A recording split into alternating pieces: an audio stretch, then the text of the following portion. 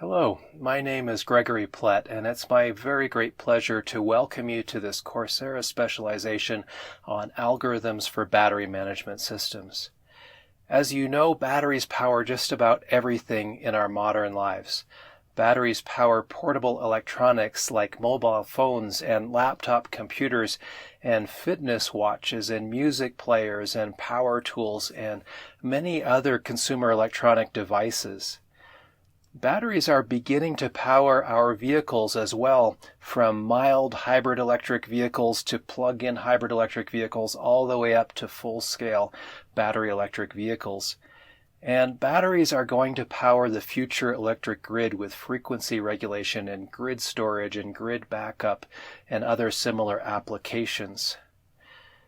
Batteries need to be managed properly by a battery management system that comprises specialized electronics and specialized software that are co-designed in order to accomplish a number of very important goals. First, the battery management system needs to make sure that it protects the human users of the application that is being powered by the battery. Second, it needs to make sure that it protects the battery pack itself from any kind of damage and abuse, because the battery is an extremely expensive investment in many cases. Third, because the battery is an expensive investment, the battery management system needs to maximize the performance that can be squeezed out of the battery system, because we don't want to waste anything we have paid money for. And finally, the battery management system needs to make sure that it maximizes the life that we can get out of the battery system, again, because of the significant investment that was made in it.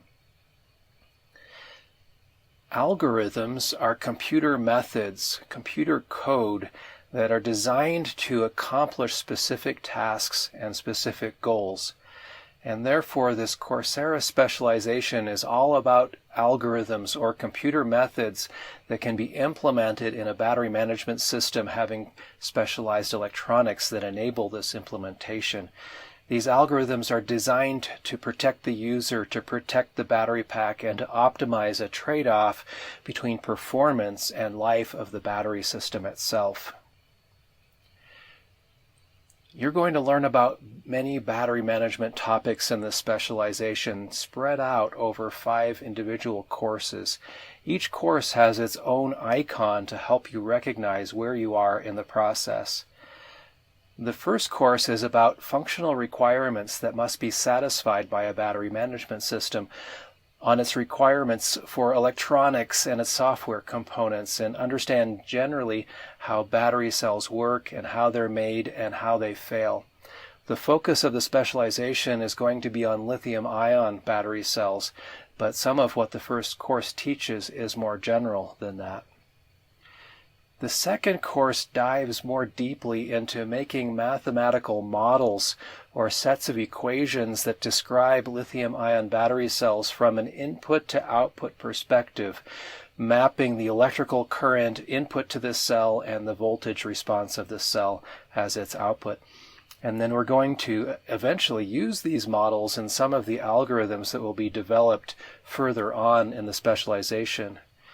And in particular, in the second course, you will learn about equivalent circuit models, which are state-of-the-art right now.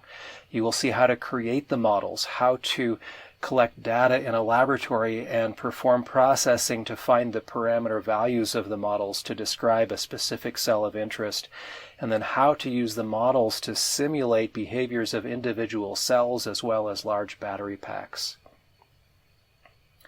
Third, you will learn about a topic known as state estimation, and specifically at state of charge estimation for battery systems. This estimate provides a kind of a fuel gauge that allows us to compute how much energy remains in a cell that can be used to perform work. Our focus is going to be on advanced estimators based on Kalman filtering theory, learning how these methods work, starting with very basic principles and ending up with MATLAB or Octave programming code that implements the estimators. Fourth, you will learn about how to estimate battery cell state of health. Battery cells lose their energy storage capacity and power delivery capacity as they age, And we need to be able to estimate state of health to know whether the battery is brand new or if it's aging or if it's aged to the point where it needs to be replaced, and also to know how best to use the battery at whatever stage of life it might presently be. And in the 5th specialization course, you will learn about 2 main topics. One is on balancing or equalization, and the other is on estimating power limits. Balancing has to do with keeping all of the battery cells in the battery pack at a uniform operational state, even though the characteristics of each individual cell in the battery pack may be slightly different. Power limits estimates tell me how much power I can safely get out of the battery pack at this particular point in time without causing life hazards or safety hazards. Additionally, there's an honors track available in the specialization, so if you have a really keen interest, you can gain greater insight and greater skills by watching the video lessons and by taking all of the assignments in the honors track. Since you are new to the specialization, you may wonder if your background has prepared you to be successful. So on this slide, I've listed some of the prerequisites that you should have. You are a good fit for the specialization if you already have a bachelor's degree in an engineering discipline, such as electrical engineering or computer engineering or mechanical engineering. Or perhaps you hold a bachelor's degree in a related field and you have background prerequisite knowledge from other forms of study. In particular, what topics do you need to know? Well, you're going to need to know some math. This specialization I would consider to be at a graduate level. So you need to have an undergraduate level competence in finding derivatives and integrals of expressions, so calculus, in performing operations with vectors and matrices, so linear algebra. But the focus will be on the mechanics of linear algebra, being able to perform the computations, and not so much on the detailed theory of linear algebra, talking about proofs and so forth. That's not our concern as much in the specialization. You're also going to need to have some understanding of basic differential equations. You also need some background in other engineering topics, particularly in what is normally called linear circuits. So specifically, you need to understand how to model resistors and capacitors and voltage sources and how they interact with each other if they're in a circuit that combines multiple elements, because these are going to be used to help us describe how a battery cell operates. And finally, you're going to need some computer programming skills. This specialization uses Octave as its main programming environment. If you're not familiar with Octave, it's an open source, free alternative to a proprietary programming environment called MATLAB, which is marketed by the MathWorks. If you've used either MATLAB or Octave in the past, you should be very well prepared. If you have not, then there are other Coursera specializations available that can help you to learn these skills before you come to this one. If, however, you are very proficient in programming in some other language, like perhaps C, then the details of how MATLAB and Octave differ from C are things that I expect you can pick up quite rapidly. But if you have no real programming background at all, then I would discourage you from taking this course, because after all, the specialization is about algorithms or computer methods, and so we will be designing these over the 5 courses. If you are still unsure whether you have the right depth of knowledge, I've provided a prerequisite quiz this week that you can take. If you do well on the quiz, then you should have the background skills required to succeed in this specialization also.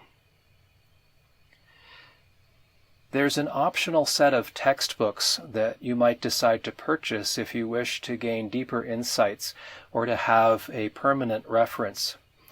I am the author of these books, and I authored them after having been a researcher in the field and a practitioner in the field of battery modeling and battery management for more than 15 years. And they summarize what I consider to be the state of the art in the field. These textbooks are not required. It's possible to succeed without these textbooks. But if you desire to purchase them, then they are available from the Artec House publisher's website, and also many other online booksellers sell them as well. In this specialization, we will spend most of our time and focus on the topics covered by the second book, the green one on the right, which talks about equivalent circuit methods for battery management systems. You're going to learn the material covered in 6 out of 7 of the chapters in the book in this specialization. The blue book on the left might be a good reference for you, but it's not something that we will be using every day in the specialization. However, we still will cover 2 of the 7 chapters in that book as well, the first 2 background chapters. So again, welcome. I'm very glad you're taking this specialization, and I believe you're going to learn a lot of very important things. You're going to learn valuable state-of-the-art skills in the primary algorithm tasks required by a battery management system. And moreover, you're going to learn how to apply these skills by actually implementing battery management algorithms in Octave code for different battery application domains. So welcome and best wishes. Hello, again, my name is Gregory Plett, and I'm pleased to welcome you to this course on Introduction to Battery Management Systems. This course is the first in a specialization that investigates aspects of proper management and control of battery systems, especially for large, high-energy, high-power batteries that comprise many individual cells. To be able to manage a battery pack, we require algorithms or computer methods that continuously monitor the operation of the battery cells and provide information regarding the state and the health of the battery cells to the application that is being powered by the battery pack. And the overarching purpose of the specialization is to learn how to design and to implement these algorithms. This would normally be done using a special purpose computer known as a battery management system, or BMS. A BMS is an embedded system. That is, it is not a general purpose computer, but instead it comprises purpose-built electronics plus custom designed software for the battery management task. The photograph on the slide shows a battery management system that some colleagues at a partner university and we together designed and built for monitoring and controlling a battery system built from commercial plug-in hybrid electric vehicle battery cells. While it's not visible in the photo, the battery cells used by the vehicle are bolted directly onto the circuit boards and are mounted underneath these circuit boards. And the circuit boards that you do see in the photo comprise the electronics of the battery management system. The software or algorithms that we will study in this specialization are implemented on processors located on these electronics circuit boards. In this first course of the specialization, we do not yet look at the algorithms for a battery management system. Instead, we look at the battery management system itself. The primary functions of a battery management system are, first, to protect the human who is operating the battery-powered device, and that is our primary and ultimate concern. Under no circumstances should a human being ever be in danger from the battery pack. The BMS must be able to detect unsafe operating conditions and to respond to them in a way that warns the user and, if possible, eliminates the hazardous condition. A secondary concern for a battery management system is to protect the battery pack itself. We must ensure that the battery is maintained in a healthy operational window under all normal operating conditions. And we must also have fallback safety mechanisms in place in case of abuse of the battery system by the host application or other abnormal operating conditions leading to failure. Our algorithms must continuously monitor the state of health of the battery pack to be able to give guidance to the host application regarding the availability of energy and power such that the battery pack is never overstressed. That is, we desire to extend the life of the battery pack as much as possible, but we also at the same time desire to obtain as high a level of performance as possible from the battery pack. So we do not wish to be overly conservative in our guidance or overly free either. We want to optimize a trade-off between performance and life. Part of this task often requires that we maintain the state of the battery within some prescribed performance window. That is, we may not be permitted to allow the state of charge to ever exceed some level, or on the other hand, we may not be permitted ever to let the state of charge go below some level. So when computing power limits to inform the host application of the availability of power and energy in the battery pack, we must keep this kind of operational window in mind. As already mentioned, an important function of a battery management system is to provide information to the host controller regarding how best to use the battery pack. And this includes providing these energy limits and power limits estimates, but it often can also include telling a host controller what's the best way to charge the battery system right now, and in a vehicle how much range might be available, and many other possible things like that. Very simple battery-powered applications often do not require a sophisticated battery management system. For example, something like a flashlight simply uses its battery until all of the energy is expended, at which time you remove the battery and put in a new battery and throw the old battery into the recycle bin. Or if you were using a rechargeable battery like a nickel-cadmium battery, you would take that out of the flashlight and place it in the charger and charge it and then replace it into the flashlight.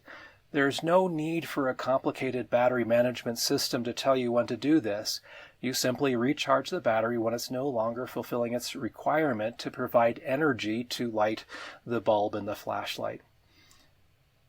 However, all lithium-ion battery packs need at least a minimal battery management system, even in a simple application like a flashlight. And the reason is that lithium-ion battery cells are extremely efficient. While some other battery technologies such as lead acid or nickel metal hydride can withstand some level of overcharging and still remain safe, lithium-ion battery cells cannot be safely overcharged. If a lithium-ion battery cell is overcharged, then at some point it will catch fire and explode. But even for lithium-ion battery systems, we don't necessarily require a complicated battery management system. In some cases, we might be able to get away with a very simple battery management system that merely ensures that the battery cell never has voltage exceeding some maximum level or that's below some minimum level. And this can be done with relatively inexpensive purpose-built electronics that integrated circuit manufacturers have designed for that exact purpose. So we might want to use a very simple battery management system for a low complexity, low cost application. Implementing a sophisticated battery management system requires a significant amount of processing, which means we need a fairly capable microcontroller to implement the algorithms. So there is a cost associated with sophisticated battery management algorithms. At the same time, it's important to understand that simple algorithms and inexpensive solutions will not usually be very good solutions. So there's an important range of applications for which we would like to implement more sophisticated battery management algorithms for better results. And how do we make that choice? And here's a simple rule of thumb or a principle from years of experience that might be helpful to you. I propose that your entire battery system, including the battery management system, is considered cheap enough, inexpensive enough, if when it comes time to replace it, you can no longer remember the last time that you replaced it. The idea is this: I cannot remember the last time I replaced the batteries in my television remote control. So I guess that means that the batteries for my television remote control were inexpensive enough for that application. If the batteries had been very expensive, you know I would have remembered for a very long time exactly when I replaced them most recently. So if you have a large battery, like for a grid storage application or for an electric vehicle, that battery will probably cost thousands of dollars or thousands of euro. And you know that if you had to replace this battery, you would remember for a very, very, very long time when you replaced it, how much you paid for it, and all of the details if you ever had to do so. So if your electric vehicle's battery pack failed, you probably would never buy that same model of vehicle again. So battery packs and battery management systems for electric vehicles should last the entire life of the vehicle.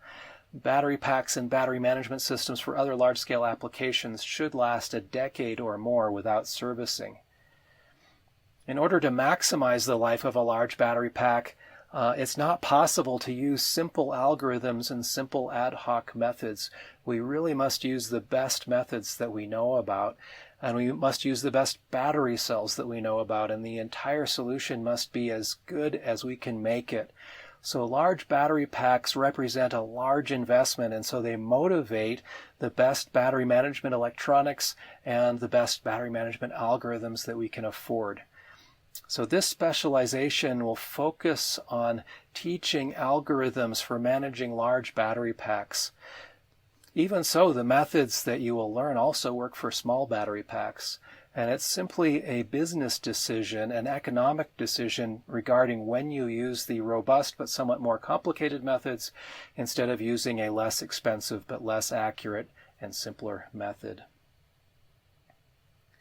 There are many applications of large lithium-ion battery packs.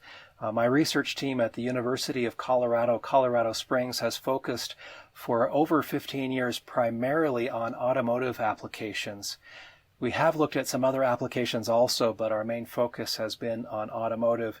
So that means that many of the examples that I will share with you in this specialization come from our experience in this automotive domain. If the application that you have in mind is different from this, then you can still gain from this experience, but there will be some distinctions almost certainly in some of the smaller details in how you implement the algorithms. Now, automotive applications for large lithium-ion batteries are a really growing market right now. When I started research in this field in 2001, there were no vehicles having lithium-ion battery packs. And in fact, there were only 2 hybrid vehicles in the United States, and both of these use nickel metal hydride battery systems. Both of those vehicles were hybrid electric vehicles. So they had both a gasoline engine and an electric motor that is powered through the battery pack.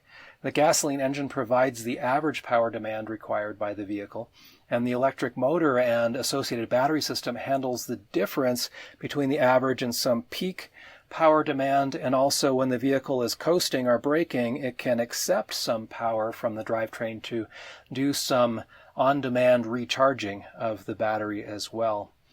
The reason that this is helpful is because the gasoline engine operates most efficiently only in a small range of speed and torque. And if we can maintain the engine within that small range of speed and torque, then we can get good fuel economy. The battery and the motor provide the excess power or absorb the excess power so that when the motor and the engine are combined, the power provided is able to meet the load demand required by the driver. The battery and motor operate efficiently over a much wider range of speed and torque than does a gasoline engine. So the overall efficiency of a hybrid electric vehicle can be much higher than an equivalent standard gasoline-powered vehicle. The battery pack for a hybrid electric vehicle can be relatively small. And the reason for this is that the battery pack is not required to provide an enormous amount of energy. It provides very little energy, usually in the hybrid electric vehicle, and the vehicle is not able to drive any distance at all on the battery pack power alone. The battery pack for the hybrid vehicle simply provides the differences between the average and the peak power. So the photograph I show you on the slide is the well-known Toyota Prius hybrid electric vehicle, which started out with nickel metal hydride battery cells, but I believe that in some versions they also are coming with lithium-ion battery cells at this point. Another hybridized vehicle is known as a plug-in hybrid electric vehicle. These vehicles have larger battery packs than a standard hybrid electric vehicle, and consequently they do have some all-electric range. That is, you can turn the gasoline engine off and drive simply with the motor that is powered by the battery system. Plug-in hybrid electric vehicles can get much better fuel economy than hybrid electric vehicles simply because they don't use gasoline as often. And plug-in hybrid electric vehicles usually operate in electric-only mode only at low speeds, and at high speeds we must turn on the gasoline engine in order to meet the demand. The plug-in hybrid electric vehicle on this photo is the Ford C-Max Energy, which has approximately 20 miles range, or about 32 kilometer range, in all electric mode without the gasoline engine running at all. There are a range of sizes for plug-in hybrid electric vehicles. Some have a range of about 10 miles or 16 kilometers. Others have a range of more than 50 miles or 80 kilometers. The larger range versions sometimes operate in electric mode even at high speeds and are sometimes known as extended range electric vehicles.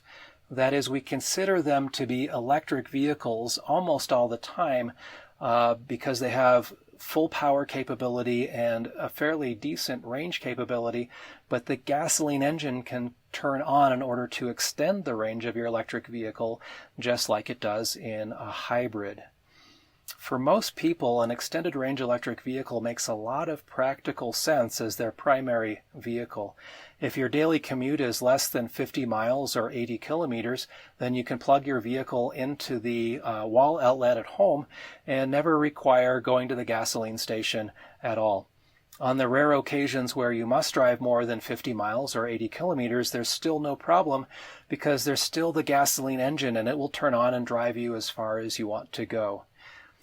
From a battery perspective, extended range electric vehicles are very similar to plug-in hybrid electric vehicles, except they have larger battery packs to be able to store more energy for this longer range, and also to be able to deliver more power so that we can operate in electric-only mode even under full load. And the extended range electric vehicle in the picture to the right is the Chevrolet Volt, which has an all-electric range of about 53 miles. Or a little over 80 kilometers. So you can see that we're progressing from hybrid electric vehicle to plug-in hybrid electric vehicle to extended range electric vehicle, and in every step of the progression the gasoline engine is used less and the electric power from the battery is used more. So the ultimate conclusion is a pure battery electric vehicle where we remove the gasoline engine entirely and leave a vehicle that's powered only by its battery and electric motor. And so people call this an electric vehicle or sometimes a battery electric vehicle. These vehicles have the largest battery packs because they must rely exclusively on the battery energy for range and for power. The electric vehicle in the picture on the right is the Tesla Model S, which in many of its configurations has over a 300-mile range. And remember I said in 2001 there were only 2 hybrid electric vehicle models in the United States, and neither were lithium-ion? Well, the founder of Bloomberg New Energy Finance, Michael Liebrich, has said by 2020 there will be over 120 different models of electric vehicle across the spectrum. This isn't just hybrid electric vehicles or plug-ins. This is pure electric vehicles. These are vehicles that have already been announced by the manufacturers. He continues by saying these are great cars. They will make internal combustion look old-fashioned. So this market is seeing incredible growth, and there's a demand for engineers who can build battery management systems and who can write battery management system algorithms. All of these vehicle applications we've looked at use battery packs that are large in some sense. Clearly they are larger than the battery in your mobile phone. These applications also use batteries that are high voltage. For example, a laptop battery might be on the order of 15 volts. A cell phone battery might be on the order of 4 volts, but a vehicle battery is usually between 250 volts and maybe even 600 volts or higher. Vehicle applications also require high electrical current, often over 1,000 amperes under peak load. And this is very different from a portable electronics application where much less current is required. So even though there are some distinctions in design between the battery systems required for a hybrid electric vehicle versus a battery electric vehicle, the commonalities are more significant than the differences. So we're going to look at the distinctions in design only when we need to do so.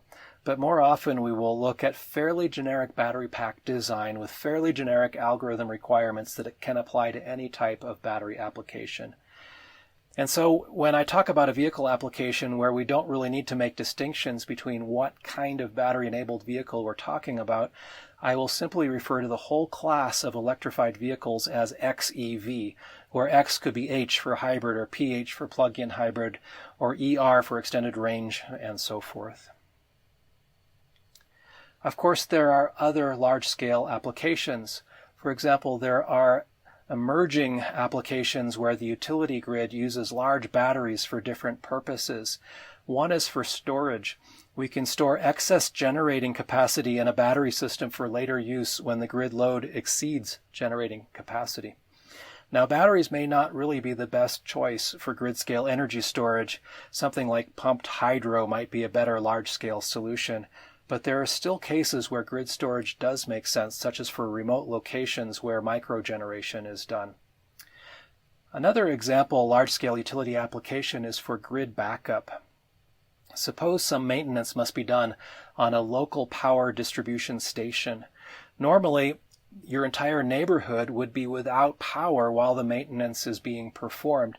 But if a large mobile battery pack, perhaps on the trailer of a semi-truck, were to be connected to your neighborhood while the neighborhood is disconnected from the power station, then your neighborhood could receive power while the maintenance is being done, and you would never even know that there was a power outage at all.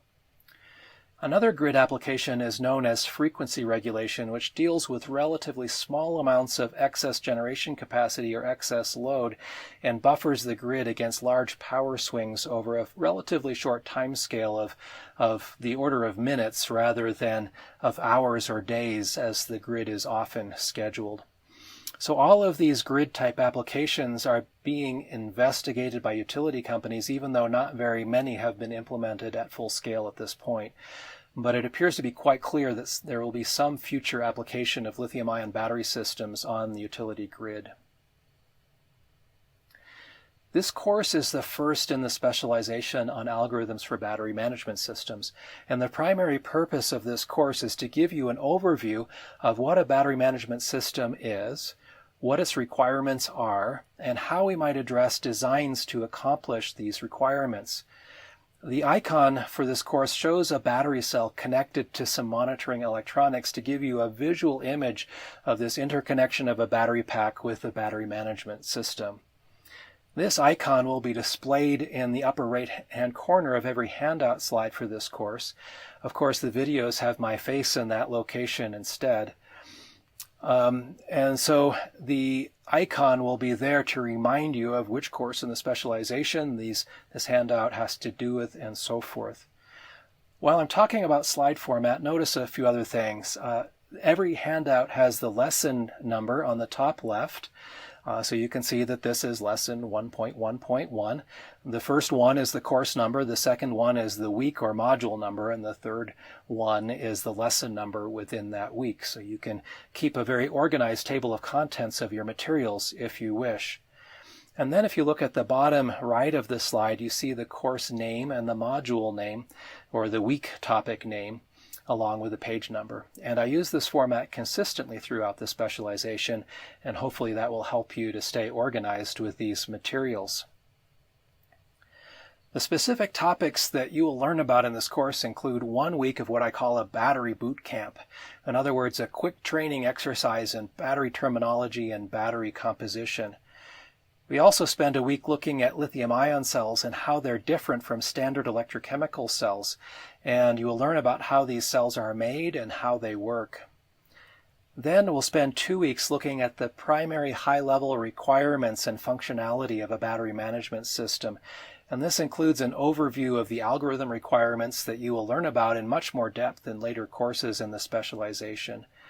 And as a reminder, the specialization prerequisite requirements were introduced in the lesson 1.0, and a prerequisite quiz is provided for you this week for you to be able to judge your level of preparedness for undertaking this course and the specialization overall. Even though this first course in the specialization is an overview course designed to lay a foundation of knowledge that we will build on in the remaining courses, you are still going to learn some valuable skills. After completing this course, you will be fluent in battery terminology, and to demonstrate this, you will be able to list specific terms to a list of definitions.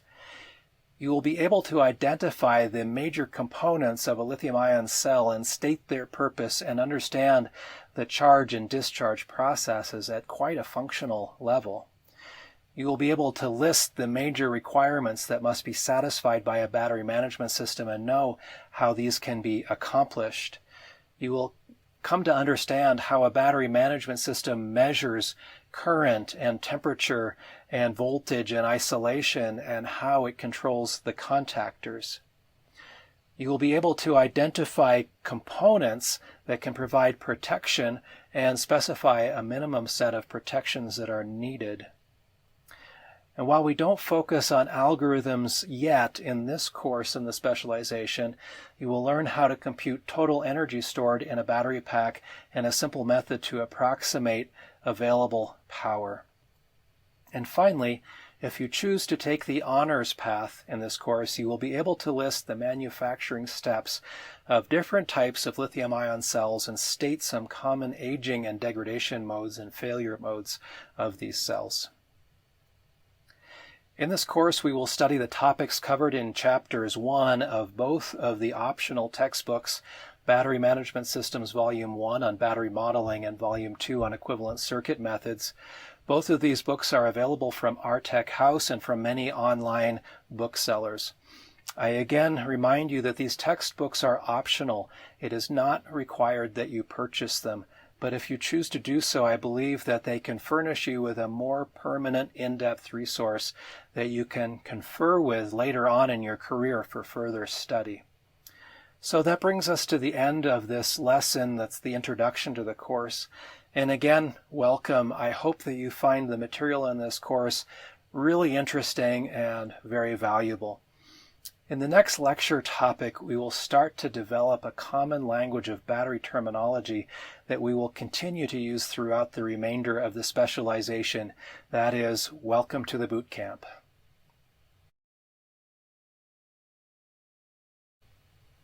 This week, our primary focus turns to studying topics regarding how electrochemical cells, otherwise known as battery cells, operate. And this is fundamental preparation for knowing how to use them optimally in an application. In this lesson, our objective is very quickly to introduce a lot of background terminology that will be absolutely critical throughout the rest of the specialization. It may seem like all we're doing is making a list of definitions, and in fact, that's a big part of it. But doing so is necessary for us to come to a common language to be able to describe carefully and specifically everything that we study regarding battery cells and battery packs. In later lessons this week, you're going to learn qualitatively how battery cells function, and later we'll look at applications of these battery cells and so forth. So all of that is coming, but at this point, we're not going to focus on that just yet. Even later in the specialization, in follow-on courses to this one, we're going to go into much more depth quantitatively, and to do so we will develop mathematical sets of equations known as models for even greater understanding of how battery cells work. We start at the very beginning with a definition of a cell. A cell is the smallest electrochemical unit. A cell delivers a voltage that can be used to power a load, and that voltage depends on the chemistry used to build this cell. Some cells are designed to be used only one time and then recycled. Others are designed to be rechargeable. The single-use cells are referred to as primary cells, and rechargeable cells are referred to as secondary cells. If we're being technical and careful and precise with our terminology that it is important to note that a cell is different from a battery. Technically, a battery comprises more than one cell somehow connected together. Oftentimes, in common use, though, people use the term cell and battery interchangeably. I will try to be careful in this specialization to refer to the individual unit as a cell, or sometimes as a battery cell. And when I'm referring instead to connected cells, I will refer to that as a battery or a battery pack. If we connect individual cells together, we build what is known as a battery or a battery pack. It doesn't matter whether the cells are wired together in series or in parallel. A battery pack comprises cells wired either in series or parallel, or even in some combination of series and parallel. Batteries are sometimes packaged in a single physical unit. For example, the standard automotive 12-volt lead-acid battery is built from 6 2-volt lead-acid cells wired in series inside of a single package. Sometimes high-capacity lithium-ion cells are in fact batteries because internal to the packaging, multiple smaller cells happen to be wired together in parallel. So it's not always possible simply to look at the package and know whether it is a cell or whether it is a battery. In a high-capacity battery pack, such as the ones that we focus on in this specialization, there will often be dozens or even hundreds of individual battery cells that are wired together, and that wiring is usually then external to the cells. And large bus bars or thick wires connect the cells together in order to be able to carry the high electrical currents needed by the application. When we draw an electrical circuit that includes either a cell or a battery, we use schematic symbols to represent the cells and the batteries in the circuit diagram. The image that's on the right of the slide shows these schematic symbols for both a cell and for a battery.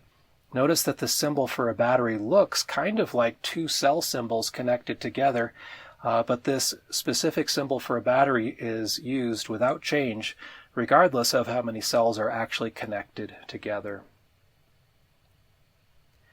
The voltage of a battery depends on the combination of active chemicals or active materials that are used inside of the cells.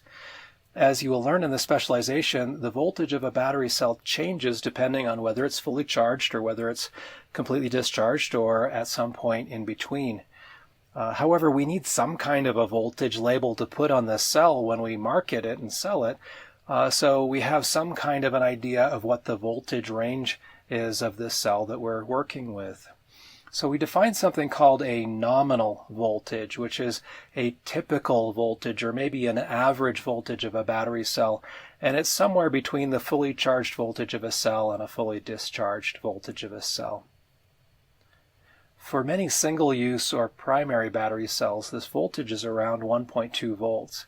For example, standard alkaline battery cells or dry cells have voltage of 1.2 volts. Even some rechargeable or secondary cells have a similar voltage. For secondary battery cells that have nickel-based chemistries like nickel-cadmium or nickel-metal hydride, the voltage is often around 1.2 to 1.5 volts. Most lithium-based cells have a nominal voltage of over 3 volts. And this is true whether it's a single-use primary lithium-based cell or whether it's a rechargeable secondary lithium-based cell. The photograph on the right side of the slide shows an example lithium-ion cell from a mobile phone. If we zoom in on this image, we can see that the nominal voltage of this cell is printed directly on the packaging, and in fact this is quite commonly done, especially with cells for consumer electronics applications. And if you look carefully, you can see that this particular cell has a nominal voltage of 3.7 volts. And as I've already mentioned, the nominal voltage is a kind of an average voltage or a typical voltage. The voltage of the cell at any point in time will be different from this nominal voltage. It could be higher or it could be lower depending on how the battery cell has been used over the past. Another important term to understand when talking about battery cells is the capacity of the battery cell, sometimes called the total capacity or total charge capacity. And either way of thinking about it, there are slight distinctions between what is meant by those terms, but the capacity is trying to specify a quantity of charge that the cell is rated to hold. Now, if you want to be precise and technical, the metric unit for charge is coulombs. But coulombs are very awkward units to work with when analyzing circuits, and they're also very small units of charge, and even a small battery cell would usually hold many thousands of coulombs of charge. So instead of coulombs, which is the same thing as ampere times seconds, capacity is specified often in terms of amperes times hours, or milliamperes times hours instead. And we call that ampere hours and milliampere hours, or sometimes we are a little bit imprecise and we call it amp hours and milliamp hours. If a battery cell has a capacity of 1 ampere hour, then a fully charged cell can deliver 1 ampere of current for the period of 1 hour before it is fully discharged. Again, on this example picture of a battery cell, we see that its capacity is listed as 1,900 milliampere hours. Another way of saying it is 1.9 ampere hours. And note that the quantity that is printed on the package is once again a nominal quantity. At the beginning of life, most battery cells will actually have slightly higher capacity than what is printed on the package, and over life, for various reasons that you will learn about, the capacity will decrease. And for secondary battery cells, we usually consider them to have reached the end of life when their capacity is only 70% of the original capacity. That is, when the cell has lost 30% of its capacity. Electrical current is measured in amperes, or if we're being a little less precise, we might say amps. But the impact of 1 ampere of current to a small battery cell is quite different from the impact of 1 ampere of current to a large battery cell. So it's nice to have a relative measure of electrical current that is somehow scaled to the size of a battery cell. And this relative measure is known as the C rate. The C rate of a battery cell is the level of constant current charge or discharge that the cell can sustain for 1 hour of time. For example, a cell having a capacity of 20 ampere hours should be able to deliver 20 amperes of current for 1 hour, or 2 amperes of current for 10 hours. This relationship, as you'll find out especially in the second course in the specialization, is not a completely linear relationship. It's not quite that simple, but it's a pretty close relationship. It's a good approximation. So when we say that the cell should be able to deliver 20 amperes of current for 1 hour, we are saying that the C rate of a 20 ampere hour cell is 20 amperes. It's what we call the 1C rate. In this example, 2 amperes is what we would call the C divided by 10 rate, because it is 1/10 of the 1C rate. To compute the C rate of a battery cell from its nominal capacity, you simply write out the capacity together with its units, which might be 20 Ah, where the A is for ampere and the H is for hour, and then you take your eraser and you erase the H, and we are left with 20A, or 20 amperes. So ampere hours becomes amperes, and milliampere hours becomes milliamperes. If we start with a fully charged battery cell and we discharge the cell at a 10C rate, the cell will be completely discharged in about 6 minutes. In the photograph to the right, you can see the same battery cell that I showed you on the previous slide. Remember, we said that the nominal capacity of this cell is 1.9 ampere hours. So therefore, the 1C rate of the cell is 1.9 amperes. Or if you want to put it a different way, the nominal capacity is 1,900 milliampere hours, and so the 1C rate is 1,900 milliamperes. We use battery cells because they store energy that we can later release in controlled ways to do work. There are multiple ways to store energy, of course, and a battery cell stores this energy in an electrochemical form. Before the end of this course, you will learn how to compute the energy stored in a battery cell quite precisely, but for now it's sufficient to know that the total energy storage capacity of a cell is approximately its nominal voltage multiplied by its nominal capacity. The units for energy are then either watt hours or possibly milliwatt hours if we're talking about a small battery cell. It could even be kilowatt hours if we're talking about a large battery pack. In the cell that I have been using in an example, you can compute the nominal energy storage capacity by multiplying its nominal voltage of 3.7 volts by its nominal capacity of 1.9 ampere hours and find that its energy capacity is 7.03 watt hours. Energy and power are different things. Power is the rate at which we release energy from a battery cell. It's the rate at which the energy is used.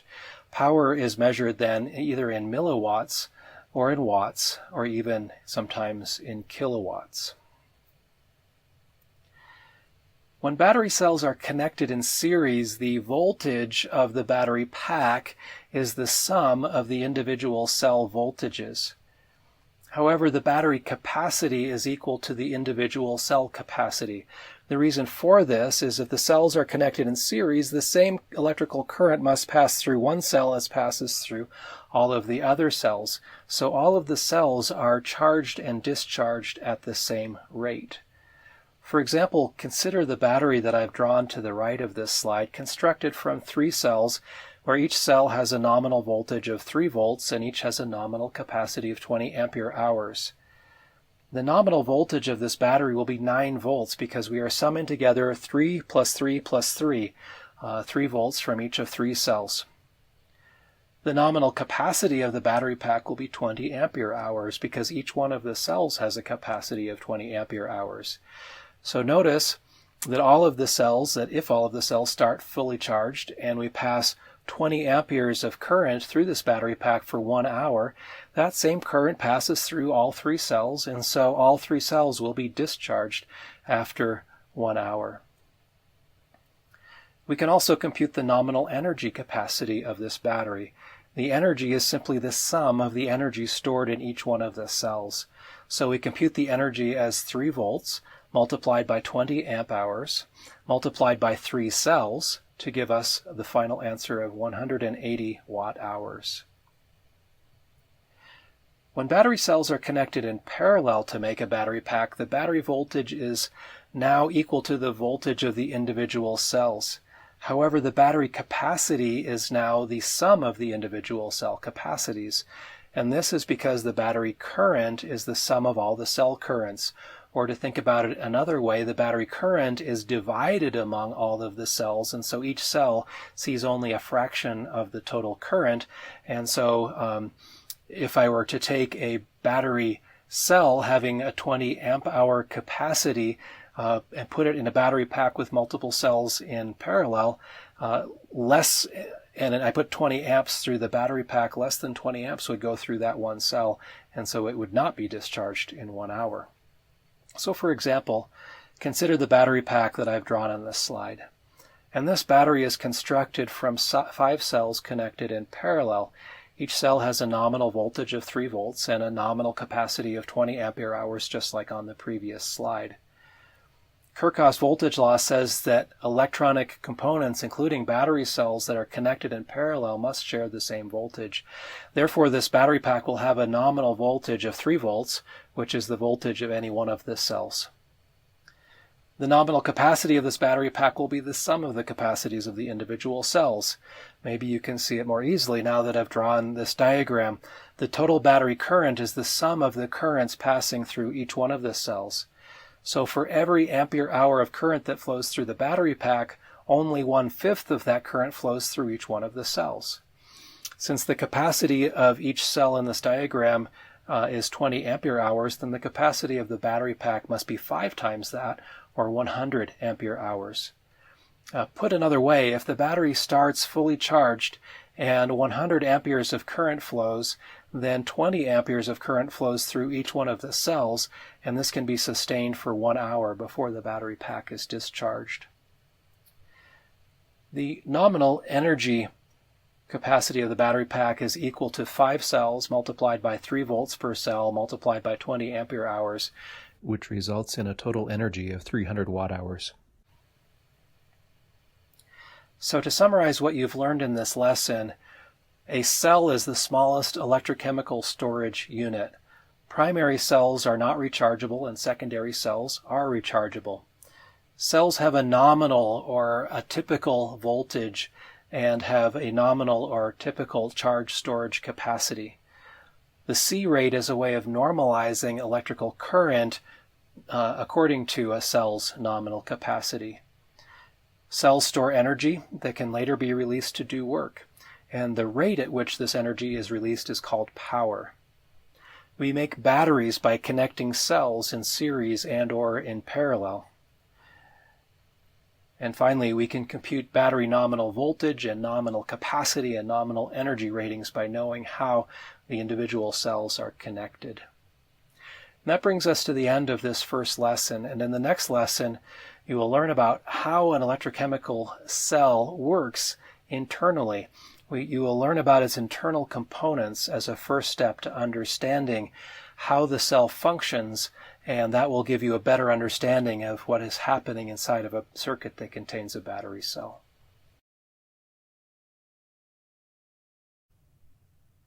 In this lesson, you will learn what are the primary functional components of an electrochemical cell and what are their functional purposes. I will make a distinction in this specialization between what I'm going to call an electrochemical battery cell and what I will call a lithium-ion battery cell. Both of these are considered battery cells, but they work on somewhat different principles. And this week we're going to study electrochemical cells and how they work. Next week we will turn our attention instead to looking at how lithium-ion cells work a little differently. The focus of the specialization, of course, is on algorithms for managing lithium-ion cells, so we need to learn how they work. And fortunately, lithium-ion cells operate on many of the same basic principles as for electrochemical cells. So what you're going to learn about this week is still really foundationally important for understanding how lithium-ion battery cells work also. In particular, lithium-ion cells have all of the component parts that you're going to learn about in this lecture topic. And again, next week our focus will shift to understanding lithium-ion battery cells in more detail. On this slide, I have included a drawing that you will see many times in the specialization that depicts a cross-sectional view of the internals to a battery cell. To the left of the drawing, the negative electrode is shown as a collection of green shapes, and to the right of the drawing, the positive electrode is shown as a collection of purple shapes. And throughout the illustration, you will see a light blue color in between these shapes that illustrates the electrolyte. In between the negative electrode and the positive electrode is something called a separator. And finally, on the edges of both sides of the illustration, you can see thin rectangles, on one side orange and on the other side gray, that depict the current collectors. The colors that I have used in this illustration are for illustrative purposes only.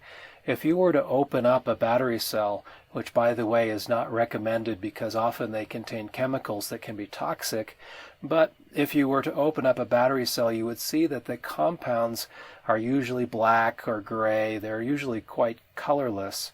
So I use these colors on the diagram simply for illustration, but I will use the same color scheme throughout the specialization. So whenever you see an electrode that's colored green, that will be a negative electrode. Whenever you see an electrode that's colored purple, that will be a positive electrode. Whenever you see a current collector that's colored orange, that will be a negative electrode current collector. And finally, whenever you see a current collector that's colored gray, that will be a positive electrode current collector. Over the next several slides, I'm going to go into more detail regarding what each of these components is and what its function is. But before we move on, I should mention that the diagram on this slide corresponds most directly to what you would see if you were to open up a lithium-ion battery cell. Some electrochemical cells have similar physical structure, but some of them also have quite different structure. But even so, regardless of the internal structure, all battery cells of whatever variety are going to have a negative electrode and a positive electrode and separators and so forth. Battery cells operate by moving charge between their negative and positive electrodes. So you can think of the electrodes as being charge storage reservoirs. In a regular electrochemical cell, the negative electrode is often constructed from a metal or an alloy of metals, or even hydrogen itself. In a lead-acid battery cell, for example, the negative electrode is some kind of a lead metal or lead paste. And by the way, I think this is the first time I've shown you the acronym PBA for lead acid. The PB is the chemical symbol for lead from the periodic table, and A simply stands for acid. During a battery cell's discharge process, the negative electrode gives up electrons to the external circuit. It provides electrons to the external circuit. Technically, we say that the negative electrode is oxidized in this process. Oxidization is a process where a compound gives up electrons. So electrons are lost from the electrode, and if you want to remember what happens to electrons during oxidization, it's helpful to remember the acronym OIL. OIL stands for oxidization is loss of electrons. During a battery cell's charge process, exactly the opposite thing happens. The negative electrode accepts electrons from the external circuit. In fact, these electrons are forced into the negative electrode by applying a higher external voltage to the battery terminals than the battery itself wants to deliver. And that places an external electrical pressure on the battery cell that forces the electrons into the negative electrode. We say that the negative electrode is reduced as the battery cell is charged. Again, if you want a helpful acronym to remember this, think of the acronym RIG. RIG stands for reduction is gain of electrons. So together we have two acronyms, OIL, RIG, and I find that quite humorous myself because we're talking about a subject in this specialization that's supposed to be very environmentally friendly and green, but we remember how everything works by thinking of oil rig, which most people would say is not a very environmentally friendly subject at all. During discharge of the battery cell, when the negative electrode is giving up electrons, the negative electrode is also technically known as the anode of the battery. The anode is the electrode where chemical reaction produces extra electrons. However, during charge, the negative electrode consumes electrons, so during charge, the negative electrode is technically the cathode. And so it's very confusing to change your terminology, referring to as fixed, specific physical part of the battery cell, and to say that it's the anode during discharge and it's the cathode during charge. So most people still refer to the negative electrode as the anode even during charge. But I would like to be as precise as possible to avoid as much confusion as possible, I hope, in this specialization. So I tend to avoid terms like anode and cathode. Once in a while you may hear me slip up and the terms may come into my speech, but I try to instead use the terms negative electrode and positive electrode, even though it's a little longer to say, a little bit more cumbersome. But you should be aware when you look at the literature that when people talk about anode, they are most often talking about negative electrode. And when they talk about cathode, they are most often talking about the positive electrode. And this will help you connect what I teach in the specialization and what you learn here to what you read in the literature as well.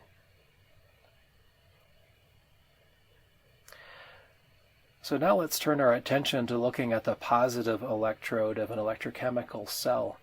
In a standard electrochemical cell, the positive electrode is often some kind of a metallic oxide or a sulfide or even in some cases oxygen. In a lead-acid battery cell, the positive electrode is made from lead oxide.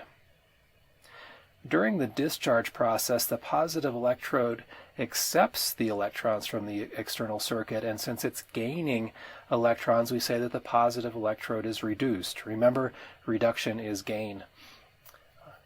During the charge process, on the other hand, the positive electrode is forced to give up electrons to the external circuit, and so the positive electrode is oxidized. Remember, oxidization is loss of electrons.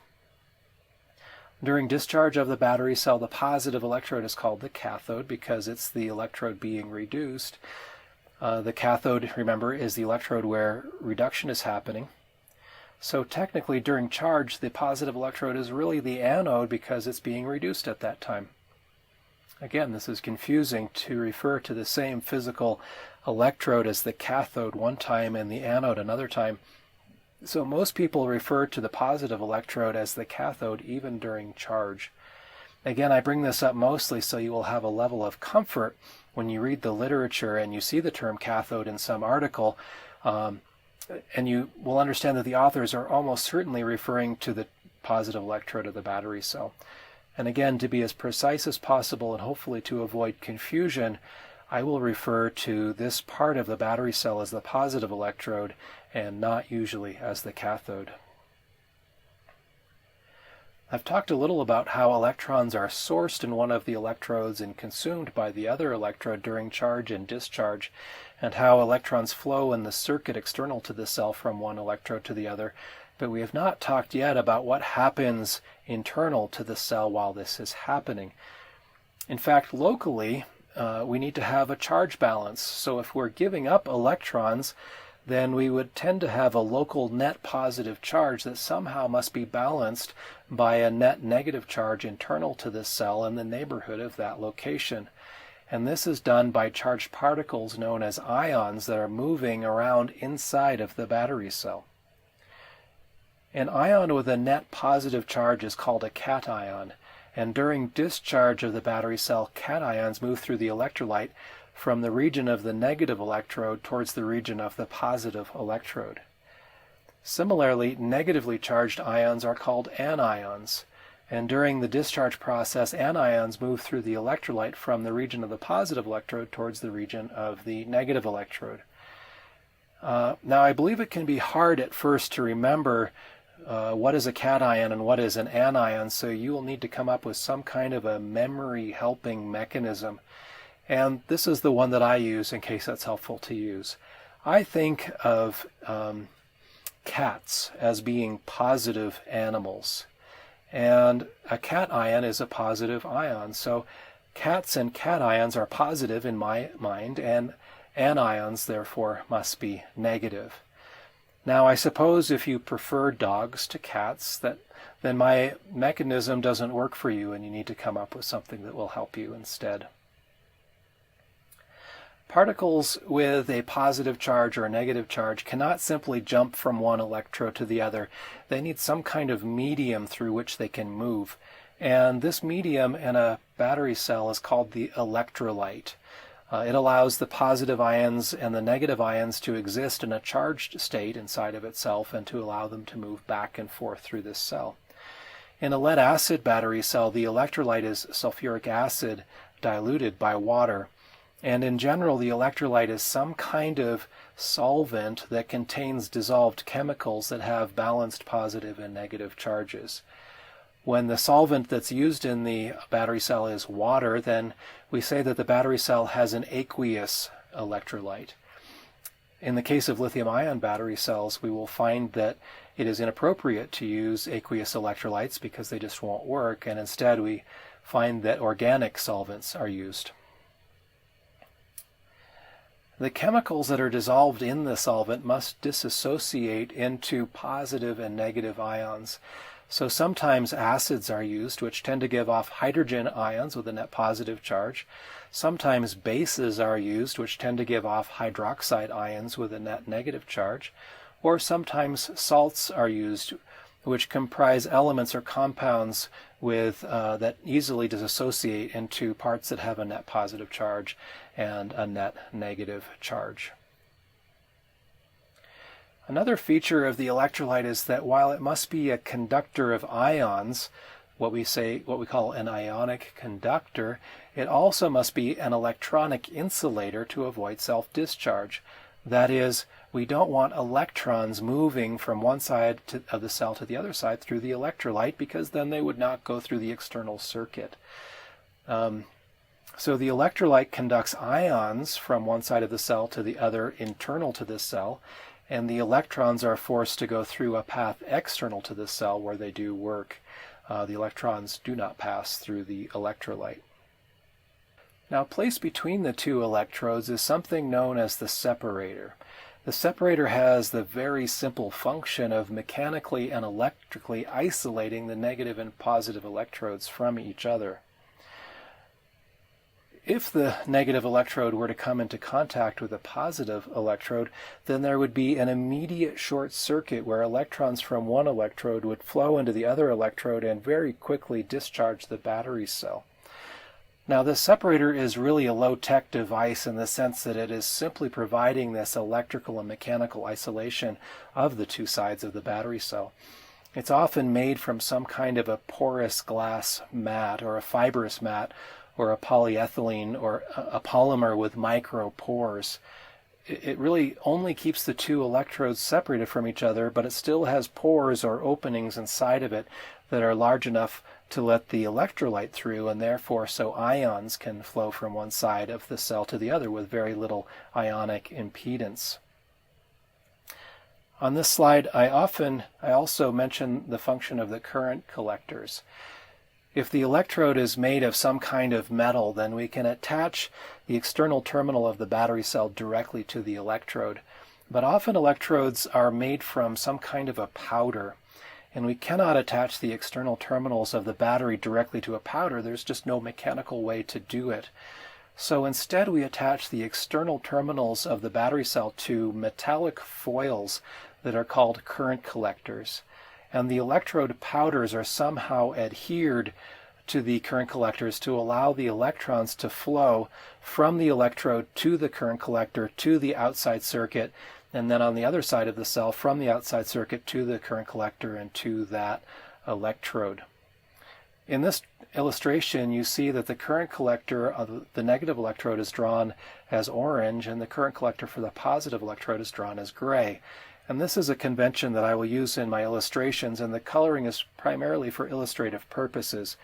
But it does turn out that lithium-ion battery cells have negative electrode current collectors that are almost always made from a copper foil, and copper is orange, and lithium-ion battery cells very often have positive electrode current collectors that are made from aluminum, and aluminum is kind of a silver or gray color. So even though the colors on this diagram are for illustrative purposes, they do have meaning when we apply them to lithium-ion batteries. On this slide, I present a table showing components that are used for electrodes and electrolyte in some very commonly encountered electrochemical cells. Using the lead-acid battery cell on the top row as an example, we can see that the negative electrode is made from lead, which has the chemical symbol Pb. The positive electrode is made from lead oxide, which has the chemical formula PbO2. The electrolyte is sulfuric acid, which has the chemical formula H2SO4. And finally, the nominal voltage of a lead-acid battery cell is approximately 2.1 volts. Now, as you probably know, the voltage of a battery under load is less than the voltage of a fully charged battery cell that is simply resting open circuit. So the voltage depends on many factors, including temperature. And in the case of a lead-acid battery, it also depends on the concentration of the sulfuric acid used in the electrolyte. So you will sometimes see slightly different nominal voltages listed for a lead-acid battery cell in the literature, varying from around 2.0 volts to 2.1 volts. So this value is simply a reminder of a typical or average voltage, and remember that the nominal voltage is not the exact voltage of the cell, but a representative value of what you might see when you're using that battery cell. And it's also a reminder to us that the 12-volt battery that's used in an automobile, for example, is really 6 of these 2-volt lead-acid cells wired in series internal to a package. Looking at the table, you can also see something that is commonly known as a dry cell. It has a zinc negative electrode, a manganese oxide positive electrode, and a zinc chloride electrolyte. And the nominal voltage for the cell is 1.6 volts. In a lot of applications, we can replace a dry cell with an alkaline cell, and it will still work because the nominal voltages are very similar. An alkaline cell has a zinc negative electrode and a manganese oxide positive electrode, just like a dry cell, but the electrolyte is potassium hydroxide instead of zinc chloride. This electrolyte has less ionic resistance, and so it allows higher electrical current. So we often use alkaline battery cells for high power applications, whereas dry cells might be used for low power applications. Usually dry cells or alkaline cells are not considered rechargeable. It is possible to recharge alkaline cells a few times, but this is not usually recommended, and cells must be specifically constructed to allow for this by reinforcing them so that the electrolyte does not leak out of the cell while it is being charged.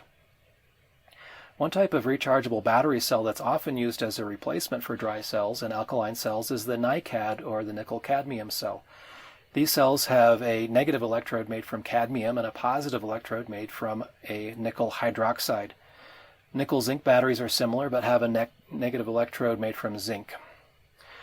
You can see that they have slightly different voltage characteristics, but many applications are flexible enough to allow using any of these cells. The final table entry is very interesting. It's a zinc-air battery. In a zinc-air battery, the negative electrode is made from zinc, and the positive electrode is oxygen, which is typically scavenged or harvested from air. This can reduce the weight of the battery because we don't have to consider the positive electrode as part of the weight. Now, it does turn out that we require some structure to act as a current collector for connecting, if you will, to the air. But the zinc air battery can have quite high energy storage for a particular volume or for a particular weight, and they make very interesting rechargeable batteries because of that. So summarizing, in this lesson you've learned that the major functional components of an electrochemical battery cell consist of the negative and positive electrodes, the electrolyte, the separator, and the current collectors. The negative electrode sources electrons when discharging, and it sinks electrons when charging. The positive electrode does just the opposite. It sinks electrons on discharge and sources electrons on charge. The electrolyte provides a medium for ion transport internal to the cell in order to maintain charge balance inside of this cell. The separator prevents an internal short circuit by physically isolating the positive and negative electrodes from each other mechanically and also electrically. However, it still has micropores in it that allow for a path for ions to flow through it. Finally, the current collectors conduct electronic current from the electrodes to the cell terminals. That is, they allow electrons to flow from the electrodes to and from the external cell terminals.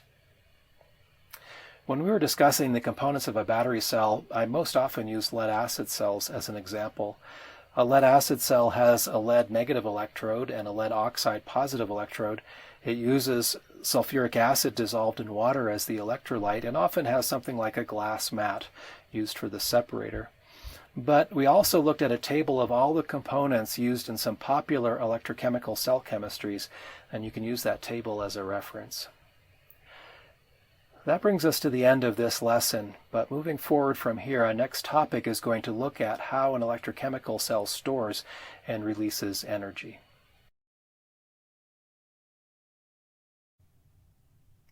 In the previous lesson, you learned about the components that make up an electrochemical battery cell. You saw in a fairly abstract way how electrons move when the cell is charged and when it's discharged, but I didn't really explain why electrons move, and in this lecture topic I hope to talk a little bit more about that in detail.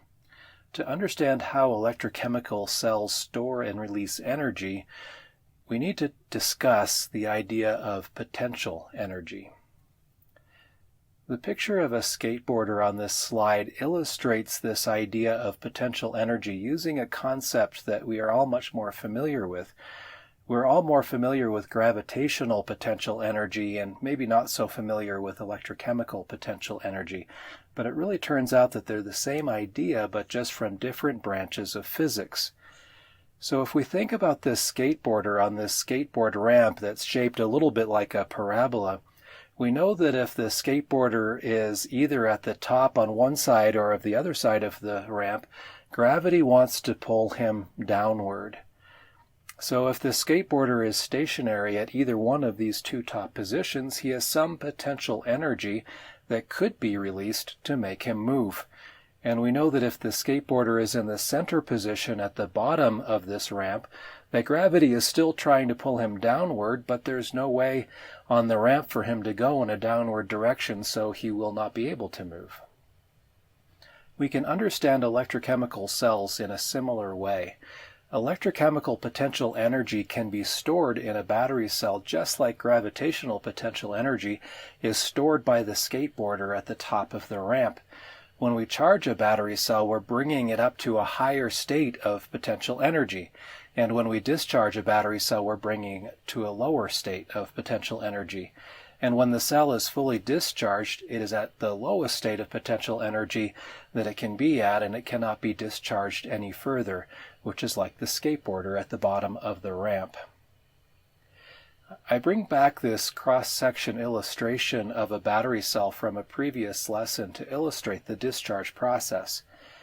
A charged battery cell holds electrochemical potential energy, and this potential energy at the negative electrode favors a chemical process that releases electrons into the external circuit and releases positively charged cations into the electrolyte.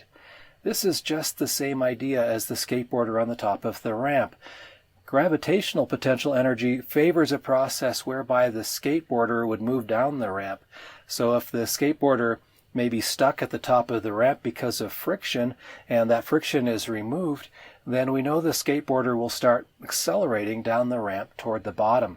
So in the same way, this electrochemical potential energy in the negative electrode is stuck inside the battery cell until an electronic circuit exterior to the battery cell is completed. You see, there's an electrical friction or a resistance that prohibits electron movement until the circuit is completed. But once the external circuit is completed, it's possible to release this electrochemical potential energy from the negative electrode by producing these electrons that go into the negative terminal of the battery and into the circuit, and also by producing positively charged cations that go into the electrolyte. In a similar way, the positive electrode stores up electrochemical potential energy, but in this case the potential energy favors a different chemical process whereby it accepts electrons from the external circuit and accepts positively charged cations from the electrolyte in order to reduce its potential energy. And again, it's only when the circuit external to the battery is completed that the resistance that prohibits this energy from being turned into useful electrical energy is removed.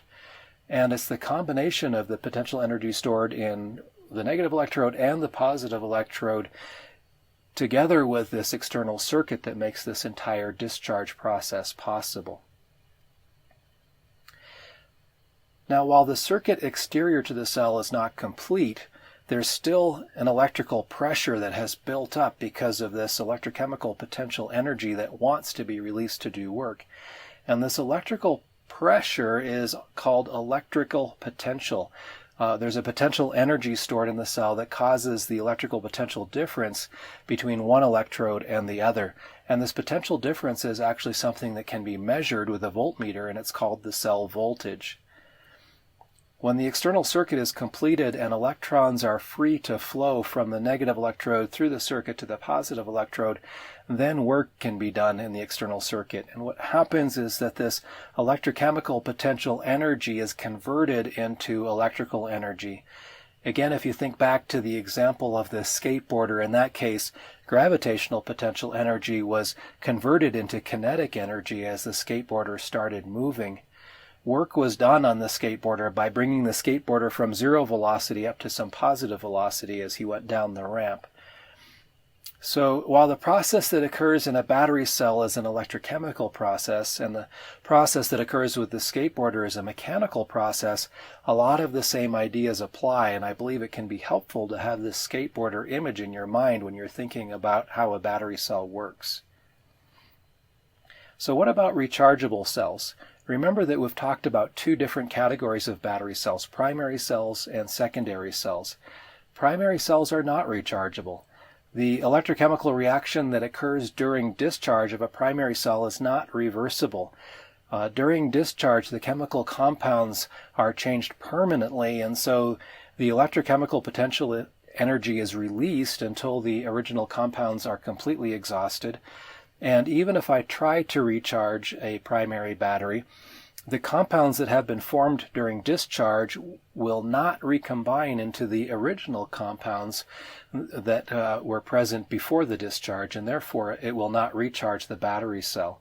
And this is the principal reason that primary cells can be used only one time.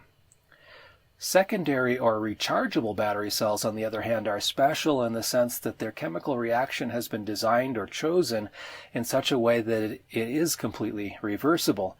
The original chemical compounds that changed when we discharge the battery cells can actually be reconstituted in their original form by the application of an external potential between the electrodes that injects energy into the cell.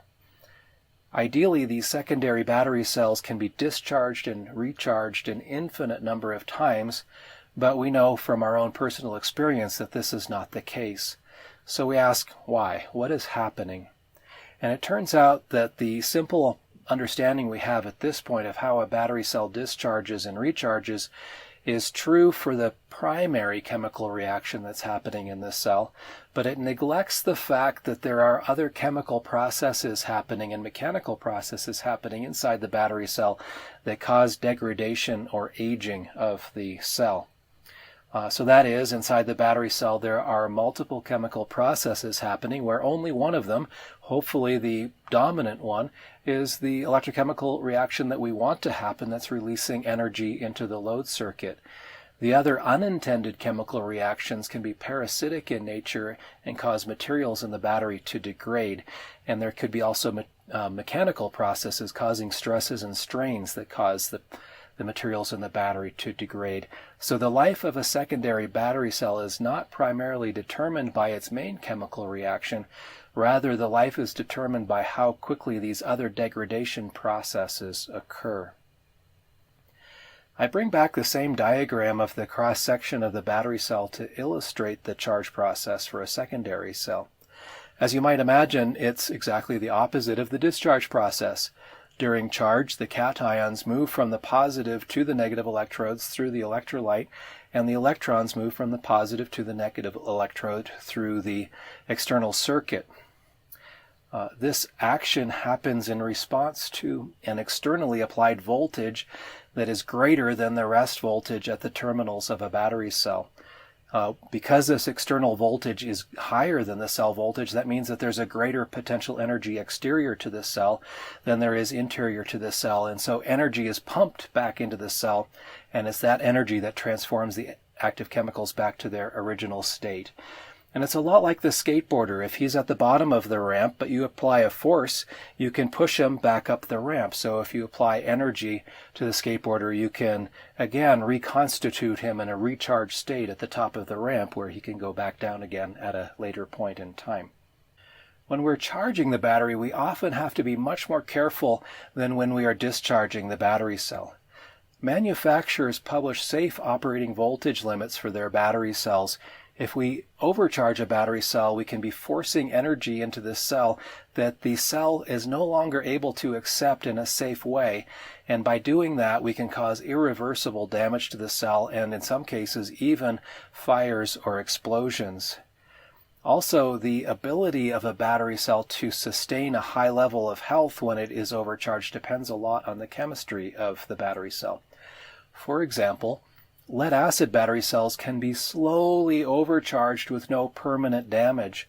What happens when we slowly overcharge a lead-acid battery cell is that water in the electrolyte disassociates into hydrogen and oxygen gases.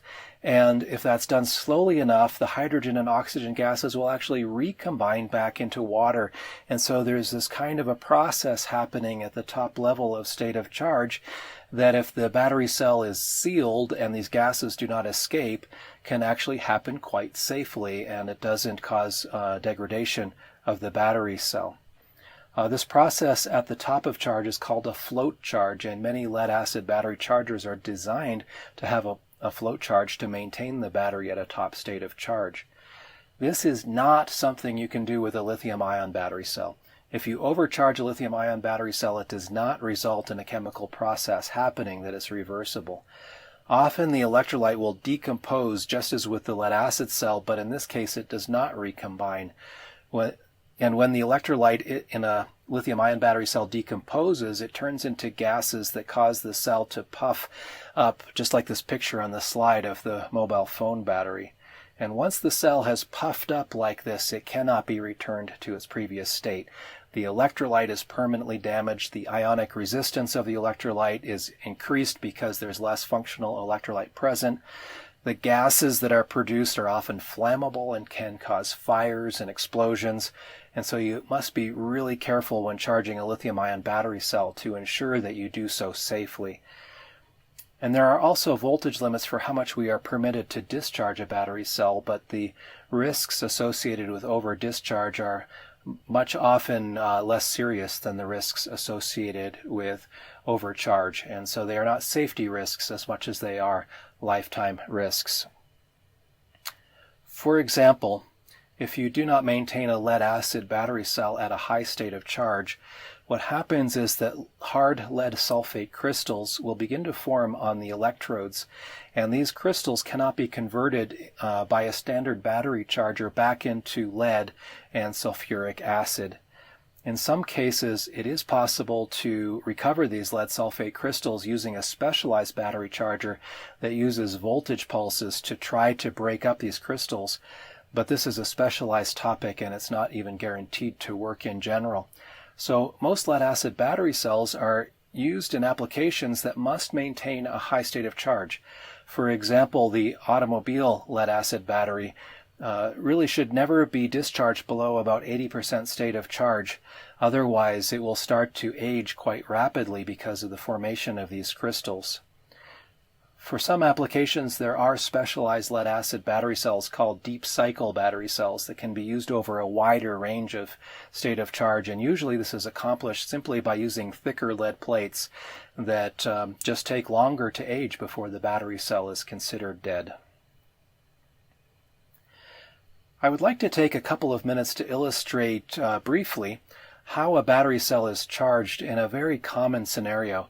So on this page I have 4 different diagrams corresponding to different ways of looking at the same experiment, and that is charging a battery cell. In this case, the example is for a lithium-ion battery cell, which is being charged from a mid-level 50% state of charge up to a fully charged state, 100% state of charge. In the top left plot, I show you terminal voltage of the battery cell versus time as it's charged. On the top right, I show you state of charge versus time. On the bottom left, I show you electrical current versus time, and on the bottom right, I show you charging power versus time. In the convention that I'm using to describe electrical current and power, negative values correspond to charging and positive values correspond to discharging. And in this experiment, I'm showing 2 different charging modes. One is called constant current, constant voltage, and the other is called constant power, constant voltage. In constant current, constant voltage charging, you regulate the charging current at a constant value until the cell's measured terminal voltage reaches some maximum manufacturer specified value. And at that point in time, you switch from a constant current operational mode to a mode where you simply hold the voltage of the cell constant at that maximum value, and you wait until current decays to a very, very small absolute level. Constant power, constant voltage charging is similar, except during the first phase, we don't apply a constant electrical current to the cell, but instead we apply a constant charging power to the cell until a charging voltage limit is reached. And then in the second phase, again, you simply hold that voltage constant until the charging power decreases to a small number in magnitude. So looking at the bottom left picture, the solid blue line shows current versus time for the constant current, constant voltage charge scheme. You can see that current is being held constant at a 9 ampere level until the maximum voltage of 4.15 volts is attained. Then, when we hold the voltage at that level, the magnitude of current decreases towards 0 until the battery cell is completely charged. If instead we do a constant power, constant voltage charging, we see that the current is slowly decreasing in magnitude during the constant power portion of the charge cycle, and that's shown by the green dashed line. And this is because power equals voltage times current. If power is constant and voltage is increasing, then current must be decreasing in magnitude. So now let's look at the bottom right picture, and we can examine the power versus time. And when we look at the constant power, constant voltage charging profile, we see that the dotted green line shows a constant power level for the first portion as expected, followed by decreasing levels of absolute power while we hold the voltage constant. And you can also see that if we're performing a constant current, constant voltage charging, that in fact during the first portion, the magnitude of power is increasing because a constant current multiplied by an increasing voltage gives me an increasing absolute power. In the top right picture, you can see that during constant current, constant voltage charge, the blue line, that state of charge increases linearly over the first segment until it reaches the voltage limit. And after that, the state of charge gradually tapers and approaches the 100% state of charge level. The constant power, constant voltage line has a similar behavior, except that it is not strictly linear change in state of charge in the first section, but it's pretty close. You may already know that many battery chargers can quite quickly charge a battery cell up to about 80% state of charge, and sometimes even 90% state of charge, but that it can take quite a while to charge the battery the remaining amount up to 100% state of charge.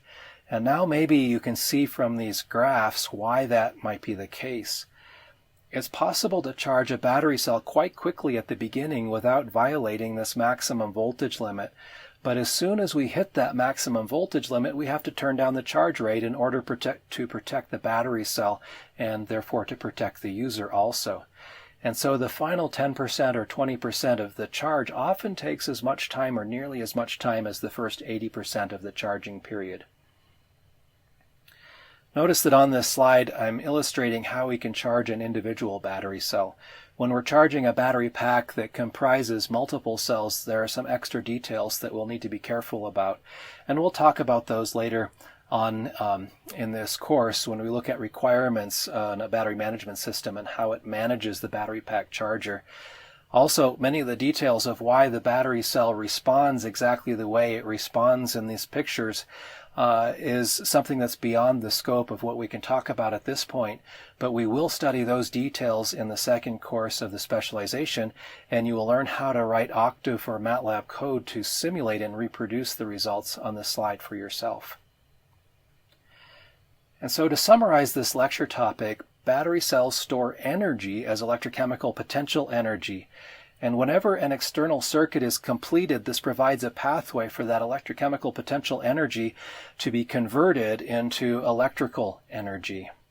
The negative electrode supplies electrons to the external circuit, and the positive electrode sinks electrons from the circuit, thus powering the load and discharging the battery cell. In a rechargeable or a secondary battery cell, whenever the charger provides electrical energy to the cell, that energy is stored as electrochemical potential energy again that can be used at a later date. When we charge a battery cell, we must be careful to maintain the cell within manufacturer-specified voltage limits to ensure safety and to ensure long life as long as possible. And there are two commonly used modalities for charging a battery cell, and these are known as constant current, constant voltage, and constant power, constant voltage. And you will encounter both of those in applications.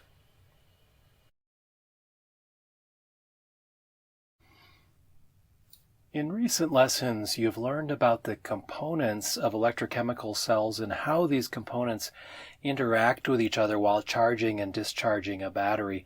In this lesson, you will learn about the actual chemicals that are used inside of the negative and the positive electrodes in order to optimize how a battery cell works. In particular, when we're designing a battery cell, we desire to have high specific energy and high energy density. Now, specific energy has to do with how much energy we can store per unit volume, and energy density has to do with how much energy we can store per unit mass. So we would like to have as high a specific energy and energy density as possible for many applications, especially portable applications, which will mean that we would like to reduce volume, reduce mass, and increase energy. We also desire high specific power and high power density. Specific power has to do with how much power I can pull out of a battery per unit volume, and power density is how much power I can get per unit mass. Power is the rate at which we use energy, and so the energy capacity of a battery cell tells me how much work I can do in total, and the power capability says how quickly we can pull that energy out to do work. We also desire that our solution be low cost and have long life and have low toxicity and have high recyclability. High energy and high power capabilities of battery cells depend on an overall maximum cell voltage and an overall maximum cell current. Remember that voltage multiplied by current equals power, and voltage multiplied by current multiplied by time equals energy. So if I can maximize a cell's voltage and maximize the current that we can extract from that cell, we're going to be able to maximize these metrics. And ultimately, how much voltage I get out of a battery cell depends on the specific materials that I use in the electrodes, and how much current I get out of the battery cell usually depends on how the cell is constructed. In order to talk about battery cell voltage, we must first understand electrode potential. The propensity of or a natural inclination of one material to gain or lose electrons in relation to another material is known as its electrode potential. Compounds that have negative values for electrode potential with respect to some reference material are used for negative electrodes. And compounds that have positive values of electrode potential with respect to some reference are used for positive electrodes. And the larger the difference between the electrode potentials in the negative and positive electrodes, the greater the voltage that will be developed by the cell, and hence the greater the amount of energy that can be stored by the cell, everything else being equal. So it would be really nice if we could somehow tune the electrode potentials arbitrarily to be anything we wanted, but we in fact cannot do that. We have to work with the materials supplied to us by nature, and these are the elements in the periodic table. So the periodic table is a very powerful visual device for thinking about all of the elements found in nature. So we're going to spend a few minutes discussing how this table is organized. One of the important aspects of the table from our point of view is that the relative reducing and oxidizing capabilities of the elements are indicated by the arrow that is drawn underneath the table. In particular, you can see that the strong reducing elements are grouped on the left-hand side and that the strong oxidizing elements are grouped on the right-hand side of the table. So I might consider building a battery cell that has a negative electrode using an element from the left of the table and some positive electrode using an element from the right side of the table. And in fact, one of the most promising future technologies is known as lithium air. At this point in time, there are still quite a few developmental difficulties to be overcome before a real practical lithium air battery is a commercial success. But a lithium air battery could have one of the greatest energy and power densities of any known combination of elements at this point. A lithium air battery uses a negative electrode that's built from solid lithium metal, and you can see lithium in the far left-hand column of the table, from the second from the top. The positive electrode in the lithium air battery is oxygen that's harvested or scavenged from air, and you can see that oxygen is near the top right of the table. In general, however, lithium air or not, whenever we build an electrochemical cell, we desire to use elements from the far left and the far right of the table whenever possible, and as we'll see shortly, as far to the top of the table as possible, because that will end up with less weight, less mass. Let's take a look at a portion of this periodic table in a little bit more detail. The diagram that I've put on the slide zooms in on the top left part of the periodic table, so it's easier to see some of the details. Every element, whether it's human-made or if it's found in nature, has its own box in the table, and each one of these boxes lists quite a lot of information about that element. In the left column of each box, you can see that there's an integer number on top, then a symbol, then a name, and then a real valued number. To the right of the box, there's a sequence of integers. And you can also see that the symbols in the boxes themselves are color-coded, and all of this has meaning. So let's spend a few minutes looking at what all of these details mean. First, the integer number that's listed on the top left of each box is known as the atomic number of the element. The atomic number is equal to the number of protons in the nucleus or the core of the atom of that particular element. Underneath the atomic number, you can see the symbol that's used for that element when it's listed in a chemical formula. In this table, the symbols are color-coded. The coloring tells you whether the element is a solid or a liquid or a gas at room temperature. If the element is a solid, the symbol will be black. If it's liquid, the symbol will be blue. And if it's a gas, the symbol will be red. Next, the full element name is listed underneath the element symbol. And underneath the element name, you can find the mean atomic weight. Now, the atomic weight of an atom is equal to the weight of all of its protons plus the weight of all of its neutrons plus the weight of all of its electrons. But the weight of an electron is really tiny compared to the weight of a proton or a neutron, and so it really doesn't have much impact on the mean atomic weight. So you can think of the mean atomic weight as being the average number of protons plus neutrons found in that element in nature. And while every element of the same type has exactly the same number of protons, which makes it that element, there is some variability in the number of neutrons that is found from sample to sample. And that's why this is a mean or an average atomic weight and not an exact atomic weight. Mean atomic weight is also equal to the number of grams per mole of that element. In chemistry, a mole of a material is equal to 6.022 times 10 to the power 23 units of that material.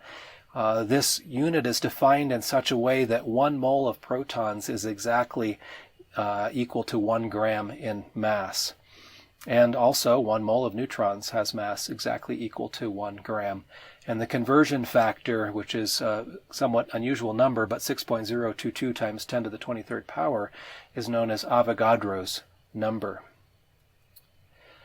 Finally, the list of numbers on the right-hand side of the box indicates the number of electrons in each electron shell of that element. Describing where electrons exist in relation to the nucleus of an atom is actually quite a complicated subject, and it involves quantum mechanics. But for this course, it will be sufficient to think of the element in terms of a classic model where there are shells surrounding the nucleus, and each shell is capable of holding electrons. So each shell has a maximum number of electrons that it can hold, and this number depends on the distance of this shell away from the center of the atom. If you've studied quantum mechanics, you know that this model isn't quite right, but whether using the quantum model or the classical model, an electron shell corresponds to a possible set of electron energy levels. Continuing with our discussion of the entries of the periodic table, it turns out that the background color of each box in the table is also meaningful. It indicates whether the element is a metal or a non-metal, and if it's a non-metal, of what kind, or whether it's a metalloid. The organization of the table is important. The rows of the table are called periods. All elements that have that share the same row are in the same period and have the same number of electron shells. Therefore, we can say that the row or the period of an element is equal to the number of electron shells surrounding the nucleus of that element. The columns of the table are called groups, and all elements in any group generally have the same number of valence electrons, where valence is a special name given to the outermost shell. There are exceptions to this last rule, and the transition metals in the center of the periodic table often act a little bit strangely, and sometimes they do exactly follow this rule and sometimes they do not, which is one good reason to have these numbers listed in the top right of the box to tell you how that element actually behaves. So as we've just seen, elements within each individual group or column of the table have the same number of valence electrons except for some special cases with transition metals. It turns out that the number of an element's valence electrons allows us to predict how that element will interact and react with other elements. So all elements that share the same particular group tend to have similar chemical properties. When the outermost electron shell is full, as is the case with all of the noble gases on the very far right column of the periodic table, then there are no free electrons available to take part in a chemical reaction. And so the noble gases are chemically non-reactive, and this condition is something we call inert. Noble gases are inert. But for some other examples, I've drawn the electron shells for 3 different elements. On the left, I've drawn lithium. And if you look at the periodic table, you notice that lithium has an atomic number of 3, which means that it has 3 protons in its nucleus, and the nucleus has a +3 charge. So for the lithium atom overall to be charged neutral, it must have 3 electrons. The first electron shell can hold a maximum of 2 electrons, so that there are actually 2 electron shells. And this remaining third electron is in the second shell, and that's the valence electron. In the center, I've drawn carbon. Carbon has an atomic number of 6, which means that it has 6 protons in its nucleus. So the nucleus has a net positive charge of +6. And to balance that, we need 6 electrons. So as with lithium, 2 of these electrons exist in the centermost shell, and the remaining 4 electrons fit in the second shell. And since carbon needs only 2 shells of electrons, the second shell is the valence shell, and there are 4 electrons in the valence shell. And finally, I have drawn cobalt, which has an atomic number of 27, so there are 27 protons, and to be charged neutral, there must be 27 electrons. And I've drawn the electron shell configuration here for cobalt, and you can see that in the outermost shell there are 2 electrons, so we say that cobalt has 2 valence electrons. So I chose these 3 elements not completely at random, but because they turn out to be extremely common in lithium-ion battery cells. You might imagine lithium to be an important element, given the name lithium-ion battery cell, but you might not know that carbon and cobalt are also really important. It turns out that the negative electrodes of most lithium-ion battery cells are made from some form of carbon, and it turns out that the positive electrodes of many lithium-ion battery cells contain a fair amount of cobalt. Thinking a little bit more about the valence electrons and how elements having the same number of valence electrons are listed in the same column of the table, we can talk about these groups as having similar chemical properties. So in the far left of the periodic table, we have the elements that are known as the alkaline metals. These are the group 1 elements, and they have only 1 valence electron. On the far right of the periodic table, we have the noble gases in group 18, and these are chemically inert, so they don't interest us very much in this course.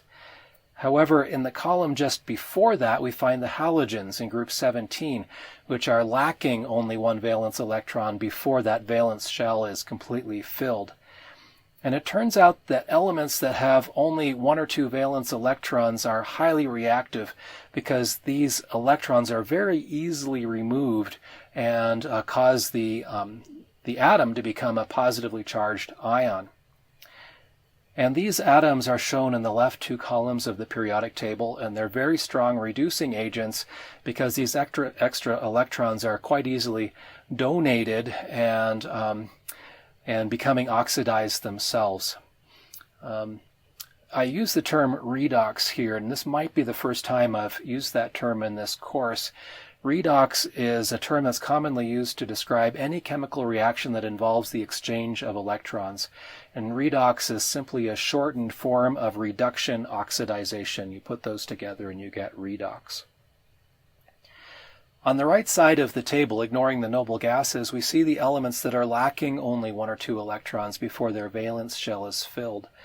And these are the strongest oxidizing agents because they have this deficit of valence shell electrons, and they strongly desire to steal or maybe accept electrons in a redox reaction, becoming reduced themselves. The energy level of an atom is determined by the configuration of electrons into shells. We talked in the last lesson about electrochemical potential energy. Well, this is how that energy is stored. It's by changing the configuration of electrons in shells. And so an atom's energy level can be changed by moving an electron from one shell to another shell, or by gaining or losing electrons from its valence shell. Most fundamentally, a battery stores this electrochemical potential energy by changing this configuration of electrons, as I said, in the electron shells in its electrode materials. So when charging a battery cell, the electrons move to higher energy configurations in both electrodes, and when discharging, the electrons move to lower energy configurations in both electrodes. The difference in electrical potential energy before and after an electrochemical reaction can be measured using a voltmeter, because the voltage differences in the species before and after the chemical reactions are these changes. It's a direct measure. And electrochemists over the years have very carefully studied the difference in electrical potential energy before and after reactions for thousands and thousands of different reactions under highly regulated conditions. And these results have been recorded in tables that are called electrochemical series. And these are arranged according to the electrode half reaction standard potentials, denoted E with a superscript 0. So to clarify, battery cells undergo a full reaction that comprises two half reactions. The half reaction is what happens at one electrode. So a negative electrode has one half reaction, and a positive electrode has a separate half reaction. And because it's possible to somewhat arbitrarily build your battery cell by choosing an electrode reaction for the negative electrode and a different one for the positive electrode, it's more convenient actually to list the half reaction potentials than it is to list all of the possible combinations, which would make for a much larger table. And so we can use these half cell reactions to compute what the total voltage of the cell is, as we'll see.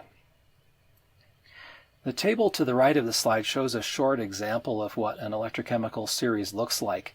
The top row shows the chemical reaction of a positively charged lithium ion plus a negatively charged electron becoming a charged neutral lithium. More specifically, the subscript AQ informs us that this lithium cation is in aqueous solution, which means that it is dissolved in water. And the subscript S informs us that the product lithium will be in solid metallic form. This half reaction is said to have an electrode standard potential of negative 3.04 volts. Now, voltage is a property that must be measured with respect to a reference. There's no such thing as an absolute voltage. So instead, there's a potential difference between two spatial locations that somehow can be measured. So in order to measure and tabulate standard potentials, we must establish some reference potential against which we measure all of the standard potentials that we're interested in finding. And in this table, the reference half reaction is shown in the fourth row. In this row, we see that two positively charged hydrogen cations plus two negatively charged electrons become hydrogen gas. And we see that this electrode reaction has a standard potential of 0 volts. And that's simply because we defined it to be this way. All other reactions are measured with this as a reference. And unfortunately, the laboratory setup and procedure for making this measurements is something that's quite interesting, but it's beyond the scope of what we really need to know in this course. So I suggest, if you're interested, that you look up a course in electrochemical methods. The numeric values in the electrochemical series are known as the standard reduction potentials of the reaction. Lithium at the top of the list has the most negative value, which indicates that it's the strongest reducing agent in this table. Fluorine, on the other hand, at the very bottom of the table is the strongest oxidizing agent because it has the largest positive value for its standard potential.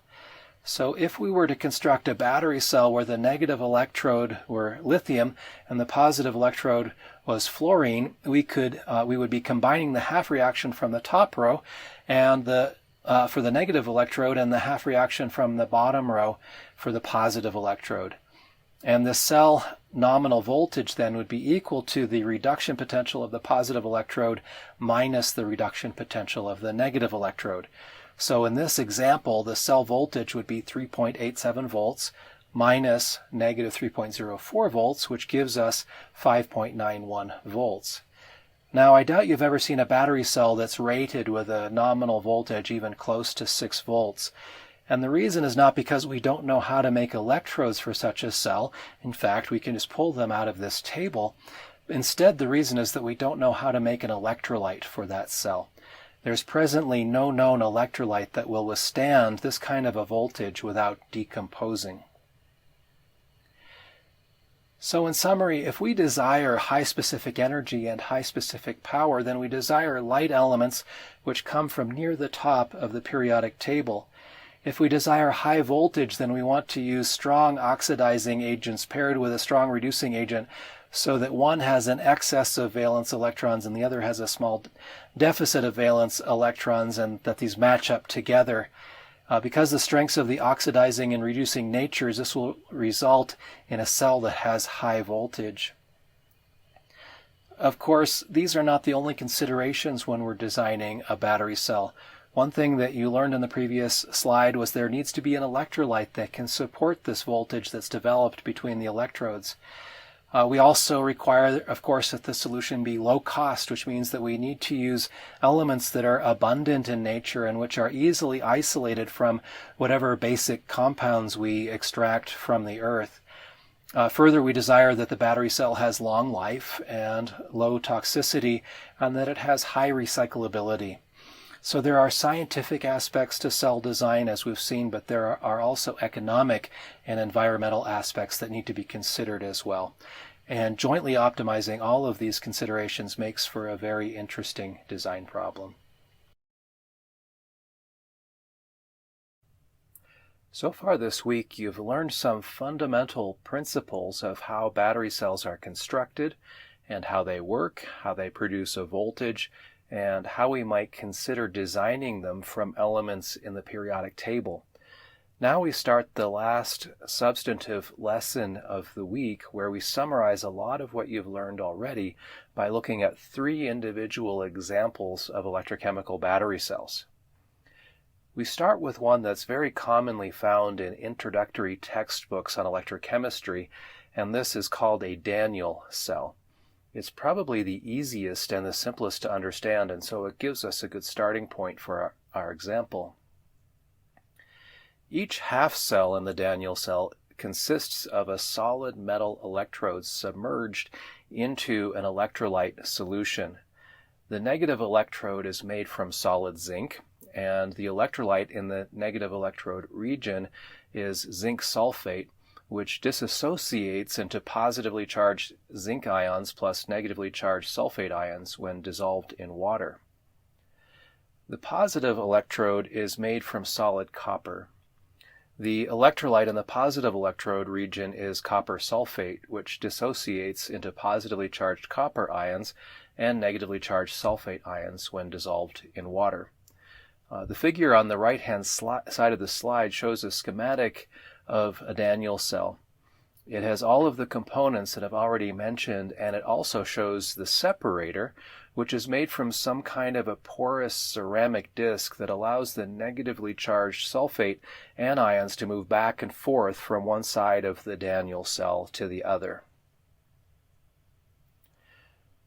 When the Daniell cell is being discharged, zinc from the zinc anode gives up 2 electrons to the external circuit, and it also gives up a positively charged zinc ion into the electrolyte.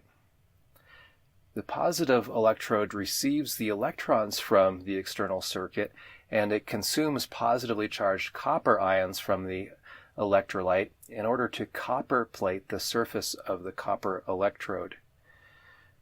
Because a zinc cation is being produced at the negative electrode, there will be a local net positive charge in the electrolyte there at that point in time. And similarly, because copper cations are being removed from the electrolyte in the positive electrode, there will be a local net negative charge in that region. So this difference in charge at local points in the cell cause the negatively charged sulfate ions to migrate from one side of the Daniell cell to the other through the porous disc in the center of this cell. And when we're charging a Daniell cell, exactly the opposite happens. So that is, copper dissolves from the positive electrode into the electrolyte and zinc plates onto the negative electrode, and electrons pass through the external circuit in the opposite direction as they are forced to do so by some electronic charging means. If we go to a table of electrochemical series, we can look up the half reactions that occur in each one of the electrode regions. We find that in the negative electrode we have a redox reaction of zinc 2 plus combined with 2 electrons becomes zinc metal, and that this half reaction has a standard potential of negative 0.76 volts. In the positive electrode we have a redox reaction of copper 2 plus combining with 2 electrons to become copper solid, and this reaction has a standard potential of 0.34 volts. So the overall reaction by combining the reactions in the two half cells is that zinc combined with copper becomes zinc 2 plus combined with copper, as we see here. The overall reaction has standard potential computed as the standard potential of the positive electrode minus the standard potential of the negative electrode, or in other words 0.34 volts minus negative 0.76 volts, which gives the sum of 1.1 volt for the Daniell cell. We note that the standard potentials listed in the electrochemical series assume what are known as standard conditions, which has to do with a specified electrolyte concentration and specified temperatures and so forth. So in practice, you will find that the actual voltage of a particular Daniell cell will vary somewhat from the standard potential that we have listed here in practice. And in particular, the voltage will be somewhat higher when the cell is fully charged, and it will be somewhat lower when the cell is discharged. We now start to look at our second example, which is a lead-acid battery cell. Both electrodes in a lead-acid battery cell are made from some metallic lead-based plates, and the electrolyte is sulfuric acid in an aqueous solution, in other words, dissolved in water. When a lead-acid cell is fully discharged, then both electrodes are lead sulfate, and the electrolyte is a dilute solution of sulfuric acid. If, however, the lead-acid cell holds some charge, and we are in the process of discharging this cell, the negative electrode reaction is listed as shown. We see that solid lead combined with a sulfate anion becomes lead sulfate plus 2 electrons. We also see that the positive electrode reaction has lead oxide in solid form combining with sulfate anions plus protons from the external circuit to form lead sulfate plus water. When we combine the two half reactions, the total reaction is lead plus lead oxide plus sulfuric acid becomes lead sulfate plus water in liquid form. And the opposite reaction occurs when charging a lead-acid battery cell. When fully recharged, the negative electrode is solid lead and the positive electrode is solid lead oxide, and the electrolyte is a more concentrated solution of sulfuric acid. The standard potential of the reaction that happens in the negative electrode is negative 0.356 volts, and the standard potential of the reaction that happens in the positive electrode is 1.685 volts. So when we combine these two values together, we find that a lead-acid cell has standard potential of 1.685 volts minus negative 0.356 volts, which comes out to 2.041 volts. Again, the voltage of a lead-acid cell will vary with the concentration of the sulfuric acid. In fact, it's possible to measure the concentration of the sulfuric acid and use that as an indicator of the state of charge of the battery cell. We also find that the voltage changes with temperature, so we sometimes see slightly different values listed as the nominal potential of a lead-acid battery cell in the literature, but these values are almost always between 2.0 volts and 2.1 volts. Again, we note that vehicle lead-acid batteries, also known as 12-volt batteries, are built from 6 individual lead-acid cells packaged in series in a single container. And similarly, Some motorcycle batteries are 6-volt batteries that comprise 3 individual lead-acid cells internally wired in series. When we charge a lead-acid battery, it's important to protect against overcharge. If we overcharge a lead-acid battery, then water in the electrolyte will decompose into hydrogen and oxygen gases. Under some circumstances, other compounds in the electrodes can be electrolyzed as well to create poisonous gases. And all of these gases can cause bulging and deformation of sealed lead-acid batteries. It's also important to protect a lead-acid battery against over-discharge. If we discharge a lead-acid battery too far, then lead sulfate crystals will form, and these crystals often cannot be decomposed, which means that we lose some of the lead that could otherwise be cycled back and forth in our battery cell, and therefore some capacity of the battery cell is permanently lost.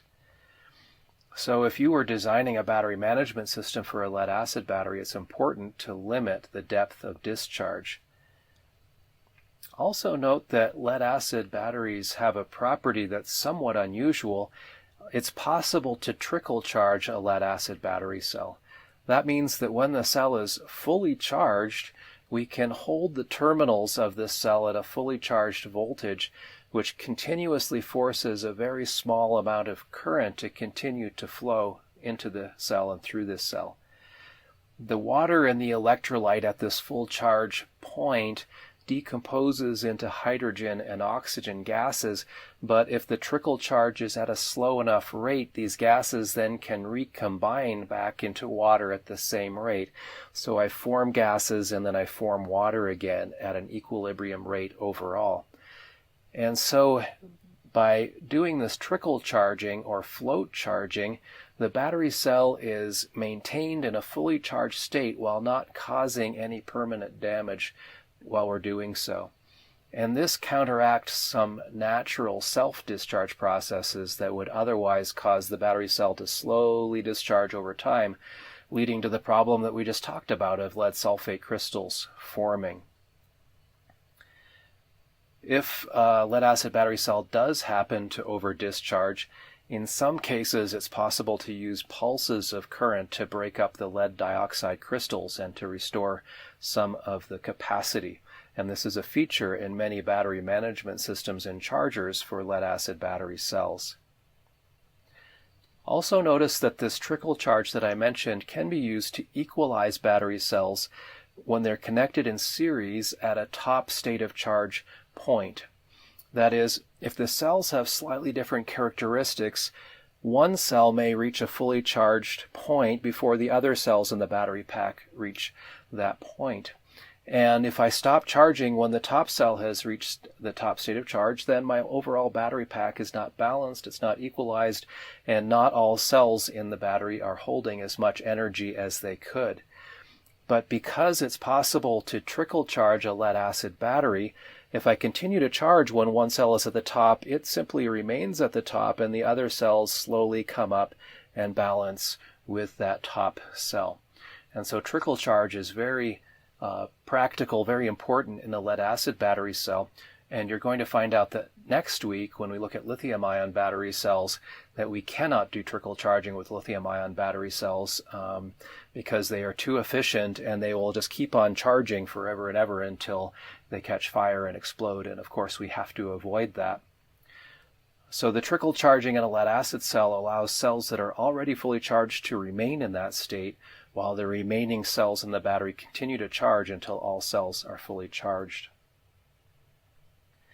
Now, lead-acid battery chemistry was invented more than 150 years ago, so the technology is very mature. Even so, there are some variations in how lead-acid battery cells are constructed depending on the application for which the battery will be used. For example, the lead-acid batteries are not usually built using solid lead plates like you might think at first. Instead, the electrodes are usually constructed from some kind of a grid that looks a little bit like the screen mesh you would put over a window in your house or over some doorway to keep the insects from flying in. And this grid is made from a lead alloy for strength, but it's covered with a sponge-like lead paste, which is the actual electrode material. And this is done for a very interesting region. If we simply used lead plates for the electrodes of the battery, then the surface area of the lead plate over which the charge and discharge reactions occur is simply equal to the length of the plate by the width of the plate, and maybe multiplied by 2 if we're using both sides of the plate. The interior of the plate does not participate in the reaction, it's only the surface, and so the surface area is what matters. If we use a sponge-like substance instead, then there can be enormous surface area due to all of the holes and the porous nature of the sponge, and the discharge and charge reactions can happen over the entire surface area, including all the surface inside of the sponge-like material, which means that if I'm limited in how fast a reaction happens per square meter, if I increase the number of square meters of electrode, then I increase the rate at which we can charge and discharge a lead-acid battery cell. So fundamentally, this means we can get much more power out of a battery cell that uses these sponge-like electrodes, because power is the rate at which energy can be added and removed. Some types of lead-acid battery cells are called flooded cells, and in flooded cells the separator is just a mechanical spacer and the electrolyte is liquid sulfuric acid, but flooded cells are relatively uncommon anymore. Another type of lead-acid cell is called an absorptive glass mat, or an AGM cell. In these cells, the separator is a porous material made from glass fibers that forms a mat that is saturated with a minimal amount of electrolyte.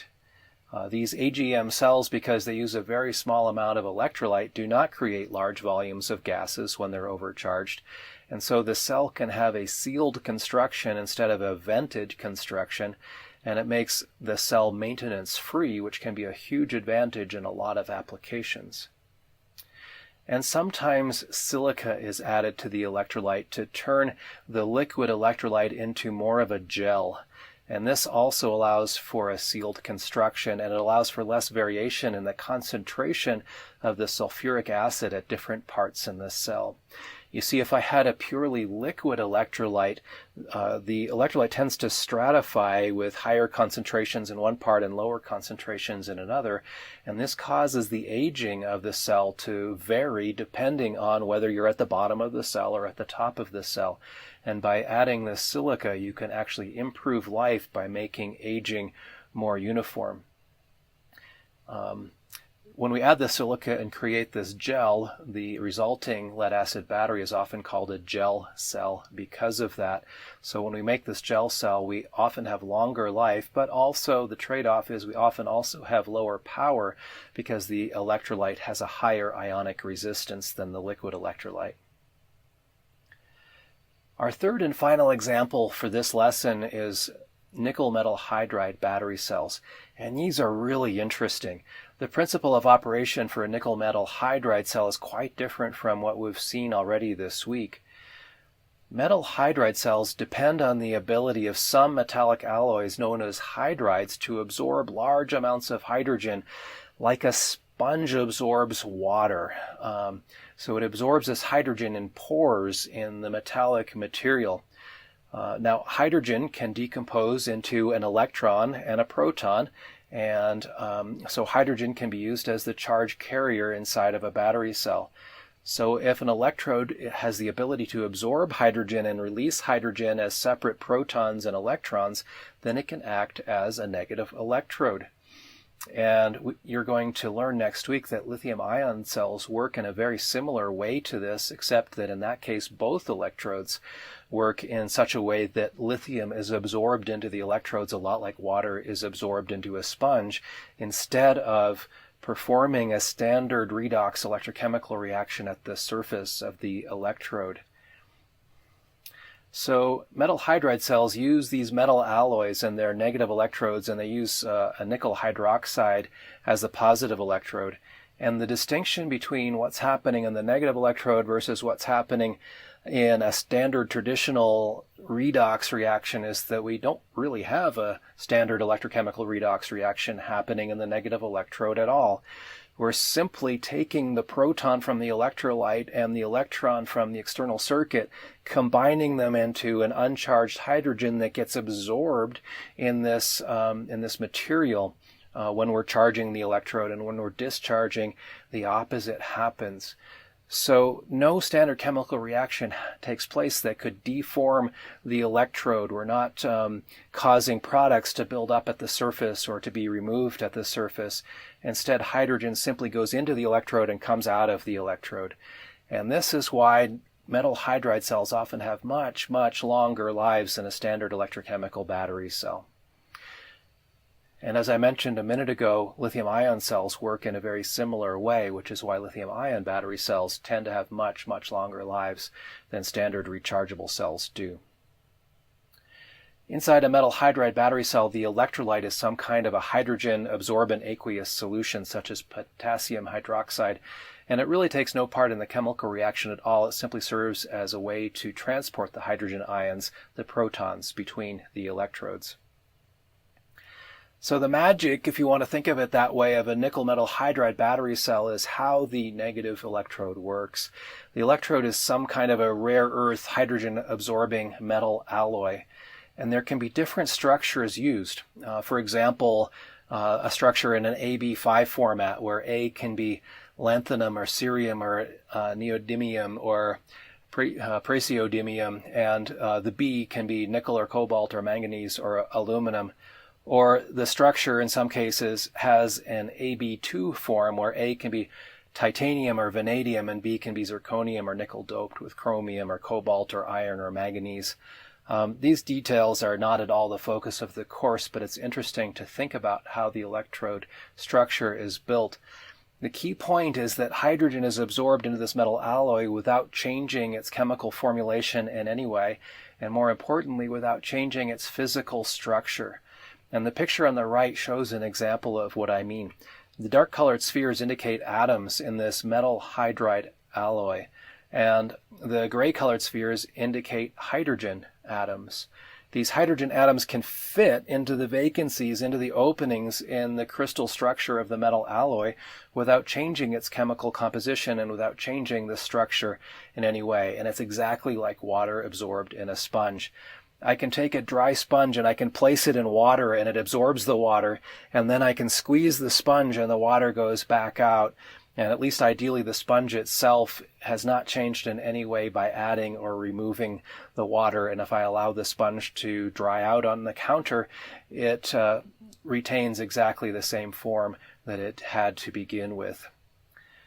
So this mechanism by which hydrogen gets inserted into the electrode, which is called intercalation, and the mechanism by which it is removed from the electrode, which is called deintercalation, is very gentle when compared with a standard redox reaction. And so nickel metal hydride cells tend to have very long lives. We'd like to, for this example, also compute the voltage of a nickel metal hydride cell like we did for the other two battery chemistries. And so once again, we need to look up the standard potentials of the half reactions that occur in each electrode. In the negative electrode, we have M, which stands for the metal hydride, plus a proton plus an electron becomes the metal combined with hydrogen. The standard potential for this reaction depends on what we use for M, but it's generally around negative 0.8 volts. The positive electrode, which is nickel hydroxide, has a half reaction of nickel hydroxide plus hydroxide becomes nickel oxide hydroxide plus water plus an electron. And this half reaction has a standard potential of 0.5 volts.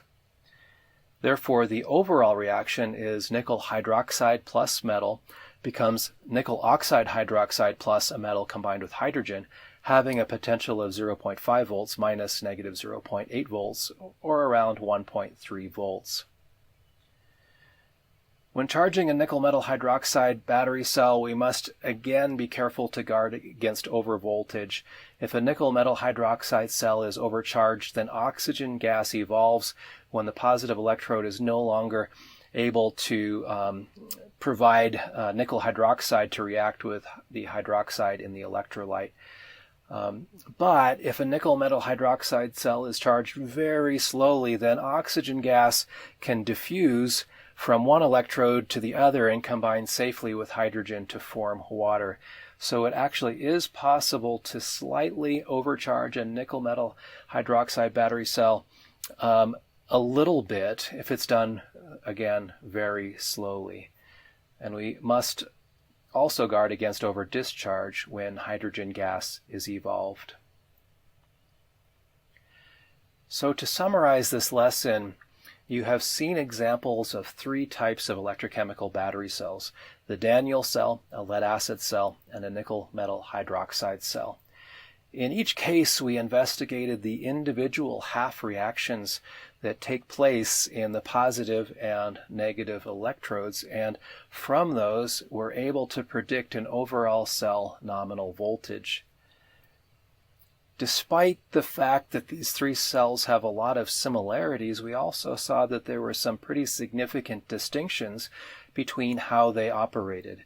The Daniell cell is unique in that it uses different electrolytes in the positive and negative electrodes. The lead-acid cell was unique in that it uses a sponge lead paste spread out over a lead alloy grid in order to increase the power that it can deliver. And the nickel metal hydroxide cell uses a hydrogen-absorbing metal hydride for its negative electrode, and this extends life. So while the battery management system algorithms that you will learn about in this specialization are quite general in nature, we are going to apply them specifically to lithium-ion battery cells, which have further distinctions from what you've learned about so far. So as we end this week and we start to turn our focus to what we will study next week, we're going to begin to look in particular at understanding how lithium-ion battery cells work in preparation to understand how to write algorithms to manage them properly. At the end of every week in this course and in this specialization, we will quickly summarize the progress that has been made during that week. My hope is that this can help give a bigger picture overview of all of the topics that you've learned so that you will be able to put them together into the overall concept of what's going on. So we will also quickly preview the topics that we plan to study in the following week of material. This week, we began by introducing the primary functions of a battery management system, or a BMS. You learned when a BMS is needed, and you saw some example applications of battery packs that require a BMS. You also learned some important definitions that we will use when we're talking about cells and batteries, and how to design a battery pack from cells wired in series and or in parallel to meet some given requirements. You also learned about how a standard electrochemical battery cell operates, including how it produces a voltage and some internal details of the discharge and charge process.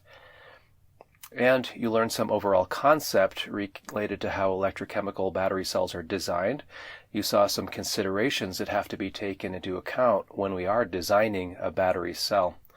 And finally, you saw 3 examples that brought all of these details together and showed that even though there are many similarities between different types of battery cells, there's also significant distinctions between them that often require that we know something about the internal details of the cells that we wish to manage. Moving on from here, I would like to remind you that the focus of this specialization is on how to implement algorithms or computer methods for battery management for battery packs comprising lithium-ion battery cells in particular. And it turns out that lithium-ion battery cells work a little differently from the standard electrochemical cells that we have studied this week. They work a little bit more like the nickel metal hydride battery cells that you saw in the final example that we looked at. So next week, we're going to turn our attention to thinking about lithium-ion battery cells in particular and studying how they work. We will ask and answer the question, why should you be interested in lithium-ion battery cells instead of, for example, one of the chemistries that you've seen this week? What are the advantages of lithium-ion battery cells compared with other types of battery cells? We will also investigate how their operational mechanism at an internal physical level differs somewhat from those found in the standard electrochemical cells that we focused on in this particular week. You will see what materials are used to build lithium-ion battery cells, what materials we use for the current collectors and for the electrodes and the separator and the electrolyte in different varieties of lithium-ion cells.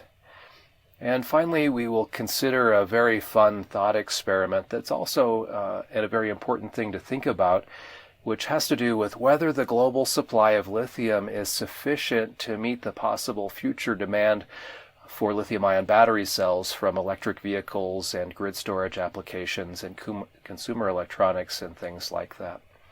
So congratulations for finishing week 1 of the course, and I look forward to talking with you again in week 2. Welcome to the second week of the course. Last week we spent most of our effort studying background topics related to standard electrochemical cells and how those work in general. To sum up the week, we looked at 3 specific examples. The first 2 were the copper-zinc Daniell cell, and then the lead-acid battery cell, and finally we looked at nickel-metal hydride cells.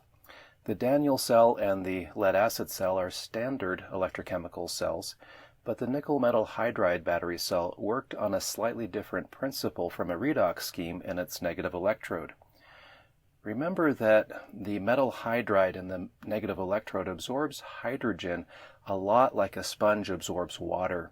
It does this without changing its structure or its chemical composition.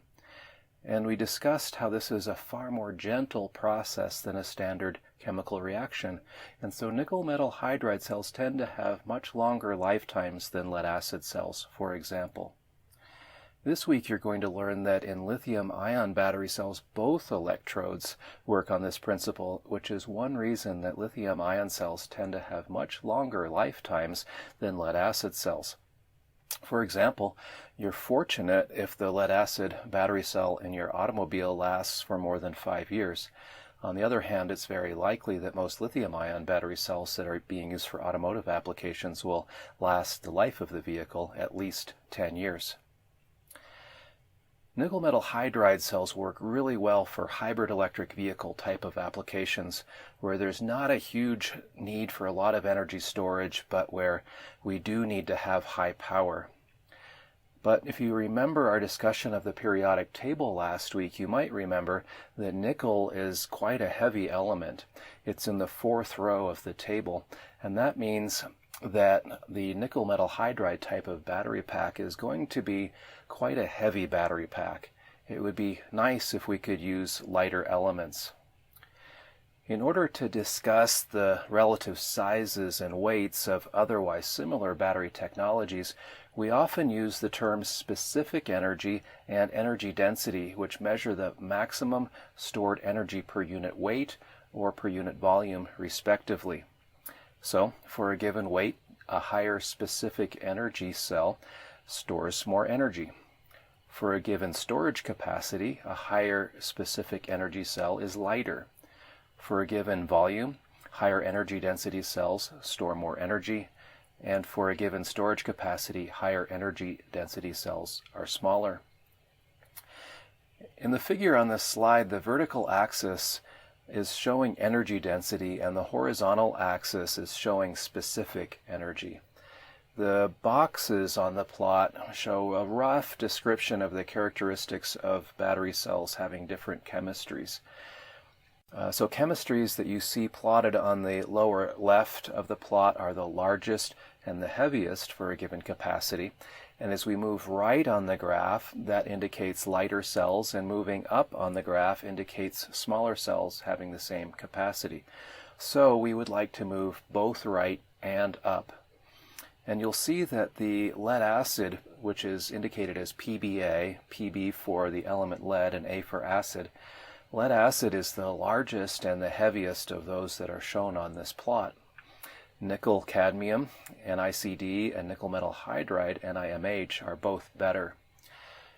But lithium-ion battery cells are smaller and lighter than these historic chemistries, and that's the main reason that we prefer them in applications such as powering different types of electrified drivetrain vehicles, where both size and weight must be minimized.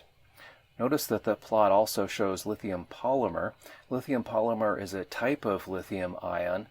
Sometimes it's just used as a marketing term, and sometimes it's used to talk about a cell that has a solid polymer electrolyte instead of a gel electrolyte.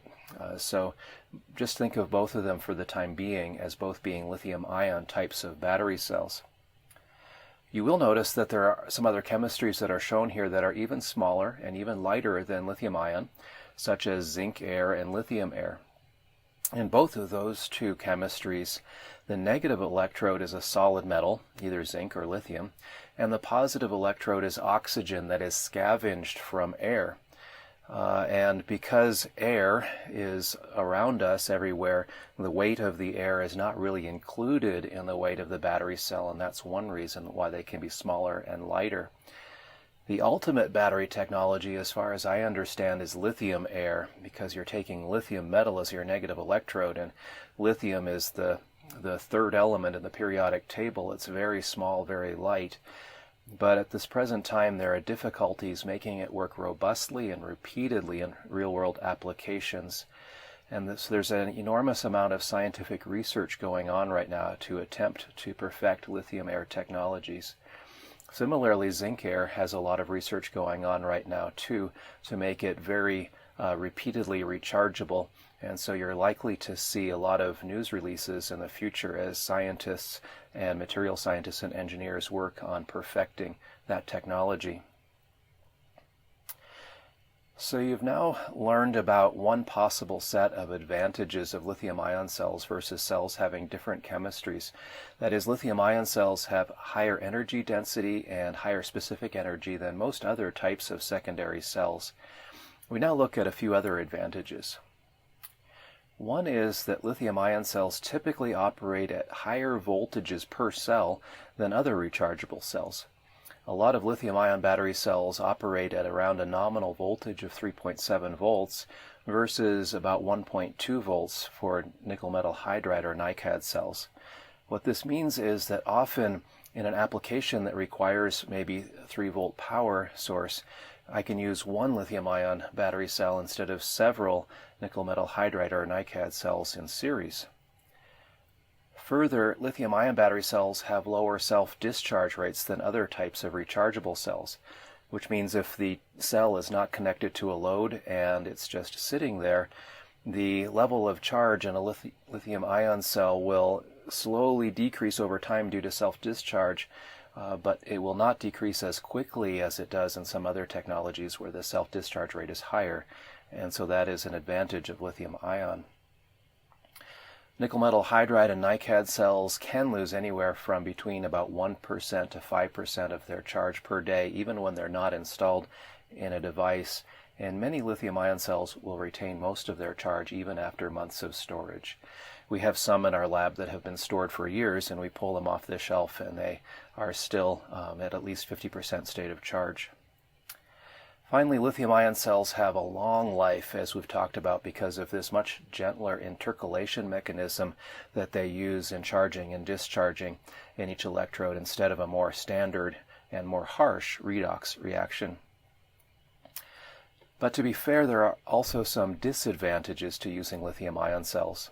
For example, lithium-ion batteries are presently at least more expensive than similar capacity nickel metal hydride and NiCad cells.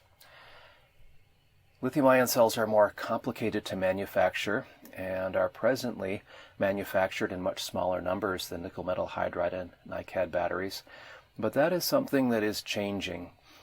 For laptop and consumer electronics, they are manufactured in very high volumes, and for larger scale applications like automotive, they're beginning to be manufactured in much higher volumes too, and that is bringing the price down.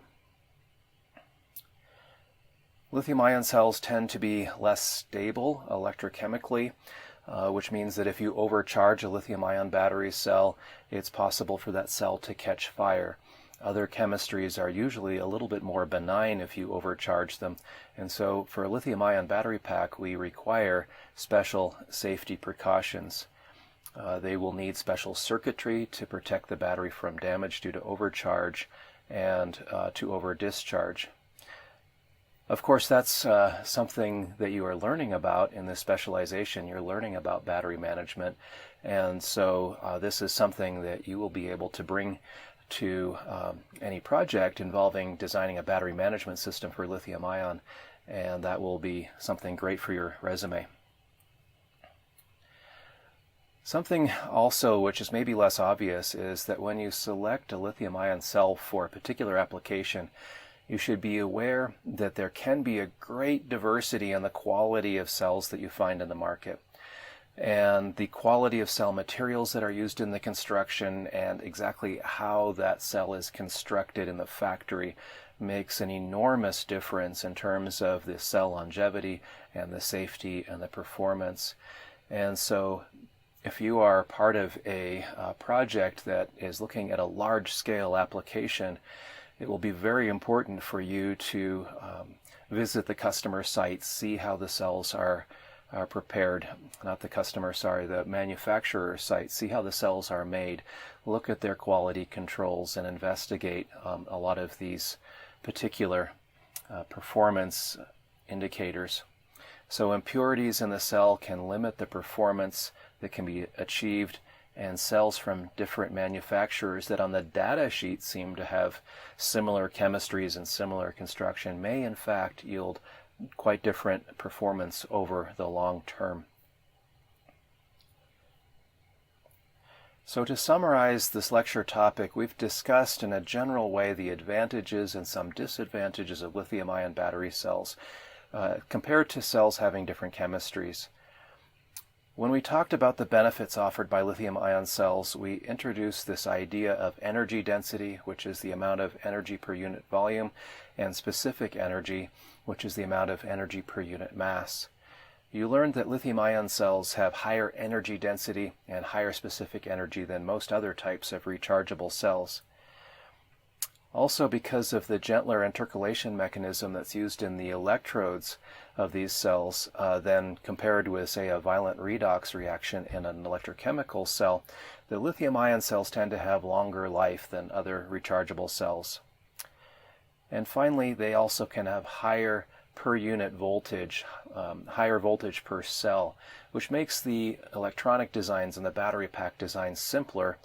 And they also have lower self-discharge rates, which means that they can be used in applications where the battery pack must be stored for a period of time, and that will work better than for other types of rechargeable cells.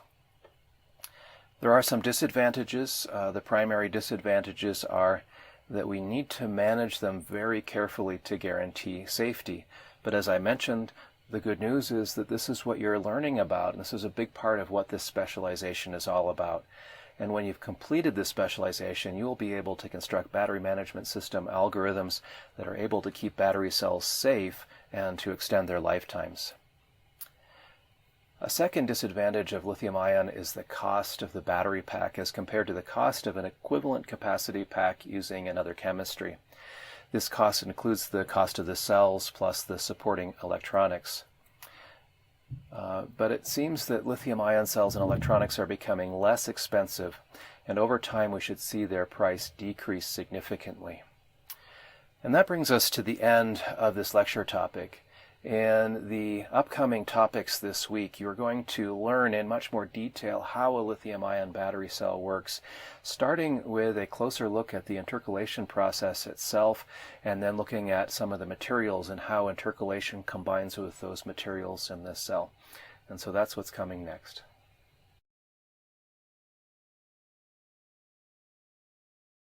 In this lesson, you're going to learn how lithium-ion battery cells work in contrast with how standard electrochemical battery cells work. In a lithium-ion battery cell, both electrodes depend on an intercalation mechanism rather than a standard redox chemical reaction. Remember, this is also how the negative electrode in a nickel metal hydride battery cell worked. However, while a nickel metal hydride cell stores hydrogen in its negative electrode, lithium-ion cells are able to store lithium in either one and both of the electrodes. Also remember that the lithium that intercalates into the electrodes is stored in the electrodes a lot like water is stored in a sponge. It doesn't change the structure of the electrodes themselves. In the picture on the right, I have illustrated how this works. I've drawn both the negative and the positive electrodes as sets of parallel plates, and I've represented the lithium by purple spheres. This drawing shows lithium being stored in the vacancies between the plates that form the electrodes. Now, this is a somewhat simplified illustration, but you're going to see this week that when we study the actual materials that can be used to make the electrodes, that this is pretty close to what's really happening in some of the electrode materials. This is close to what's happening at the microscopic scale. So for now, you can simply think of the electrodes as being materials that somehow have spaces built into their structures, vacancies, into which lithium can intercalate and enter into and move about, and from which it can exit as well. And this is done in such a way that the electrodes don't ever participate in a standard chemical reaction that would alter their structure. The structure remains intact. So lithium atoms are stored in the electrodes, and when a lithium atom leaves an electrode, it gives up an electron, and at that point it becomes a positively charged ion in the electrolyte. And this positively charged ion can move through the electrolyte from one electrode to the other. And the electron at the same time then moves through the external circuit, and it powers the load. And also, the positively charged lithium ion from the electrolyte can enter into these electrode materials when an electron is available from the external circuit to allow that to happen. And when it does that, it forms an essentially neutrally charged lithium atom inside this structure of the electrode that can move around quite freely. As I mentioned on the previous slide, this intercalation process involves inserting lithium ions into a structure of the host electrode without changing that structure. So in order to be able to do that, the electrode materials are chosen for a lithium-ion battery cell to have two key properties. First, the electrode must have this kind of a structure where there are openings and pathways into which the lithium can enter and through which the lithium can move. And secondly, there must be an ability for the material to accept compensating electrons from the external circuit or to give up electrons to that external circuit. In other words, the material must somehow be electronically conductive as well. When a lithium atom is stored inside of the electrode, it is essentially uncharged, neutrally charged. In actual fact, researchers have been able to measure the charge on the lithium atom inside the materials using very specialized laboratory equipment. They found that these lithium atoms do possess a slight positive charge, not a unit charge, but a fractional positive charge. What's happening is that the lithium has an electron associated with it in its outer valence shell, and this electron is being loosely shared with the crystal structure surrounding the location of that lithium atom. And so this electron is slightly ripped away from the atom, but it's still pretty much associated with that lithium atom. So there's a slight positive charge on the lithium and a slight negative charge in the surrounding region in the crystal structure. But for our purposes, we can think of the lithium as being neutrally charged and moving through this crystal structure quite freely.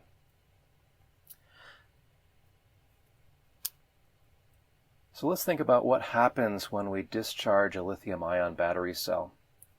We already know that during discharge, the negative electrode must give up an electron to the external circuit, and it must give up a positive ion into the electrolyte. And this positive ion, remember, is called a lithium cation, and This cation then can move through the electrolyte. Let's think about what's happening in the particle. When lithium leaves the particle, it leaves behind a vacancy at the surface of this negative electrode particle.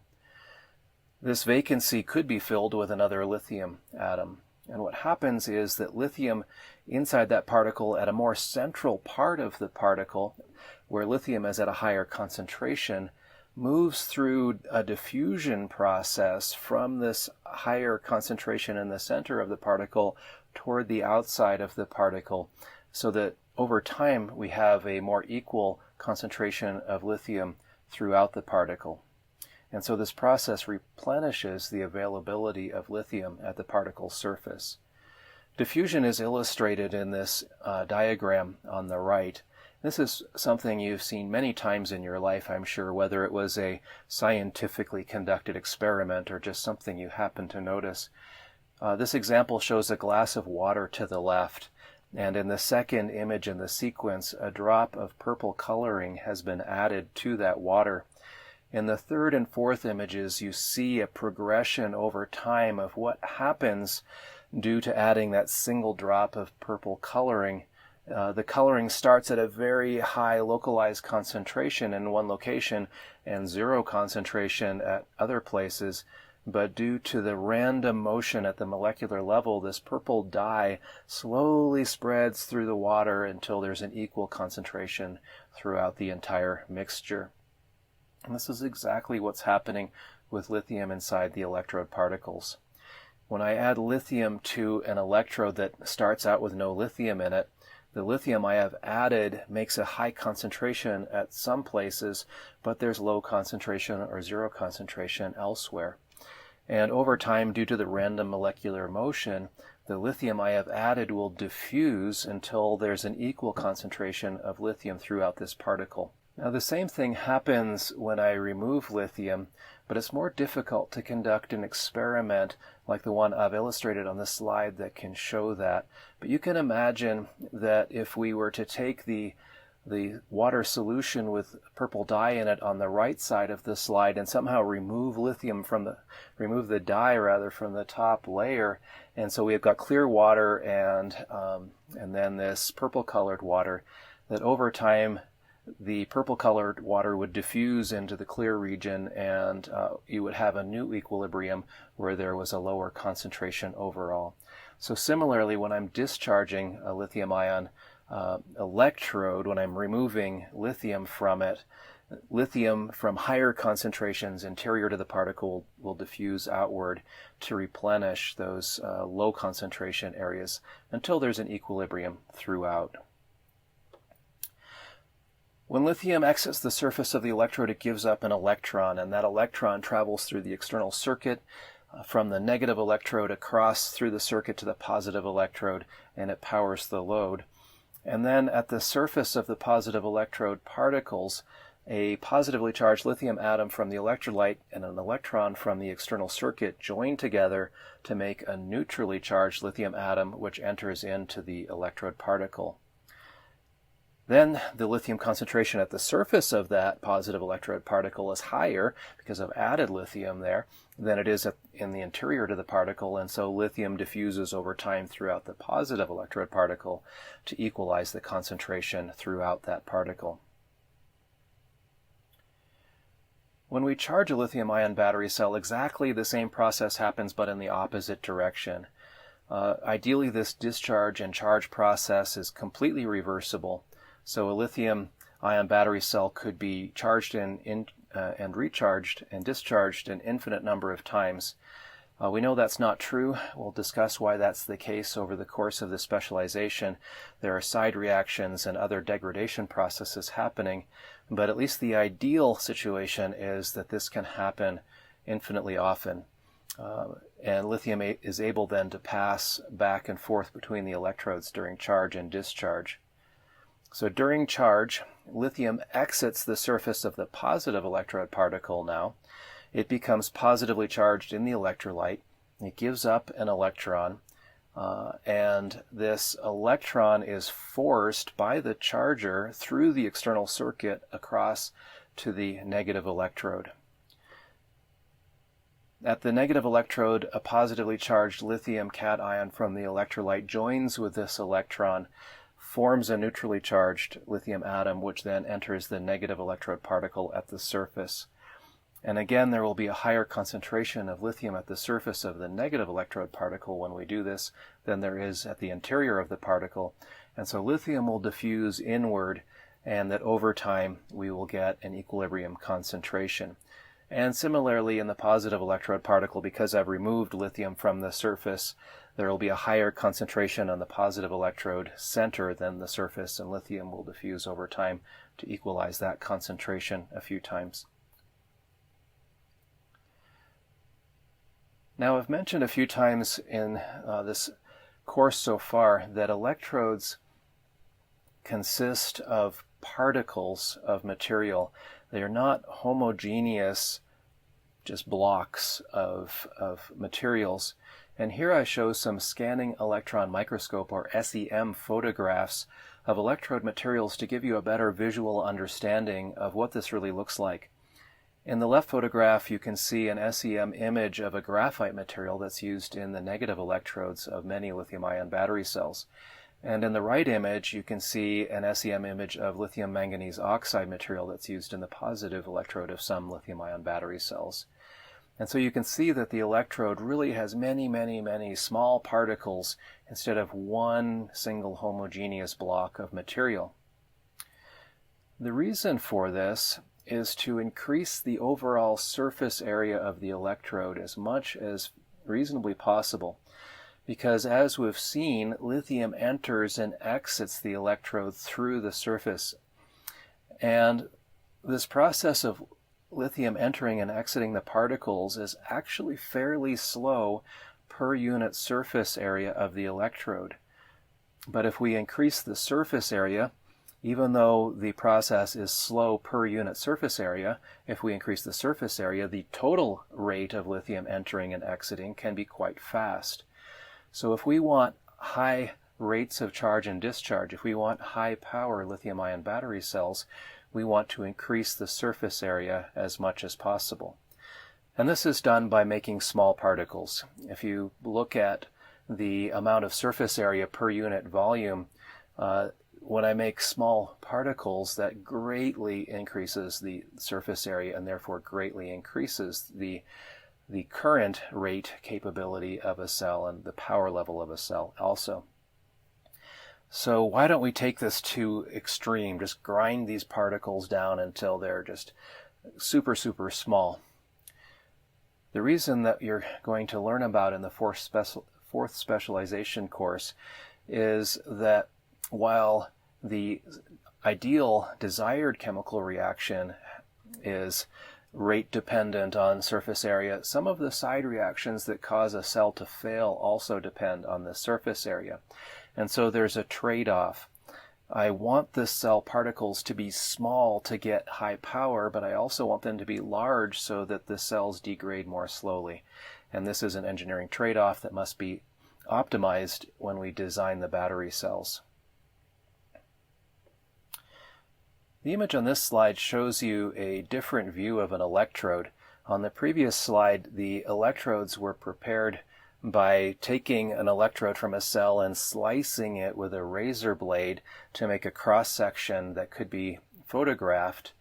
But while you might imagine that a razor blade is very, very sharp and can make a very nice sharp cut, it's not sharp enough or thin enough to cut through the particles that we're talking about in the electrodes.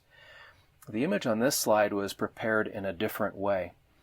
This image was created by taking an electrode and using a focused ion beam, or an FIB device, to slice through the electrode. And this technology is able to actually cut through all the particles as well. So instead of pushing the particles to one side or another like a razor blade would do, we're actually slicing down the middle of the particles, and this gives you a better idea of what that really looks like in the electrode. In the image, you can also maybe more clearly see the spaces between the particles, the voids, and these voids are filled with electrolyte inside an actual electrode. There are some other materials in the electrodes that we can't see in these photographs. There are binders that glue things together, glue the particles together so that the particles remain in contact with each other and don't easily separate. And that's important so that there is a pathway for the electrons to flow to the external circuit. There are also conductive additives that coat the surfaces of particles to enhance their ability to conduct electrons, because some of the materials that are used in lithium-ion battery cells do not conduct electrons very well. These extra materials, the binders and the conductive additives, are not active in the sense that they don't participate in the normal chemical reactions of the battery cell. So if you read articles about lithium-ion cells, these binders and additives are not often mentioned, even though they are always present in a practical cell. There are also often things added to the electrolyte in order to inhibit some of the side reactions which otherwise cause the cell to age and degrade. These additives in the electrolyte are not often talked about either, but they are always present in a practical cell. So in summary, in this lesson you've learned that a lithium-ion battery cell has a positive and a negative electrode, both of which are made of small particles in order to increase their surface area and therefore to increase their power capability. You've learned that these particles are made from compounds that internally have an open crystal structure that can accept lithium into them without changing that structure. You've learned that lithium can intercalate into these particles and can de-intercalate out of the particles, and this is something that happens at the surface. Inside the particles, lithium diffuses over time to equalize the concentrations of lithium. During discharge, lithium moves from the negative electrode particles to the positive electrode particles through this intermediary electrolyte where positively charged lithium cations are the charge carriers. During the charging process, the same thing happens but in the opposite direction. And you've seen that electrons move through the external circuit. When I'm discharging, they move from the negative electrode to the positive electrode, and charging, they go the other direction. Over the rest of this week, you're going to learn about materials that are used in common lithium-ion battery cells. And this will give you a better idea of how the lithium-ion battery cell works at a microscopic level. And you will then have the ability to conduct an intelligent conversation with people regarding the different types of materials that are used, and you'll understand why lithium-ion battery cells sometimes have slightly different names from each other, even though it's the same basic principle at work.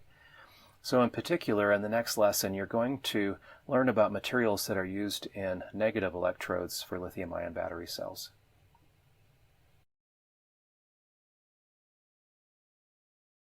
In the previous lesson, you learned that lithium-ion battery cells are constructed from particles having a regular crystal structure, and that these particles are able to accept positively charged lithium ions from the electrolyte plus electrons from the external circuit, and are also able to insert the resulting neutrally charged lithium atom into vacancies in their structure without changing that structure. In this lesson, you're going to learn about different materials that can be used for these particles in the negative electrode. However, before we do that, we're going to look at different overall cell form factors to give a better understanding of how a cell is built and therefore how the electrodes are packaged inside of a cell. There are three basic form factors that are used for lithium-ion battery cells. In the photograph below, I show you several examples of cylindrical format cells. There's not much to say about why they're named that. Of course, they're packaged inside of cylinders. In the second picture, I show you several examples of what are known as prismatic format lithium-ion battery cells. Again, these cells have that name because the cell is packaged in metal rectangular prism cases. In the third picture, I show you several examples of pouch cells. These type of cells may look quite similar to you to the prismatic type of cell, but we're going to see that they're packaged quite differently internally. And while the cylindrical and prismatic cells are usually packaged in thin aluminum cases, the pouch cells are packaged in a material that looks more like a thin plastic bag. It's actually a little stronger than that, but that's what it appears like to the eye. And since this bag or pouch contains the internal components of the cell, that's why we call it a pouch cell. Even though the external form factor of different lithium-ion battery cells can be quite different, it turns out that the electrodes that make up the active parts of this cell are manufactured by very similar processes regardless of how the final cell is packaged. The particles that comprise the electrodes are coated onto both sides of metallic foils that act as current collectors. And these current collectors then conduct the electronic current into and out of the cell. The diagram illustrates this by showing in the top part a positive electrode with active materials coating both sides of an aluminum foil current collector. And in the bottom part, we see the negative electrode active materials coating both sides of a copper foil current collector.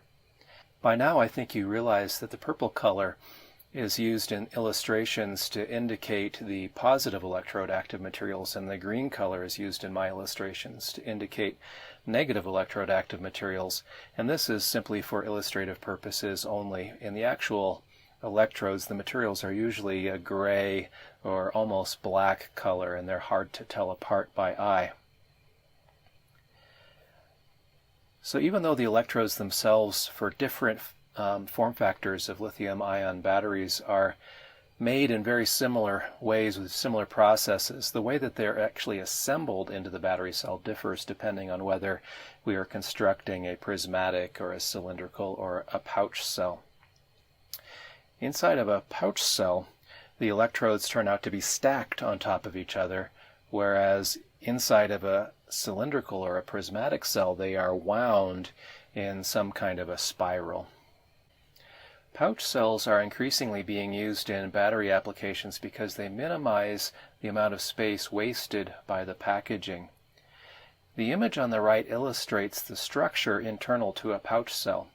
To build a pouch cell, you take a positive electrode, and then you put a layer of separator material on top, and then you put a negative electrode and a layer of separator, and you repeat that until you have stacked up enough of these electrode structures to have the total capacity that you desire in your cell.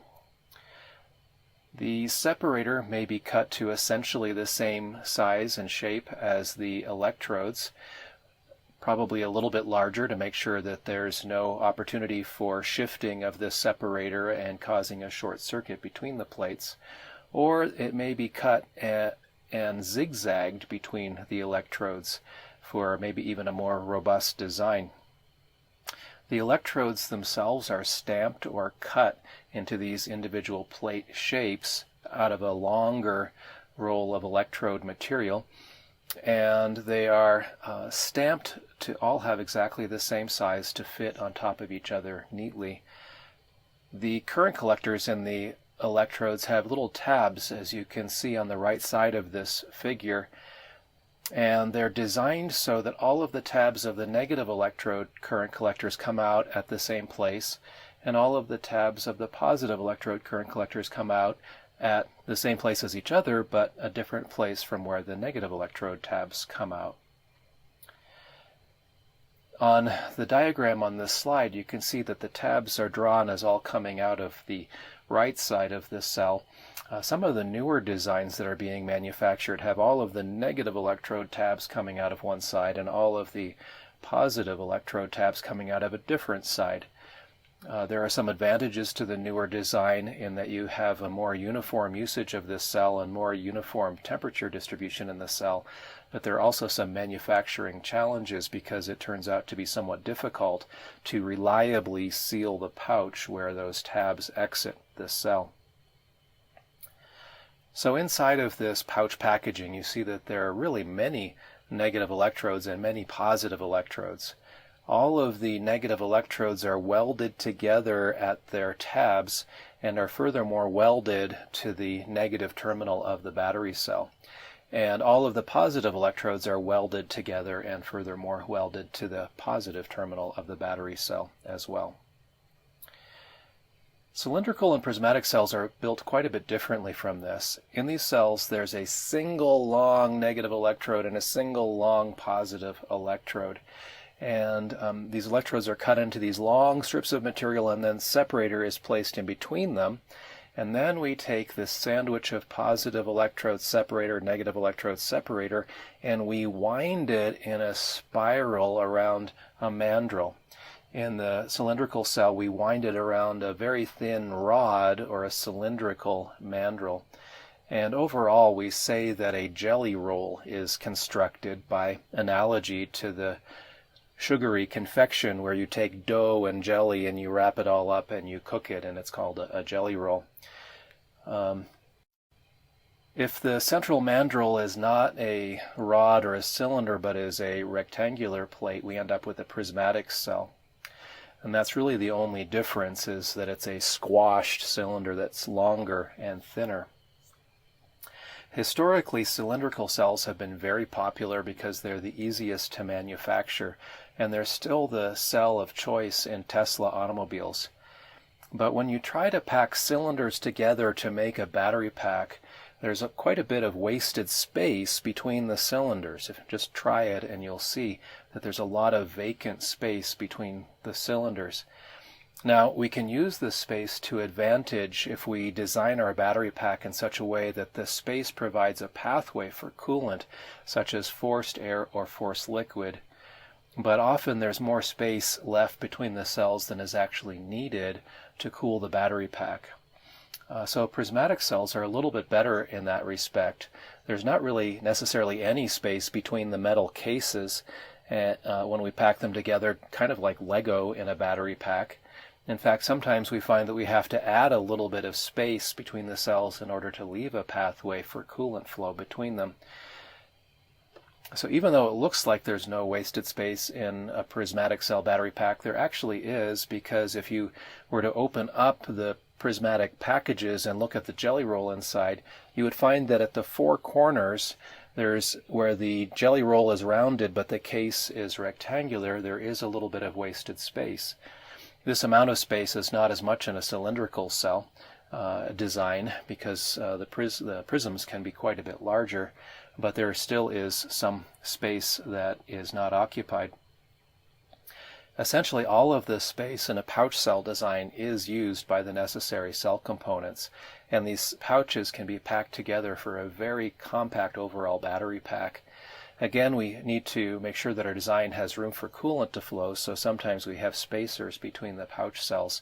But overall, we can pack the pouch cells a little bit more densely than the prismatic, and the prismatic a little bit more densely than the cylindrical, usually. If you are interested in more details about how lithium-ion battery cells are constructed, you can pursue the optional honors track to this course and to the specialization in general. And in the 5th week, or the honors week of this course, you will study these details in more depth. If you're not planning to take the honors track, then I think that what you have learned so far is sufficient to really understand what's going on inside of that battery cell enough to proceed and succeed at this specialization. So now I'm going to turn my attention to teaching about the actual materials that are used in a typical lithium-ion battery pack. And we start by looking at the materials used for the particles that form the negative electrode. At this point in history, essentially all commercial lithium-ion battery cells use some form of graphite for their negative electrodes. Graphite is very common. Graphite is the material that is used inside of your pencils. And graphite is one form of carbon, and it's formed by layers of graphene stacked together. The picture on this slide tries to illustrate this, where we look at the structure of graphite at the atomistic scale level, the molecular level. The gray meshes on this slide depict layers of graphene, and graphene is internally comprised of repeating patterns of rings of 6 carbon atoms in a hexagonal shape that overall form a kind of a honeycomb structure. graphene is extremely strong, and these honeycomb structures are very difficult to break apart. However, the bonding between one layer of graphene and its neighboring layer is quite weak, and this is why graphite is used in pencils. When you write with a pencil, it's these layers of graphene that flake off and stay on the paper. The graphene does not get broken. It's in between the layers of graphene that the graphite fractures and leaves some graphene on your page. And it's also this weak bonding between the layers that makes graphite useful for an electrode material. The purple spheres on this diagram illustrate lithium atoms, and these lithium atoms can intercalate in between these layers of graphene. In graphite, there's room for 1 lithium atom per 6 carbon atoms in this honeycomb structure. I note that when the negative electrode is constructed, there's no lithium in it. All of the lithium is in the positive electrode when the cell is first constructed. And when the battery cell is charged for the first time, lithium from the positive electrode moves through the electrolyte and enters into this graphite and lithiates the graphite. On the previous slide, you saw the microscopic or even nanoscale view of lithium and graphite. On this slide, we look at a somewhat larger scale, and if we do that, we find that the layers of graphene are not uniform large planes that span the entire electrode or even an entire particle. Instead, there are small regions where the graphene that forms the graphite occur with parallel plates, and then there's other neighboring regions where these parallel plates are aligned in a slightly different orientation. We call the individual regions where the graphene is aligned the grain of a particle, and the boundaries between different alignments, the grain boundaries. So if we look at a particle overall, the grain boundaries may be fairly well aligned, or they may be completely random. In natural graphite or human-made graphite, which is called synthetic graphite, the grain boundaries are fairly close to parallel throughout the entire structure. But in some forms of carbon that are usually known as hard carbon or coke, the grain boundaries are quite randomly oriented, and both of these are illustrated on the diagram that you see on this page. So lithium enters into the regions or layers between the graphite, but it does so in slightly different ways depending on whether the electrode is made from natural or synthetic graphite or whether it is made instead from hard carbon. As a result, there are somewhat different voltage properties and lifetime properties for cells built from these materials. Often manufacturers will use some proprietary blend of graphite and hard carbon in their negative electrode, but the details are beyond the scope and are usually proprietary trade secrets, and we don't really need to look at that in this specialization. Now, graphite is used in probably every commercial lithium-ion cell on the market. Not every, almost every lithium-ion battery cell that's used in the market. But there are other materials that could be used as well. And one other material that has some interesting properties is lithium titanate oxide, or LTO. LTO has a very different crystal structure from graphite, and the figure on this slide shows this structure at an atomistic scale. In this figure, the titanium atoms are drawn as orange spheres and the oxygen atoms are drawn as red spheres. The titanium and oxygen atoms are very tightly bonded into this crystalline structure so that these bonds are not disturbed when lithium enters or leaves the particle. And the tight bonding is illustrated in the diagram by showing with green planes the faces of the crystal that these bonds construct overall. Again, lithium is shown as purple spheres, and the purple spheres are able to move through the openings in this crystal structure, just like they were able to move between the graphene layers inside of graphite. But while the openings in graphite were simple, wide open layers, the openings in LTO are instead convoluted three-dimensional pathways.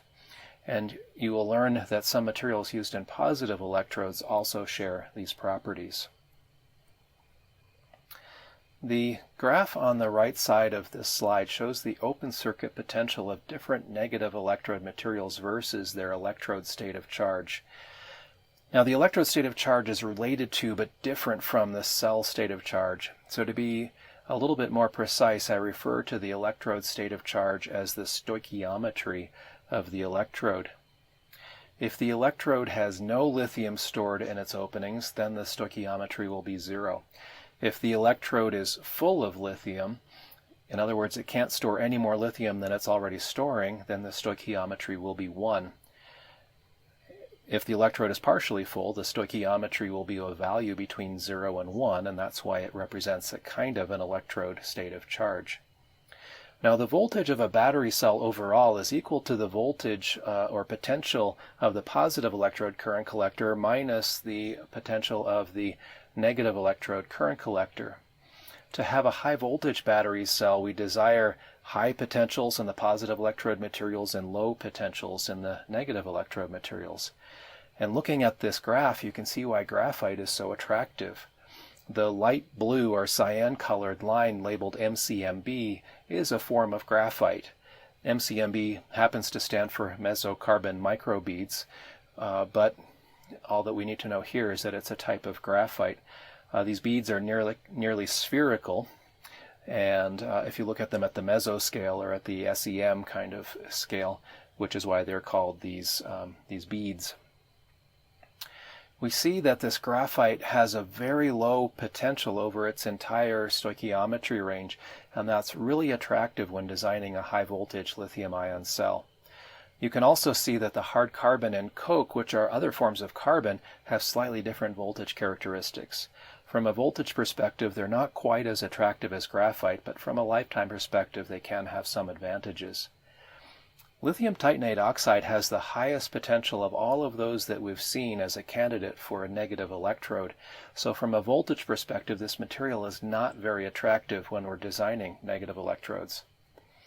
However, it turns out that battery cells that are constructed using lithium titanate oxide as their negative electrodes are nearly indestructible. These electrodes can be charged and discharged tens of thousands of times with very little noticeable capacity loss. So while the high voltage or high potential of the material means that the energy density of a cell using this material is quite low, the lifetime advantages can be very attractive, especially when we're not as concerned about the energy density. Another possible negative electrode material is silicon. The possible advantage of using silicon is that it can store more lithium than carbon can. If we use graphite as our electrode material, we can store up to 1 lithium atom per 6 carbon atoms. But if we use silicon as the electrode material instead, it turns out that we can in principle store up to 4 lithium atoms for every single silicon atom. And if you do the ratios, you find that this is a roughly 24-to-1 storage advantage using silicon instead of using carbon. In other words, the energy density if we use a silicon electrode can be a lot higher. There is a trade-off. If we use graphite as our electrode material, the volume change when we charge and discharge the electrode is about 10%, which is not very much. And that means that the stresses and strains caused by this volume change on the electrode is pretty small. But if we use silicon as our electrode material, the volume change is around 300 or even 400%. And that means that the stresses and strains are enormous. And because of that, silicon electrodes tend to fracture very quickly, and so they have short lives. So there's an enormous potential advantage of using silicon as the electrode material in terms of energy density, and that's led to a lot of research in developing ways to make silicon electrodes practical in a cell design. Some of the workarounds that researchers are looking at include mixing some graphite and some silicon together inside of the electrode so that the silicon does not need to form as large a volume fraction of the electrode, and therefore the electrode has some of the benefits of graphite and some of the benefits of the silicon materials. Another workaround might be to use silicon nanowires that leave spaces in between these nanowires for expansion. And the photograph that you see on this slide shows an SEM image of silicon nanowires. You can see they're like hairs on an animal or maybe carpet fibers. And the spaces in between these nanowires allow room for expansion and contraction and minimize the amount of fracture that happens in the electrode. At present, I'm not aware of any commercially successful lithium-ion battery cell that has a silicon electrode, but I believe this is very likely to change in the future. So to summarize what you've learned in this lesson, you now know that lithium-ion battery cells are manufactured in pouch, prismatic, and cylindrical form factors. In each of these cases, the current collector metal foils are generally coated on both sides with active materials. In the negative electrodes, the most common active materials at this point in history are some form of carbon. This might be natural or synthetic graphite, or hard carbon, or even some mixture of these materials. In a minority of lithium-ion battery cells at present, we can find lithium titanate oxide, or LTO, used as the negative electrode material.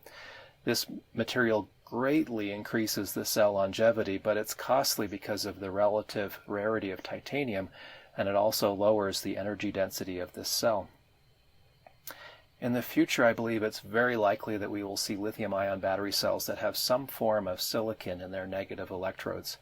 This will improve the energy density, but at present, you've learned that the big problem is that the cycle life, or the number of times the cell can be charged and discharged, is low when we use silicon electrodes. When this problem is overcome, then we're going to see a lot of silicon-containing electrodes in the future. That brings us to the end of this lesson, and in the next lesson we're going to look at the materials that can make up a positive electrode in a lithium-ion battery cell instead. In the last lesson, you learned that different materials can be used in the negative electrodes in lithium-ion battery cells. If you remember, we looked at graphite and at lithium titanate and also at silicon. In this lesson, we are going to look at materials that can be used for positive electrodes instead, and it turns out that there are many more options from which we can choose. The first intercalation material that was discovered for positive electrodes in lithium-ion battery cells was lithium cobalt oxide. And this material was discovered in 1980 by Professor Goodenough and his research team. The atomic crystalline structure of lithium cobalt oxide is drawn on this slide. Cobalt is shown as dark blue spheres, and oxygen is shown as red spheres. In the structure on this slide, cobalt and oxygen form very tight electrochemical bonds with each other, and these are not affected by lithium moving into and out of the material. And so because these bonds are constant, they're shown with these planes, the blue planes that show the surfaces formed by the crystalline structure of these bonds.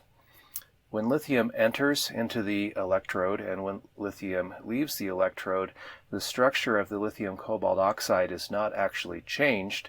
It does not disturb these carbon oxygen, these cobalt oxygen bonds. As you see in the figure, the overall structure has layers of this cobalt oxide material, a lot like graphite has layers of graphene. And because cobalt oxide has this layered structure, it's often called a layered cathode material. The lithium atoms are free to enter and exit and to move around the space between the cobalt oxide layers. You'll notice in the chemical formula in the third bullet point on this slide that the subscript for lithium is X.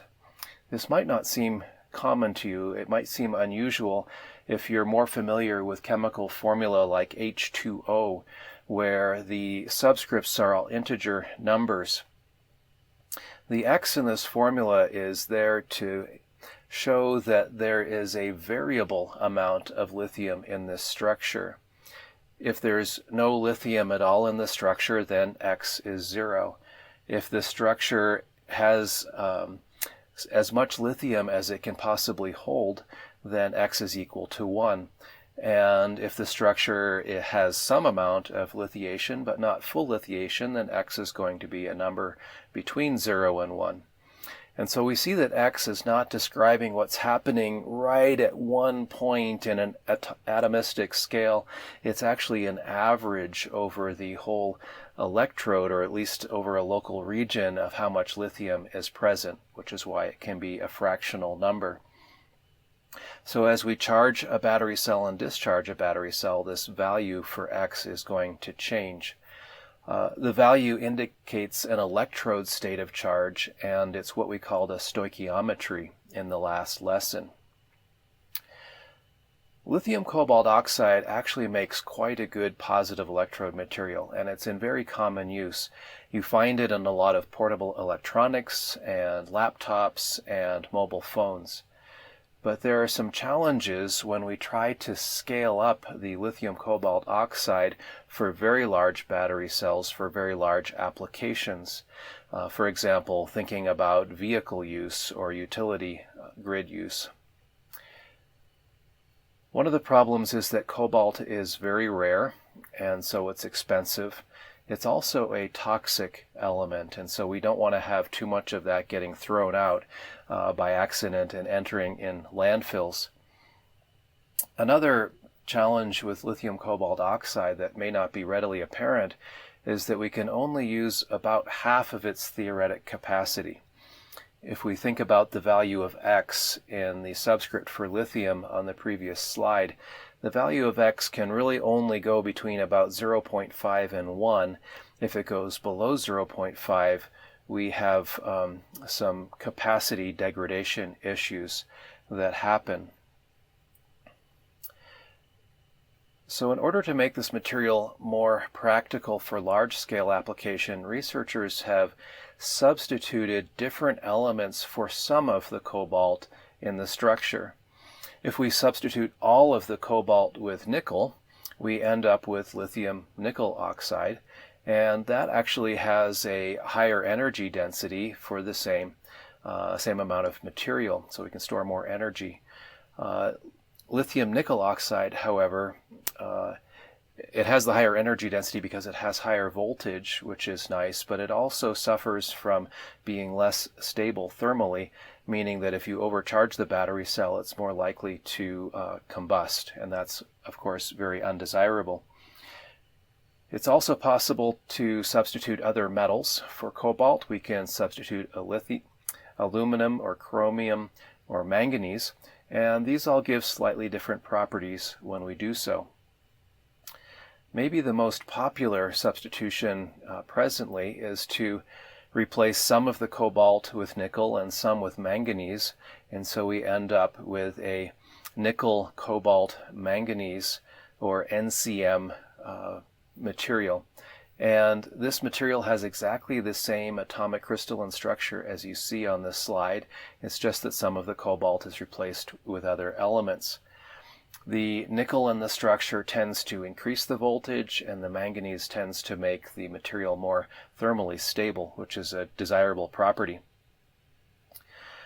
At this point in history, many automotive battery packs are made with this NCM or NMC type of battery cell. Another alternative is to replace some of the cobalt with nickel and some with aluminum, and this is an NCA battery cell. And this is the type of battery cell that's used in Tesla automobiles at this point in time. We can investigate a completely different structure for positive electrodes, which is lithium manganese oxide, and this material was also discovered by Professor Goodenough and his research team. The image on the right of the slide shows the atomic scale crystalline structure of this material, and the blue spheres are manganese in this case, and the red spheres are oxygen. This structure might look familiar to you if you have a good memory. It's what we saw in the previous lesson for lithium titanate oxide, which is a possible negative electrode material. The name of this crystal structure is cubic spinel. And as you can see, there's many internal vacancies that could hold lithium, but these vacancies are organized, if you will, in convoluted, twisted, three-dimensional pathways that allows the diffusion of lithium in three directions. And it's difficult to see this in a static picture on a slide, but it happens that lithium can enter in from both sides, it can enter in from top and bottom, and it can enter in from front and back as well. So from all three directions. And because of that, we call this a three-dimensional structure. If you contrast it with the layered structure of lithium cobalt oxide, in that structure lithium could enter front and back and left and right, but it could not enter top and bottom. So lithium could move only in two directions, and we called that a two-dimensional structure. And on the next slide, we're going to see a candidate positive electrode material where lithium can enter only through one direction in tunnels, and we call that a one-dimensional structure because of that.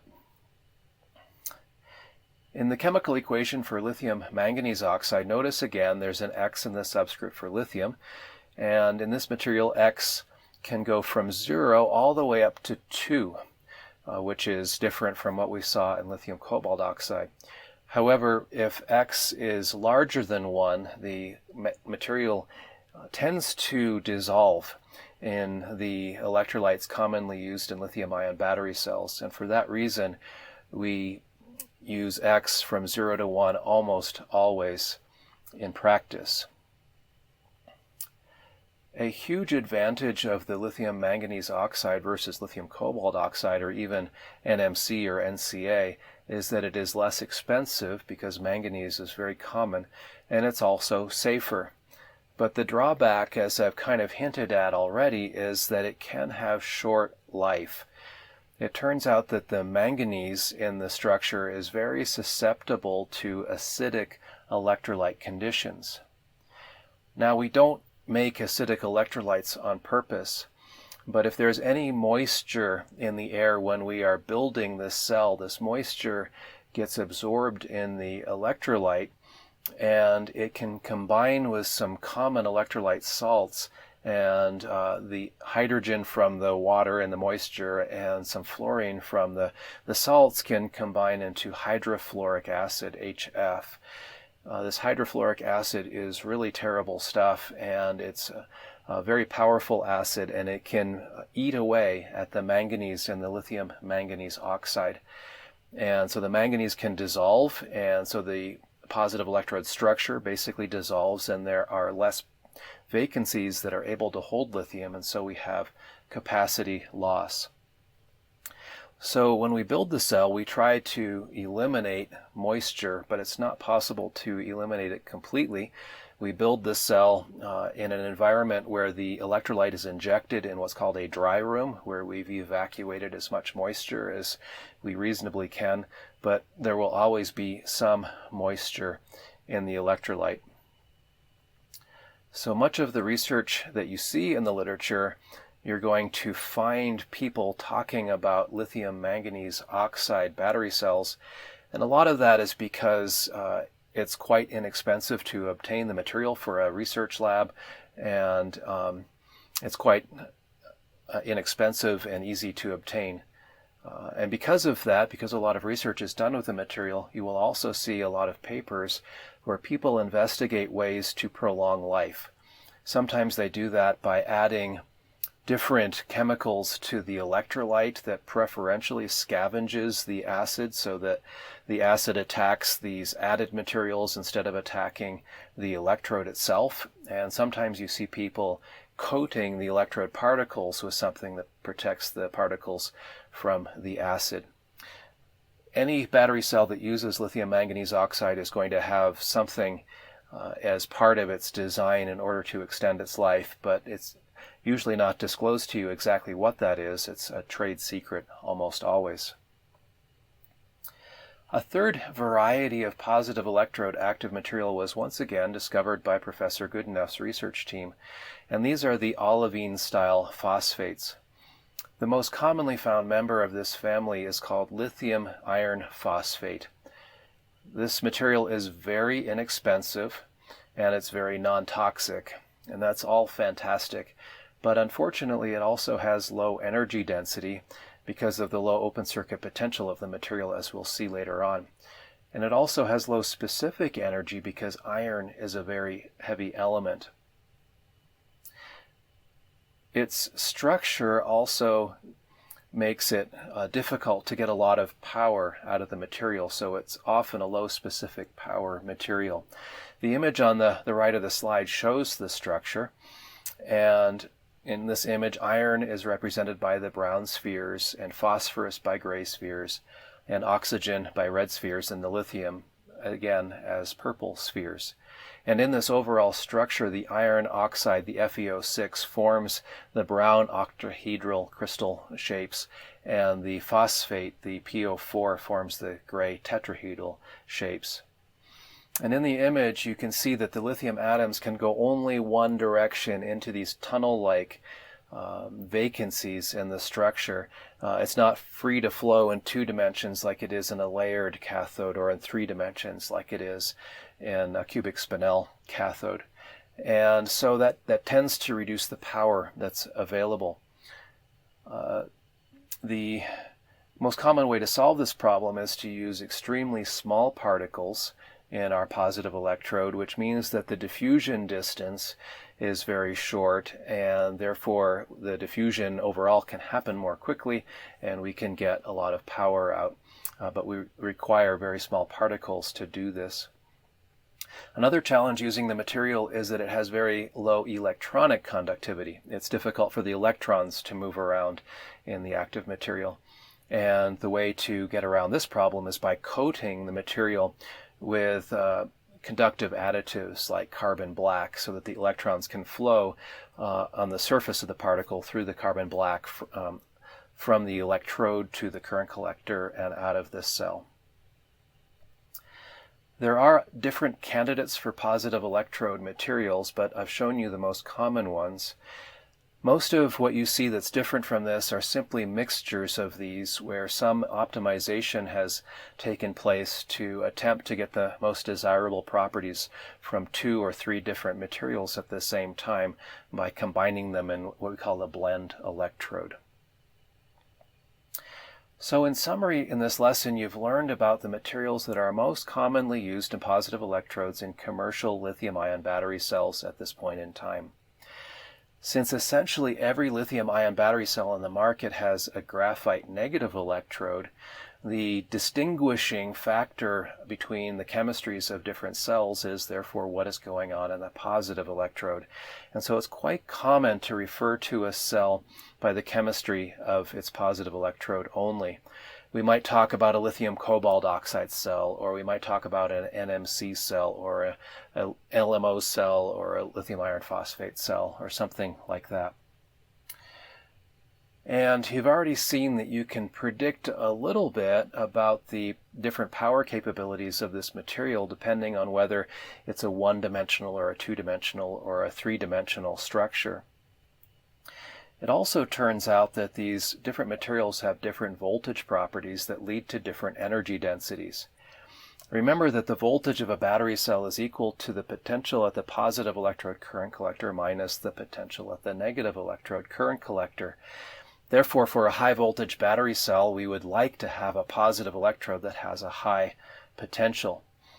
The figure on the right of this slide shows the open circuit potential of these different electrode materials as a function of how much lithium is in them, their stoichiometry, or the electrode state of charge. You can see that lithium iron phosphate has the lowest potential of all of those that we've considered. This means that lithium iron phosphate cells tend to have low energy density because of this.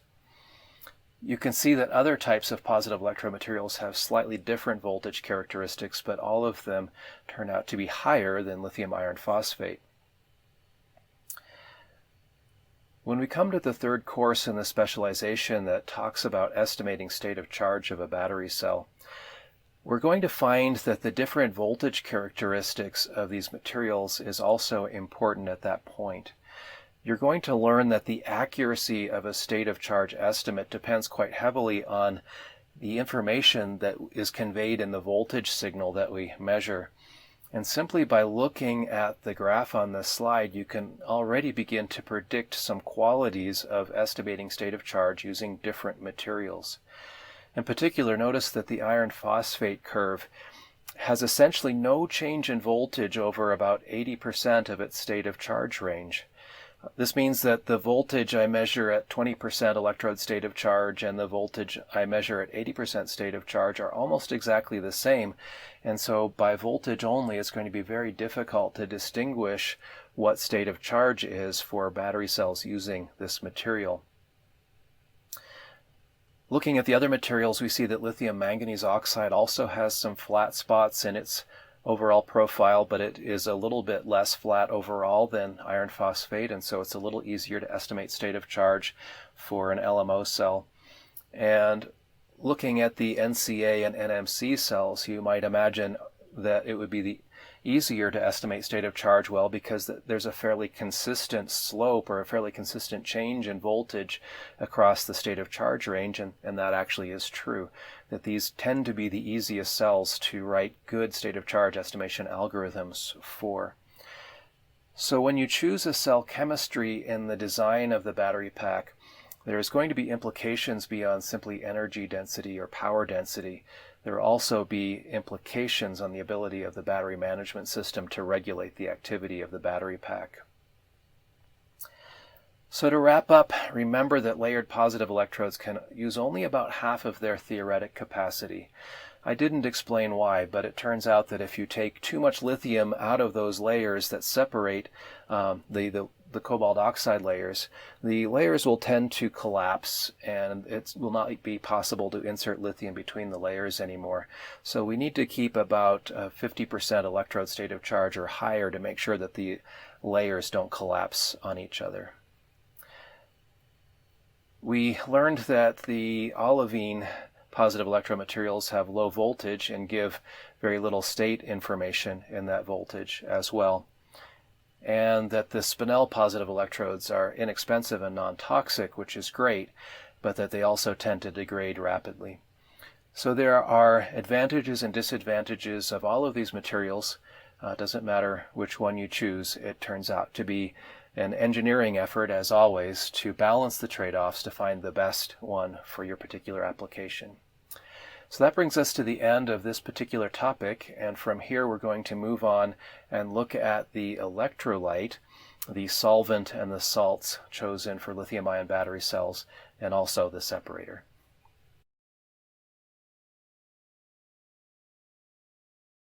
In the last two lessons, you've seen that the most common materials used in negative and positive electrodes in lithium-ion battery cells are graphite in the negative electrode and some other common materials in the positive electrode.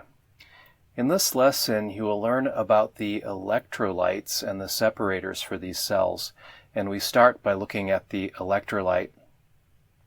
You might remember that the electrolyte is the media that conducts ions between the electrodes internal to this cell, and that in a general electrochemical cell, the electrolyte consists of a solvent into which we dissolve either a salt or an acid or a base. Some battery cells use an electrolyte whose solvent is water, and we call those aqueous cells. But if you look at the electrochemical series, you will notice that water dissociates into hydrogen gas and oxygen gas at a potential of around 2 volts. So any battery cell having voltage higher than 2 volts cannot use water as its solvent. The slight exception to this is the lead-acid battery cell that has voltage that's often a little bit over 2 volts per cell. And the reason that this is possible is that when sulfuric acid is dissolved in the water, that slightly changes the voltage at which water breaks down into hydrogen and oxygen. It slightly elevates that voltage and makes a 2-volt battery cell possible. But it's not possible to get it much above 2 volts. And so an aqueous solution in a lead-acid battery cell actually works, but an aqueous solution would not work for a lithium-ion battery cell because these typically have overall voltages much higher than 2 volts and usually higher than 3 volts as well. So instead, the lithium-ion battery cells are made using electrolytes that are non-aqueous, and they are built using organic solvents plus a lithium-based salt that dissolves into that solvent. The electrolyte in a lithium-ion battery cell acts purely as an ion conductor. It does not take part of the normal chemical reactions for charging and discharging the battery cell. The table on this slide shows some of the most common solvents that are used in electrolytes in lithium-ion battery cells. These include ethylene carbonate, propylene carbonate, dimethyl carbonate, ethyl methyl carbonate, and diethyl carbonate. The table also shows the common abbreviations that you will see in the literature. Ethylene carbonate is abbreviated EC, propylene carbonate is PC, dimethyl carbonate is DMC, ethyl methyl carbonate is EMC, and finally diethyl carbonate is abbreviated DEC. Each of these solvents has slightly different properties. Some of them become essentially solid at temperatures below around 0 degrees Celsius, so these solvents are not appropriate for battery cells that must operate at low temperatures. Others cause the cell to degrade more or less rapidly. Even though the solvent does not participate in the normal reaction of charging and discharging a battery cell, it can participate in undesired side reactions that slowly cause the cell to deteriorate over time. And so to get the most desirable properties in a design so that it works well at cold temperatures and warm temperatures and that it doesn't degrade quickly, often these solvents are mixed together in the electrolyte in different ratios. And it's beyond the scope of this specialization to look at the reasons behind all these different properties, but I would like to share out a common feature to all of these. If you look at the chemical bond structure of each of the solvents that's drawn in the table, you will notice that they are different in many ways but similar in one way.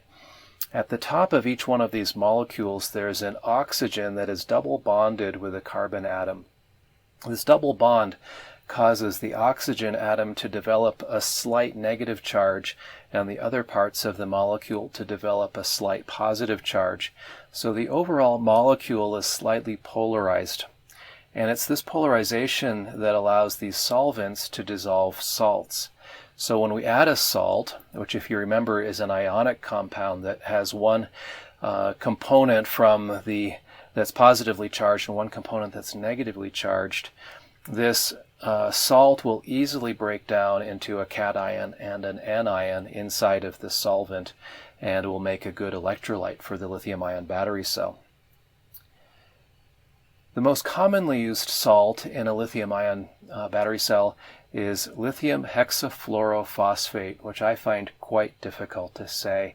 And in this specialization, I will not need to refer to the salt very frequently, but when I do, I will probably simply call it LiPF6 instead.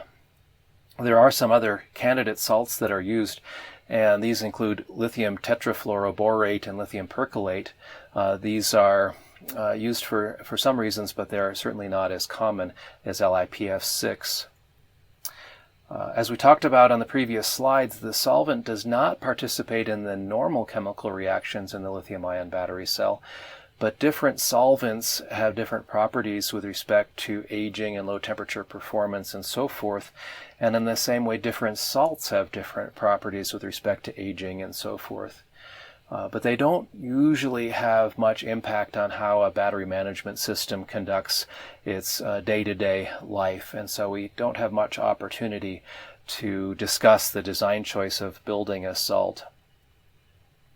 So because the solvent does not participate in the chemical reaction, but the salt does, because the salt is a charge carrier through the solvent, it's common to refer to the electrolyte simply by naming it salt and by kind of omitting what the solvent is, even though the electrolyte we know includes the solvent and the salt. So we might refer to an LiPF6 electrolyte, and it's simply understood that there's also a solvent mixed in that we're not mentioning. Lithium-ion battery cells must also have a separator. The separator is a permeable membrane that has tiny holes in it, and these holes are large enough that ions can pass through them, but they're also small enough that the positive and negative electrode can't touch each other. If they were to touch each other, you would have a short circuit, which would lead to heat buildup and thermal runaway, possibly a fire or an explosion. For this reason, the separator also must be an electronic insulator. We can't allow electrons to flow across the separator, but we want ions to flow very easily through the pores in the separator. The image on the left shows a separator material that's used in some lithium-ion battery cells. And To the unaided eye, it looks just like a thin sheet of white plastic, and you can even see my fingers through the material. It's that thin. But if you look at it under magnification, as I show in the center image on this slide, it's possible to see these tiny pores between the fibers of the material. The pores are large enough for the ions to go through, but they're small enough that the electrode materials cannot contact each other. And that's really illustrated in the photograph on the right side of this slide, which shows a scanning electron microscope picture of a single particle of lithium manganese oxide material on top of a separator to give you an idea of the relative scale. And you can see that the pores in the separated material are much smaller than a particle size, so that particles on either side of the separator will not contact each other, but that the ions can still flow through the pore openings. Lithium-ion battery cells, of course, also have current collectors, and these are made from metal foils onto which the electrode materials are deposited. The purpose of the current collector is to conduct electrons from the electrode materials to the tabs of the terminals of the cell to the outside circuit. And these foils are subjected to very harsh environments inside the cells. The lithium ions in the electrolyte and also the fluorine-based ions in the electrolyte tend to be very reactive chemically, and they want to undergo chemical reactions with just about everything. So we choose current collector materials very carefully so that they will not be degraded by the interior chemical environment of the battery cell. In every lithium-ion battery cell of which I'm aware, the positive electrode current collector is aluminum foil. And this is chosen, if you remember back when we looked at the electrochemical series, because aluminum tends not to react to anything as long as its potential is about 3 volts or higher. And the positive electrode active materials, of course, are chosen to have higher potentials. And in the normal operating region of the lithium-ion battery cell, then they will not react with this aluminum and cause any damage to it. In the negative electrode, the current collector is almost always a copper foil. And that's again chosen because if you go back to the electrochemical series, you will see that any potentials lower than about 2 volts, the copper is stable electrochemically and will not react. The image on the right side of this slide shows a simple roll of aluminum foil that you might use in your kitchen for food products. And the foils that we're talking about for lithium-ion battery cells are actually very similar to these. So the positive electrode current collector is made out of a similar aluminum foil. The primary difference between the battery cell current collector and what you would have in your kitchen is thickness. The battery cell aluminum foil is usually on the order of 20 microns in thickness, which is quite a bit thinner than what you would use in your kitchen. So to summarize this lesson, you are reminded that the electrolyte in a lithium-ion battery cell comprises both a solvent and a salt. The solvent is usually made out of some combination of ethylene carbonate, propylene carbonate, dimethyl carbonate, ethyl methyl carbonate, and diethyl carbonate. The salt is usually lithium hexafluorophosphate, or LiPF6, but there are some other options that are occasionally used, and these include lithium tetrafluoroborate or lithium perchlorate. The most common salt, LiPF6, dissociates into a lithium cation in the solvent and a PF6 anion as well. The PF6 anion turns out to be inert towards strong reducing agents such as lithium metal, and that makes it very attractive inside the cell because it will not react with them. You might remember in the previous lesson I mentioned that trace amounts of water in the electrolyte can lead to forming hydrofluoric acid, or HF. This comes from the water, or H2O, dissociating into hydrogen and oxygen, and the PF6 dissociating into PF5 2- and F-. And the hydrogen from the water and the F- from the PF6 combine to make hydrofluoric acid, or HF. And this hydrofluoric acid will slowly dissolve the inside of the battery cell, and in particular, some of the positive electrode active materials are very sensitive to it. So for this reason, it's very important to fill the battery cell with electrolyte in a dry environment where as much moisture has been removed from the air as practically possible, so that we have very little of this moisture in the electrolyte and therefore very little of this hydrofluoric acid. You have learned that the separator in a lithium-ion battery cell is a non-conductive porous membrane that simply separates mechanically and physically both electrodes to prevent short circuits. But we've also seen that it must have small pores or holes in it that allows the electrolyte to permeate through the separator and allows the cations and the anions in the electrolyte to move back and forth so that the normal operation of the battery cell can happen. And finally, you've learned that the current collectors are made from very thin copper and aluminum foils. So that brings us to the end of this lesson, and so far this week you've learned about the materials that make up negative electrodes and positive electrodes and electrolytes and separators and current collectors.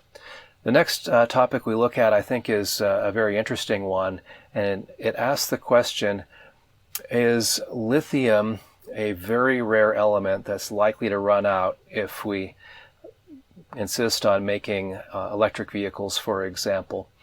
Are we exchanging some kind of oil shortage with a lithium shortage? And so next topic, we'll have some fun looking at that.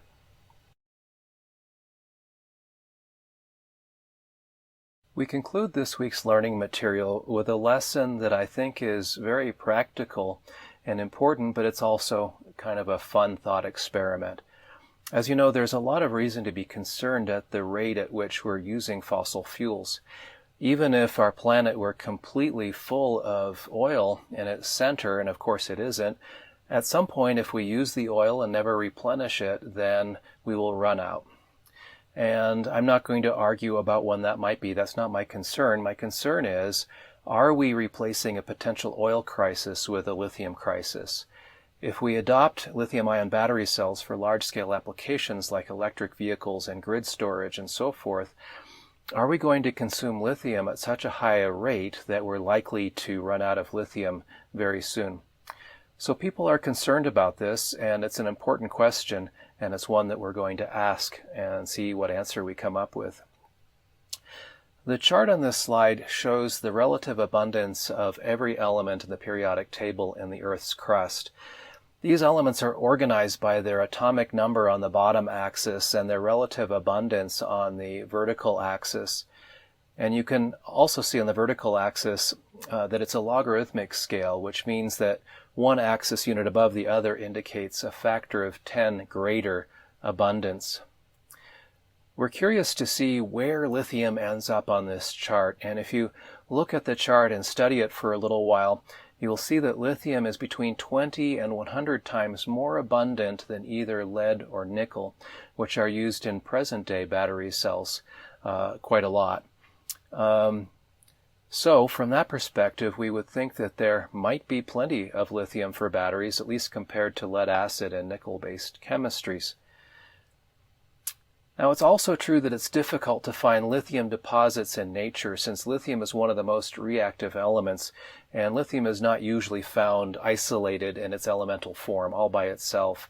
It's usually found in some lithium-based compound instead. So we need to find these lithium-based compounds and do some processing on them in order to extract the lithium for use in our battery cells. So we'll consider that a little bit also. While we're on the slide, you might notice that the relative abundance of cadmium and mercury, whose usage is deprecated because of their toxicity, are about 1,000 times less common than lithium, but they're still used commercially, including in battery cells. So the previous slide says that lithium is relatively abundant on this planet, but how much lithium would we actually need in an electric vehicle?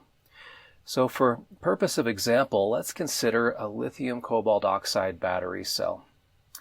If we go to the periodic table and look up the atomic mass of lithium and of cobalt and of oxygen, and we compute the mean atomic weight of lithium cobalt oxide and compare it with the mean atomic weight of lithium itself, we find that lithium cobalt oxide is approximately 7% lithium by weight.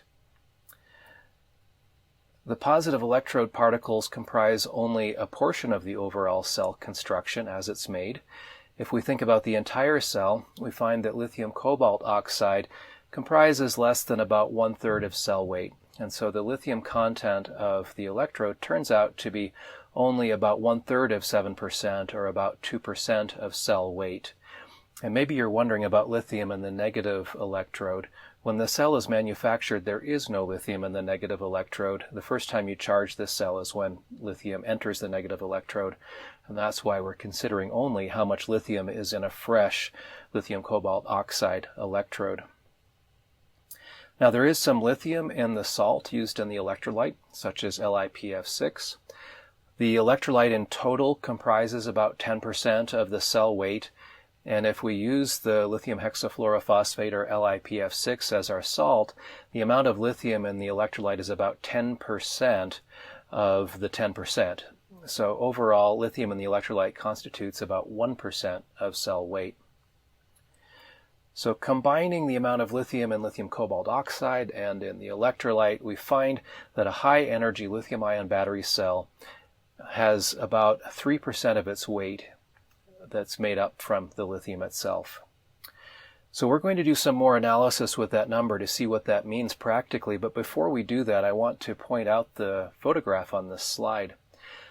This is a picture of piles of lithium salt from one of the most common ways of obtaining it in nature. Enormous salt flats, primarily in South America, but we find them in other places as well, contain high quantities of these lithium-based salt compounds. So lithium is obtained by mining these salt flats, by taking these salts and processing them, and then extracting the lithium from them. So let's continue with our example. Remember that we said that lithium content in a high-energy battery cell is less than about 3% of that cell's weight. Batteries used in hybrid and electric vehicles weigh roughly 7 kilograms per kilowatt hour. And so we can say that the lithium content is about 3% of that, or about 0.2 kilograms per kilowatt hour. How many kilowatt hours do we need? So we need to think about how large this battery pack must be for different types of vehicles. So let's consider an electric vehicle with a 200-mile electric range. It turns out that this vehicle needs about 60 kilowatt hours in its battery in order to obtain that range. And you'll find out how to compute that number, simulate that number in the second course in the specialization. But for now, I just state that number for you. So if we consider that we require a 60 kilowatt hour battery pack and there's going to be 0.2 kilograms per kilowatt hour, that ends up being a total of about 12 kilograms of lithium per electric vehicle. Now, an electric vehicle is the extreme case for the purpose of transportation. A plug-in electric vehicle uses much less all-electric range. So for a plug-in hybrid electric vehicle, we would maybe require about 10% of an electric vehicle battery capacity. And a hybrid electric vehicle requires even less capacity than that.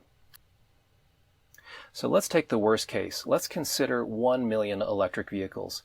These would require 1 million electric vehicles multiplied by 12 kilograms per vehicle, or about 12,000 tons of lithium. 1 million plug-in hybrid electric vehicles would consume less than about 1,200 tons. To make the example simpler, we are assuming that there's no recycling, but of course all of these battery sacks will be recycled when they come to end of life. But even without recycling, and by doing some simple arithmetic, we want to know if there's enough lithium on the planet to support our desire for electric vehicles. So if we go back to the chart on the first slide, and if we convert that data to actual quantities of each element, it turns out that the known available supply of lithium is over 200 billion tons. So by simple math, every human being presently alive could own more than 2,000 electric vehicles. And that's even without recycling. And if we are recycling, of course, we have an essentially endless supply if we assume our recycling efforts are ideal. So you may have seen news articles where writers try to make the public fearful about the lithium supply. And these authors cite different references as to the available supply of lithium in order to support their claims. But please note that the chart that was on the first slide of this lesson was generated by the United States Geological Survey, which is a very reputable source. But on the other hand, remember that this source includes the amount of lithium that's dissolved in seawater, and it turns out that the majority of lithium available on our planet is dissolved in seawater, and it's fairly difficult to extract that lithium from the seawater. So it means that the analysis I perform here, while being accurate, is also a little optimistic because of that. So you have to weigh how much lithium is easily available versus how much there is total. And every year, more and more easily available lithium deposits seem to be found. And so it's my opinion, you can form your own, of course, that we really don't have a lithium crisis. So, does that mean everything's okay? Well, maybe. But there are other elements used in lithium-ion battery cells that turn out to be far more rare than lithium even. We've seen already this week that lithium-ion battery cells use electrodes that are made from different materials. Now, carbon, which is used in the negative electrode, is very common, so there's no real concern about that. And as long as we use graphite as our negative electrode material, we're not going to run out of that. But the positive electrode materials are a little bit less certain. Most positive electrode materials in commercial lithium-ion battery cells use at least some cobalt, and cobalt is quite rare. And most of our cobalt supply comes from the Congo, which also has some political instability. So it may be reasonable to have some worry about battery technologies for electric vehicles, but in my opinion, not because lithium might run out, but because some of these other elements are quite rare. But there are solutions for that as well. Even if it turns out that our cobalt supply becomes very constrained, we already know that there are other candidate materials that can be used as the positive electrode of lithium-ion battery cells that can replace cobalt. And we've seen that LCO can be replaced by NMC, which greatly reduces the amount of cobalt, or by NCA, which reduces the amount of cobalt, or even by iron phosphate or LMO. So, in summary, I'm quite optimistic about the future battery supply for electrified vehicles and other applications. So to summarize this lesson, it turns out that lithium is one of the most abundant elements on the planet. We've done some very simple back-of-the-napkin approximate analysis, but even if it's a little bit wrong, it shows that the total supply of lithium is more than sufficient to meet demand for consumer electronics, for electrified drivetrains and other applications, even if we don't recycle. And of course, we're going to recycle, and recycling can only improve this picture. On the other hand, there are other elements such as cobalt or other elements used in lithium-ion battery cells that are more scarce than is lithium. But if for some reason this doesn't get very much attention in the press, and even so, as we've discussed, there are alternative compounds that could be used that don't rely on these rare elements and are therefore much more abundant. So, to conclude, I'm quite optimistic about the supply of materials for lithium-ion battery cells in the future.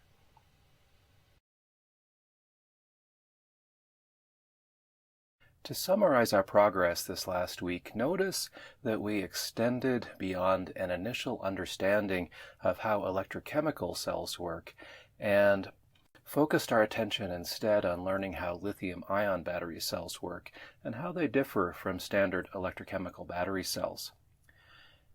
We looked first at why someone might be interested in exploring using lithium-ion battery cells instead of standard electrochemical battery cells. We saw that some of the advantages happen to include high energy density and high power density, and the fact that a single package develops a higher voltage, so we don't need to stack a lot of cells in series for a high voltage battery pack. We looked at how the mechanism that causes a lithium-ion battery cell to operate differs from that of a standard electrochemical battery cell. It's a little bit similar to how the negative electrode works in a nickel metal hydride cell. But in a lithium-ion battery cell, the intercalation mechanism happens in both the negative and the positive electrodes, whereas in the nickel metal hydride, it's confined only to that negative electrode. We discussed that the intercalation mechanism is much more gentle than a standard chemical reaction, and for that reason, lithium-ion battery cells tend to last much, much longer than electrochemical battery cells do.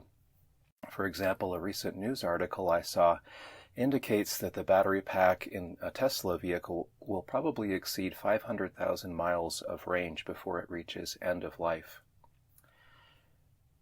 We then spent some time exploring materials that are used for current collectors and for electrodes and for the separator and for the electrolyte in different types of lithium-ion battery cells.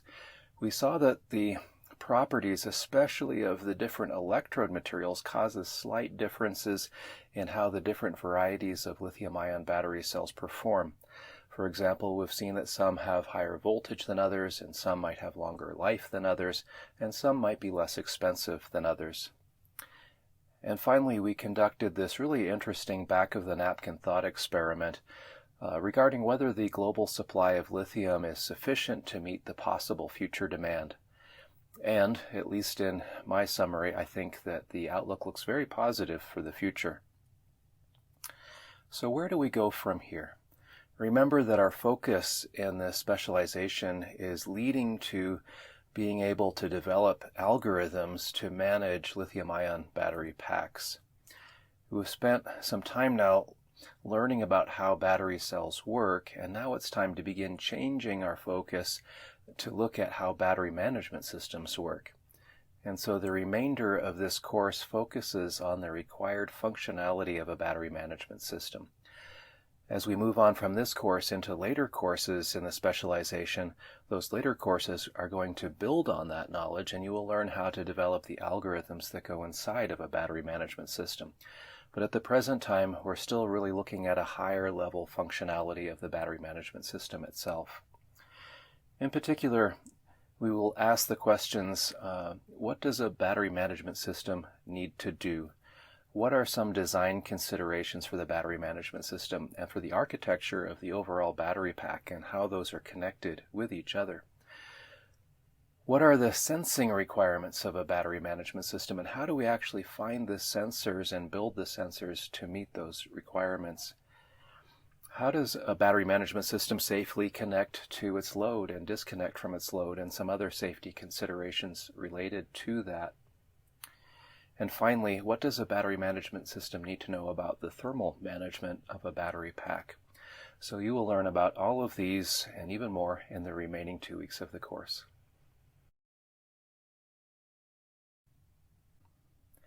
So far in this course, we've spent almost all of our time looking at how battery cells operate, and during the first week you learned how standard electrochemical battery cells work, and during the second week you learned more about how lithium-ion battery cells work and how they work a little differently.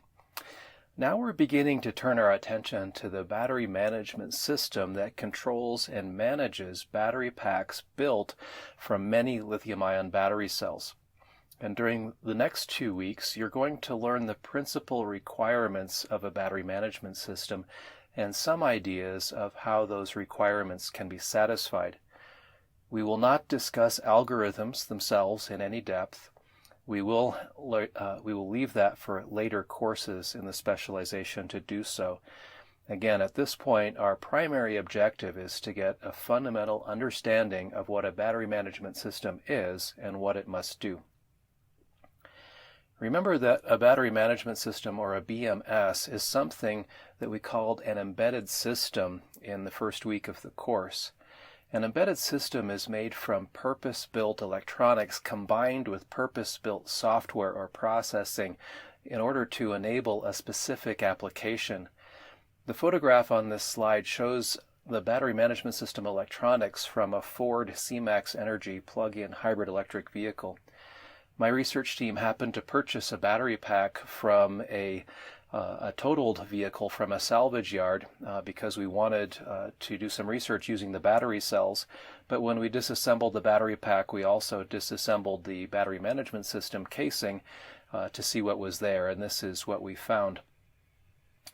You can see that this battery management system has a large number of electronic components on a circuit board, and around the edges of the board you can see connectors in a variety of different colors.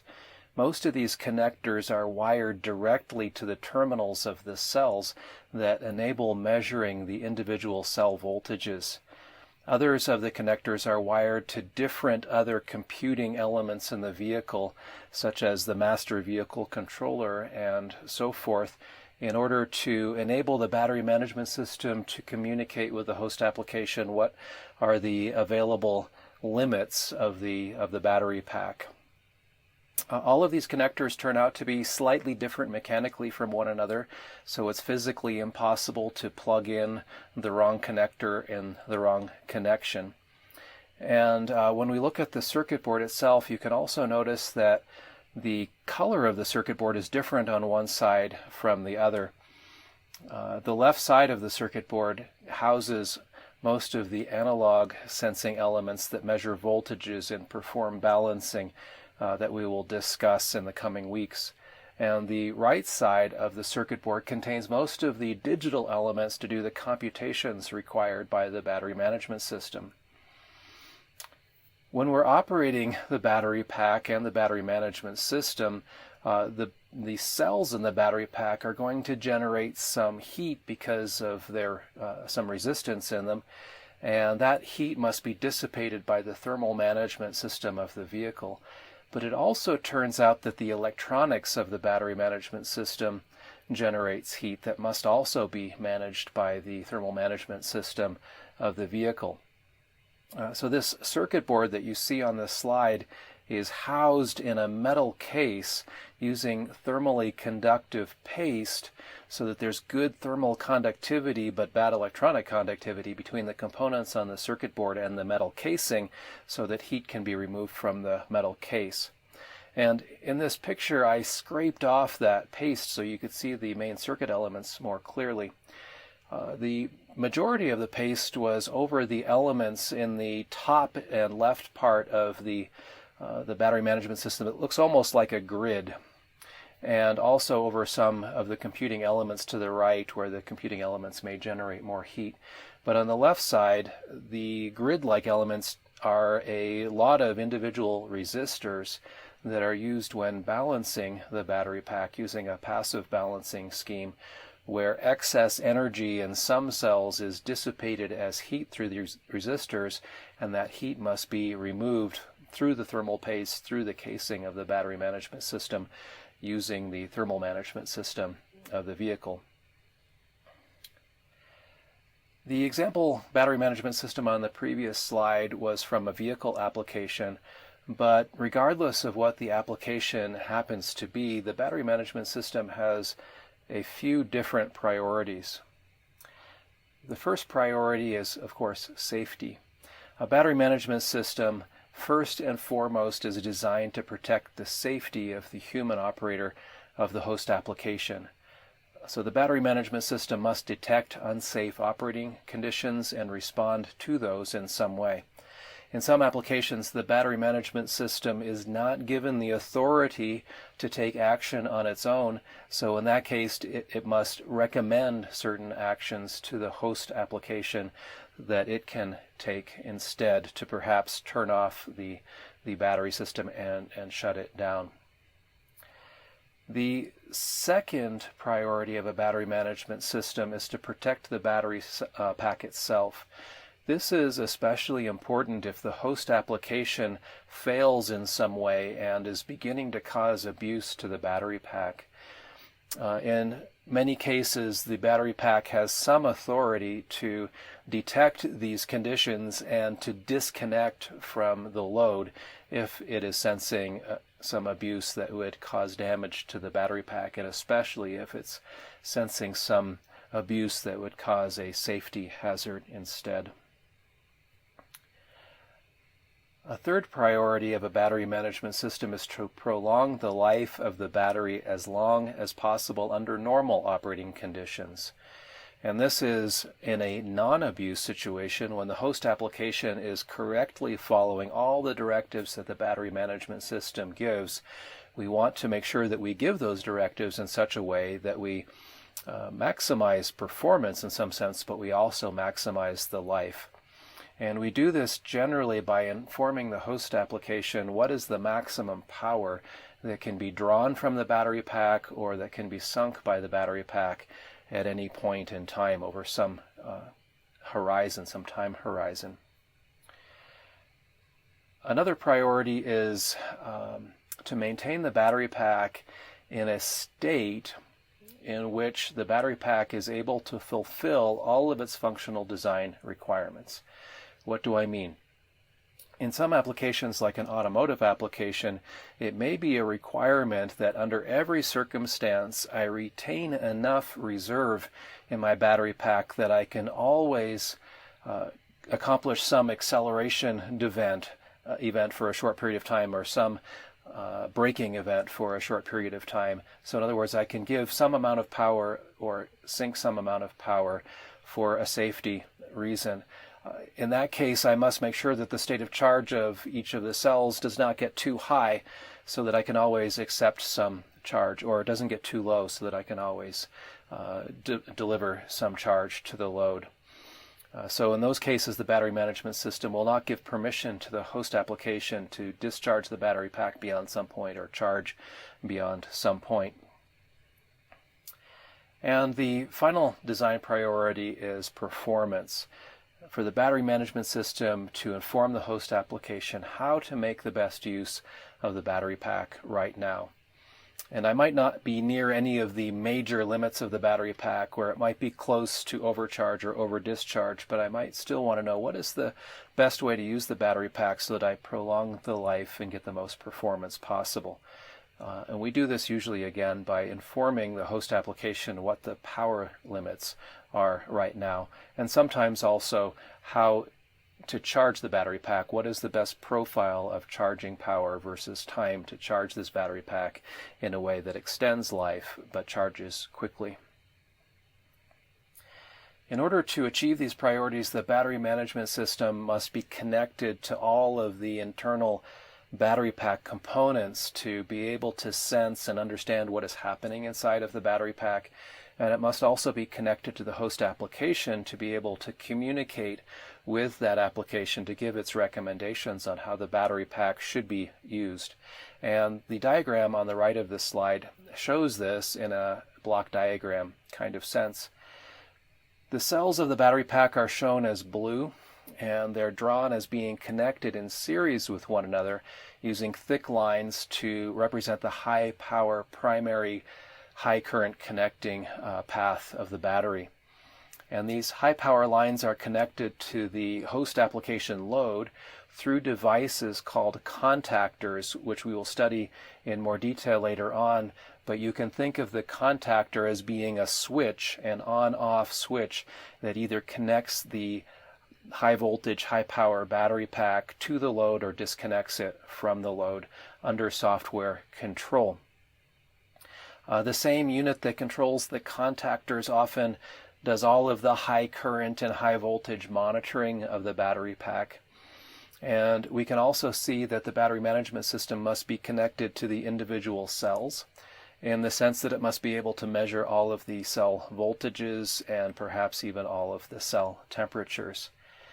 The battery management system is further connected to the thermal management system, the cooling system usually inside the battery pack.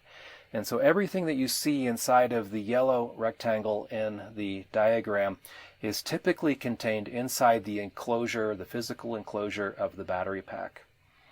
Outside of this enclosure, you can see the host application with which the battery management system must constantly be in communication in order to understand the requirements of the host application and in order to convey the limits of the battery pack at this point in time. So when we think about how to achieve these priorities, we can divide the functionality of the battery management system into a number of major categories, and I will outline 5 major categories. And for the remainder of this lesson, I will simply identify what those 5 categories happen to be, and then we will spend the remaining part of this week and all of next week looking at these 5 functional categories in more detail. The first requirement that we look at has to do with sensing and high voltage control.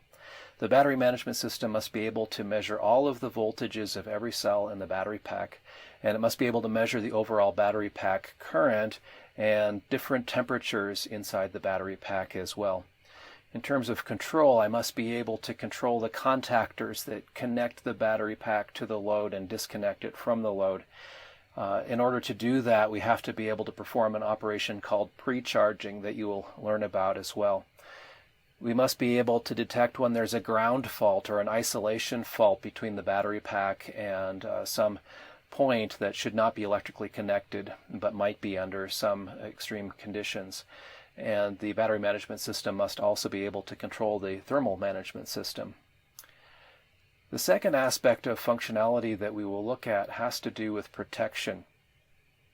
In this case, we're thinking primarily of how do we protect the battery pack itself, how do we protect the battery pack against over-discharge, and how do we protect it against overcharge, and how do we protect against excessive electrical current, and how about a short circuit or extreme temperatures. The third area of functionality has to do with interface, and under this category we think about some of the requirements of the host application and how those rely on information that are known inside the battery pack. So these might have to do with computing remaining range in an electric vehicle. And we certainly need to be able to communicate with the host application itself, and in many applications it's also important to create within the battery pack some kind of a permanent record or permanent log of different conditions and have maybe a separate interface for diagnostics purposes as well. The fourth basic area of functionality has to do with performance management of the battery pack. And this is where we will spend almost all of our time in this specialization, learning how to accomplish the requirements of performance management. This has to do with being able to estimate the state of charge of the battery cells, and estimating power limits and how much energy is available, and how to do the balancing or the equalization of the cells in the battery pack. The fifth and final area of BMS functionality has to do with diagnostics. This has to do with detecting abuse of the battery pack by the host application. It has to do with determining the state of health of the battery cells under either normal or abuse conditions. And in some cases, it also has to do with estimating the present state of life and predicting from that perhaps how much future life we expect the battery pack to deliver before the battery pack must be replaced and recycled. As we think of these 5 major aspects of functionality that are required really in any battery management system, it turns out that some applications find these requirements more important than other applications. In some applications, maybe we don't even implement all of these features because we determine that they are not critical. In most cases, the question regarding when to implement a feature or not and how much effort we put in to implementing that feature very, very well or not has to do with how expensive it is to do so. If there were no cost associated with implementing all of these features using the best technology available, then of course we would do that. But there is a cost associated with each one of these features, and so we must make a decision. Does this cost is this cost really necessary in this application? So I have a rule of thumb to propose to you. If you are not familiar with the term, a rule of thumb is a broadly applicable principle that is developed by experience. This is not something that we can derive with math. This is more experiential and a little bit more ad hoc. It's not always true, but it's true often enough that it can be a guiding principle unless we have some more detailed analysis that contradicts the rule of thumb. So the rule of thumb I propose in this case is the following. Your battery is cheap enough, it is inexpensive enough if you cannot remember the last time that you replaced it. So for example, for my television remote control, it's operated using disposable batteries. And a few times a year these batteries wear out and I must recycle the old ones and replace the battery cells with new ones. And if these batteries were very, very expensive, then I would remember with perfect precision the date and time when I went to the store and purchased a new battery pack, because it would be just nagging at the back of my brain at how much I spent to replace the battery and how I could have used that money for something that was more important to me, and how upset I am that I had to replace the battery. But it turns out I don't remember the last time I replaced the batteries in my TV remote control. And so by this rule of thumb, then that must mean that the financial investment in these batteries was low enough that any kind of more advanced circuitry in my television remote control that would have cost more money would not really have been worth it. So the battery must have been cheap enough. But think about the battery in an electric vehicle. The battery in this electric vehicle will cost thousands of dollars or thousands of euros to replace. So you know that if I had to replace the battery pack in my electric vehicle, I would remember for a very long time the exact date that I replaced the battery and the exact amount that I paid to do so. And it may turn out that I would never purchase that vehicle again or anything like that vehicle because I was just so upset by it. What do we learn from this rule of thumb? We learn that inexpensive batteries don't need to last very long, but that large battery packs or expensive batteries need to last as long as physically possible. So large battery packs represent a greater investment by the consumer, and they motivate better battery management, even if it costs more to implement that better battery management. This specialization is really focused on large applications with large battery packs, for example, vehicle applications or maybe grid applications. And the methods that we discuss are very general, and they also apply to consumer electronics. But you have to make the decision of when does the cost of implementing a sophisticated battery management system with sophisticated algorithms, when is that cost okay? When is the battery pack so expensive that I can justify this additional cost? And honestly, the cost isn't that much more than you would using a simpler approach, but there is some cost. And even for the consumer electronics, many mobile phones nowadays have non-user replaceable batteries in them. So that means that in order to replace the battery, you have to make an appointment with some store, and you must take your mobile phone to the store physically, and you must wait while they replace it and so forth. So there's a big opportunity cost in terms of time and even in terms of money to do so. So even for a fairly small battery pack, you might want to implement the best battery management that you can in order to extend that battery pack's life as long as possible, to have the greatest consumer acceptance possible, because that's what's going to drive future sales and reviews and so forth. So in this specialization, we will spend the majority of our time investigating fairly sophisticated methods that work well in any scenario. The sophisticated methods may require maybe some more expensive sensors and maybe some more expensive processors than some less sophisticated methods. So you may not be able to justify the methods economically in every case. We will spend a little bit of time looking at less sophisticated methods, and that will allow you to perhaps implement both of them in simulation or even in a prototype to see which one works best for you, which is the best trade-off.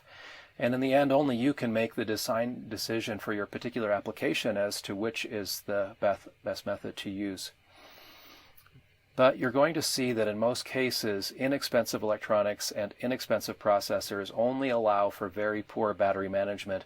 And if you were to spend just a little bit more on electronics and a little bit more for a better processor, you can build a much better battery management system that can extend battery pack life and can enhance safety. So that brings us to the end of this lesson where you've learned that a battery management system is an embedded system that protects the safety of the host application operator. It protects the battery from abuse. It prolongs the battery's life. It maintains the battery in a functional state, and it informs the host application regarding how to make best use of the battery pack at this present point in time. In order to achieve these priorities, we can come up with a list of battery management system functional requirements and place these lists into different categories. And the categories that we will look at this week and next are the following 5. The first that we will look at for the remainder of this week has to do with battery management system sensing and high voltage control. Next week we begin by looking at protection. Then we look at interface, then at performance management, and finally at diagnostics. We noted that there are different levels of sophistication in how a battery management system works, and not every battery management system will implement all of the features that we talk about, but our focus is going to be on advanced methods that might have a higher cost but give better results in most cases. And based on what you learn, you will be able to make informed design decisions in your own application as to which features you implement and how to do so. So that brings us to the end of this lesson. As we continue this week again, we're going to be looking primarily at high voltage sensing and control. But before we do that, there will be one additional lesson where we talk about the design of the battery pack itself and how the cells are organized into a battery pack, and what we can infer from that design into how to design a battery management system as well.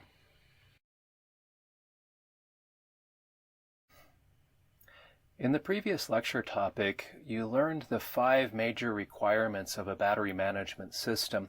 And before we continue by looking at how a battery management system will meet these 5 requirements, I'd like to spend a little bit of time talking about the principle of modular design for a battery pack and how that modular battery pack design also informs and suggests a modular design for the battery management system itself. Since we're looking primarily at battery packs and battery management systems for large applications, these will usually involve batteries from which there will be a high power demand. And we know that power is equal to voltage multiplied by current, so a high power battery must deliver either high voltage or high current, or both. When we think about how to meet a high power demand, the first thing we could think about is by maximizing the voltage of the battery pack. But we find out that chemistry of individual battery cells is going to limit the maximum voltage of one cell. For example, most lithium-ion battery cells operate in a voltage range between about 3 and 4 volts, give or take. So if we require a battery pack of higher voltage, then we can accomplish that only by connecting many cells in series. And when we do so, the pack voltage is equal to the sum of the voltages of the cells connected in series. An approximate analysis would be to take the nominal voltage of one of the cells and multiply by the number of cells in series to get a nominal battery pack voltage by that. We might also consider trying to maximize the amount of current that we get from a battery pack. When we do, we find that how a particular cell is constructed places some limits on the amount of current that we can extract from that cell or put into that cell. But we also know that if we put cells in parallel, the battery pack current is divided between those parallel cells, and so that the overall pack current can be much higher even for a limited amount of cell current. And we can approximate the amount of current that we can get from a battery pack as the number of cells in parallel multiplied by the amount of current that we could extract from any particular cell. We might also be interested in thinking about the capacity of a battery pack in ampere hours. If all of the cells have equal capacity, then the capacity of the battery pack is equal to the number of cells connected in parallel multiplied by the capacity of any individual cell. And so from this, we can compute a rough but a pretty good estimate, pretty good approximation of the total pack energy and total pack power. the pack energy is equal to the cell energy multiplied by the number of cells. The cell energy is approximately equal to the cell capacity multiplied by the cell nominal voltage. So if we have NS cells connected in series and NP cells connected in parallel, the overall energy is NS multiplied by NP multiplied by cell capacity multiplied by cell nominal voltage. The individual cell power is equal to the maximum cell current multiplied by the nominal cell voltage.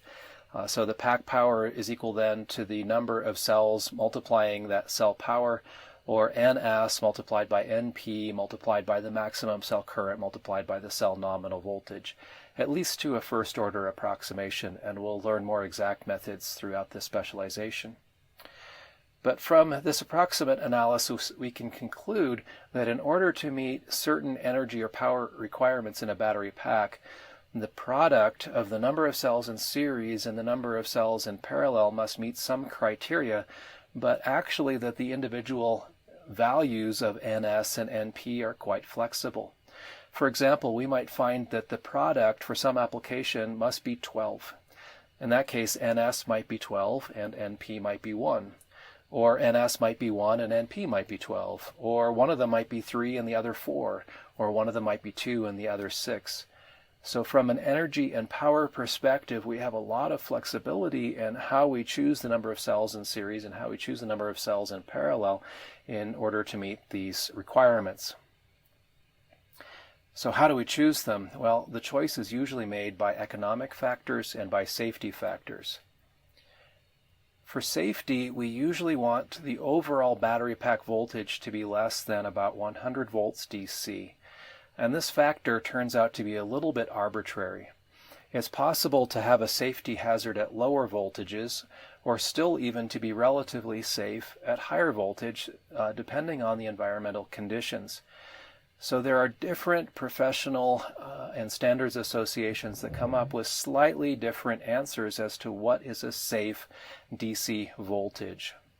For example, the National Fire Protection Association, the NFPA, historically had a maximum voltage limit of 50 volts DC before considering the battery to be a safety hazard, and more recently they have raised that value to 100 volts DC.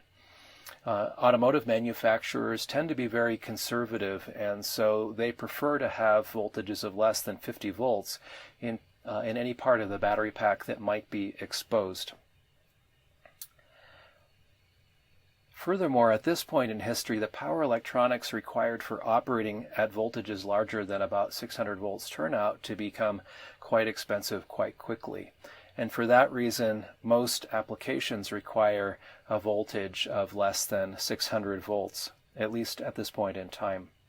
So using both of these considerations, we tend to have limits on the number of cells that we would like to stack in series in a battery pack. So let's think about it the other way. Maybe we want low voltage, but we want high current. But there are some difficulties with this approach as well.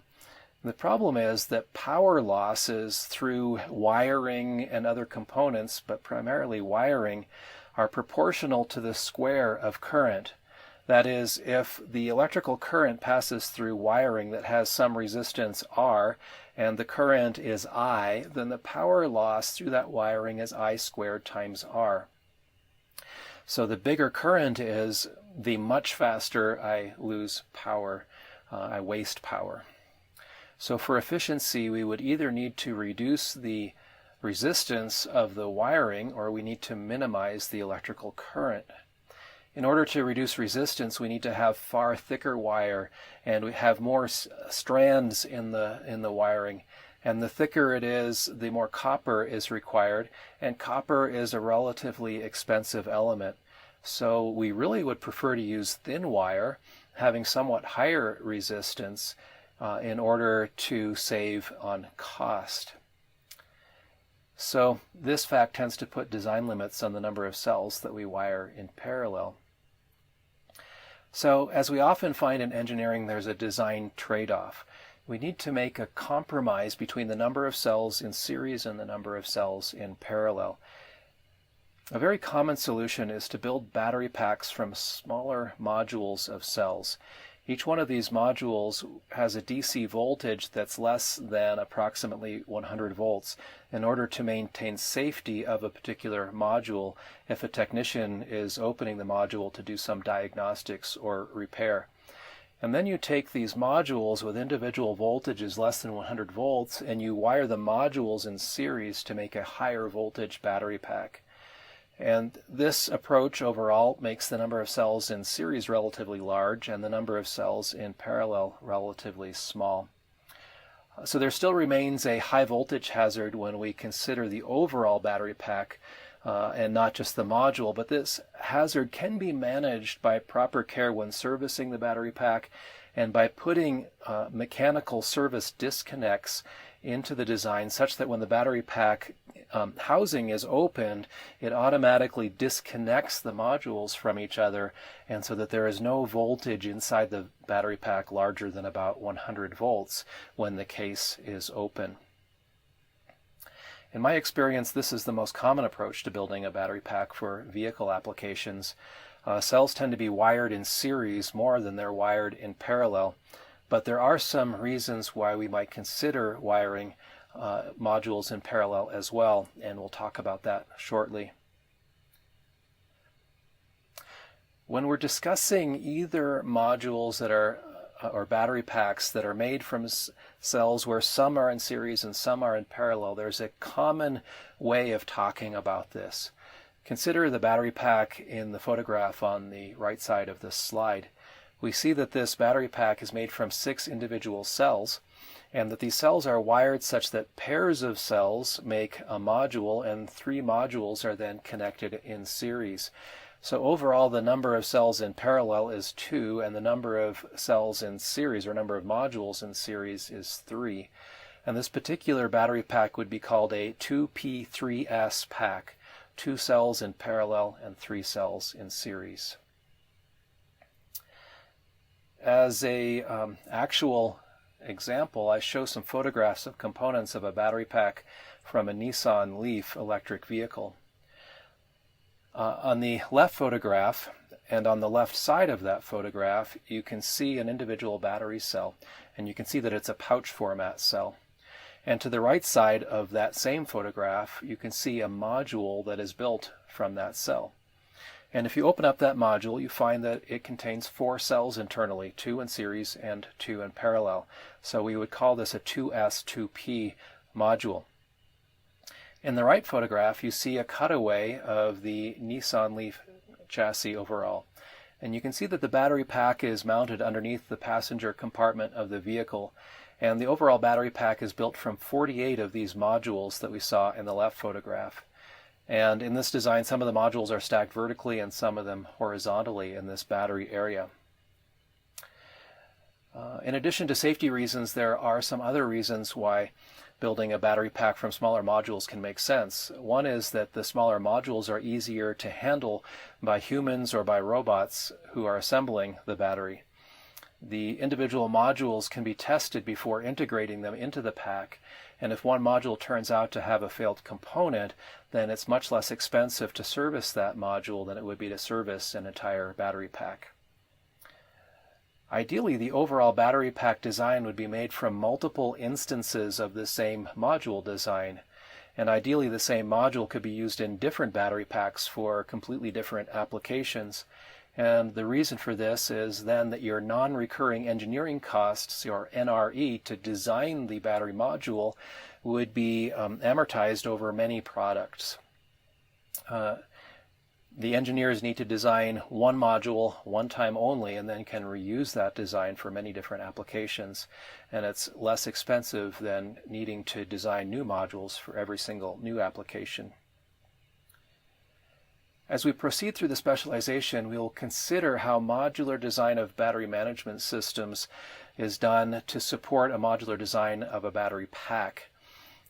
In particular, we will tend to focus on design extremes, but the methods that you will learn are general and apply to designs even in between these extremes. So suppose that I determine that I need 3 cells in parallel in a battery pack and 96 cells in series overall. I might consider then the design shown in this drawing that you see on the slide. In this drawing, we take 3 individual cells and we join them together in parallel to make a module. And that module we call a parallel cell module, or PCM, because its cells are connected in parallel. And then we take 96 of these PCMs and we connect them in series to make the overall battery pack. One advantage of this approach to a modular design is that we know that battery cells connected in parallel must maintain the same voltage just electrically, physically, because of Kirchhoff's voltage law. So we need to measure only 1 voltage per every 3 cells, which reduces the cost of my voltage sensing and some of the battery management algorithms as well. And for the same reason, the individual cells inside of one of these PCMs will self-equalize or self-balance because they must maintain the same voltage overall. And so for these reasons, it's very common to find battery packs that comprise cells connected physically in parallel before they are connected in series. But we could also consider the opposite design extreme as shown in the second illustration. It has the same number of cells and the same overall general configuration, but they are wired differently. In this case, we take 96 cells and we connect them in series to make one module called a series cell module, or SCM. And then we take 3 of the SCMs and connect them in parallel, but only at the high voltage terminals and not at the individual cell voltage terminals. There turn out to be some additional complexities to this second approach. We are required to measure the voltages of all cells, which is true in any case for lithium-ion battery management systems. But in this case, I need to measure all 3 times 96 or 288 cell voltages because they could potentially all be different, whereas in the PCM approach, we were guaranteed that each module of 3 cells had the same voltage by Kirchhoff's voltage law. Here in the second approach, they could all be different, and so we must measure them all. Also, in the SCM approach, the individual cells will tend not to balance each other automatically, and so there are some additional requirements for balancing circuitry. So those are 2 disadvantages of the SCM approach. But there is one very large advantage of the SCM approach in some applications. Suppose we want to make a very large electric vehicle, maybe an electric transit bus, or maybe a large piece of heavy equipment like a bulldozer or something like that.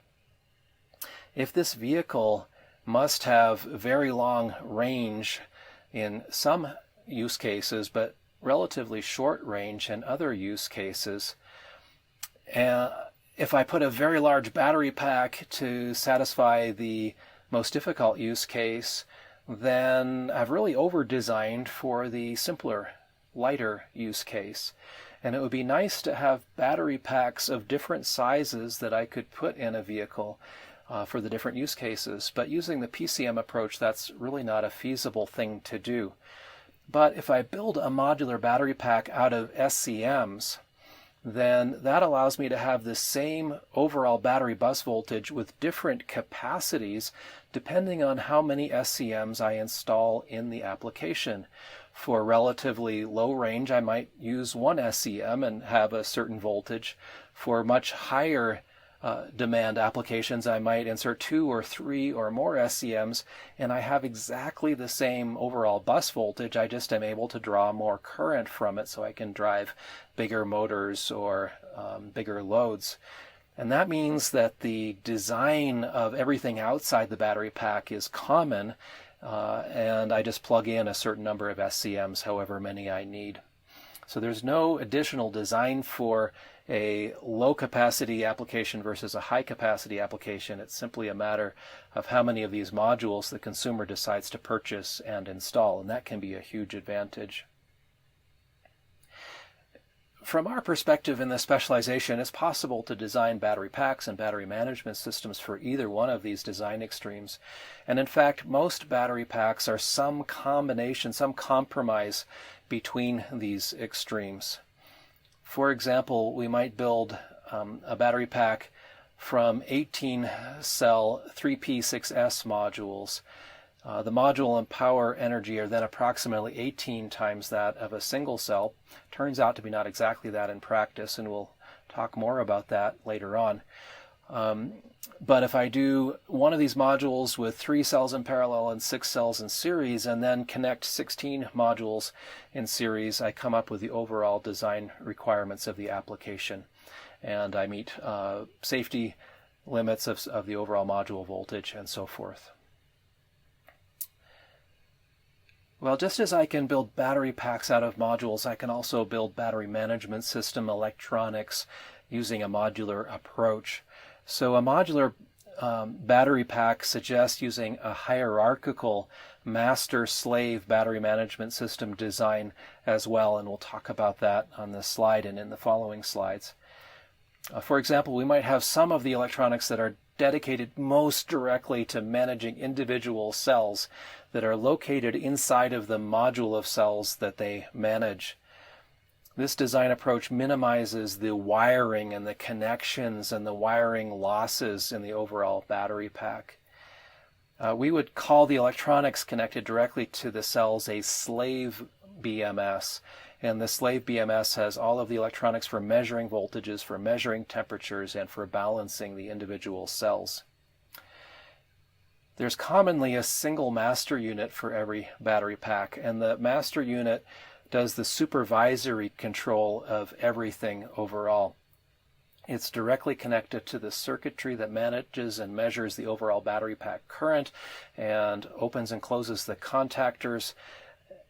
The master unit communicates with all of the slaves, and it can do this using a daisy chain architecture like the one drawn in the illustration on this slide. And in that case, the master talks to the first slave, and the first slave talks to the second slave, and the second slave talks to the third slave, and any response goes from one slave to the other, and finally back to the master. So there's one single bus on which everything is connected in a daisy chain kind of way. Or the master can communicate with all the slave units using a star architecture where the master is connected in kind of directly to every single slave. And there's different approaches as well.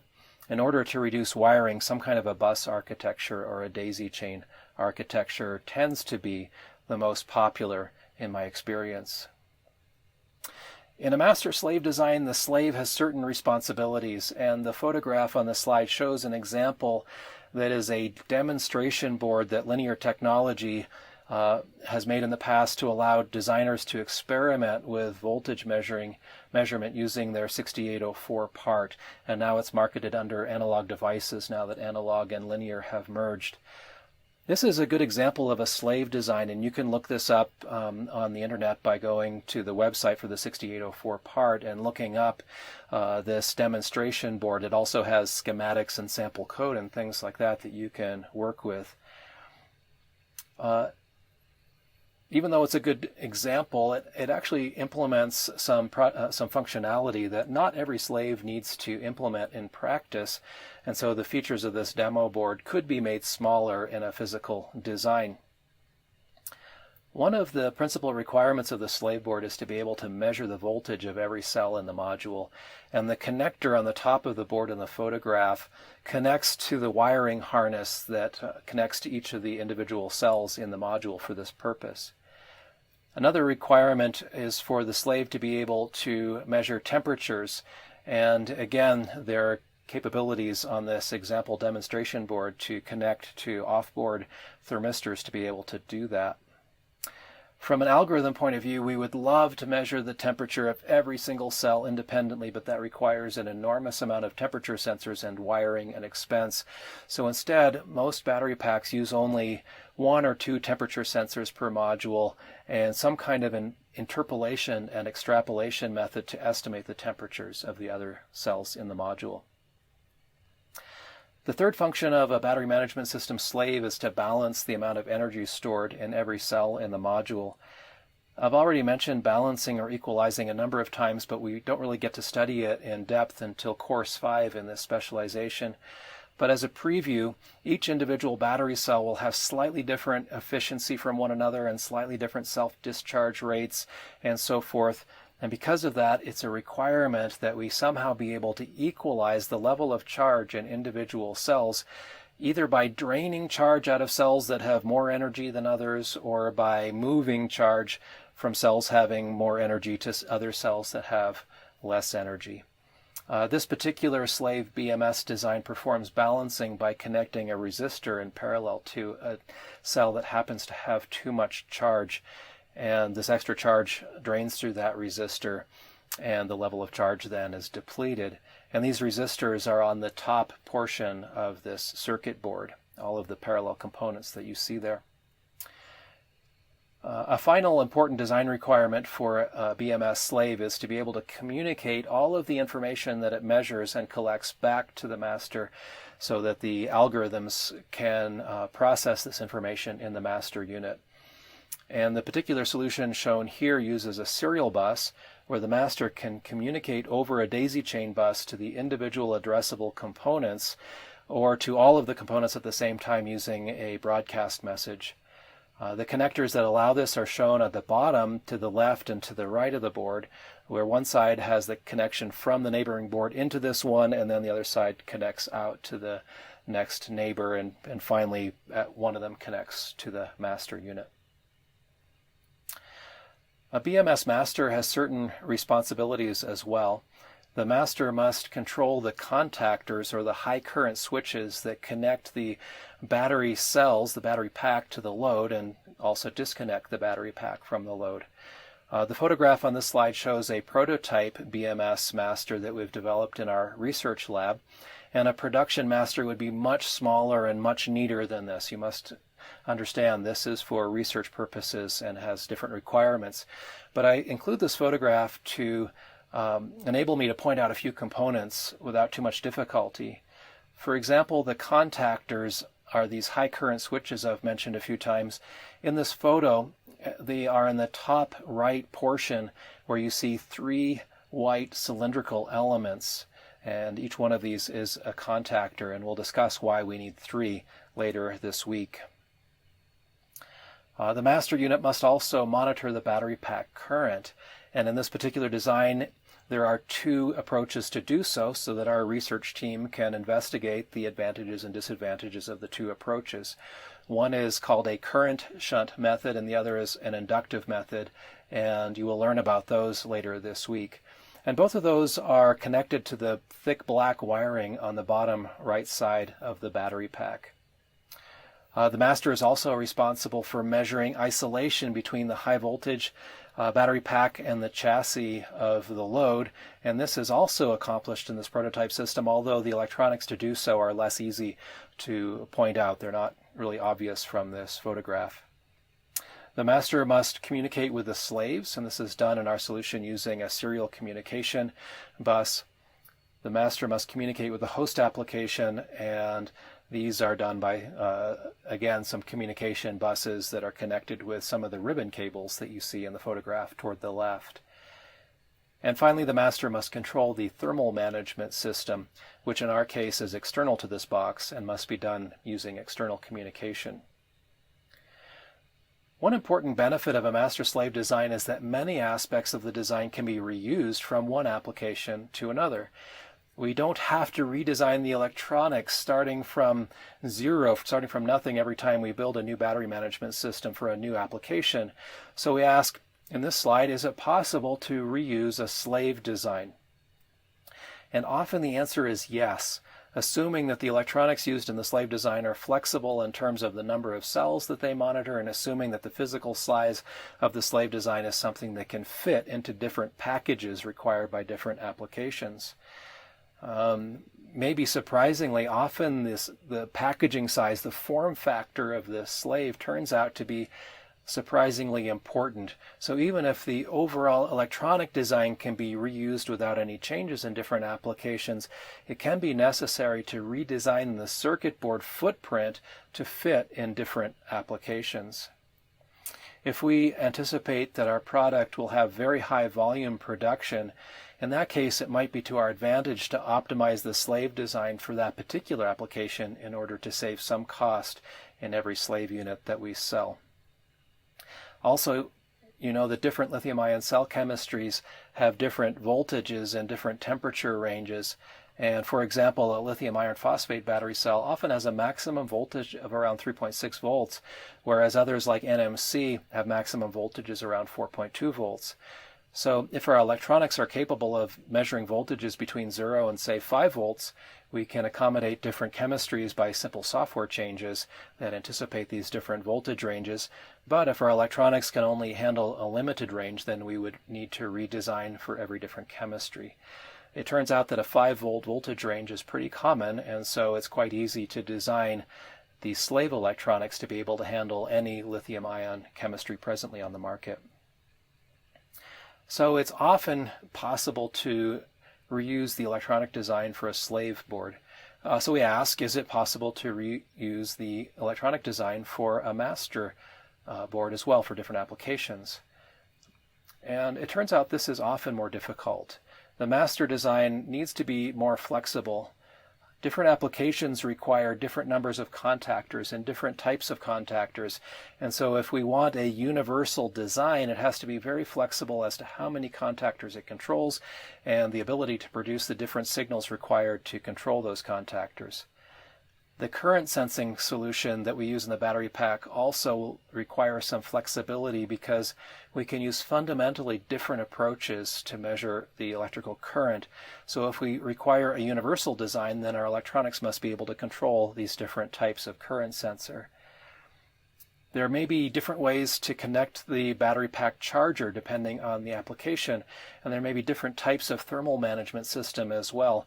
And so it's possible to reuse the design of a master and a battery management system, but this can be accomplished only by incorporating quite a lot of flexibility using additional analog and inputs and outputs and digital inputs and outputs that might be required in a special purpose design.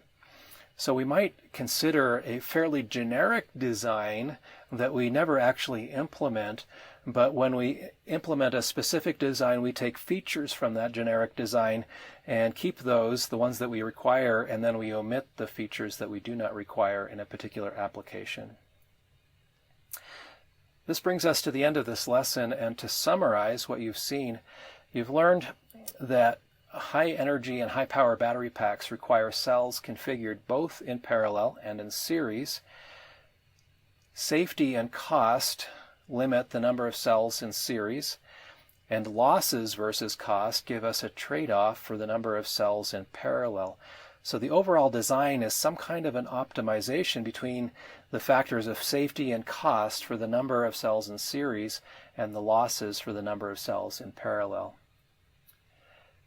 You've learned that battery packs are often built from smaller modules of cells, and this gives advantages with regard to how the modules are handled and how they're tested, and it tends to reduce the non-recurring or NRE engineering costs of building different battery management systems and packs for different applications. The fact that battery packs are often built with a modular design motivates building battery management systems with a modular design also, and it's very common to see some kind of a master-slave topology in a battery management system. The slaves handle the voltage measurement and the temperature measurement and balancing, and the master handles the battery pack current sensing, the isolation sensing, the contactor control, and thermal management. This modular design tends to make it easier to reuse the slave solution in many different applications, but there are greater challenges in reusing the electronic design of the master unless a lot of redundant components are built in to add quite a lot of flexibility that isn't usually needed in any particular application. So in relatively high volume production, it usually makes sense to have a specialized master board for every application, and in some cases it even makes sense to optimize the design of the slave board as well. But we also mentioned that the specialized electronics of a master implementation could be based off of some generic design where you keep only the components from the design that are necessary and by eliminating the components that are not necessary in that application. So that brings us to the end of this lesson. And we continue by looking at, for the rest of the week, the requirements of a battery management system to be able to measure and control components inside of the overall battery pack.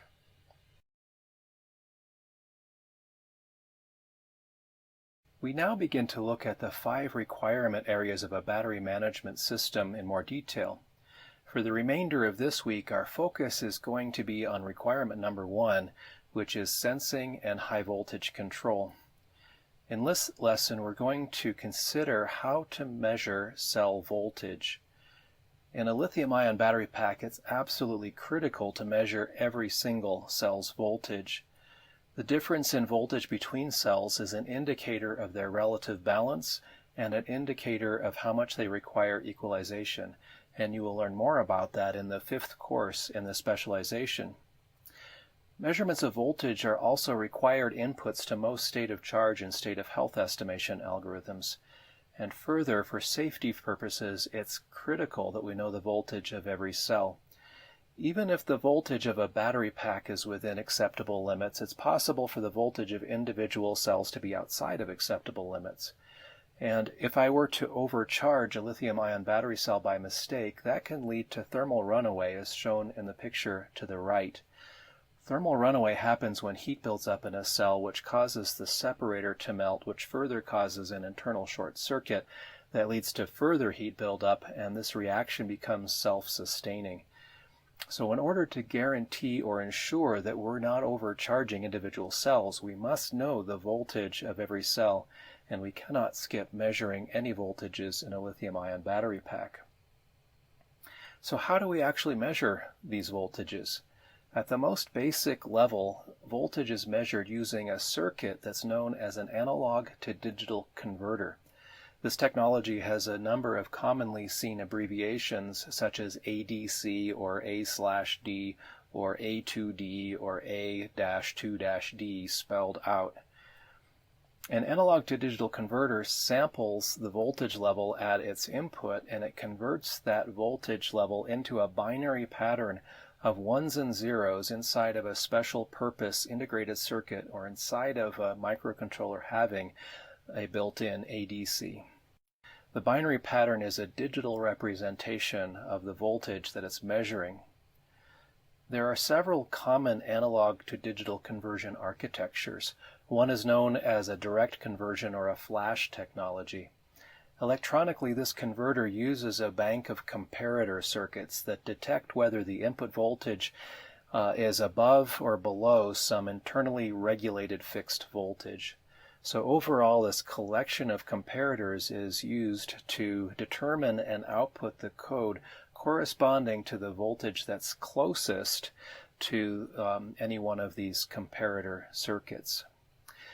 This technology is the fastest of all the ADC methods, and it's essentially instantaneous, but it's also the most expensive to implement because of the number of comparators and the number of fixed reference voltages that must be built inside of the converter.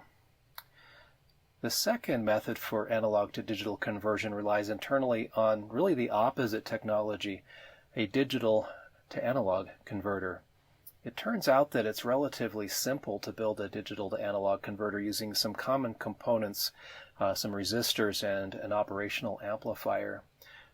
There may be better approaches than that, but the main point is that it's simple to build a digital to analog controller, whereas it's more complicated to build an analog to digital converter. So the second analog to digital conversion approach guesses at what the voltage might be, and then outputs a voltage corresponding to that guess using its digital to analog converter. It then uses a single comparator to see whether the voltage produced by the guess is above or below the voltage at the input that it's trying to measure. And by successive approximation, it keeps on this higher-lower guessing until it gets close enough to an estimate of the voltage it's trying to measure. This is a somewhat slow approach because of the need to repeatedly make these guesses, but it's also a very inexpensive approach to implement. The third approach is relatively modern and is adopted in many applications. It's known as a sigma-delta or sometimes as a delta-sigma approach. The method is somewhat similar to the successive approximation approach in that it guesses what the voltage is and produces a voltage at its output corresponding to that guess. And then it uses a 1-bit flash analog to digital converter, which requires only a single comparator to encode that difference between the approximation and the input it's trying to measure. Usually the delta sigma approach uses very fast sampling in order to come up with sums and differences of the 1-bit ADC in order to very quickly approximate the input signal. So it successively approximates using a flash ADC at a very fast sample rate, and it's a very popular approach.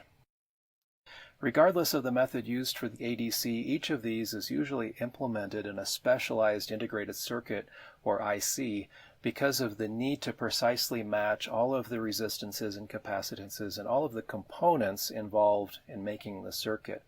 And it's easier to match these components on side of an integrated circuit than it is using discrete components in an externally built circuit. It's also common practice to include analog to digital converters built into many microcontrollers, so battery management systems for small battery packs may not need any external circuitry outside of the microcontroller itself for voltage measurement. When you're designing a battery management system and you must select an analog to digital converter for your design, there are several criteria that you must be aware of. The first that we will talk about is the resolution of the converter. The resolution of an analog to digital converter is the smallest change in the input signal that can be measured. It's the step size between consecutive converter output codes in voltage. So consider an analog to digital converter that has m bits at its output. That means it has 2 to the power m output codes. If these codes happen to be distributed evenly over the entire input range, as is most common, then the range of input from the lowest voltage you can measure to the highest voltage you can measure we will call EFSR, where FSR means full scale range.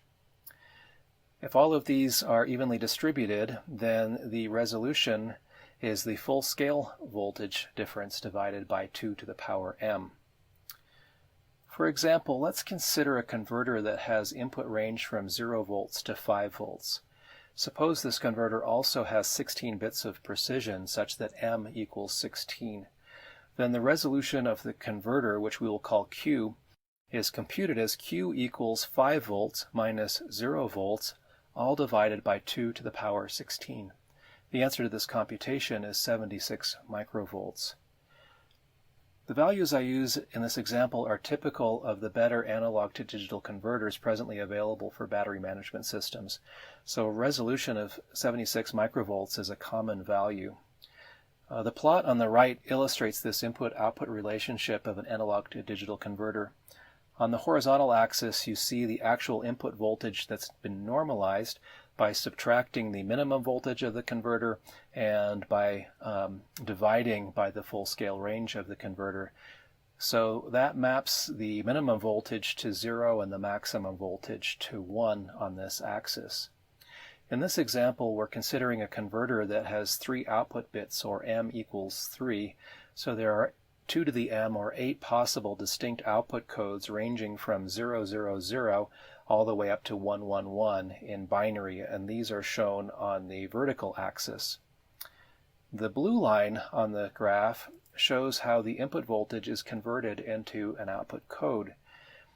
The input range is generally divided into 8 regions, and the converter rounds the input voltage to the closest voltage that is represented by an output code. So slightly negative inputs all the way up to slightly positive inputs get rounded to an output code of 000, and inputs that are a little larger than that get rounded to the code 001 and so forth, and this continues all the way up to the maximum measured voltage. And voltage inputs slightly smaller than the maximum value up to slightly larger to the maximum value are rounded to the output code 111. The input voltage distance between any one of these output codes is the resolution of the converter. So the output code changes anytime the input changes by this resolution voltage. So we could say that the smallest change in output corresponds to a single bit change in the least significant bit position of the output. So the resolution of an analog to digital converter is often called the LSB voltage, which stands for the least significant bit voltage of the converter. Another important consideration when choosing an ADC is its accuracy. Its accuracy has to do with the absolute difference between the reported value of voltage and the true value of voltage. And differences might arise due to several causes. One is due to the inaccuracy of quantization that we saw on the previous slide, the rounding to the nearest output code. This means that there is an unmeasurable part of the true voltage, and that unmeasurable part has magnitude that is less than 1/2 of this resolution. The figure on the right illustrates this quantization error. There's a signal plotted versus time, so the horizontal axis is time, the vertical axis is value in the top plot. In the top plot, the blue line is the input voltage signal, and the red stair-step line corresponds to the voltage codes that are reported by the analog to digital converter. And you can see that the blue line has been rounded in every case to the closest voltage code that is available to the converter. But this rounding does not produce a perfectly accurate result. There's some difference between the quantized signal and the actual input signal. And this difference is called quantization error, and it is drawn in the plot on the bottom. So again, the horizontal axis is time, and the vertical axis now is the quantization error voltage. In this example, the analog to digital converter resolution Q is equal to 1 volt, and so the quantization error is limited to values between plus and minus 1/2 of a volt. A second source of inaccuracy in a converter is known as offset error. Offset is a constant difference, a constant bias between the ideal measured value and the reported measured value that spans the entire measurement range of the converter. Offset errors can be caused by biases in the electronics, either internal or external to the converter. A third source of inaccuracy of the converter is gain error. In the previous slide, we saw the input-output relationship of an ideal conversion process. If the actual conversion process has different slope from what we've seen in this ideal case, that means that there is a gain error in the conversion, and this gain error is usually expressed as a %. Finally, the converter might have a nonlinear error.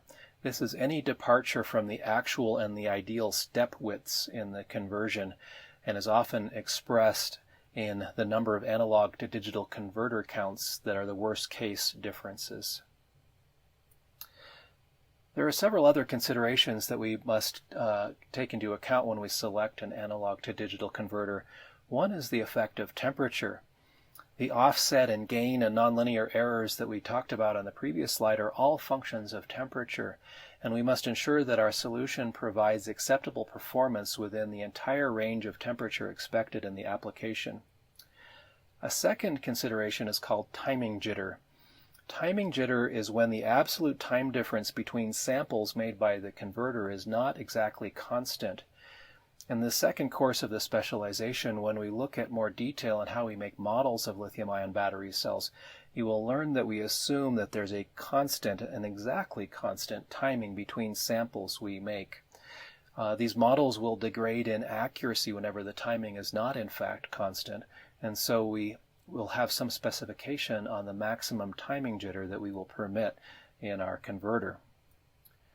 A third consideration when we're designing using an analog to digital converter is related to something called aliasing. This is not so much a function of the converter itself as it is a function of the fact that we're looking at a continuous time signal at only snapshots, at discrete points in time, and not at every single possible point in time. In control theory and signal processing theory, there's something known as the Nyquist sampling theorem that states that the sample rate of your conversion process must be at least twice the highest frequency found in the input signal. If we do not meet this criteria, then high-frequency inputs actually turn out to look like low-frequency inputs after they're sampled. The drawing on the slide illustrates this. I draw a blue sinusoidal signal versus time. This sinusoidal signal has a frequency of 5 Hertz. If we sample the signal very quickly, then we will be able to reproduce this 5 Hertz signal with very high fidelity. The Nyquist sampling theory says that the minimum rate at which we can sample the signal if we want to reconstruct it perfectly is 10 Hertz. If we sample more slowly than 10 Hertz, then we have a problem. The yellow boxes on this diagram show what happens if we sample the signal at 7 Hertz instead. And you can see that these yellow boxes correspond exactly to points on that blue signal sampled at a 7 Hertz rate. We don't get enough samples per period if we sample this slowly, though, to be able to state with assurance that the input signal is 5 Hertz. In fact, it looks to us as if the input signal might be 2 Hertz instead. You see the red dotted line on this graph is a 2 Hertz sinusoid, and it passes exactly through the same yellow markers that were created by sampling the 5 Hertz signal. So therefore, the actual 5 Hertz signal is masquerading in our samples as a 2 Hertz signal. It's aliasing as a 2 Hertz signal, and that's why we call this phenomenon aliasing. One factor we have to our advantage when we're designing a sample rate is that battery cells have long time constants and they're quite slow devices. And that means that we usually don't need to sample the input voltages at a very high rate due to the dynamics of the battery cells themselves. However, it might be more important to sample the input voltage quickly if the external load has some very fast time constants. In an automotive application, for example, the battery pack is connected to a device called an inverter that drives the motor. And the inverter has power electronics inside of it that often have switching frequencies in the tens of kilohertz. And this switching can cause noise at those frequencies on this measured battery voltage. So by sampling more quickly than the battery dynamics themselves might dictate we need to, our algorithms for battery management may be able to help mitigate the effects of noise from the inverter and still provide good estimates of state of charge and state of health and so forth. Because high-power battery packs usually comprise many battery cells in series, it's not efficient to use discrete analog to digital components to measure all of the voltages in all of the cells. Instead, different manufacturers have created integrated circuits or chipsets for the specific purpose of aiding high-voltage battery management system design. These relatively low-cost measurement chips are used in modules or slave units close to the battery cells, and these measurement chips do not have any significant processing on board. Instead, they make the voltage measurements and they transmit those voltage measurements to a master unit, and the master unit does all of the processing for state of charge and state of health estimation and so forth. An advantage to delegating this analog to digital conversion task to specialized chipsets is that the integrated circuits can then be designed to implement the very difficult task of highly accurate voltage sensing with high common mode rejection, with fast response in environments that often have high electromagnetic interference or EMI, perhaps even high heat and high vibration. These chips are also often designed so that they can be placed in parallel for redundant and fault-tolerant designs. If different chips that are expected to provide exactly the same voltage measurement in fact produce quite different voltage measurements, then we can conclude that at least one of these chips is faulty. The master unit can then inform the application that there is a fault in the battery management electronics that must be investigated and repaired. There are a number of vendors that make chipsets to perform these voltage measurements, and some examples are Analog Devices and Maxim and Texas Instruments. In order to illustrate some common functionality of these chipsets, I've chosen to talk about the LTC6811 part. This part was originally designed by Linear Technology Corporation and hence the LTC, but Linear Technology was acquired by Analog Devices, and so this part is now being marketed through Analog Devices. Each of the integrated circuits, each of the 6811 parts is capable of monitoring up to 12 cells in series in a module, And then multiples of this chipset can be placed in series in a daisy chain slave architecture so that overall hundreds of cells in series in a battery pack can be monitored. In order to facilitate the connection of measurements from one slave to another, this chip has built-in isolated electronics for communication between the parts that's also very highly noise immune, that allows for very robust communication in noisy environments. This chip also supports both internal and external cell equalization circuitry, either using passive balancing or connected to an active balancing solution that is also marketed through analog devices. The chipset can be powered by the battery module itself, meaning that we don't require an external power source in order to make it function, and that can be a huge advantage. And finally, this chipset is able to measure up to 5 temperatures directly. It can also be configured with some external circuitry to measure more temperatures than that if that's what's required. The illustration on this slide shows a block diagram of the components internal to the 6811 chip. Everything in the orange box corresponds to electronics inside of the chip, and external to the component on the left we see the individual battery cells in series. The resistors and transistors drawn external to the 6811 are for balancing. The transistors inside the 6811 that connect to these external circuits control the balancers. The external cell voltages are connected internally to 2 different multiplexers, analog multiplexers, and each one of these multiplexers is connected to a single sigma delta analog to digital converter. The 12 cells in the battery module then have their voltages measured 2 at a time in parallel, 1 voltage per multiplexer per converter. Therefore, after 6 conversion cycles, all of the cell voltages are measured. The other circuitry that's drawn on this diagram to the top of the 6811 has to do with communication across the isolated daisy chain mechanism between one component and another. Circuitry drawn on the bottom is used for interfacing with some general purpose analog to digital inputs and outputs that can be controlled by the master BMS to measure temperatures or communicate with memories or any other number of functions. The example I presented on the previous slide considers a component available through analog devices, but there are other components available on the market. And so how should you choose which component to use in your application? On this slide, I present a few ideas for you to think about when you're making that decision. First, you need to consider how many cells are wired in series in your battery pack. And then you need to compare that against how many cells each integrated circuit from each silicon vendor is able to monitor. If your pack has a lot of cells in series, there can be advantages to choosing a chip that can monitor a lot of cell voltages at the same time. Another consideration is how many cells in total can be monitored using however many number of chips.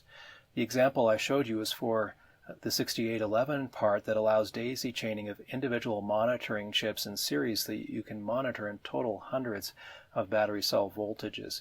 But not every solution from every vendor allows for this. So you need to select a solution that's able to monitor all of the voltages that you require for your battery pack design. A third consideration is whether the chipset supports balancing. It's extremely helpful if you're able to control balancing for individual cells using this chipset instead of having to create additional electronics of your own to do so. Of course, the chipset must have the measurement accuracy that meets the needs of the algorithms you plan to implement in your battery management system. It must also be able to measure a sufficient number of temperatures for inputs to the battery management system algorithms. In order to minimize overall system cost, you may need to minimize the number of wires that are needed to communicate from one integrated circuit to another in between different slave units in the master BMS.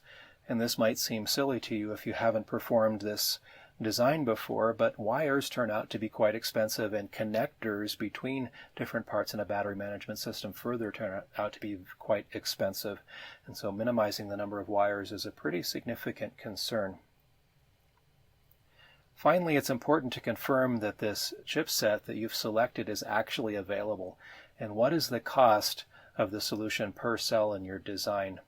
And this might also seem like a silly consideration to you, but in my experience in the past at least, there have been a number of silicon vendors that have announced products and these products never actually made it to market and were never actually available. So it's important that you talk with a vendor to ensure that the quantity of components that you need will be available to you in a reasonable time. So in summary, in this lesson, you've learned that all battery cell voltages in a lithium-ion battery pack must be monitored continuously during operation. This is done using an analog to digital converter, which is generally built into a special purpose integrated circuit that performs this function. When selecting an analog to digital converter, you must consider the resolution and the accuracy to ensure that both of these meet your design requirements. In order to monitor large battery packs, silicon vendors have produced specialized chipsets to perform all of the functions required. I showed you an example of one of these chipsets, the LTC6811, and you learned some general criteria to consider when selecting a chipset for your own design. And that concludes this particular topic on voltage measurement. The next thing that we're going to look at is how do we measure other quantities in a battery pack for our battery management algorithms. In this lesson, you will learn how a battery management system measures temperature. It turns out that the operational characteristics of battery cells depend very strongly on temperature. For example, the electrical resistance of a battery cell is often quite low at warm temperatures and quite high at cold temperatures.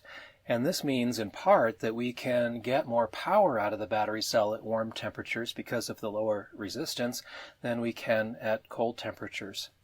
And so the BMS needs to know what are the temperatures of its cells in order to be able to compute power limits and also to be able to accurately compute estimates of state of charge and state of health and so forth.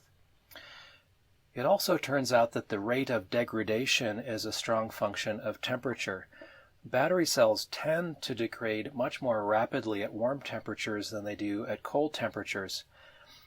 And when the battery management system is controlling the thermal management system, it needs to know the temperatures of the battery cells in order to do so properly. There are exceptions to the general rule that degradation happens most quickly at warm temperatures. For example, at very cold temperatures, we can have extremely rapid degradation if we attempt to charge a battery cell. You will learn more about this in the fourth course in the specialization when you learn about state of health estimation. But you will learn that a phenomenon known as lithium plating can happen, which very quickly degrades the cell and can even result in a safety situation. So it's common not to charge lithium-ion battery cells when the temperature is colder than about 0 degrees Celsius. We also measure temperature because some unexpected change in temperature can indicate a cell failure or some kind of impending safety concern. In an ideal situation, we would measure temperatures internal to every single cell in the battery pack, but that would require a temperature sensor somehow inserted into the packaging, and that's not really feasible. So we have to instead depend on temperature sensors that are somehow mounted external to some of the cells.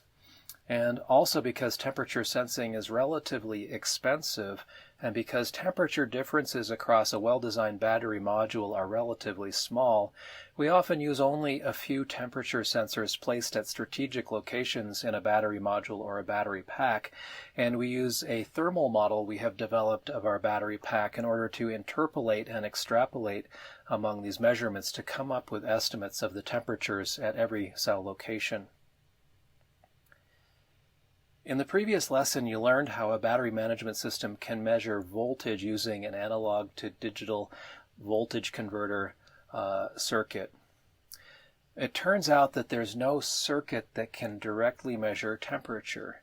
Instead, somehow we must come up with a means to convert temperature into a voltage that's related to that temperature, and then we measure the voltage using an analog to digital converter.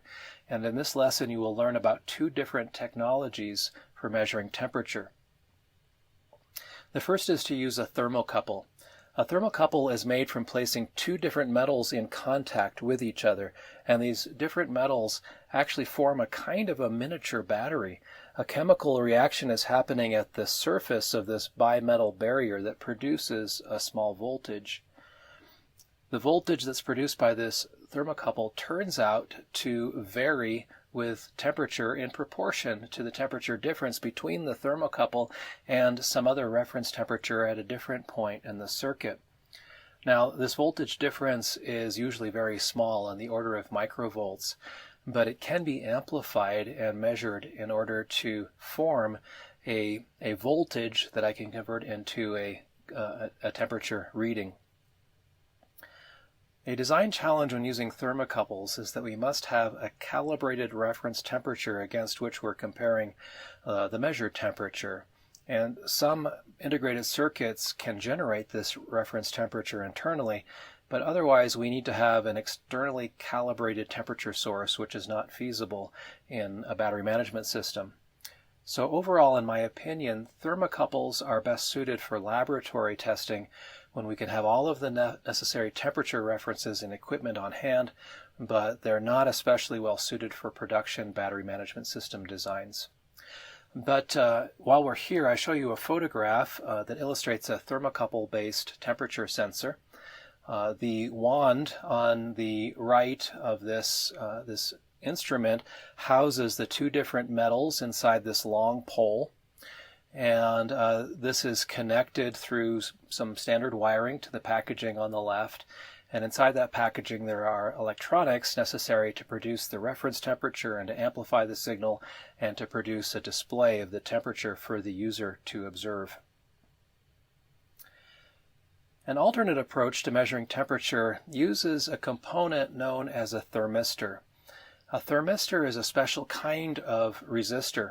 All resistors turn out to have value that changes somewhat with respect to temperature, but most resistor designs are done such that this temperature variation is minimized. A thermistor, on the other hand, is a resistor that has been designed to maximize the change in resistance as a function of temperature. There are two varieties. One is called a negative temperature coefficient, or NTC thermistor, and it has resistance that varies inversely with temperature. The other kind is called a positive temperature coefficient, or PTC thermistor, which has a value that varies proportionally with temperature. So if we were able to measure thermistor resistance, then we could infer from that measured resistance what the temperature must be. But we can't measure resistance directly with an electric circuit. Remember that we can measure only voltage directly using an analog to digital converter.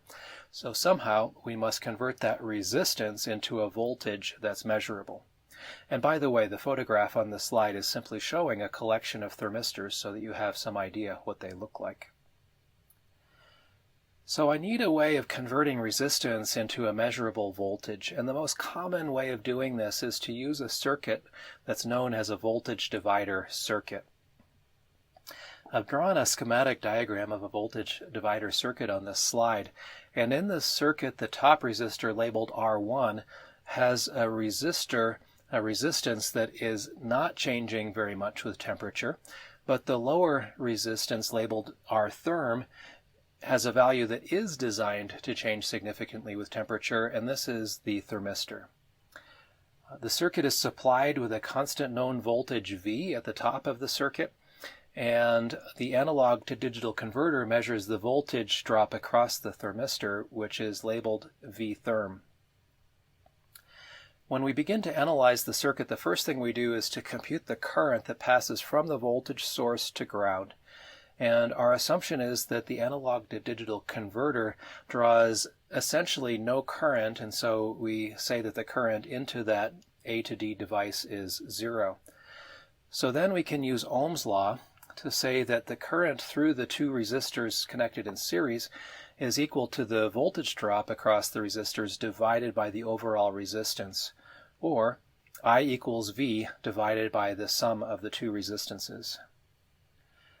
Again, by Ohm's law, we know that the voltage drop across the thermistor is equal to the current through that thermistor multiplied by its resistance. So we can combine these two equations to find that the voltage drop across the thermistor is equal to the overall voltage V multiplied by a scale factor. And the scale factor is the thermistor resistance divided by the sum of the two resistances. Now in the circuit, it turns out that there's always going to be current flowing from the voltage source V to ground. And power is being dissipated through this circuit as I squared times R, where I has been computed already and R is the sum of the resistances. And we don't want to, this power is parasitic. We don't want to waste all this power, and so we would like to minimize then the amount of current that flows. So we design the value of R1 to be relatively high in order to minimize the current. But we also have to balance that requirement with the requirement of providing a measurable voltage at the thermistor. So usually the value of R1 is similar to the thermistor resistance at some reference temperature like 25 degrees Celsius. And that's done in order to minimize the overall power loss, but still to provide a measurable voltage in the voltage divider. So our desire is to measure the voltage across the thermistor and to use that voltage to be able to calculate the resistance of the thermistor. So we take the expression on the previous slide and we rearrange it to solve for the resistance of the thermistor. When we do so, we find that the thermistor resistance is equal to R1 multiplied by a scale factor, and the scale factor is the voltage drop across the thermistor divided by the difference between the source voltage and the thermistor voltage. The data sheet that documents the specifications of the thermistor that you purchase will give you an equation that relates the resistance of the component to temperature. And this turns out often to be an exponential relationship like the one shown on this slide. In this equation, we see that the thermistor resistance is equal to some reference resistance R0, which is measured at some reference temperature like 25 degrees Celsius. And this reference resistance R0 multiplies an exponential term, and the exponential term has an argument that is related to the differences in reciprocals between the measured temperature and this reference temperature, where this difference is scaled by a device parameter beta. This equation is really fundamentally designed to work with temperatures in Kelvin, and so the 273.15 factors converts Celsius temperatures into Kelvin temperatures for this equation to work properly. Let's look at an example of how this might work out in practice.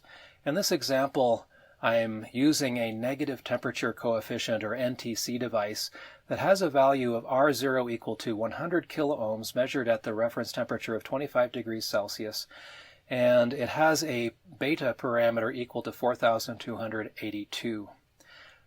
The plot that you see on the slide shows resistance of the thermistor itself as a function of temperature. And you see that there's a very wide range from over 2 megaohms at its highest point to essentially no resistance as the temperature varies. In the second plot, I show what the measured voltage would be at the analog to digital converter if we use the thermistor in a voltage divider circuit where the R1 value is equal to 100 kiloohms and the supplied voltage is equal to 5 volts. At extremely low temperatures, the thermistor resistance is very high, and essentially all of the voltage from the 5-volt source is dropped across the thermistor and none across R1, and so we measure a voltage that's close to 5 volts. On the other extreme, at very warm temperatures, the thermistor resistance is essentially zero, and so the voltage drop across the thermistor is essentially zero, and so most of the voltage will be dropped across R1. And so the measured voltage across the thermistor is essentially 0 volts. At the reference temperature of 25 degrees Celsius, the value of R1 and the thermistor resistance are equal, so half of the voltage is dropped across each of the components, and so the measured voltage is half of 5 volts or 2.5 volts. And overall, the profile of measured voltage versus temperature has a sigmoidal shape. And when we plot it, we see that there's a fairly linear region between about 0 degrees and 50 degrees, and outside of that linear region it does tend to curve more. So some very simplified designs rely on this linear shape if they don't require a very accurate temperature sensor, and they just fit a straight line to the central region. But if I want a more accurate calibration, I simply do a table lookup of the actual design values, which is also quite easy to do. So for this more accurate temperature measurement, we can invert the relationship in the second plot to compute the relationship shown in the plot on the right, the third plot. All I've done is to interchange the temperature and the measured voltage axes and replot the data that way. And this again gives me a lookup table, so I can store a vector of measured voltages and a corresponding vector of temperatures, and anytime I read a voltage, I can look in that voltage vector and find the closest value and then look up the corresponding temperature. So for example, if we measured 4.0 volts, we can go to the lookup table and find 4.0 volts in the temperature, in the voltage axis rather, and then we draw this vertical line and notice where it encounters the blue line, and then the value of the blue line by drawing a horizontal line there is the point in temperature that we're measuring. So lookup tables are extremely efficient in terms of computation, even though they do require some memory to store all of these values. So to summarize this lesson, you've learned that we must measure and control cell temperature to preserve battery health and to provide critical information to our algorithms that compute power and state of charge and state of health and so forth.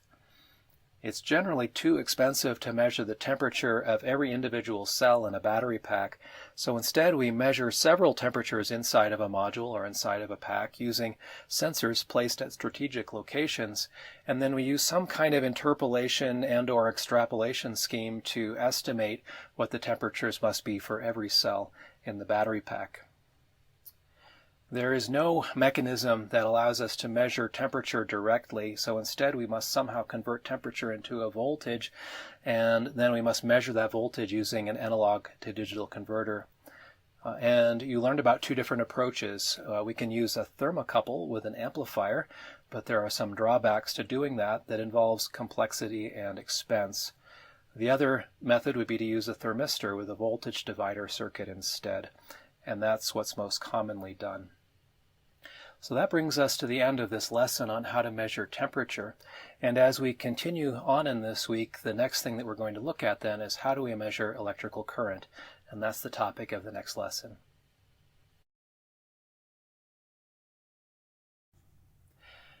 In the previous lessons, you've learned how a battery management system can measure voltage and temperature, and now in this lesson, you're going to learn how a battery management system can measure electrical current. Battery pack electrical current measurements are required in order to monitor battery pack safety, in order to ensure that excessive amounts of current are not flowing. They're required in order to log abuse conditions. And in addition, they're required by most state of charge and state of health algorithms, including those that you will learn about in the upcoming courses in this specialization. But remember that we cannot measure any physical quantity directly except for voltage. So we cannot measure electrical current directly. Somehow instead we must convert the current into a voltage signal and then measure that voltage signal using an analog to digital converter, and then from that reading infer what the current must have been. There are two basic approaches to doing this. The first approach is to use a resistive shunt, and the second approach uses a Hall effect sensor, and you will learn about both of those approaches in this lesson. First, we look at the current shunt sensor. A shunt is a low-valued but very high-precision calibrated resistance that's placed in series with the battery cells and the load that they power. So usually at the negative terminal of the battery pack, between the negative of the battery and the negative of the load. The photograph on the slide shows a current sensing shunt. The large screw terminals on the top are connected, one to the battery pack negative terminal and the other one to the load negative terminal. And all of the current passing through the battery pack passes through this shunt current sensor. The parallel plates between the two large screw terminals are what form the calibrated resistance. And when current flows through the resistance, Ohm's law tells us that there will be a voltage drop such that the current is equal to the voltage divided by the known shunt resistance. If we were to use a large resistance, then we would also, however, waste a lot of power with this device as heat, and that's not our desire. So we want to use a very small resistance. But when we use a very small resistance, the voltage drop across the shunt ends up being very small also. And so the voltage difference across the shunt sensor must be amplified before we sense it. And the calculation for current must be adjusted accordingly by dividing the measured voltage by the amplification factor before computing what the current must be. If we look at the shunt device in more detail, we notice that there are in fact 4 different connection terminals. As we talked about on the last slide, the 2 terminals on the top are connected, one to the battery pack and the other to the load, and that the overall battery pack current flows through those 2 large terminals and through the shunt device itself. All of this battery pack current passing through these parallel plates produces the voltage drop that we want to measure, and the resistance that's actually calibrated on this device is the value between the 2 small screw terminals, not between the 2 large screw terminals. And the sensing leads that we use to measure the shunt voltage are therefore connected to the small terminals and not to the large terminals. And so the large terminals don't have a calibrated resistance themselves, and the connection resistance of whatever connecting devices we put on them to connect to the battery pack and the load also don't have calibrated resistance. And that could be quite significant. It can quite significantly bias our calculations if we were to measure across the large terminals. So we measure across the small terminals instead. And it's very important to connect a shunt this way. This connection style is called a Kelvin connection, and it enables what is known as 4-wire voltage measurement. We assume that essentially no current is drawn by the analog to digital converter that's connected to the small screw terminals. And therefore the wiring between the A to D and the small screw terminals has no voltage drop over it. And so we are truly measuring the voltage drop across only that calibrated resistance. If we were instead to connect the voltage sensing wires to the large terminals, we would be measuring the voltage drop across the calibrated resistance plus the voltage drop across the screw terminals in that connection. And a large current flows through those, and so there would be a significant I times R voltage change across the large terminals that would really interfere with us being able to get good measurements of what current is. We would make serious miscalculations. So to summarize the current sensor using shunt sensing mechanism before we look at the Hall effect sensor, I'll make a few comments here. So you've seen that in order to use a shunt sensor, we absolutely must use this 4-wire connection, otherwise our measurements will all be wrong. When we compare this method of sensing to the Hall effect method that we're going to talk about very soon, we'll find that an advantage to using the shunt sensor is that there is no built-in offset at 0 current using a shunt. In other words, the voltage drop at 0 current is I times R, or 0 volts. And so a shunt sensor is good to avoid drift in certain kinds of state of charge estimation algorithms. In particular, in the 3rd course in the specialization, you'll see that there's a simple method to estimate state of charge that's called Coulomb counting. And what it does is to integrate the current sensor measurements. But if there's a constant offset in the current sensor measurement, I'll be integrating that offset over time, and I will get ever-increasing estimation error. And that's, of course, really bad. So we desire a current sensor that has no offset, if at all possible, and the current shunt, in fact, does not have offset, so that's really good. But we do still have to be careful, because even though the shunt has no built-in offset, the amplifying circuitry and the analog to digital conversion circuitry may have some offset, so we still may need to calibrate some offset out. There's just going to be relatively little of it to calibrate out. When we compare this type of current sensor to a Hall effect, it also has a disadvantage in that the shunt is not isolated electrically from the battery pack. And in many times this is a requirement that the battery management system electronics be electrically isolated from the battery that they're managing.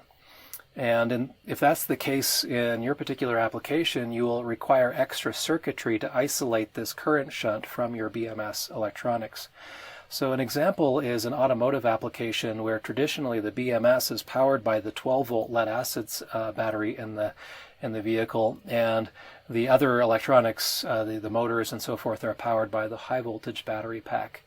And so if there was a loss of electrical isolation between the BMS and the high-voltage battery pack, that means that there is a loss of isolation between the 12-volt system and the high-voltage battery pack.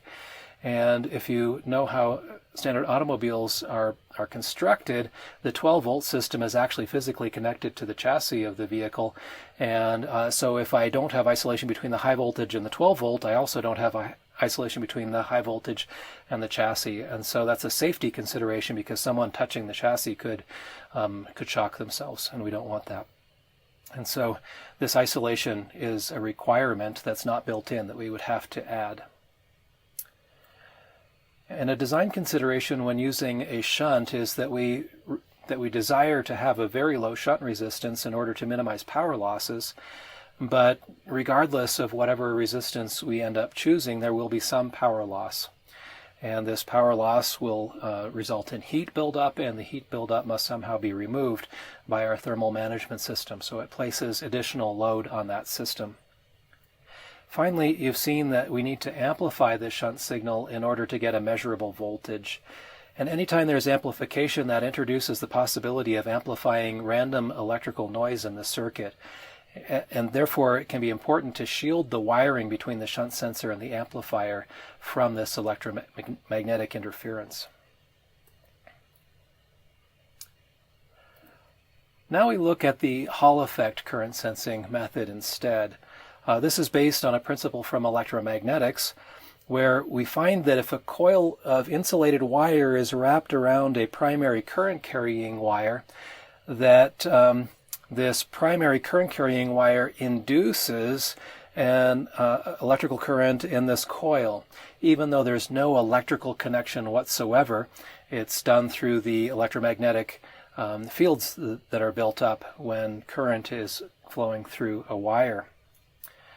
Hall effect sensors measure this induced current in the secondary coil and use that to infer what the amount of current passing through the primary wire must have been. So in the photograph on the right-hand side of this slide, I show an example of a Hall effect current sensor, and I hope you can see there's a large oval opening in the sensor toward the upper right-hand side. And the large current carrying conductor would be inserted through this opening. And there's no electrical connection whatsoever. We just pass the wire through the opening. And inside of this packaging for the Hall effect sensor, there's actually a coil that wraps around that opening. And there's further electronics inside of the package that measure the current going through this coil and produce an output voltage that's somehow proportional to that current to be measured by the battery management system. And that's illustrated schematically on the right. At the bottom, you can see the current carrying wire going through the center of the coil, but it's not electrically connected, and the coil wrapped around that secondary. The voltage across that coil, or the current through that coil rather, is measured and is conditioned and makes a voltage proportional to that current for the battery management system to measure as well. We can summarize some of the design considerations for a Hall effect current sensor that we need to think about. One advantage when we use a Hall effect sensor is that it's automatically isolated electrically from the battery pack current because there's no electrical connection whatsoever between the primary current carrying wire and the sensor. So we don't require any isolation circuitry when we're measuring battery pack current. However, anytime we use electromagnetics, there is a physical phenomenon that we can encounter known as hysteresis. And magnetic hysteresis causes the present measured voltage to be a function not only of the present instantaneous current going through the primary, but also somehow a function of past current that went through this primary current carrying wire. So there's a history somehow embedded in the present measurement.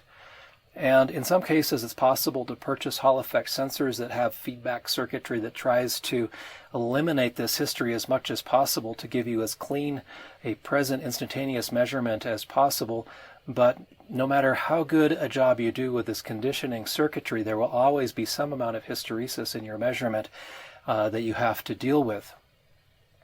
So this hysteresis means that a current reading after charging your battery pack for a while will be different from a current reading after discharging a battery pack for a while, even though the current might be exactly the same at this moment in time. And in particular, if the battery pack is resting and we should be measuring zero current, I will be actually measuring some value above zero or less than zero, depending on whether I've recently been charging or discharging. And that's a problem. If I'm integrating the current sensor in order to provide a state of charge estimate, then I will have this offset that will cause increasing error over time, and that's not desirable.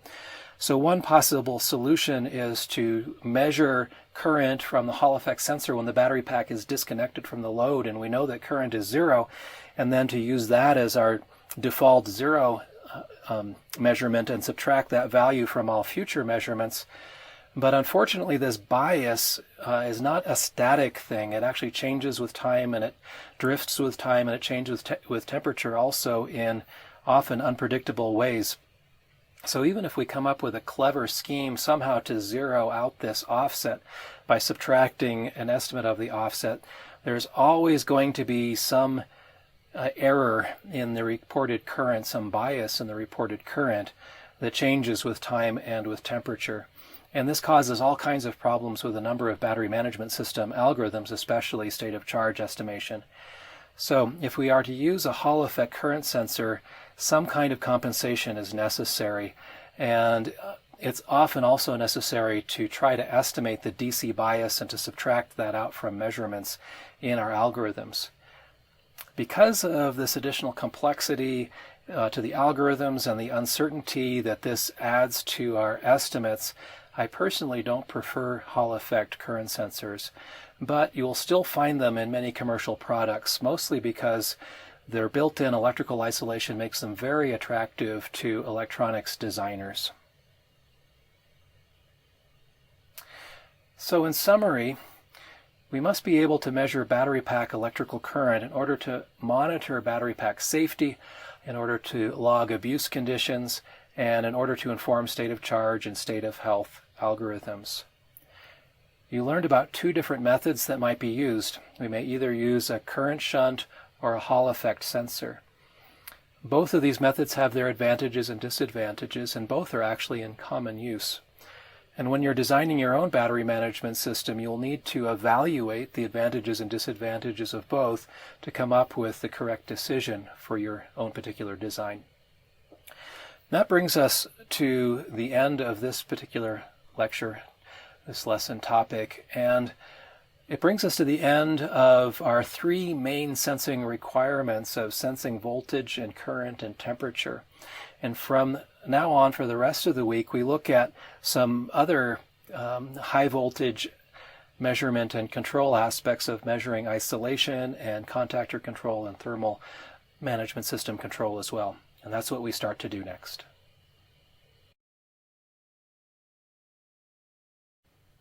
In recent lecture topics, you've learned how a battery management system can sense the physical quantities of voltage and temperature and current that it must know in order to safely operate the battery pack and to execute the algorithms that you'll be learning about later in the specialization.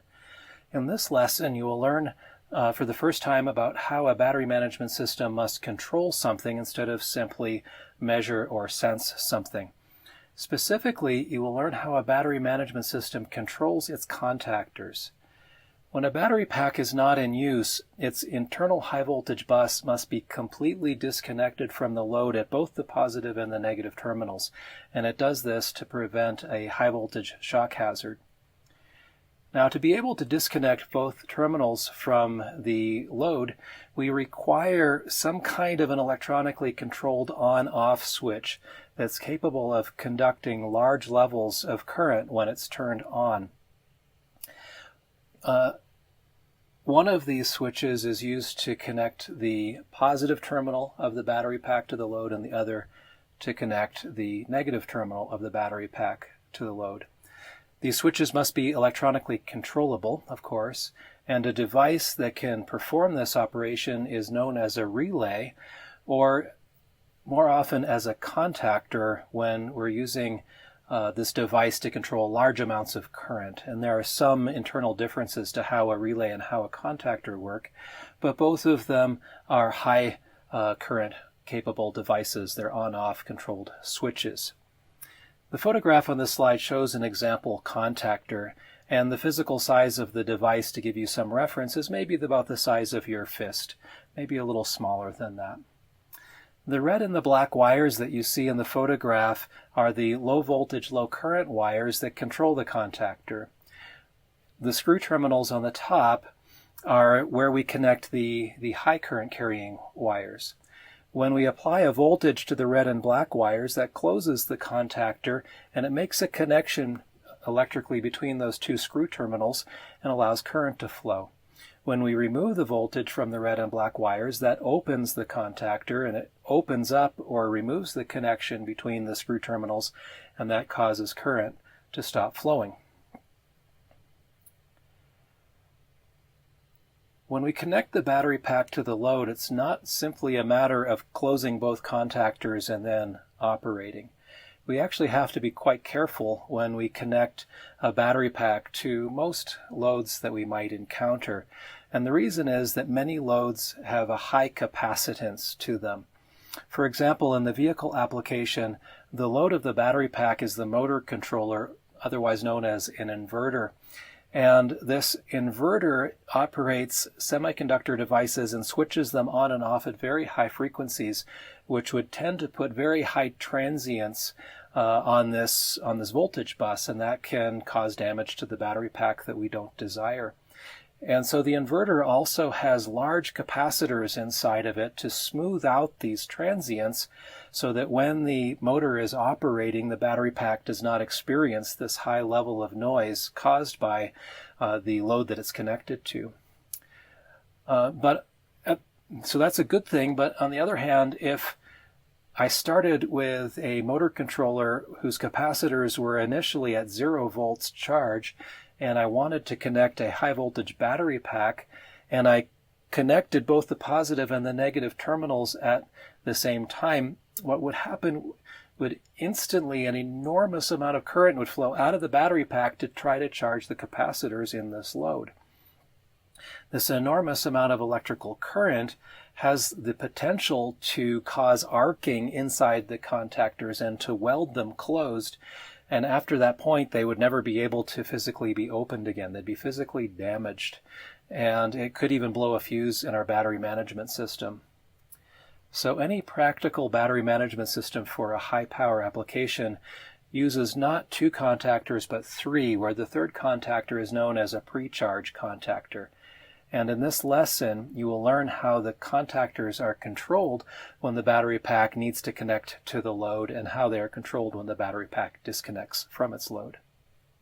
The drawing on this slide shows how a battery pack is connected to the external bus and the location of the 3 contactors in this overall schematic.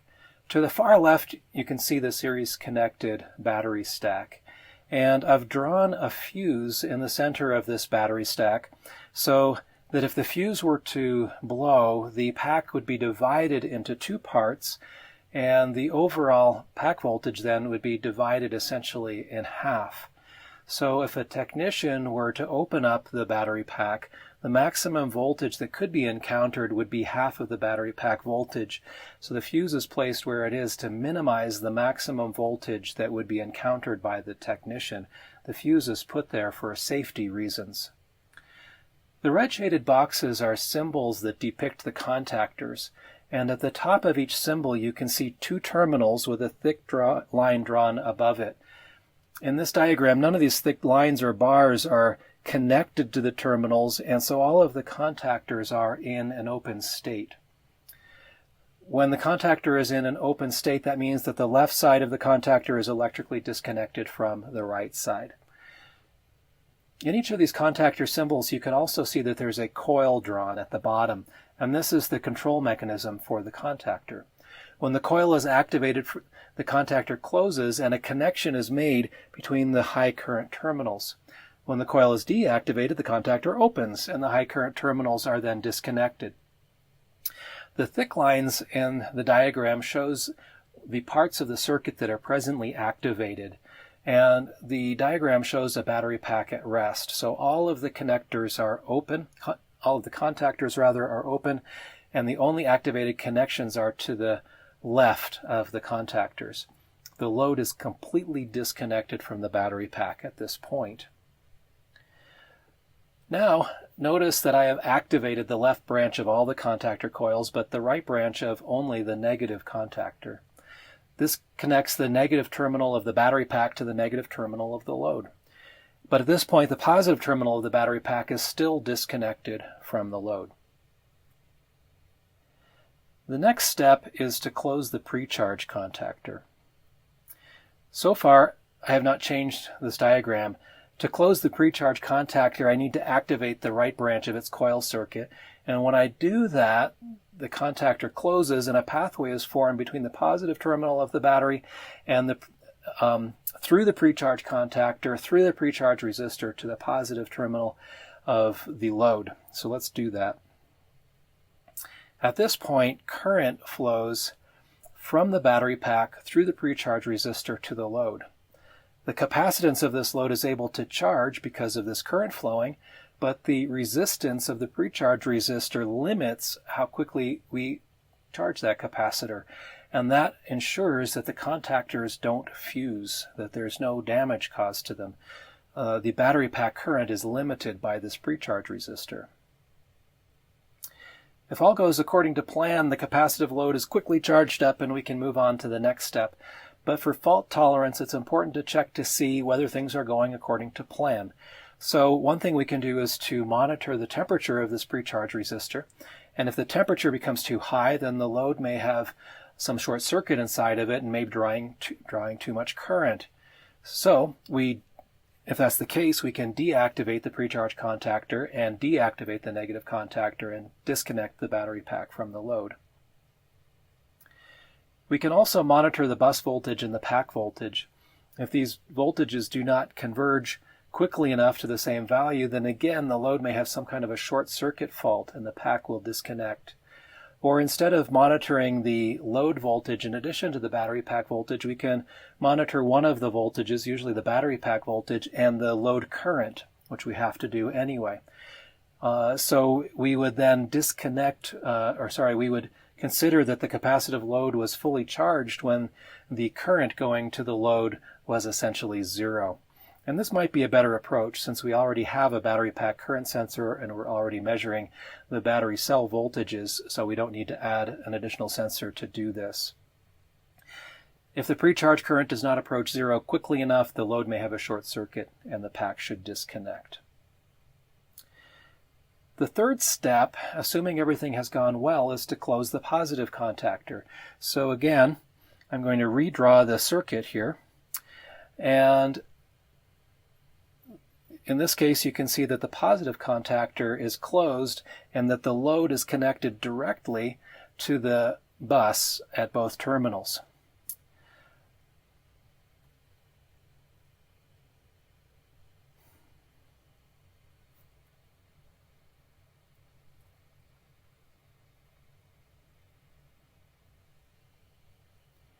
The third step is to close the positive contactor. Again, I've redrawn exactly the same picture from the previous slide as a starting point. If we determine that the bus voltage and the pack voltage have become close enough, quickly enough, then we can close the high current pathway. Alternately, if the pre-charge current has approached zero quickly enough, we can close this pathway. We do so by activating the right branch of the coil of the positive contactor. At this point, all three contactors are closed. So the negative terminal of the battery pack is connected directly to the load. The positive terminal of the battery pack is connected through the pre-charge resistor to the load, but it's also connected directly through the positive contactor to the load. And because the positive contactor has essentially no resistance, this pre-charge path, even though it's still active, carries essentially no current. The load is now connected directly to the battery pack through two low resistance contactors for a single low resistance pathway. The final step after the positive contactor is closed is to open the pre-charge contactor. We do this by deactivating the right branch of the coil for the pre-charge contactor. Notice in the diagram the pre-charge pathway is now deactivated, but there's still a low resistance pathway for current to flow from the battery pack to the load. And at this point, the normal pack operation starts. It's interesting to consider what we should do when we're shutting the pack down. How should we disconnect the battery pack from the load? And the answer is not as clear. If the load is actively drawing power from the battery pack and I abruptly disconnect, then arcing might still occur across the contactor as I'm trying to open it up, and that might still weld the terminals together internal to the contactor and cause the contactor to be permanently closed even though I'm trying to open it. So one possibility when shutting the battery pack down is to activate the pre-charge path once again to shut the pack down in the reverse order from which I started it. But again, if current is being actively drawn from the battery pack and I were to disconnect the battery pack in an emergency situation, then there might be more current through the pre-charge resistor than that resistor is rated for.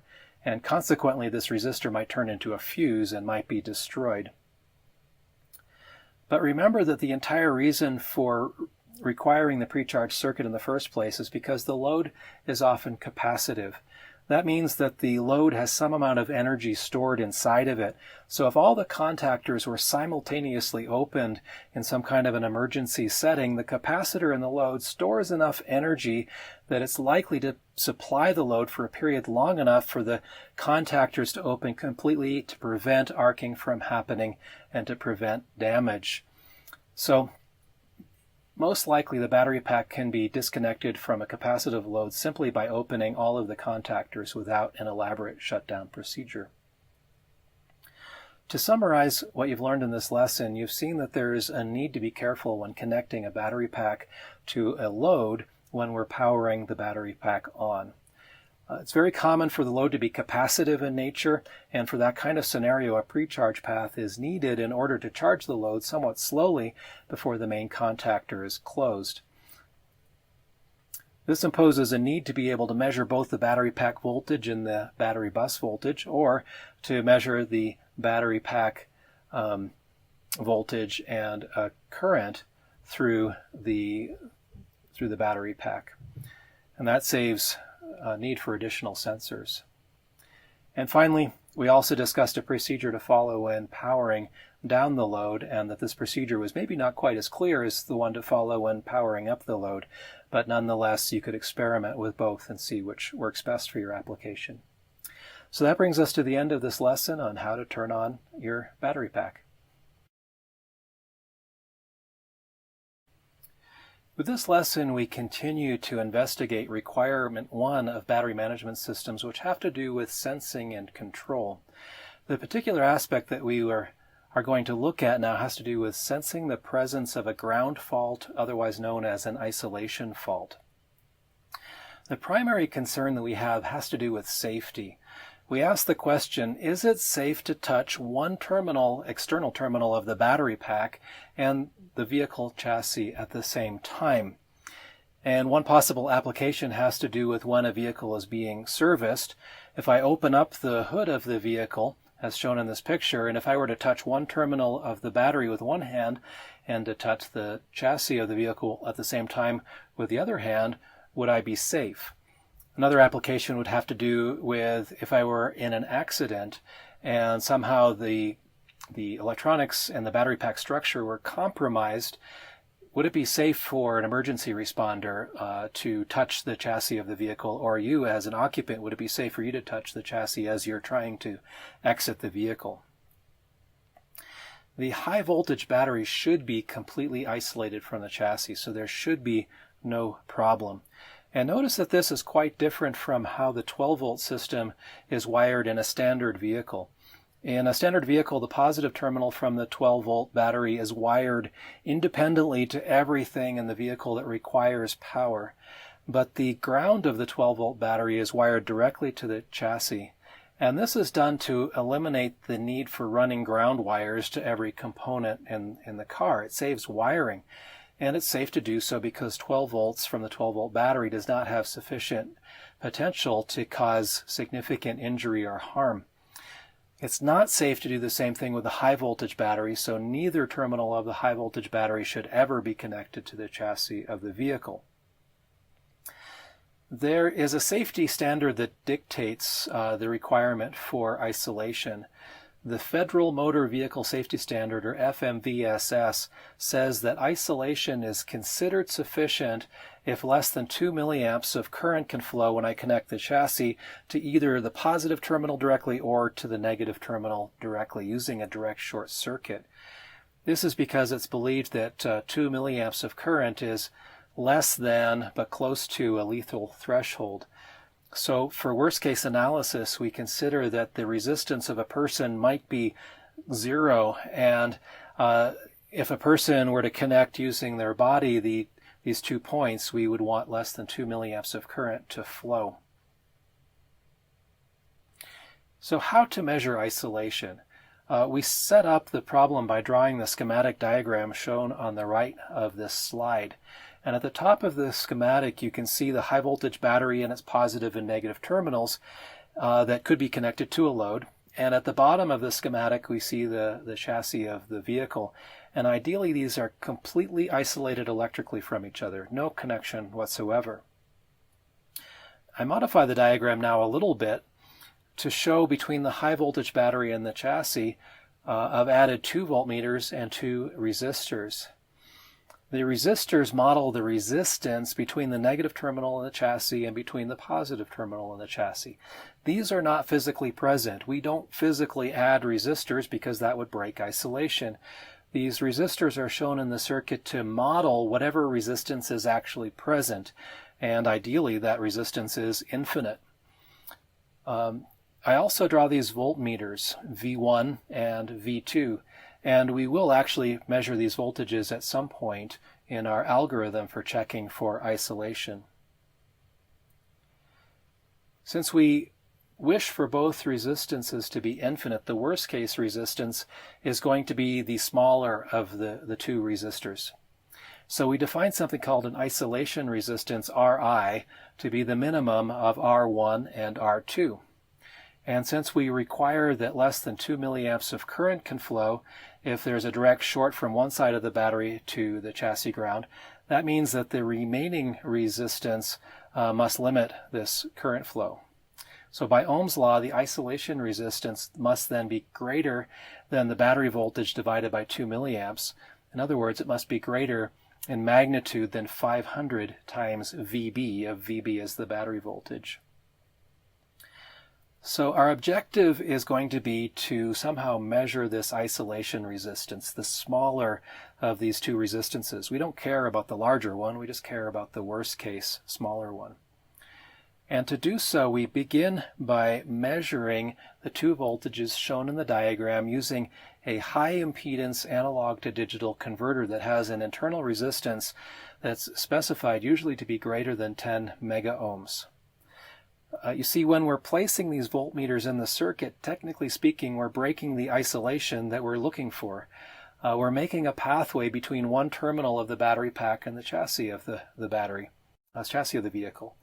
But because we specify that the resistance of the voltmeter must be greater than 10 mega ohms, we ensure that less than 2 milliamps of current will flow for most batteries unless the battery voltage is extremely high. And so this is not breaking isolation according to our specification by placing this voltmeter in the circuit. Also notice the polarity indicated on the voltmeters. Both voltages are defined to be positive values, and so when we look at the equations on the upcoming slides, keep that in mind. To continue with the analysis of this circuit, I've first copied the circuit diagram from the previous slide on the top, but I've also redrawn the circuit in a slightly different but equivalent way on the bottom. And if you spend a minute and examine both of these diagrams, you will see that all of the connections are exactly the same, but the diagram on the bottom makes it a little bit more clear that the two resistances form a voltage divider across the battery voltage. Similarly, we see that the sum of V1 plus V2 must be equal to the overall battery voltage. Our objective is to find the smaller of the two resistances, and in a voltage divider, the lesser of the two measured voltages corresponds to the smaller resistor. So if V1 is less than V2, then we must find R1. Otherwise, we must find R2.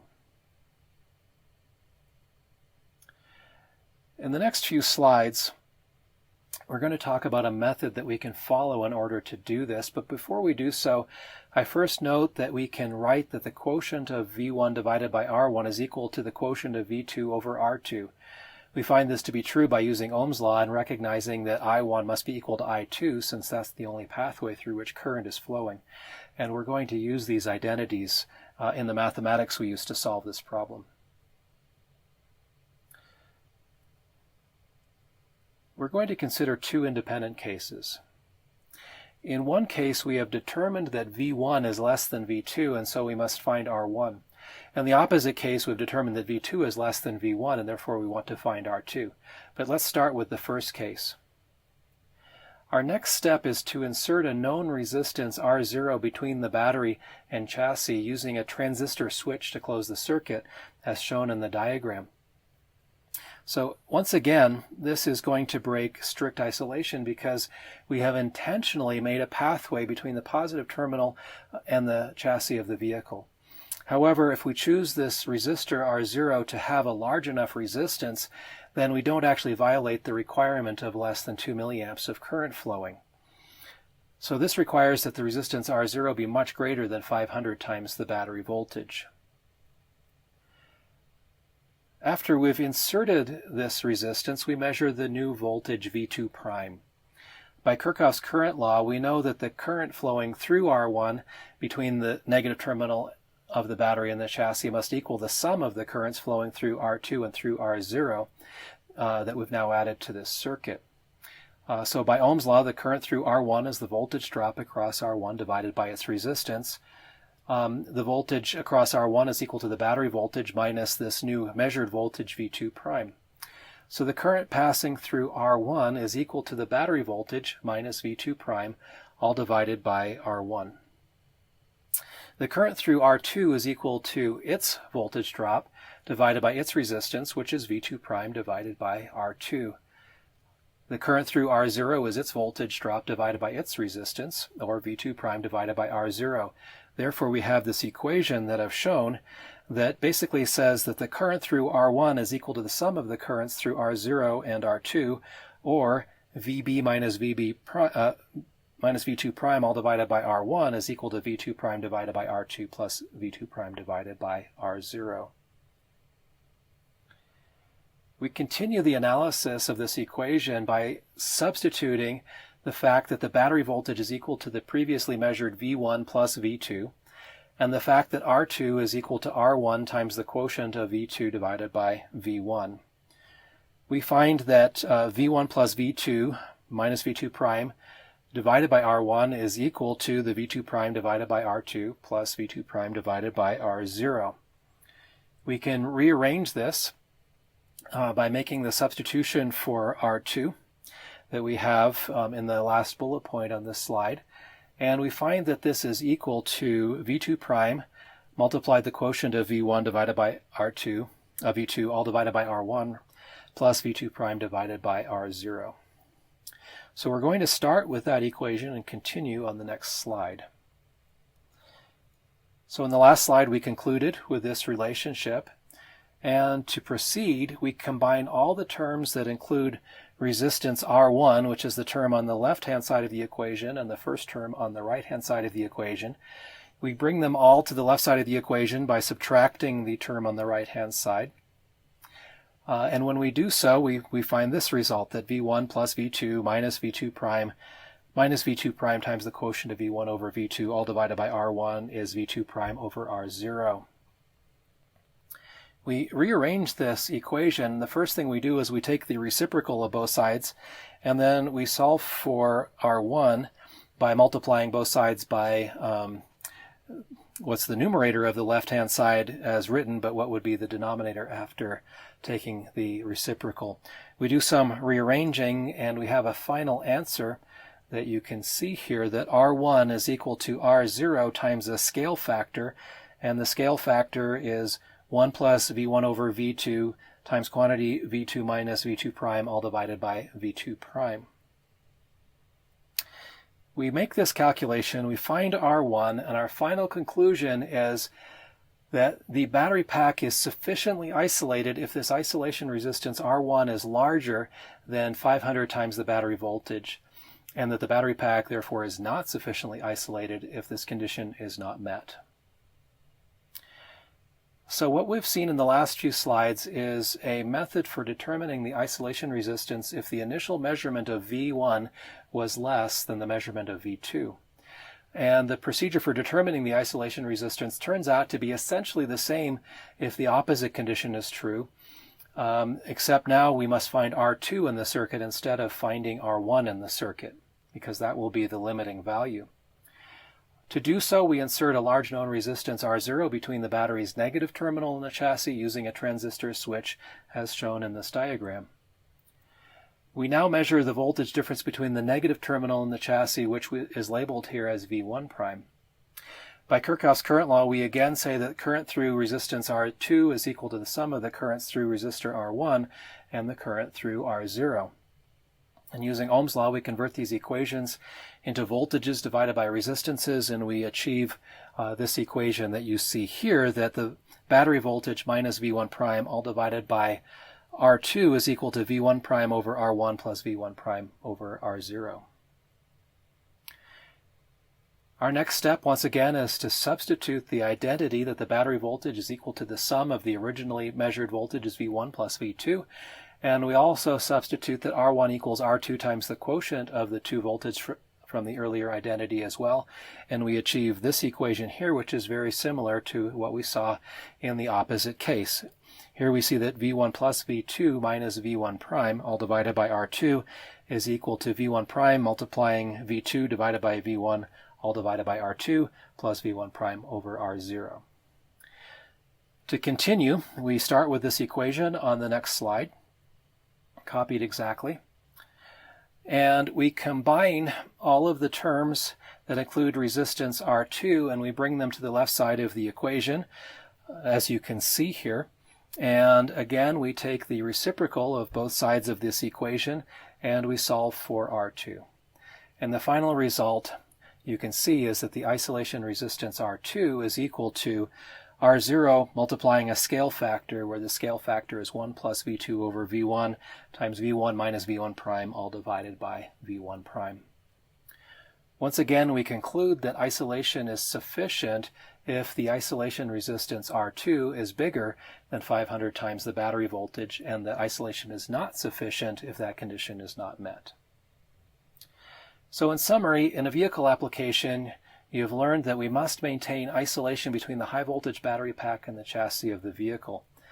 Isolation is considered sufficient if less than 2 milliamps of current can flow if a direct short circuit were to be introduced between either of the battery terminals and the chassis.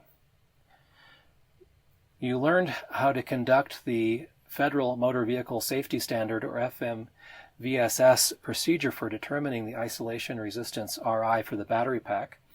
And the bottom line, you learned that if we follow this procedure, we consider that isolation is sufficient if this resistance is bigger than 500 times the battery pack voltage.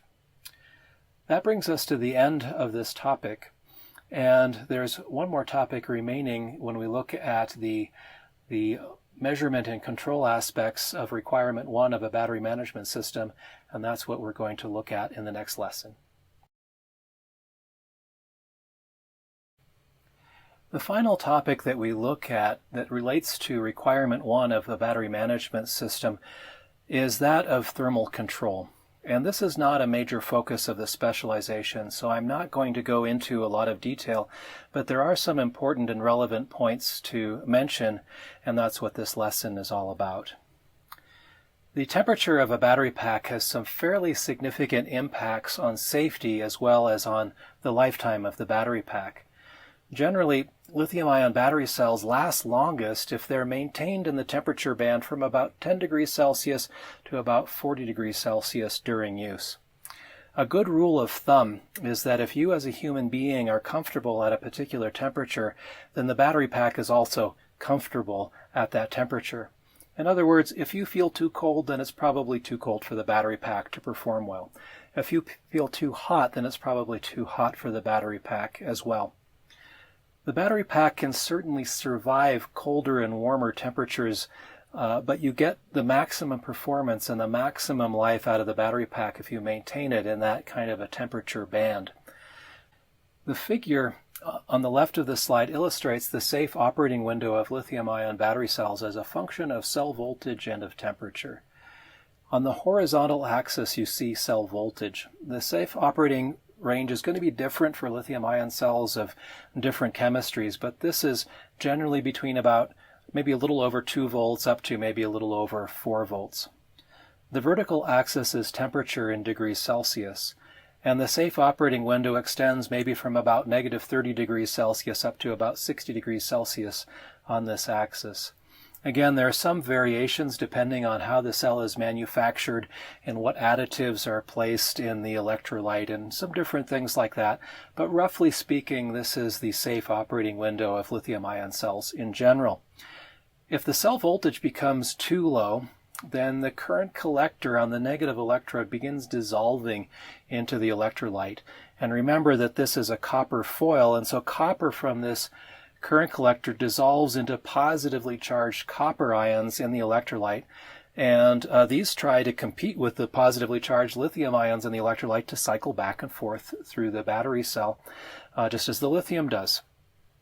Now, these copper ions are usually too large to intercalate into the active materials of either electrode, and so instead they plate metallic copper onto the surface of the electrodes.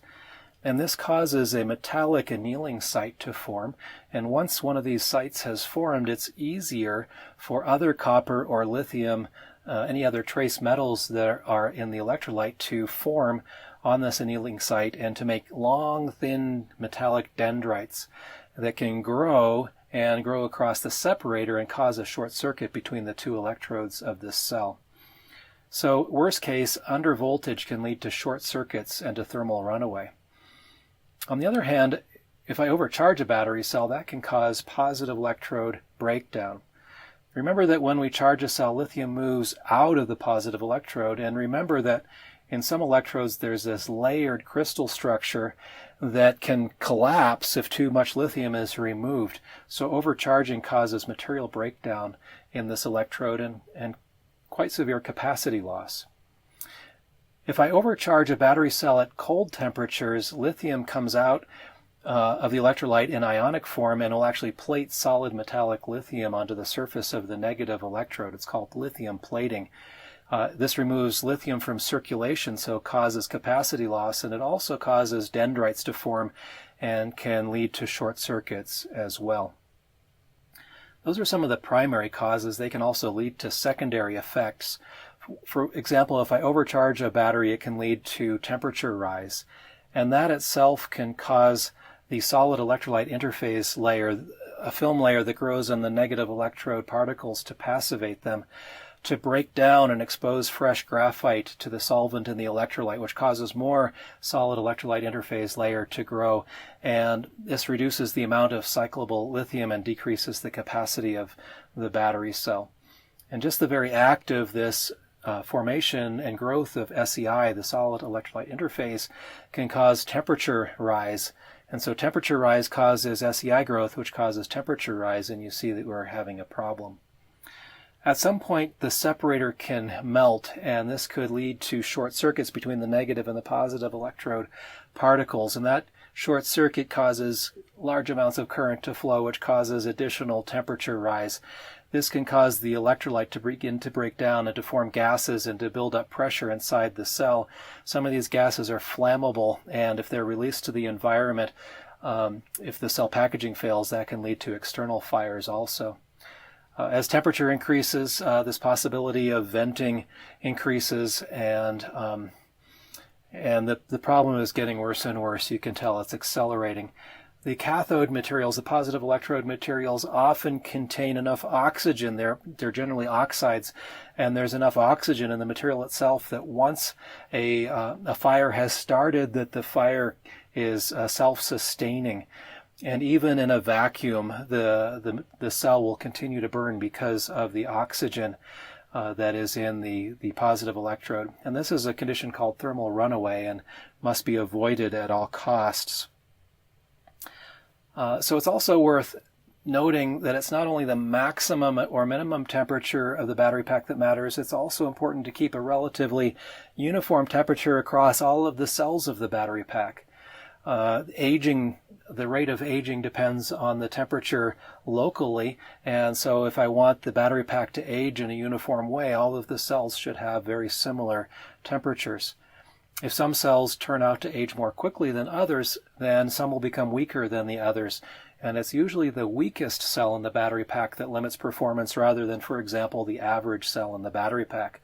So even if all of your cells are in fantastic health except for one, that one weak cell will limit what your battery pack is able to do. Keeping cells at uniform temperatures also helps to maintain consistency, and so this battery pack will not be limited by only one weak cell. Two different methods are commonly used to cool a battery pack. One is forced air cooling, where fans can direct air across the battery cells in order to cool them.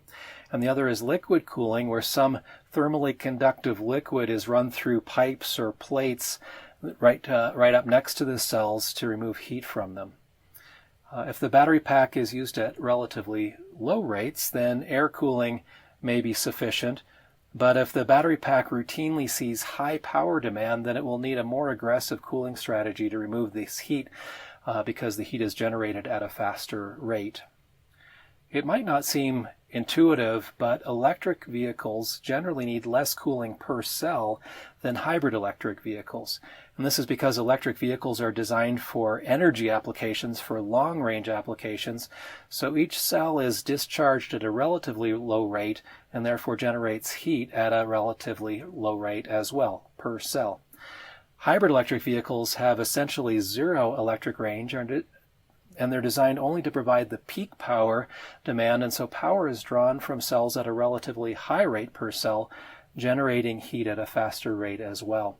So again, that analysis is per cell, so you have to do the math to come up with the aggregate heat generation to see whether liquid cooling is required or whether air cooling is sufficient. The two photographs on this slide show cutaways of two vehicles. The vehicle on the top is the extended range electric vehicle, the Chevy Volt, and the vehicle on the bottom is the Tesla Model S. Both of these vehicles use liquid thermal management. In the Chevy Volt, the battery pack sits between the driver's seat and the passenger seat in the front of the vehicle, and it runs down the center of the vehicle between the passenger seats and the rear, and then splits off and makes a T-shape and is behind the passenger seats in the rear. And in this design, there are plates inserted between cells in the battery pack, and these plates have thin, tiny channels in them through which the liquid is pumped to remove the heat generated by the cells. In the Tesla Model S, the battery pack is located in the floor underneath the entire passenger compartment, and liquid is passed in between the cells in this region to cool them. In some cases, it may actually turn out to be advantageous to implement heating in addition to cooling. If we have the ability to heat a battery pack, then we can charge the pack even if the ambient temperature is quite low, because we can cause the temperature of the battery pack itself can be warm enough to charge without risk of lithium plating and damage, even though the outside temperature is cold.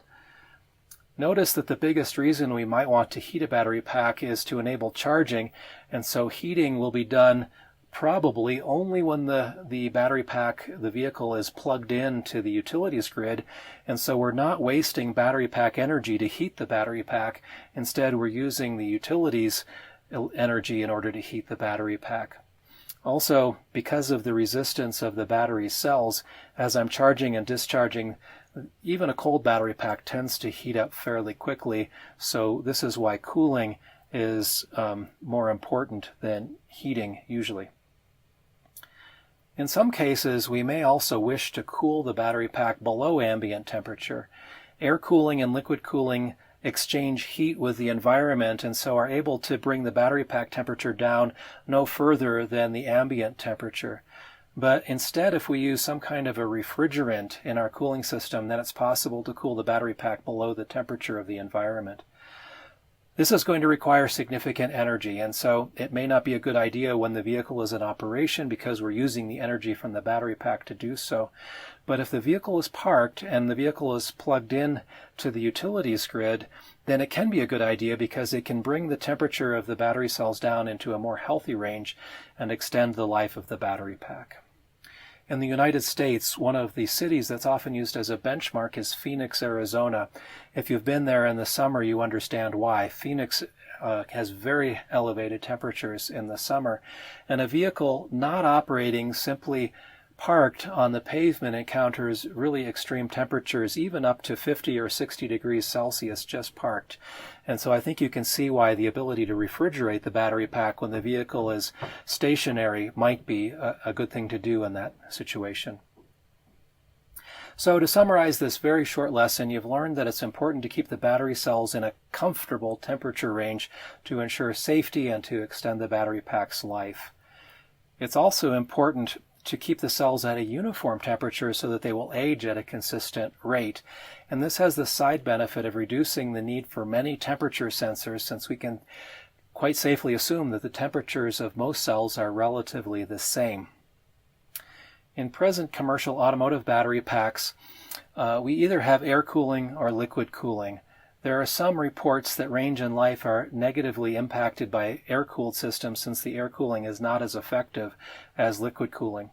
Liquid cooling systems are more expensive, but they're able to extract more heat at a faster rate than air-cooled systems are able to do.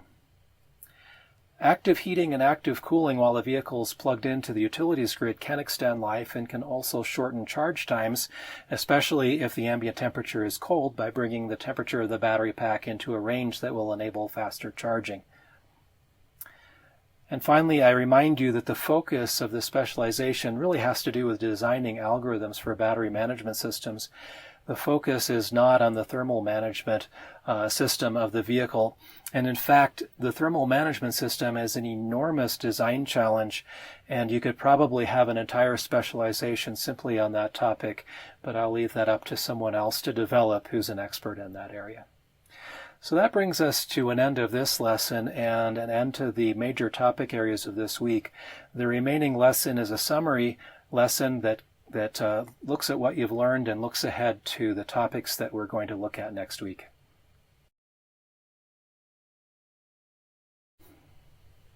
This past week, we devoted our attention to learning about major battery management system functions as part of the preparation to learn how to design battery management system algorithms.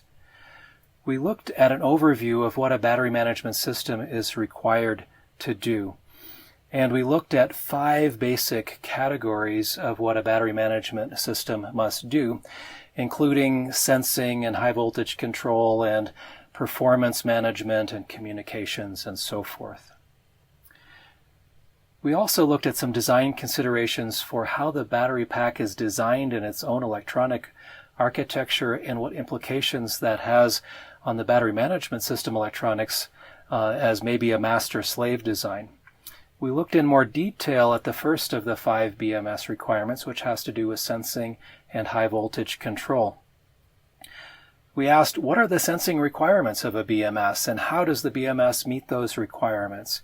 Specifically, we looked at the voltage sensing capability requirements and how that can be met using analog to digital converters. And you learned how to select an analog to digital converter by looking at resolution requirements and accuracy requirements and sample rate requirements. You learned how to measure temperature using either thermocouples or thermistors combined with the analog to digital converters. And you saw how to measure electrical current using either a current shunt or a Hall effect sensor. You learned how a battery management system safely connects and disconnects from a load, and how to determine whether the battery pack is properly isolated from the chassis of the vehicle. And finally, we looked very briefly at what a battery management system needs to know regarding thermal management. Next week, you will continue to learn about the major battery management system functions. We continue by looking at each requirement that has already been identified and studying these requirements in more detail in order. So we start by looking at the second requirement, which has to do with protection, and ask, what do we need to do to protect the battery pack and to protect the user? How do we actually do it? We look at the third requirement of interface and ask, what must the battery management system interface with, and how does it do it? We look at the fourth requirement of performance management, and this includes an introduction to state of charge and total energy and available power estimation. And finally, we look at the diagnostics requirement, which includes an introduction to state of health estimation. So congratulations for making it to this point, and I look forward to talking with you again next week about these additional BMS requirements. Welcome to week 4 of the course. If you're planning to complete the honors section, then there's one more week left. Otherwise, this is the final week, so you're almost there. Last week, our focus was on studying requirement 1 of a battery management system, which had to do with sensing and high voltage control. This week, the plan is to examine the remaining 4 requirements of a battery management system. You may remember that these were protection and interface and performance management and diagnostics. In this lesson, we consider specifically requirement number 2, which has to do with protection. A battery management system must provide monitoring and control to protect in 2 different ways. The first one that we look at is the requirement to protect the battery pack cells from out-of-tolerance ambient conditions. The second is to protect the user from the consequences of battery pack failures. And as you've already learned, high-energy storage batteries can be very dangerous. If energy is released in some uncontrolled way, this can have catastrophic consequences. One example is if there's a short circuit inside one or more of the battery cells that will cause large levels of electrical current to flow, which will cause a lot of heat to be generated, which will cause thermal runaway and fire in the battery pack. A second example is if there's physical damage to the battery pack, such as if a vehicle is involved in an accident, and this can lead to very unpredictable energy release due to crushing or penetration of the cells and so forth. If a battery cell develops an internal or an external short circuit, hundreds or even thousands of amperes can develop in microseconds. So if we want to have any hope of protecting against a short circuit, the protection circuitry must act extremely quickly. This is very difficult, and in many instances the best we can really hope to do is to isolate the damage caused by short circuit in one cell so that it does not propagate to other cells in the battery pack. Different applications and different cell chemistries require different degrees of protection. A failure in a lithium-ion cell can be very dangerous, and it can lead to a fire and even lead to an explosion. In many applications, including in the automotive environment, protection is indispensable. When we're designing protection for a battery pack, we must address the following undesirable events or conditions. We must address excessive current during charging or discharging. We must address the possibility of and a response to a short circuit. We must consider overvoltage and undervoltage. We must think about high ambient temperatures and overheating of the battery pack. And we need to look at what happens if isolation is lost. In other words, if there's a ground fault. and we also need to think about what to do if there's abuse to the battery pack. When we're designing protections, we should also consider what happens if our protection mechanism itself fails. Whenever possible, we should implement redundant protection paths so that if the primary protection mechanism fails, then the secondary protection mechanism will still be able to protect the user and the battery pack. The drawing on the right-hand side of the slide attempts to illustrate this. It shows in a graphical way the region of operation in which we would like to operate our battery pack and the region that we would really like to stay away from. In this case, the horizontal axis is temperature and the vertical axis is magnitude of electrical current. The region that is shaded in red indicates locations where it is unsafe to operate the battery pack in terms of temperature and current magnitude. Any point that is not colored red is technically an acceptable point at which we can operate the battery pack. However, we would like to leave a safety margin in our design so that we not only stay out of the red zone, but we also don't even really get close to the red zone. So we define this green region that you see, which is what we call the safe operating zone, that is separated from the failure zone by a safety margin region, which is shaded in white. We choose our safety devices to constrain operation to be inside of the green region. For example, our design might include a thermal fuse. Whenever the temperature increases beyond the fuse set point temperature, the fuse will trigger and operation will cease. The operation boundary of the thermal fuse is drawn as a vertical line on this diagram. To the left of this line, the fuse is not activated and operation continues as normal. To the right of this line, the fuse has activated and has shut down the battery pack. We might also consider using a resettable fuse. A resettable fuse is characterized by the diagonal line that's a function of both current and temperature.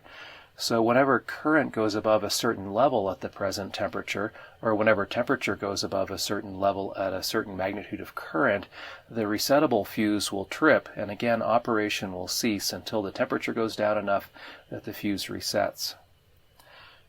We can also consider some kind of an electronic protection that is continuously monitoring the magnitude of the electrical current and will again discontinue operation when the circuit determines that electrical current has gone above some magnitude. What's important in this diagram is that you notice that in order to go from the safe operating zone shaded in green to the unsafe failure zone shaded in red, a minimum of 2 of these protection mechanisms must be breached to do so. This means that to enter the failure zone, at least 2 of the protection systems will have failed completely, or to put it another way, we're almost certain that we will never enter a failure zone because we have at least 2 protection mechanisms that will always keep us from doing so.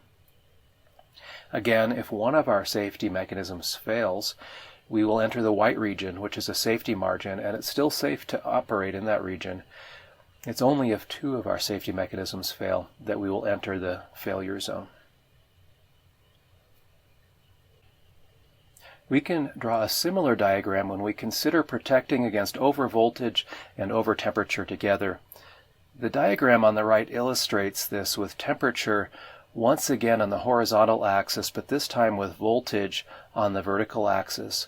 The thermal fuse can protect against overtemperature. Different kinds of electronic protection can protect against overvoltage and undervoltage. For example, when we consider overvoltage, our battery management system might have dedicated electronics that monitor the voltage of individual battery cells and shuts down. Or the software in our battery management system might additionally monitor these voltages and shut down when they become too high. Additionally, when we think about overvoltage, the most likely cause leading to overvoltage is when we're charging the battery pack, when we're plugged into a charger. So the charging system might have its own overvoltage circuitry or software detection mechanism that can notice if there's a problem and respond to it. On the undervoltage side, our battery management system can once again have either electronic or software-based undervoltage detection, and the load connected to the battery pack can also implement undervoltage protection mechanisms. We do need to be a little bit careful when adding these protection mechanisms, however, especially if they are electronic mechanisms, because each of the devices that we add into the main current carrying path will add some kind of resistance to that path, and that will reduce the power that's delivered to the load and also increase the amount of heat that's generated in the battery pack. It will also increase the cost of the battery pack because of the additional components that we're adding. So we don't want to add an enormous number of these protection devices, but we do want to be careful in our design to add a sufficient number to meet safety standards. Some examples to consider when designing safety mechanisms include a thermal fuse that operates when the present temperature is above some limiting temperature, a conventional fuse which is designed to prevent overcurrent but also operates based on an internal temperature. A note, however, on the conventional fuse is that it operates when it heats up internally and an internal element vaporizes, basically, and this may not act quickly enough to protect against some very rapidly accelerating events, such as the result of a short circuit. So we might need to consider more active fault detection, by which I mean an electronic device coupled with software instead of some passive device. In addition to protecting the battery pack from environmental conditions that comprise safety hazards, we also need to be able to build into our design the ability to detect operational faults and to be able to tolerate and, whenever possible, rectify these faults. For example, current state-of-the-art battery management systems use processors that have dual processing cores. These cores execute the same instructions at slightly different time offsets and then compare the results of the instructions against each other. When the results don't match, this can trigger execution of additional code that tries to recover from that fault, or at least to inform the user that something went wrong. In a master-slave battery management system, the slave systems can also often detect self faults without any additional input processing by the master. For example, many of the battery management integrated circuits that we looked at previously can detect automatically overvoltage or undervoltage at a cell level based on thresholds that have been programmed into that slave by the master BMS. They can also often monitor for overtemperature and undertemperature, since they are also measuring those quantities.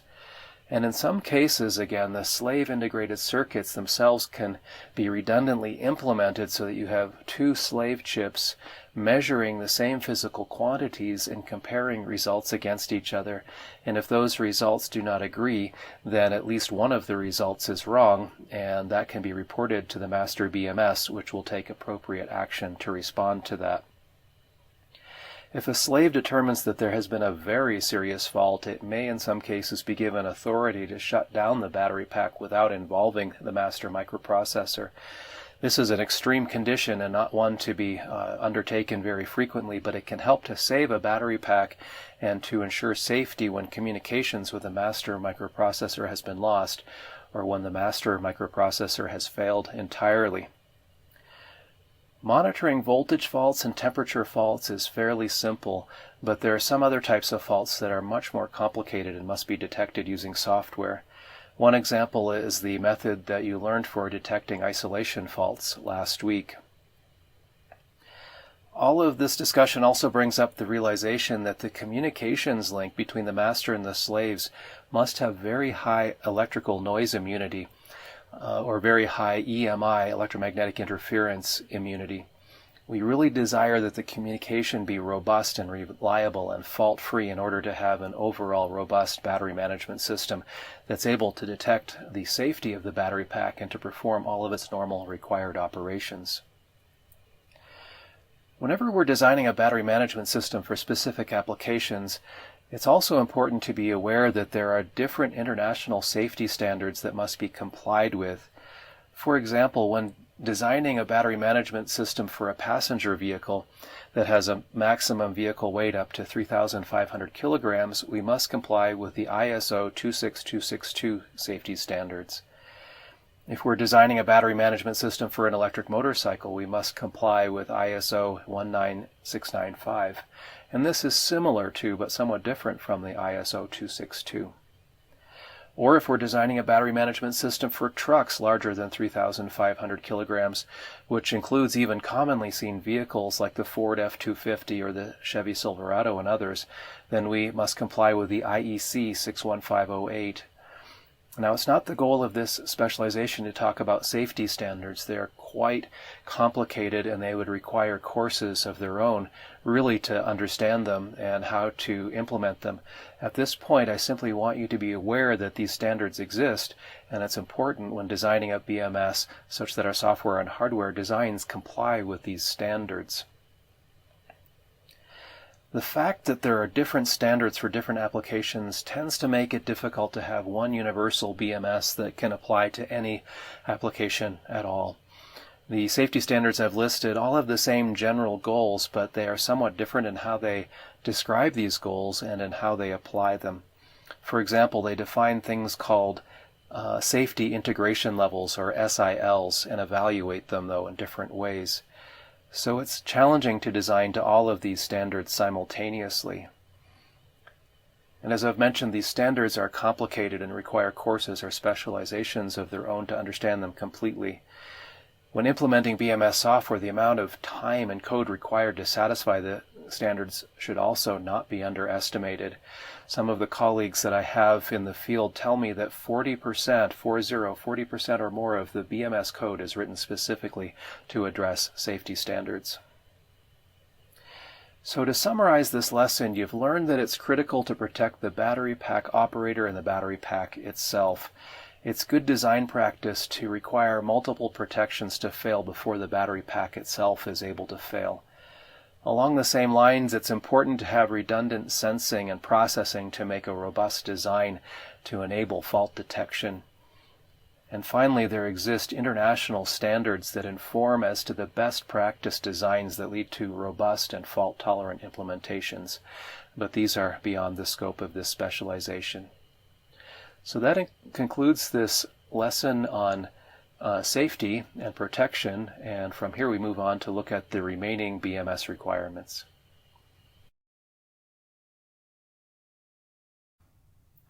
Last week and so far this week, you've learned about requirements 1 and 2 of a battery management system, which have to do with sensing and high voltage control and protection. In this lesson, we're going to consider requirement 3, which has to do with interface between the battery management system and the host application. This includes the communications itself. It also possibly includes controlling a charger, data recording for diagnostics purposes, and it can include auxiliary tasks such as range estimation. Let's first think about how the BMS communicates with the host application. There are many ways of doing this, but a very common approach that's used in a lot of applications is the Control Area Network, or CAN bus, which is an industry standard way of communicating. In the automotive application, it's the universal way of communicating between electronic components in the vehicle. The CAN bus specification is designed to provide robust communications between two processors in a very demanding and harsh automotive environment where there are high levels of electrical noise. It's already used in conventional vehicles where these noises come from spark plugs firing, for example, and so it's a natural choice when moving to electric drivetrains where there's also a significant amount of electrical noise generated by the electronics that drive the power for the electrical motors. The CAN bus uses 2 wires and communicates in a serial fashion 1 bit at a time between the 2 processors. It's designed to network intelligent sensors and actuators and processors together, and it's able to operate at 2 rates simultaneously. One of these rates we would consider a high-speed rate. It might be around 1 million bits per second, or roughly 1 million baud. The high-speed operation is used for critical things such as engine management and vehicle stability and motion control, and things that are performance critical and safety critical. The low-speed operation might work at 100,000 bits per second, or roughly 100,000 baud, for example. The low-speed CAN bus might be used for simple switching control of lighting, operation of power windows and mirror adjustments and instrument displays and other functions where the safety and performance are not as time critical. The CAN bus protocol defines how to transmit information between two different entities connected on the bus in the following way. It gives a method to address the messages to a specific destination device connected to the bus. It defines the data format to be used in the message. It defines the transmission speed of the high-speed and the low-speed aspects of the protocol. It also defines priority settings for a message being transmitted on the bus, and it defines sequencing of messages and responses. It also talks about how to detect errors and how to handle those in order to get retransmissions so that we are able to communicate everything that we desire to communicate. And it defines some control signals. I've illustrated the format of one frame of a CAN bus message on this slide. The frame begins with a single bit that's a start of frame or SOF marker. Then there's a 29-bit identifier for the address of the recipient of the message. Then there's 1 bit ready to receive or RTR field. And this is followed by a 6-bit control field that describes what this message is all about. The main part of the message is a data field with the information that is to be transmitted across the wire across the bus from the transmitter to the intended recipient. And this data field can have a length of anywhere between 0 and 8 bytes. This is followed by a checksum that's used to detect whether there have been any transmission errors in the message. And this checksum is often called a cyclic redundancy check or a CRC check. The next field is a 2-bit acknowledgement field that's used to acknowledge correct receipt of a message. And finally, the message concludes with a 7-bit end of frame or EOF, which is combined with the when combined with the 1-bit start of frame puts bookends on the message so that the recipient knows that the entire message has been received correctly. These data frames are transmitted sequentially over a bus that's shared between many devices, and when data frames are successfully received, an acknowledgement is sent back. If a data frame is not received at all, there will be no acknowledgement, and so after some timeout period, it's retransmitted. If the data frame has been received correctly, then the acknowledgement will be sent back to the original sender, and so the sender knows there's no need to retransmit. One application that requires the battery pack to communicate with the outside world is when the battery pack is being charged. Battery packs are charged generally in 2 different ways. One way is what I will call random charging. This is when charge is delivered in unpredictable patterns to the battery pack from the host application. In a vehicle, this happens when the driver presses the brake pedal, and instead of using the friction brakes, it's possible to use the motor, put the braking energy through the motor back into the battery pack to add charge to the battery pack. And this recovers some of the energy that would otherwise be lost and improves the efficiency of the vehicle.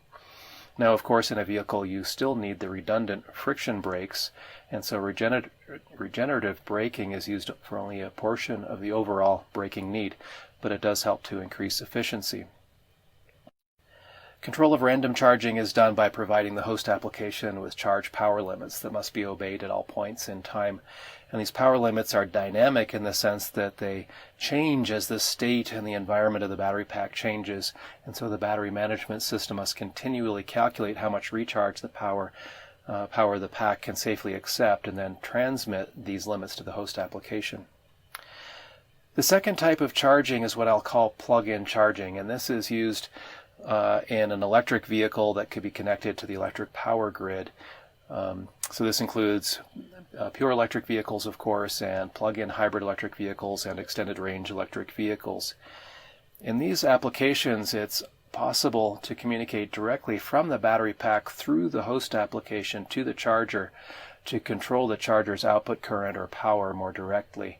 So the battery management system can then ensure that the voltage of the charger meets certain requirements, and it can conduct balancing of the different battery cells and of the battery pack while charging is happening.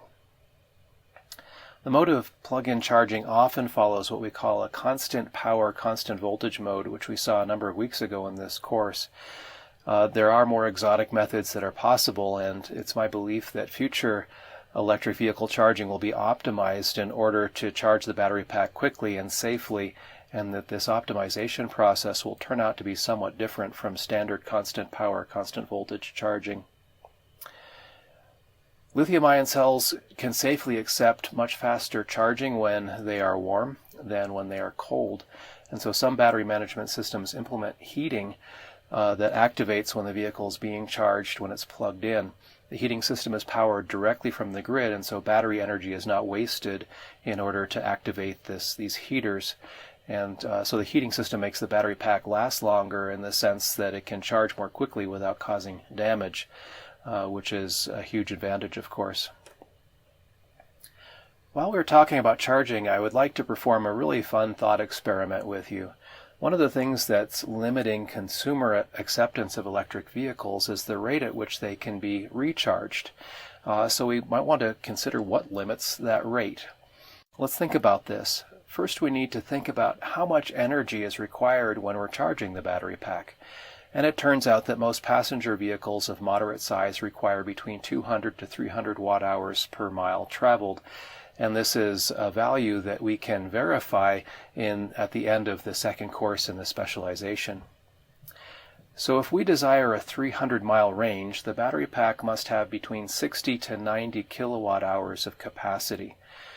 If we're to charge the entire battery pack in 3 minutes, which is roughly the time it takes to fill a gasoline tank of a standard automobile, then it would require power transfer at the rate of about 1.8 megawatts, and that's an enormous amount of power. So instead of thinking about what's required to charge in 3 minutes, let's think from the other point of view of how much power is commonly available. In the United States, in a household standard circuit, electrical power is provided at 110 volts AC and 15 amperes.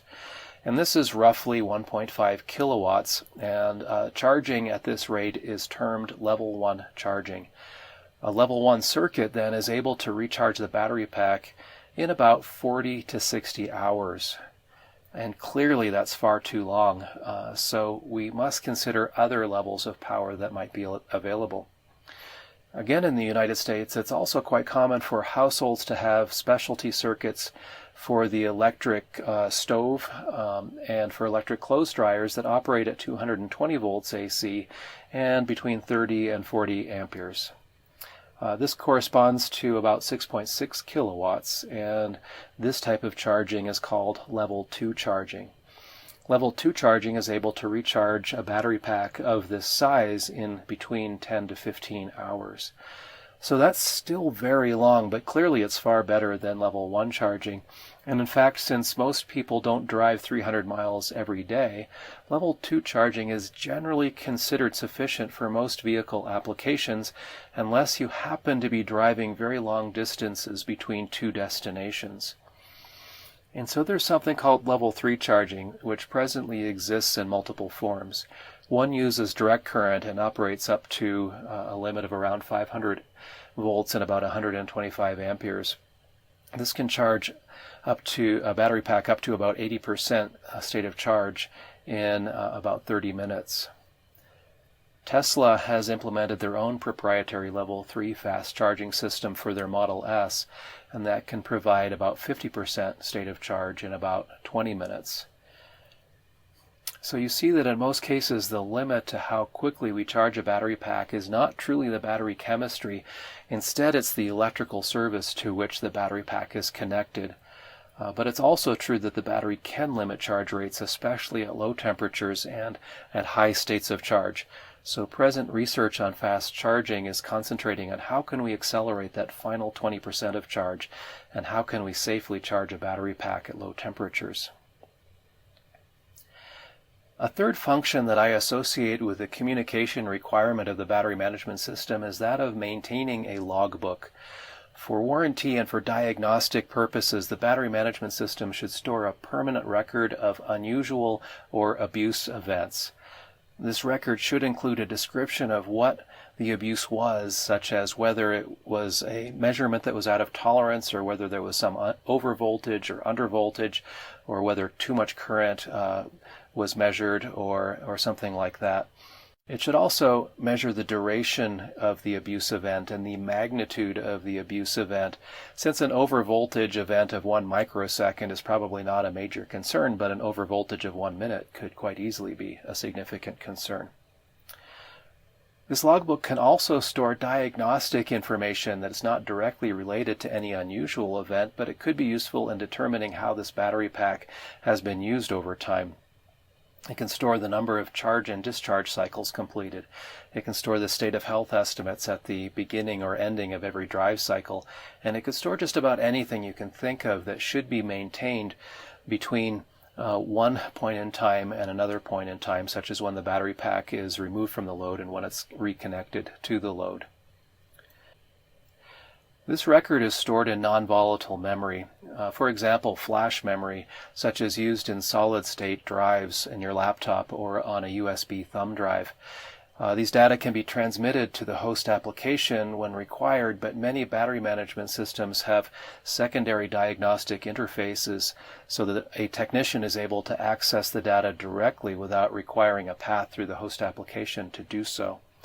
This way, the technician can determine directly from the battery management system the information that's required to diagnose a problem, and which can lead to some ability to correct the problem. There are other tasks a battery management system might do in cooperation with a host application. These would tend to be more application specific, and the one that I talk about here briefly applies to electric vehicles. In that case, the host application might require the battery management system to compute an estimate of the present remaining range of the vehicle based on the amount of energy remaining in the battery pack. This, however, turns out to be a quantity that's heavily influenced by environmental factors, such as what are the vehicle characteristics, and how is the vehicle being driven, and what is the surrounding terrain, such as are there many hills, will I be going up or down a lot? What is the weather like? Is there a lot of snow on the ground that's causing friction, or is there a lot of wind that's either impeding or helping progress? It even matters whether the ambient temperature is warm or cold and how the vehicle will operate. So range estimation is very difficult. It depends not only on how much energy is available in the battery, but also on the characteristics that are truly known only by the host application. And so at this point in history, it appears to me at least that every automotive manufacturer will have their own range estimation algorithms. But again, in the next specialization towards the end, we will see how to simulate an electric vehicle as an example battery load, and you'll be able to see perhaps how range estimation might be done. At this point in the specialization, it's sufficient to know that the battery management system must at least produce the inputs to these algorithms, and especially for the range estimation algorithm, how much energy is presently available in the battery pack. And so, to summarize this lesson, you've learned that a battery management system must communicate critical information about the present operating condition of the battery pack to the host application. This is very often done using a CAN bus protocol, and since CAN bus electronics are implemented in hardware already on many microcontrollers that are available off the shelf, this is not a difficult thing to do. The communication needs and requirements tend to be application specific, but there are some common features. The battery management system must often give information about how to control the battery pack charging system in order to avoid safety hazards. The battery management system must often maintain a logbook of unusual or abusive events. The battery management system may also be required to perform application-specific tasks that might include computing an estimate of how much available range is left or distance to empty estimate for an electric vehicle. And of course, the battery management system must communicate to the host application estimates of available energy and available power and states of charge and states of health and so forth. And so we will begin to consider the estimates that a battery management system must provide to the host application in the next lesson.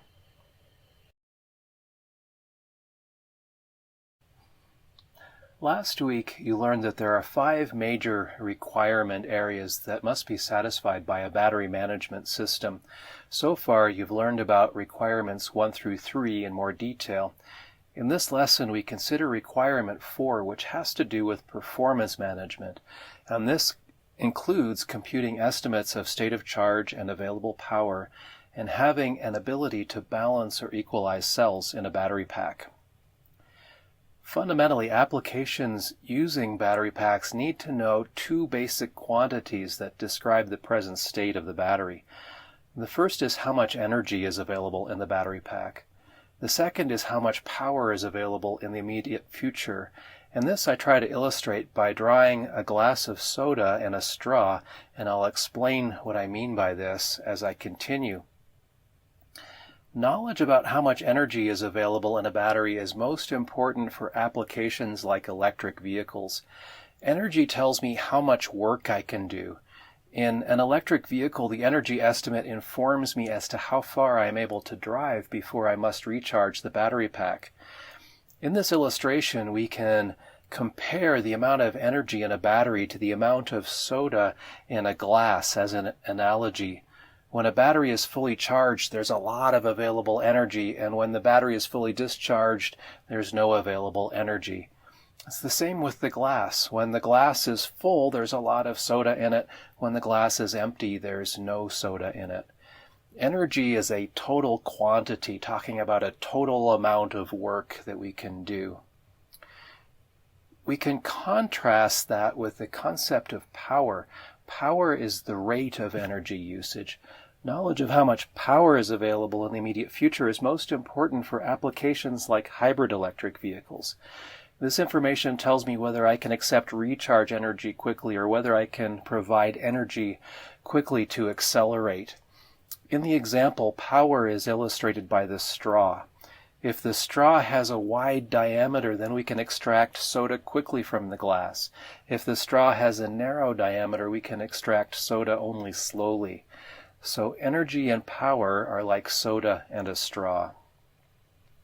Both power and energy estimates are important for applications like extended range electric vehicles and plug-in hybrid electric vehicles because they need to know how far they can drive, but they also need to know how quickly they can accelerate and decelerate. It turns out that no sensor exists that's able to measure the available energy or the available power. Instead, we must create methods to estimate the amount of energy and power. And in order to estimate energy, we must know at least all of the cell states of charge and all of the total capacities of the cells in the battery pack. To estimate power, we must know at least all the cell states of charge and all of the resistances of the cells in the battery pack. But it turns out that we cannot measure these properties directly either. No sensor exists that can measure state of charge or capacity or resistance directly. So we must find ways to estimate these values, and the diagram on this slide shows the overall process. To the right of the diagram, we see the desired outputs of how much energy and how much power might be available from the battery pack. In order to come up with these estimates, we need to know all of the capacities of the cells, denoted as Q, and we must know all of the states of charge of all of the cells, and we must know all of the resistances of all the cells, denoted by R. Once we have these values, we can perform deterministic calculations to arrive at how much energy and how much power are available. But we can't measure state of charge or capacity or resistance directly, so we must somehow come up with values for these quantities using things that we can measure. The available inputs include cell voltages and battery pack current and either cell or module temperatures. So we use those basic measurements with computer methods called algorithms to come up with estimates of capacity and state of charge and resistance. And those estimates then feed the power calculations, and in the end we're able to compute the estimates of energy and power that we require. It turns out that there are both good methods and poor methods to produce estimates. There's not only one way to do it. The simplest methods are usually, unfortunately, the least effective methods also. And there are some impacts to implementing a poor estimator. One of these could be an abrupt correction when a voltage or a current limit is exceeded.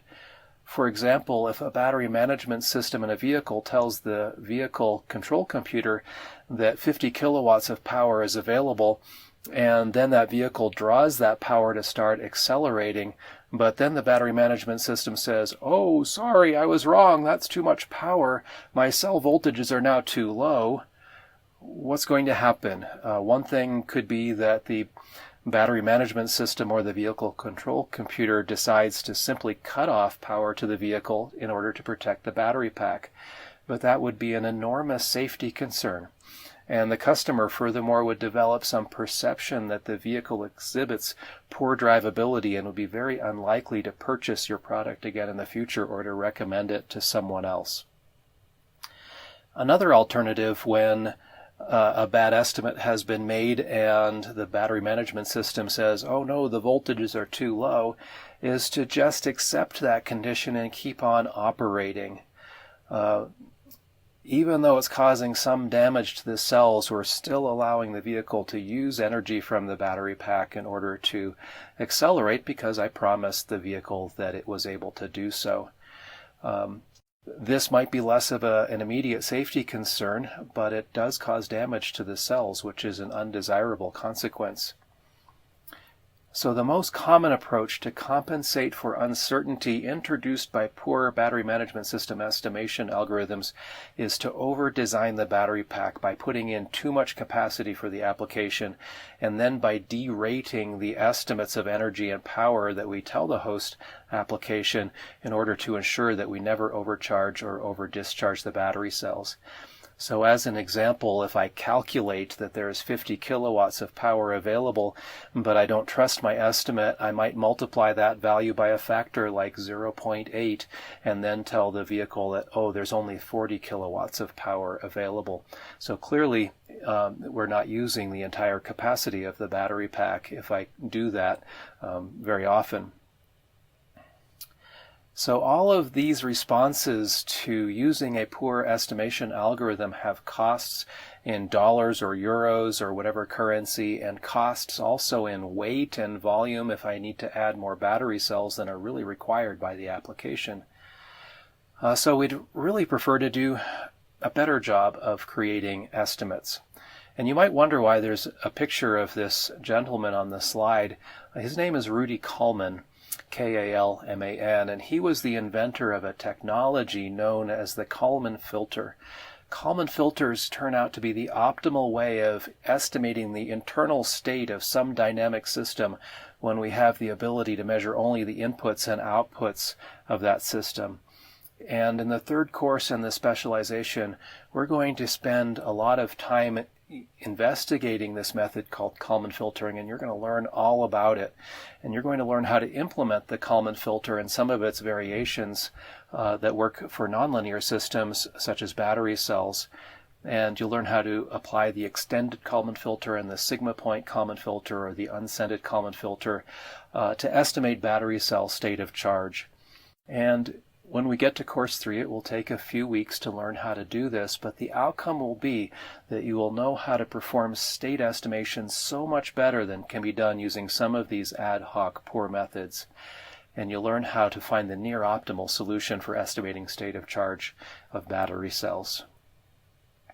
So to summarize this lesson, you've been reminded that applications need to know at least 2 principal quantities about the battery pack: how much energy is available and how much power is available in the near future. Unfortunately, we are not able to measure these quantities directly, and so we must estimate them based on knowledge of states of charge and capacities and resistances of cells in the battery pack. Again, these quantities also are not things that we can measure directly, and so we must estimate their values using measured quantities like cell voltage and battery pack current and temperatures. The major premise of this entire specialization on algorithms for battery management systems is that investing some time learning about good battery management system algorithms, and by investing some money on good battery management system electronics and algorithms, can ultimately lead to a reduced battery pack size and result in considerable cost savings when building a battery management system and selling many quantities of it. In the second course in the specialization, you will learn how to create mathematical descriptions or models of battery cells that are needed by these algorithms. In the third course, you will learn about advanced methods for state of charge estimation, including Kalman filtering. In the fourth course, you will learn about state of health estimation, which will allow you to compute estimates of battery cell capacity and resistance. And finally, in the fifth course of the specialization, you will learn about how to balance a battery pack and how to estimate power limits. Over the remainder of this week, we'll talk about a preview of some of these. We can't go into depth until we do it in this sequence, but you will at least see ideas of the concepts involved that you will learn over the rest of the specialization.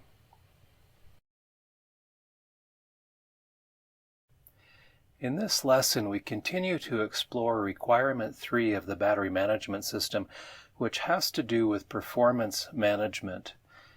We're thinking specifically about the requirement for state of charge estimation, and it's worthwhile to think a little bit about what truly does state of charge mean. You probably already have a good intuitive feeling for state of charge based simply on using electronic devices that have state of charge meters. This might include the state of charge indicator on your notebook computer or on your mobile phone or on some other electronic device. So you already understand when the meter reads 100% that the battery is fully charged, and when the meter reads 0% the battery is empty. But is this display something that is empirical and not truly physical, or does it correspond to something that is truly physical even though it may not be measurable directly? The diagram below shows a schematic of a lithium-ion battery cell where we're thinking about how lithium moves inside the cell as the cell is operated. When we discharge the cell, lithium moves from the negative electrode across to the positive electrode. And when we charge the cell, the opposite happens. Lithium moves from the positive electrode over to the negative electrode. So if you think about it, when the cell is fully charged, there will be a lot of lithium in the negative electrode. And when the cell is discharged, there will be much less lithium in the negative electrode. So thinking about it that way, we can connect our intuitive idea of state of charge directly to the physical quantity of how much lithium is present in the negative electrode particles, or equivalently, what is the concentration of lithium in the negative electrode particles of the battery cell. In this specialization, we do not spend very much time talking about modeling or understanding lithium-ion battery cells at the electrochemical level. If this is something that's interesting to you, then I recommend that you study my first textbook on battery management systems, Volume 1 on battery modeling. But for this specialization, it's sufficient to have a very simple understanding of this one concept that we talk about on this slide. You already learned in week 2 of the course that lithium can be absorbed into the negative electrode particles by entering into the empty spaces of their crystal structure. There is some maximum amount to how much lithium can possibly enter into those spaces before it's completely full. And we call this concentration CS max, C for concentration, S for the solid particles of the electrode, and max, of course, for the maximum value.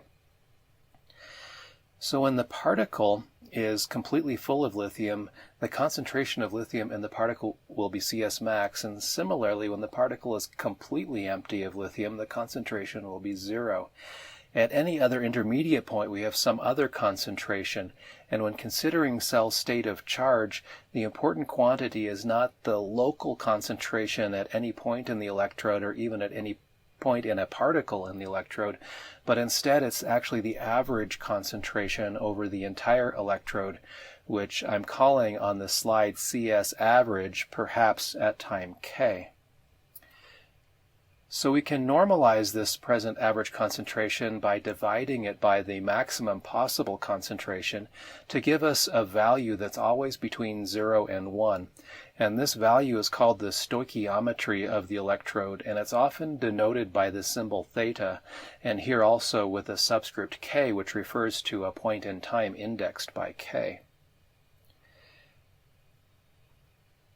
The stoichiometry is a number, as I said, between 0 and 1, and we can consider it to be a kind of an electrode state of charge.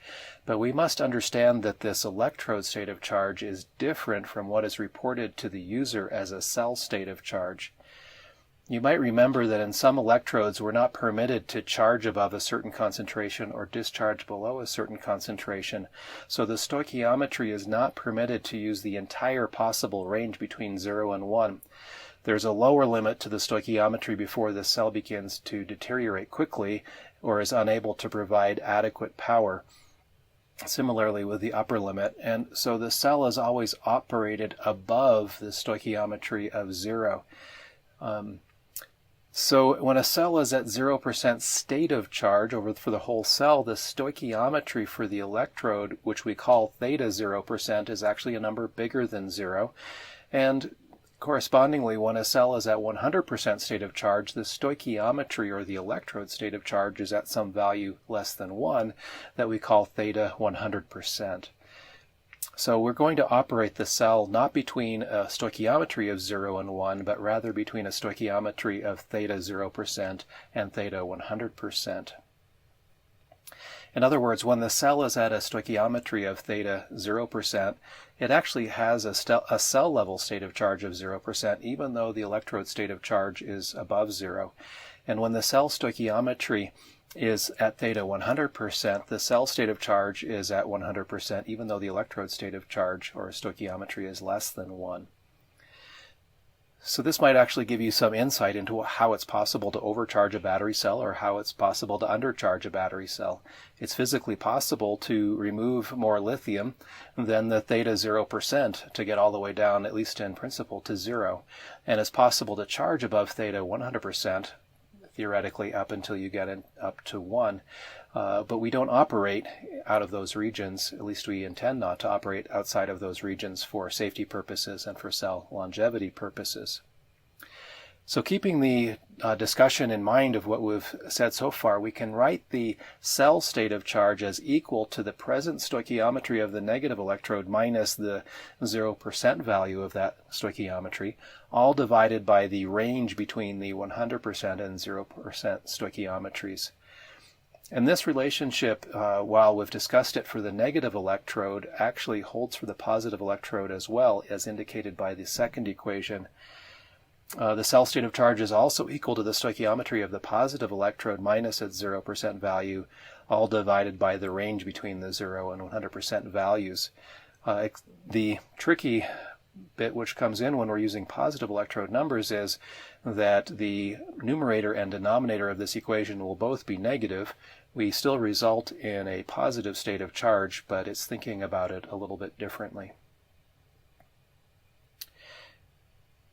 So the state of charge of a cell is actually a physical quantity. It's related to the average concentration of lithium in the entire negative electrode. It's also related to the average lithium concentration in the entire positive electrode. So if we were able to create a sensor that could measure this average concentration directly, then we could measure state of charge directly. But at least at this point in history, no such sensor exists. So it's natural to ask whether the concentration of lithium in the negative electrode is somehow directly related to things that we can measure, such as cell voltage. Well, it turns out that cell voltage depends on the concentration of lithium at the surface of the particles in the electrode, and in particular at the surface of the particles that are in direct contact with the negative current collector. Remember that lithium, as it diffuses into and out of the particles in the electrode, causes transient concentration differences between the surface and the bulk interior concentration of the particle. And these concentrations become the same only after time has elapsed, when the cell has been allowed to rest in an open circuit condition.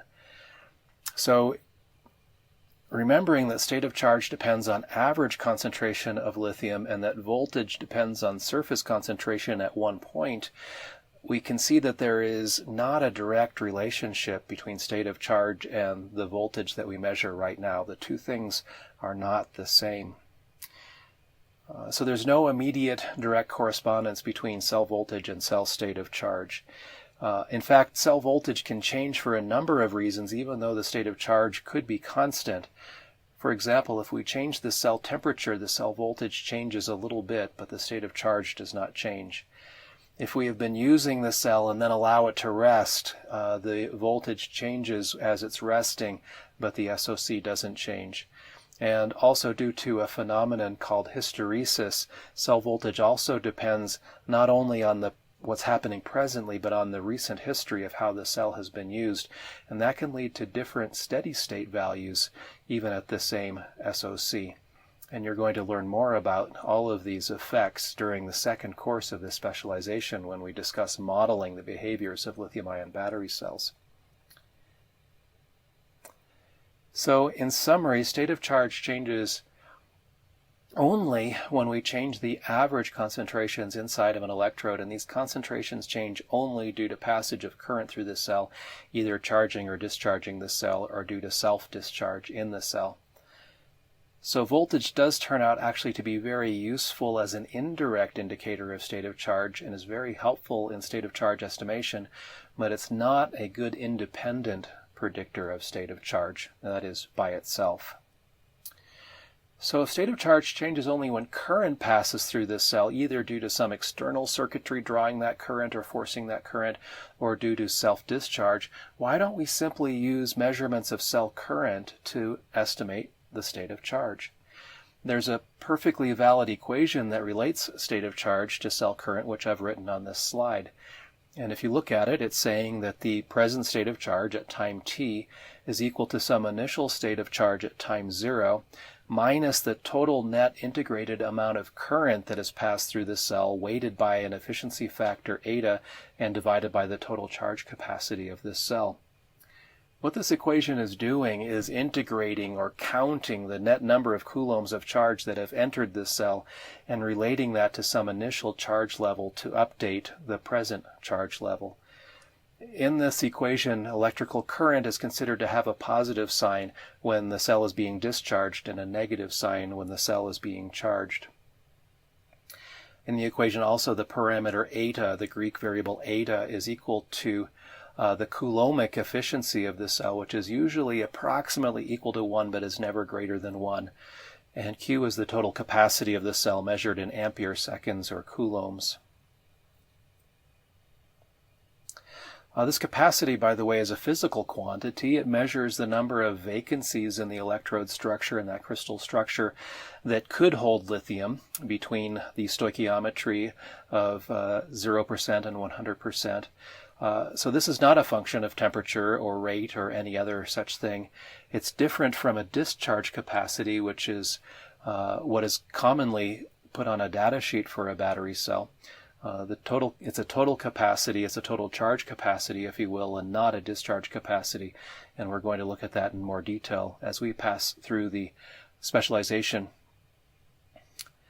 This equation, I've said, is not very good for estimating state of charge, and yet it is actually an exact representation of state of charge of the battery cell. We run into some very serious problems if we try to use it as our only basis for estimating state of charge, though. Methods that do this are called Coulomb counting, because we're counting or measuring the number of coulombs that go into and out of a battery cell. But Coulomb counting suffers very serious inaccuracies when we can't measure current perfectly, which is always the case, or when we don't know coulombic efficiency perfectly, which is always the case, and when we don't have a perfect estimate of the total charge capacity, which is always the case, and when we don't know the initial state of charge at time 0, which is always the case. So for this reason, Coulomb counting should never be used in a battery management system as a primary state of charge estimation method. And you will learn that there are much better ways of estimating state of charge, and you will learn how to implement those in the third course in the specialization. So in this lesson, you've learned that cell state of charge is directly related to something that is truly physical in a battery cell. Oftentimes people talk about a battery pack state of charge and mean by that some quantity that relates collectively to many battery cells at the same time. So I'd like us to think for a few minutes about what is the battery pack state of charge.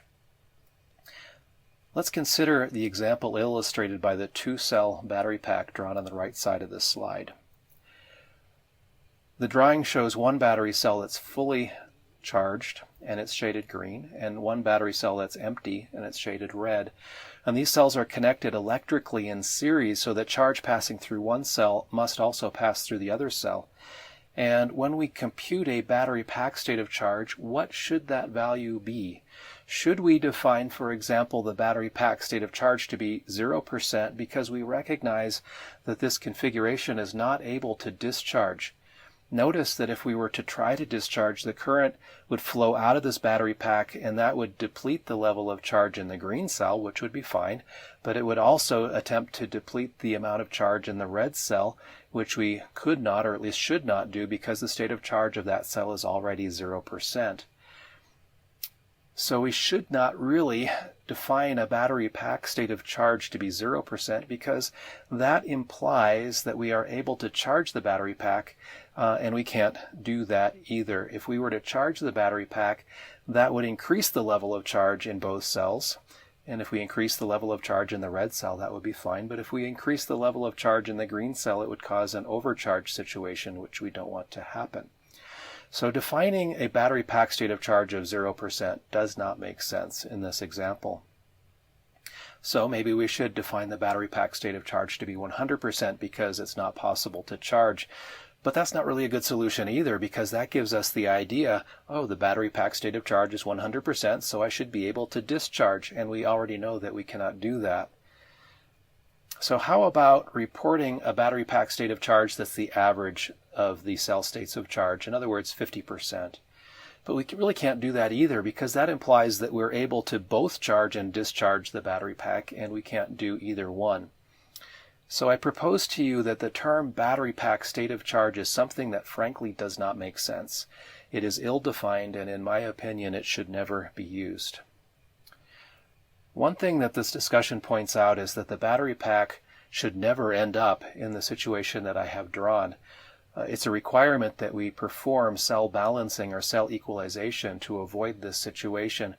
But if we don't balance a battery pack, it is actually physically possible for a pack to arrive in the state of charge configuration drawn on this slide. And if we even get close to this level of imbalance, we can see that the term or the concept of battery pack state of charge does not make sense. But people try to use it, and we might want to think about why someone would even care to know what a battery pack state of charge is. One reason is for set point control. For example, in a hybrid electric vehicle, we want to keep the states of charge of all the cells around or close to some set point so that we can guarantee that there will always be some margin for charging and some margin for discharging the battery cells in the pack. For that application, knowing the average state of charge of all the cells in the battery pack might work as a set point as long as none of the cells are at some extreme points. That is, a battery pack state of charge is not needed to perform set point control. Instead, battery pack average state of charge is needed. Adding that one term average there clarifies exactly what we mean and makes it a lot more precise. Another application for which we might want to know a battery state of charge is a distance to empty kind of calculation or a fuel gauge kind of calculation. But the true issue is not the state of charge of a battery pack, which I again argue does not make sense, but instead how much energy remains in the battery pack that might be used, and this is not the same thing as state of charge. So in my mind, there's no true application that demands knowledge of battery pack state of charge. And so my recommendation is that we don't even attempt to create an artificial quantity when other quantities might substitute better instead. So finally, to summarize this lesson, you've seen that a battery cell state of charge has a real physical basis that can be connected directly to something happening internal to the cell inside of its fundamental electrochemistry. If we somehow knew exactly the average lithium concentration in either the negative or the positive electrode, then we could could compute the present stoichiometry of the electrode, and we can compute the cell state of charge given the equation that we've already seen. Generally, though, we don't know this concentration, and so we ask whether direct measurements of voltage or electrical current can be used to tell us what is the state of charge. And we've seen that it's not possible to use only voltage or only current to tell us what state of charge is. Somehow we must combine these measurements in an intelligent way and use them to help us to estimate state of charge. And you will learn how to do that in the third course in the specialization. Finally, battery pack state of charge is a concept that truly doesn't make sense, and I recommend that it not be used. Usually what people mean when they are talking about a battery pack state of charge is some kind of average of the states of charge of all of the cells in the battery pack. If that's what's truly meant, then instead we should refer to that as a battery pack average state of charge. And there are some real examples, real applications where a battery pack average state of charge is meaningful and a useful quantity, and we will see some of those as we progress through the specialization. In the meantime, though, we're going to think only about cell state of charge. And that brings us to the end of this lesson, but we're going to proceed in the upcoming lessons to think a little bit more about performance management.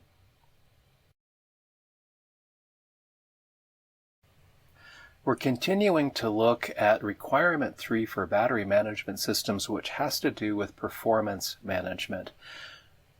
Two of the estimates that must be produced by the battery management system are the amounts of energy presently stored in the battery pack and the amount of power available over the near-term future. We're going to start our analysis of these requirements by first considering how much energy is available in a single cell in a battery. Remember that energy is an ability to do work which we can measure either in watt-hours or kilowatt-hours. We can compute the total energy in a cell in a fairly simple way. The energy is equal to the total charge capacity of the cell Q multiplied by the area under the open circuit voltage relationship between the present state of charge and the minimum state of charge permitted by the application. This integral might look difficult to compute, but in fact it's possible to pre-compute its values and store them in a table for easy lookup using a table lookup interpolation scheme as the battery management system operates, which you will learn how to do in a later lecture this week. So the total energy available in a cell has something to do with the voltage relationship between a minimum state of charge and the present state of charge and a total capacity. And this is sometimes adequately approximated by taking the nominal capacity and multiplying by the nominal voltage and multiplying that by the difference of state of charge between the present operating point and the minimum permitted state of charge. The figure on the right shows some example open circuit voltage relationships for 6 different varieties of lithium-ion battery cells that we've tested and calibrated in our laboratory. The lower 2 curves correspond to 2 different varieties of lithium iron phosphate battery cells, and you can see that these have the characteristic of a very flat open circuit voltage relationship between about 10% and 90% state of charge. So the true open circuit voltage is actually very well approximated by the nominal cell voltage in that range, and this approximate relationship on this slide would very likely work quite well for iron phosphate type of cells. The other 4 curves are for different varieties of lithium-ion cells that include lithium manganese oxide and lithium cobalt oxide and nickel manganese cobalt oxide cells. These voltage relationships are not quite as flat, and so the approximate energy computation would not be as adequate in this case or as accurate, but still for some applications it might be sufficient depending on the nature of the application. Notice that the equation for energy is not a function of the magnitude of current used to withdraw that energy. In other words, it's not a function of rate. To the first order, it's also not a function of temperature. We have already noticed that the total charge capacity of a battery cell is not a function of temperature. And while the open circuit voltage relationship has a slight temperature dependence, it's not enough to change the available energy significantly. This statement might contradict your intuitive feel for how much energy is present if you have experience working with lithium-ion battery cells. You might already know that it's impossible to get as much energy out of a cold battery cell as it is to get out of a warm battery cell, even if both were to start with the same amount of charge in them. But we need to be careful with what we're defining to be the energy contained in a cell. If a cell has 1 unit of energy, it does not depend if the cell is warm or cold or how quickly we take the energy out of the cell. It has 1 unit of energy. If I warm up the cell, that doesn't appreciably change the energy, except maybe for some thermal vibration and some electrochemical bonds where that changes just a little bit. The amount of energy changes only slightly due to the differences in open circuit voltages in this cell. But if I try to extract this 1 unit of energy from a warm cell, I may be able to do so. And if I try to extract it from a cold cell, I may not be able to do so before encountering a lower voltage limit. And that's the key, encountering the lower voltage limit. This is because the cell resistance increases at cold temperatures, and when we're discharging, we encounter this voltage limit more quickly because of the ohmic voltage drop of this cell, which we'll learn in the second course of the specialization. We compute as current times resistance. If I have a cold cell, maybe I can extract only 0.5 units of energy from that cell. But then if I warm up that cold cell, it turns out I can extract the remaining 0.5 units of energy. So the energy was still there, it just wasn't available at that point in time because of the high resistance of this cell. So this equation on the slide shows you how to compute how much energy is physically present, but it does not tell you how to extract all of that energy. And that's why we need power estimates in addition to energy estimates, because the power estimate tells you how quickly we can extract energy at this point in time. Okay, so power limits state the maximum rate at which we're able to move energy into the battery cell or out of the battery cell without exceeding electronics design limits or some battery electrochemical design limits. If I attempt to discharge or charge a cell at too high a power level, I will accelerate the rate of degradation, and that will lead to a premature battery pack failure. So we've just reviewed energy, which is a total quantity that describes a total amount of work that can be done. Power instead is an instantaneous quantity that refers to the rate at which we can do work. Power is equal to voltage multiplied by current, and it's measured either in watts or in kilowatts. When we compute power limits, there's an immediate challenge. We understand that power is an instantaneous quantity. Power is what's happening right now, but the host application probably doesn't care what's happening right now. Instead, it wants to do some planning. It needs to know how much power will be available in the near future, not just what's happening right now. So when we compute the available power estimates, we're not computing how much power is being used at this moment, which we could do very simply as current times voltage, and we measure both of those. Instead, we're informing the host application how much power it may use at some constant level for some future time horizon, and we call this time horizon delta t. So at this point in time, we compute a value of how much power is available, and we pass that value to the host application, and we're saying to the host application, you may use a certain level of power for the next delta t seconds without causing any violation in electronics or chemical design limits. This time horizon delta t is often on the order of 10 or 20 seconds. The sample period of a battery management system is often once per second or even faster. And this power estimate is something that we update every sample. So I don't tell the host controller, you may use this much power for the next 10 seconds, and then wait 10 seconds before giving it another update and how much power is available. Instead, I say this is how much power is available for the next 10 seconds, and then maybe 1 second later I update that quantity with, oh, and by the way, now this is how much power is available for the next 10 seconds, and that will be a somewhat different number. And so we end up with what's called a moving window power limit estimate. I'm computing from now to a future 10-second value, and then 1 second later I compute from that point to a future 10-second value. And I keep on doing that, and this allows the host application to adjust a little bit more smoothly to changes in the available power as the host application draws power or instead sources power that will end up recharging the battery pack. There are some good methods and some poor methods for computing power. In this lesson, I will share with you one simple method to compute available power that's actually quite commonly used, but it does have some limitations, and so in the 5th course of the specialization, you will learn some better methods. The figure to the left illustrates this simple method, which is sufficient for you to understand right now.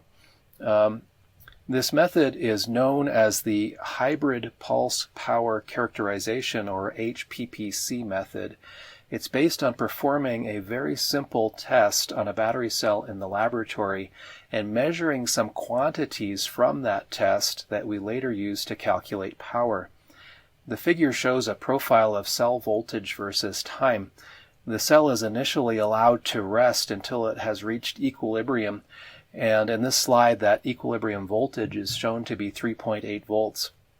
The cell is then subjected to a discharge pulse that has exactly the same length as the time horizon delta t required for the power calculation.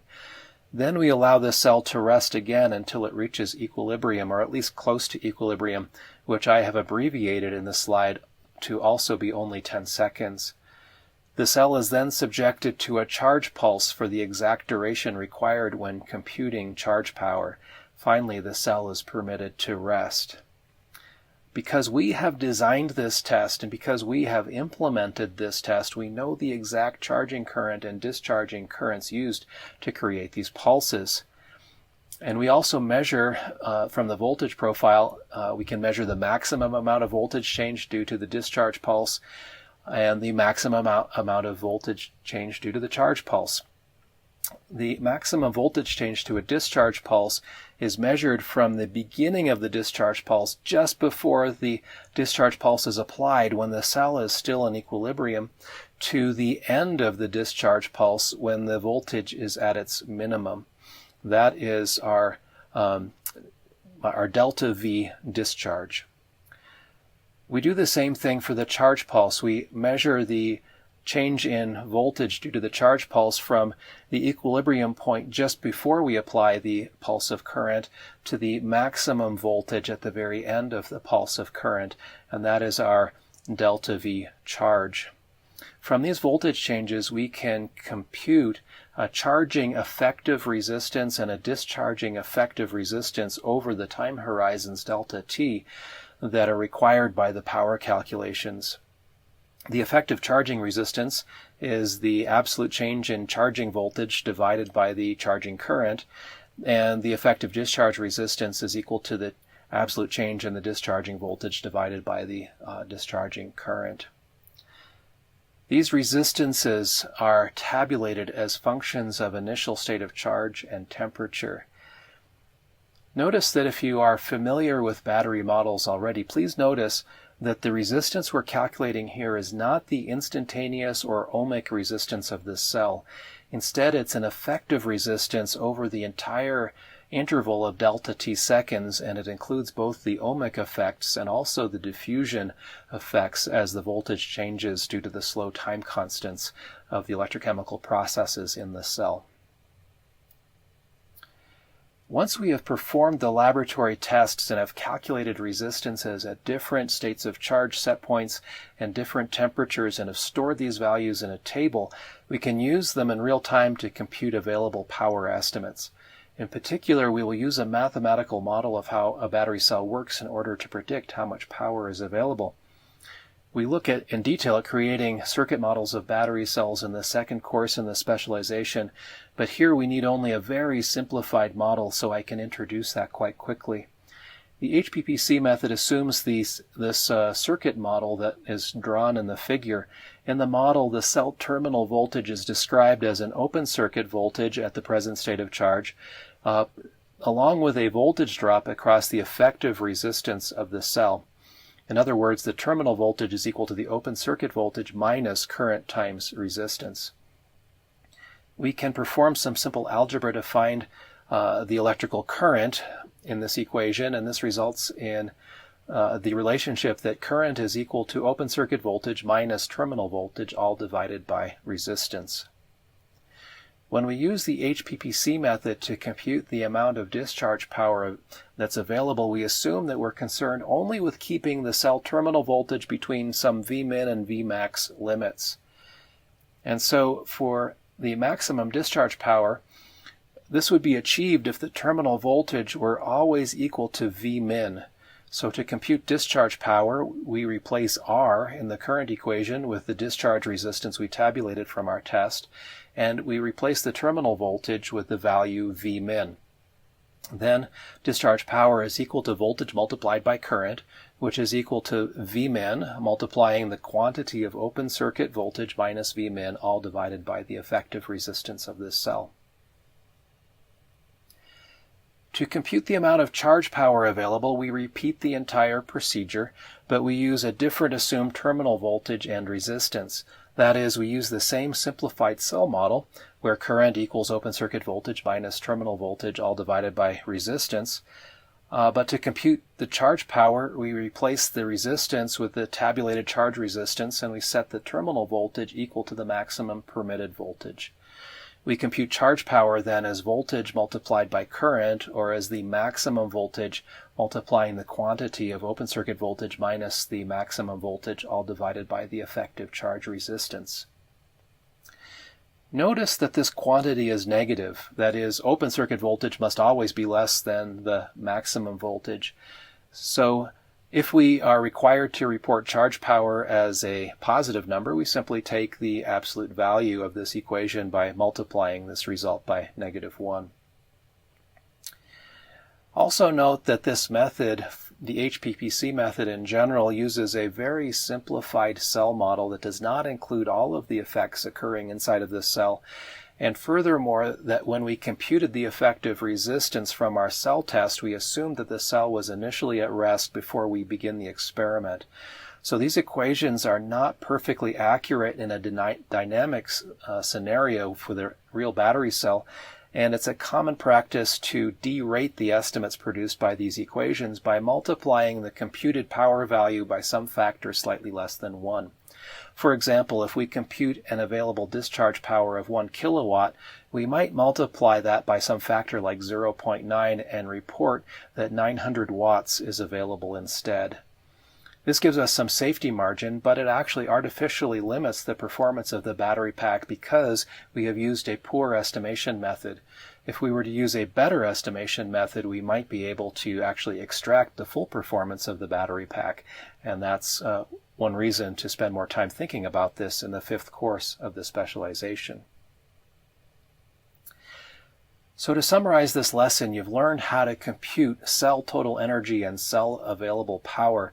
Cell total energy is easily computed if we already know the cell state of charge, the total capacity, and the open circuit voltage relationship of this cell.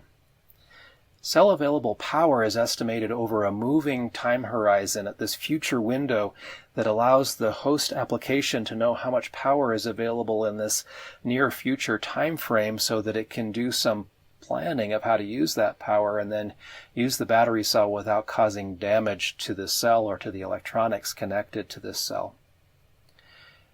You've also learned about the HPPC method, which is a simple way to characterize this cell and to estimate power. But you've also learned that the HPPC method has some limitations, as we will examine in much more detail in the 5th course of this specialization. So the HPPC computations, if you choose to use them, should be derated in practice in order to ensure safe and robust operation of a battery pack. This concludes this lesson on computing energy and power for a single cell. In the next lesson, you will learn how to compute the energy and power for a multi-cell battery pack instead. In the previous lesson, you learned how to compute individual cell available energy and available power. The available energy computation was quite straightforward, but the available power calculation required a little bit more development. In this lesson, you're going to learn instead how to compute battery pack available power and available energy instead. That is, you will learn how to compute these quantities for a battery pack that comprises many cells wired together. You're going to see that computing available power for the battery pack is quite straightforward after you've learned how to compute the power for a single cell.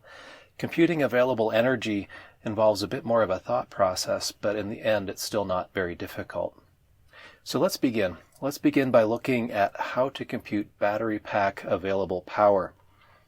Remember from last lesson that the HPPC method to compute cell discharge power evaluated the expression that the discharge power is equal to the minimum permitted cell voltage multiplying the present open circuit voltage minus the minimum voltage, all divided by the effective discharge resistance.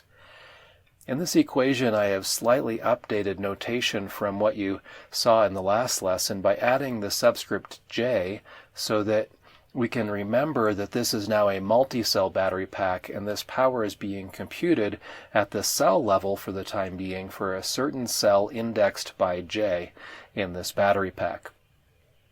So I've had to update the voltage and the current symbols by now denoting them as V sub J and I sub J, and also the state of charge by denoting it as Z sub J. When computing power in a series-connected multi-cell battery pack, we still consider the limiting condition to be when any cell voltage encounters either the minimum cell voltage for discharge and the maximum cell voltage for charge. So for discharge, the value Vmin in the power equation does not change, but the allowed current can change because individual cells might have different limiting currents. And in a series-connected battery pack, the same current flows through every cell, and so we cannot permit more discharge current to flow through the battery pack than can be permitted by the weakest cell, if you will, the one that can permit the minimum amount of discharge current. So when computing pack power, we sum the individual cell powers. So we add up the power that is delivered as voltage times current for each cell when we recognize that the current is going to be the same for every cell, but must be the minimum for all of the currents that are permitted by the HPPC method for individual cells that we talked about last time. And so you can see in this equation here, the discharge power is the sum over all of the cells in series of the voltage of that cell, which we're setting to be Vmin, and the current for that cell, which we're setting to be the minimum over all of the currents allowed for all of the cells of OCV minus Vmin divided by the discharge resistance of that cell. Using the same reasoning for computing charge power for the battery pack, we compute the charge power as the sum over all cells of the maximum permitted voltage multiplying the current for that cell. And since charge power is negative and charge current is negative, instead of taking the minimum to get the minimum absolute value, we actually have to take the maximum. The maximum of two negative numbers has the minimum negative value, which is why you see the max in this equation on the slide.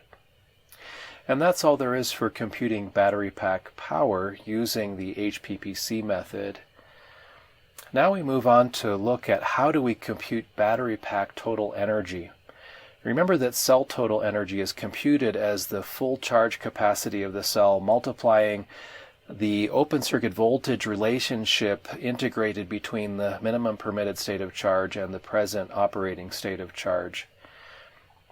Often we said this could be approximated simply as the capacity multiplying the nominal voltage multiplying change in state of charge. When computing total energy for a multi-cell battery pack, we have to remember that every cell could have a different total charge capacity and could have a different present state of charge. So computing battery pack available energy is a three-step process. First, we have to determine how much charge could be removed from the battery pack before any cell encounters its minimum state of charge. Consider the drawing on the right.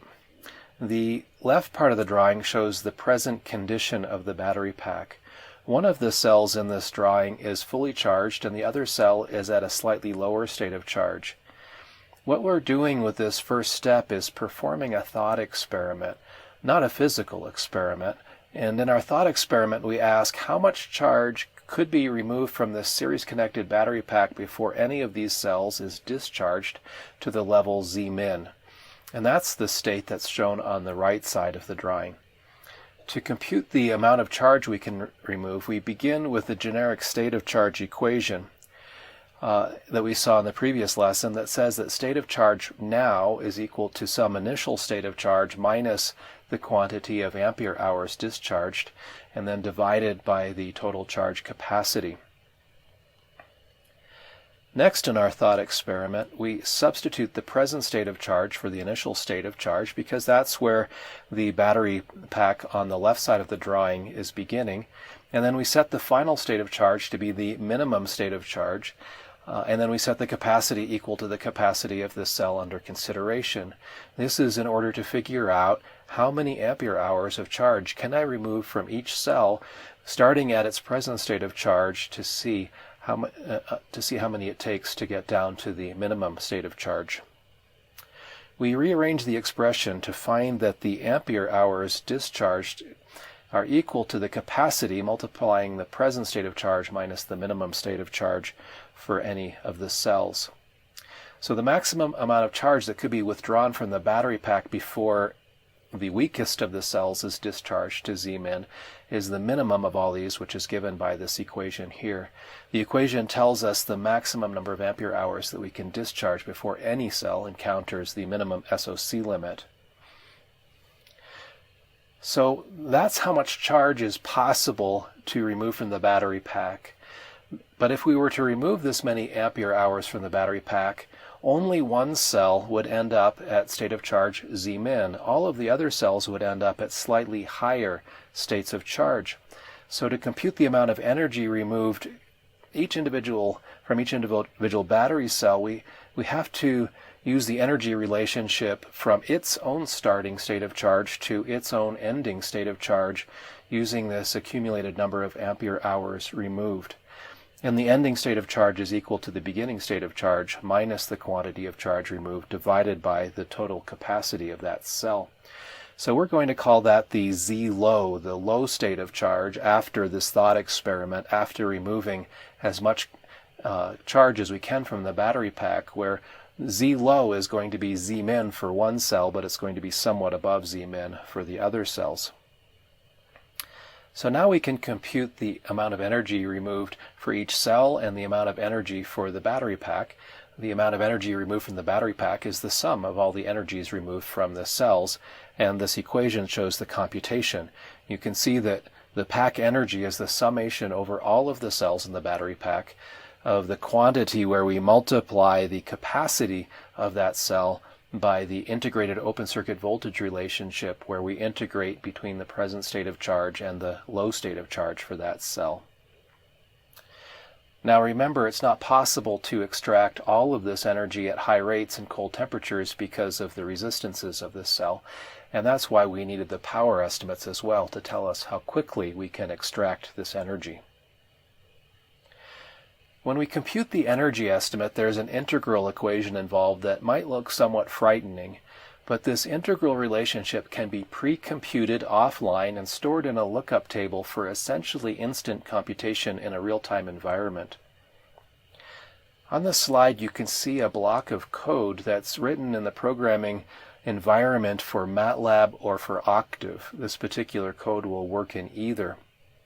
And this code has two sections. One section performs this integral approximation and stores it in a lookup table, and the second part of the code looks up a value from that table whenever we require it.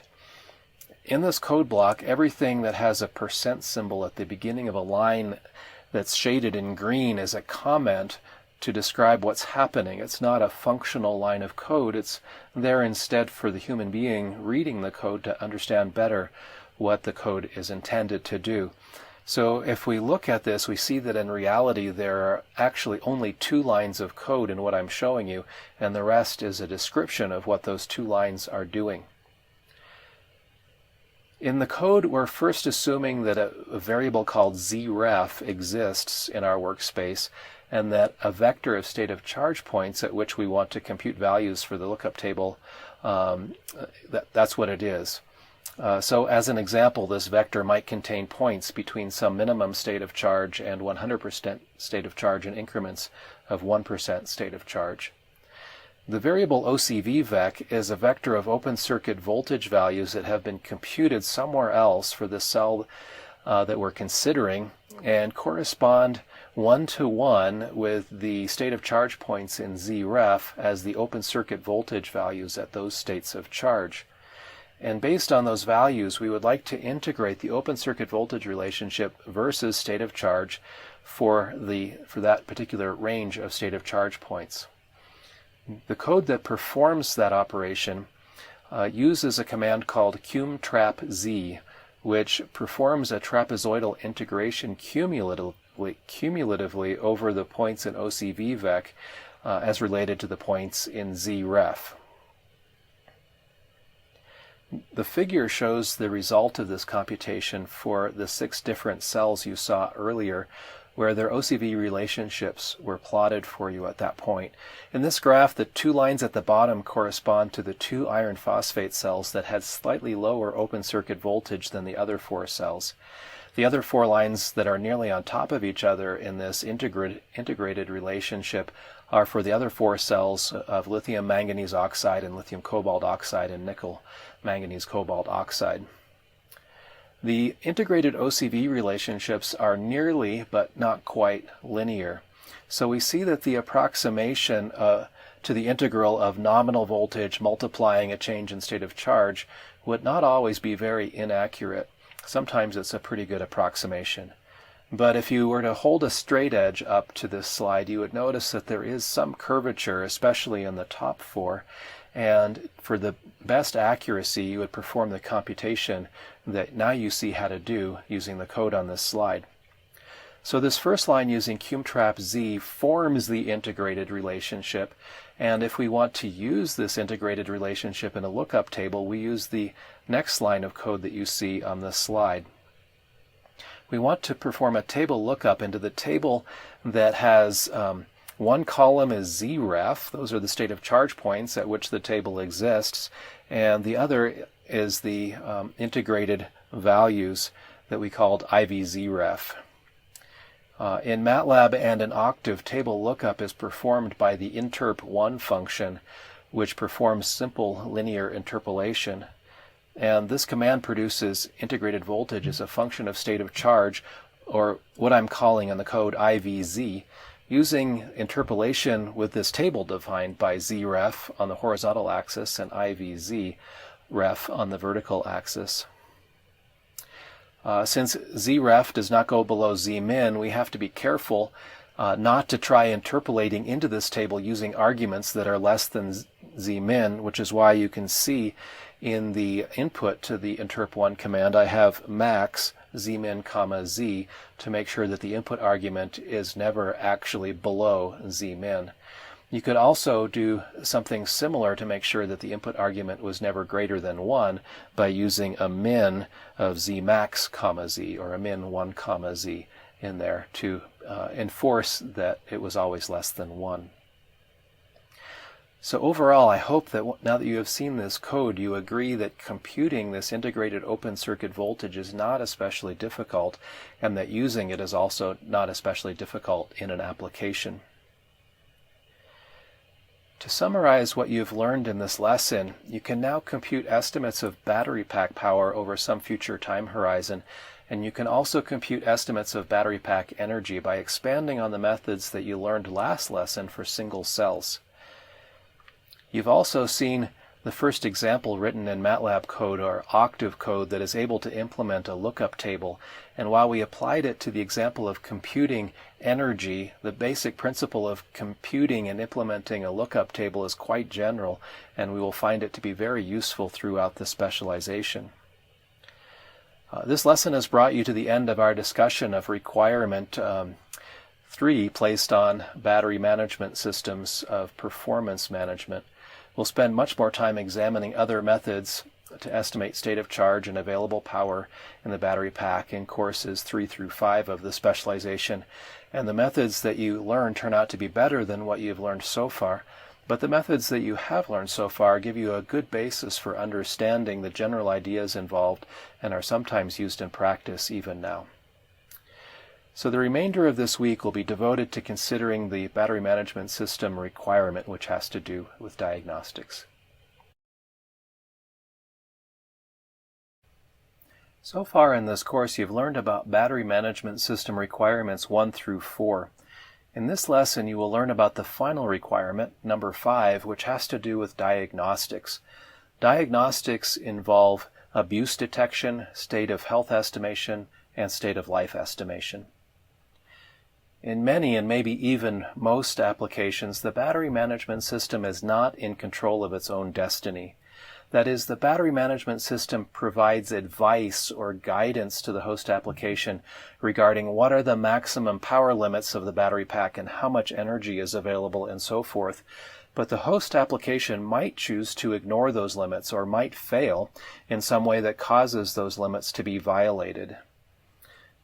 The battery management system must detect and log external abuse conditions. These might include a violation of voltage limits or a violation of current limits or a violation of power limits or of temperature limits. Any of these abuse conditions could result in severe damage to the battery cells and to safety concerns. The photograph on this page shows a mobile phone battery that has been overcharged.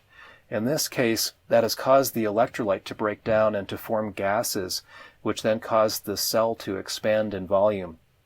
These gases sometimes include hydrogen gas, which is flammable, and so if this cell is punctured, it could cause a fire hazard.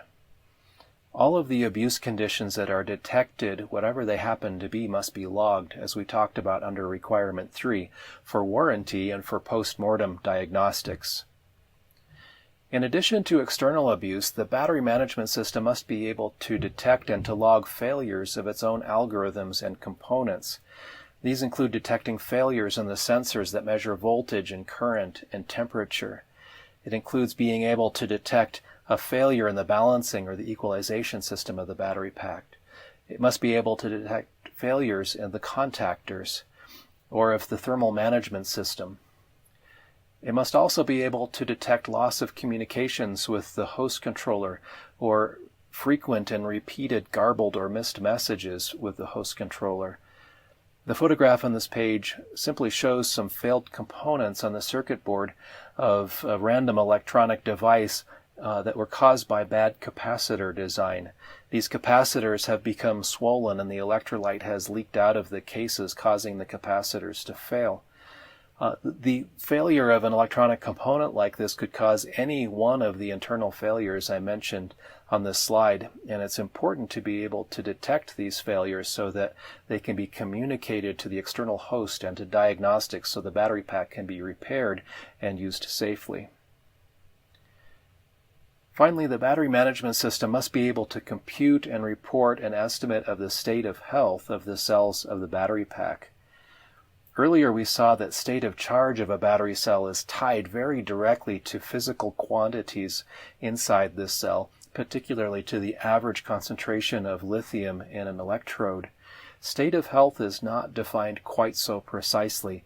State of health is generally trying to quantify how much a cell has aged to this point in its life. And so we could say that a state of health indicates a brand new healthy cell, and a state of health of 0% indicates a cell that has reached its end of life. There are two measurable indicators that are frequently used when people talk about state of health. And over cell lifetime, one of these is capacity, which starts out at 100% and decreases by about 20 or sometimes 30% before we consider that cell to have reached its end of life. Now, the still cell has 70% of its capacity remaining, so the cell might be still very useful in a secondary application, but it's not considered to be useful any longer in its primary application. Similarly, the resistance of a battery cell starts at some value and might increase 50% to 100% over the lifetime of the battery cell. We refer to the first measure of aging as capacity fade because we're losing capacity over time. We refer to the second method of aging as power fade because when resistance increases, the ability to extract power from the cell decreases. So when we learn how to estimate cell resistance as it changes over time and how we estimate the total capacity of a cell as it changes over time, we will then be able to provide a state of health measure to the host application, and that's the topic of study in the 4th course of this specialization. It's also possible to define a state of life indicator which tries to predict how much life remains as a percentage or as an absolute value in terms of calendar time. Notice the fundamental difference, though, between state of health and state of life. State of health is an estimate, whereas state of life is a prediction. State of health uses all past and present data to estimate a current condition of the cell. State of life attempts to predict instead what will happen in the future with that cell, and we don't have the luxury of knowing how that cell will be used in the future. So the issue is that the future rate of cell abuse and cell aging may differ from how the cell has been used in the past, so state of life predictions tend to be quite inaccurate at best. So at this point, you've been introduced to the 5 basic battery management system requirements, and the one that you learned about in this lesson has to do with diagnostics. You've seen that a battery management system must be able to detect and to log external failures that impact the battery. The BMS must also be able to detect and to log internal failures that impact the battery. Also, the BMS must be able to monitor normal degradation as reflected by a state of health metric. And in some applications, we may also wish to predict a state of life metric. This brings us to the end of our discussion of BMS requirements. The next lesson will summarize very quickly what you've learned in this week, and will set the stage for what comes after that.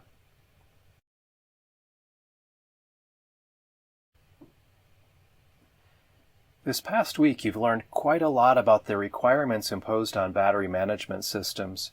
You've learned about the protection requirements of the battery pack. You've learned about the interface requirements of the battery pack, and you've learned about the performance management requirements of the battery pack. There was a special emphasis placed on understanding the physical meaning of state of charge and connecting an intuitive understanding of what state of charge is to something that's physically happening in the battery cell, and to giving an intuitive idea of what state of health is and how it relates to the 2 quantities of resistance and capacity that we can estimate with some reliability. There was also a focus on understanding in a physical way how much energy and power is available in a battery pack, and as we continue through the specialization, we're going to spend much of our time going into greater detail of how to estimate state of health, how to estimate state of charge, how to estimate state of power.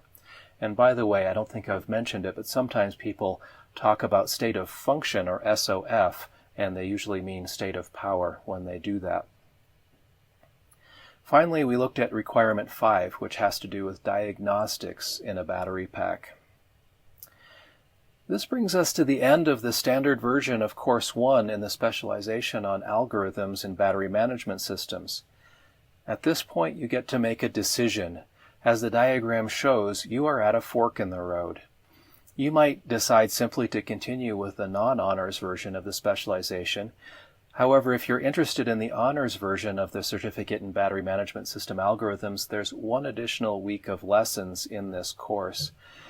The honors track has a week 5 that discusses how lithium-ion cells are manufactured and talks in a little bit more detail than we've seen so far on how they age and how they fail. Whether you decide to take the honors track or not, you may proceed to the remaining courses in the specialization which focus on how to estimate the battery internal state and how to control battery operation. If you decide to follow the honors track, then there's 1 more week, as I mentioned, and I do encourage you to at least take a look at that week. I think you'll learn some things that are quite valuable and quite interesting. After that, you move into Course 2 of the specialization, and all future discussion moves towards learning how to design and implement battery management system monitoring and control algorithms. To be able to do this, we need a way to describe in a mathematical, precise, defined way how a battery cell operates and how it behaves. So the second course in the specialization introduces some helpful battery models. It also addresses how to find the parameter values for these models.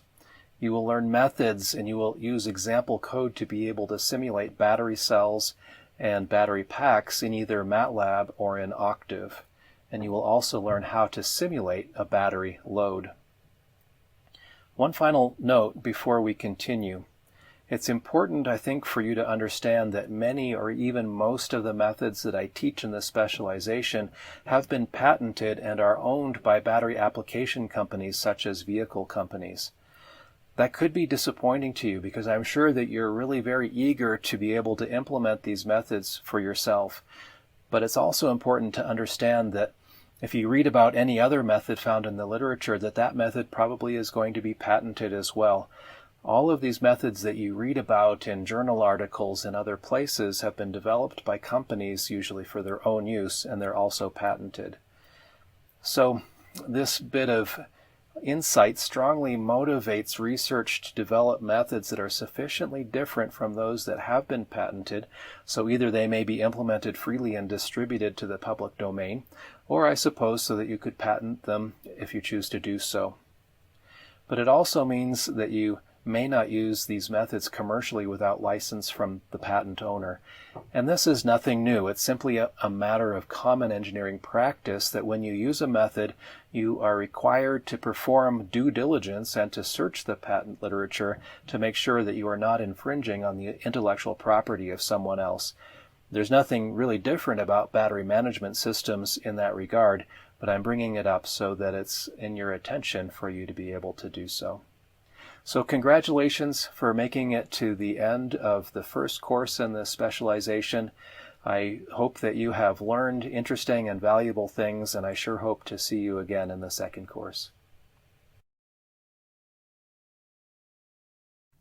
Welcome to the honors section of this course. I'm so pleased that you decided to investigate this as well.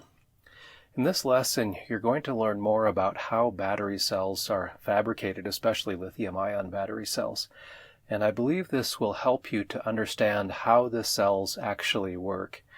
Some of what you see in this lesson will be a review from what we've talked about already earlier in the course, but quite a bit will be new, and as we proceed through this week, there will be a lot of new material. Remember that lithium-ion battery cells are made in a number of different form factors. Cylindrical cells look like cylinders, and you can see some examples in the picture on this slide. And they're formed by wrapping an electrode structure in a spiral called a jelly roll. The second photo shows some prismatic cells, which are packaged in a rectangular container.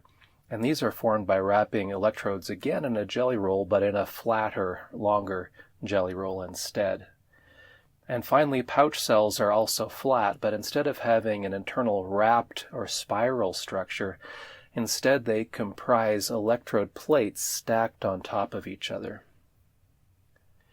Even though cells can be packaged in different external form factors, the electrodes used inside of these cells are of a very similar form and are made by very similar processes on similar or even identical equipment. When creating an electrode structure, we start with the current collector materials, which are metal foils, and we coat both sides of these metal foils with layers of the electrode materials.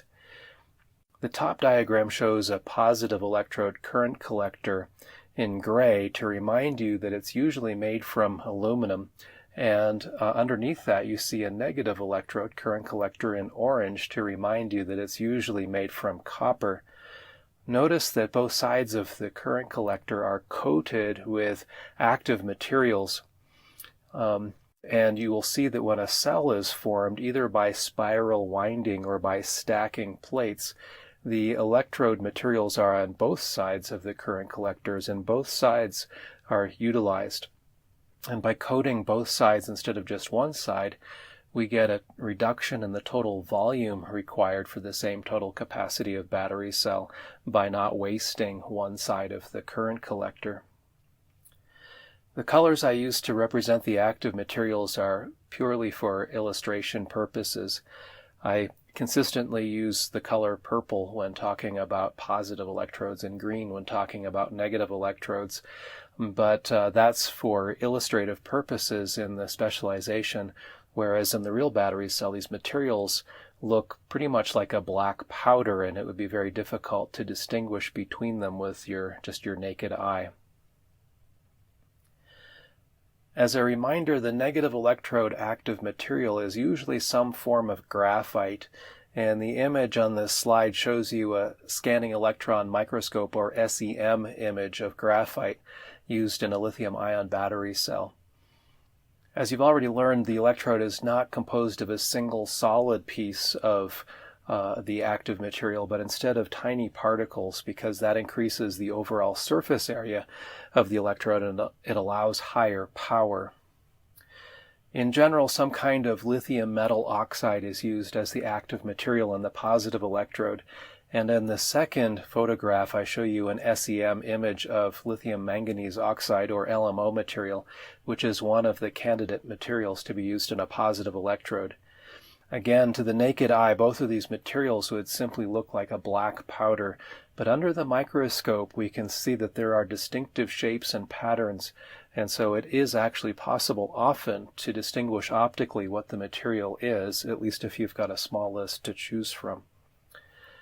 But it's also important when we manufacture the cell not to mix these materials together or to mix them up, because contamination between the materials will ruin the cell.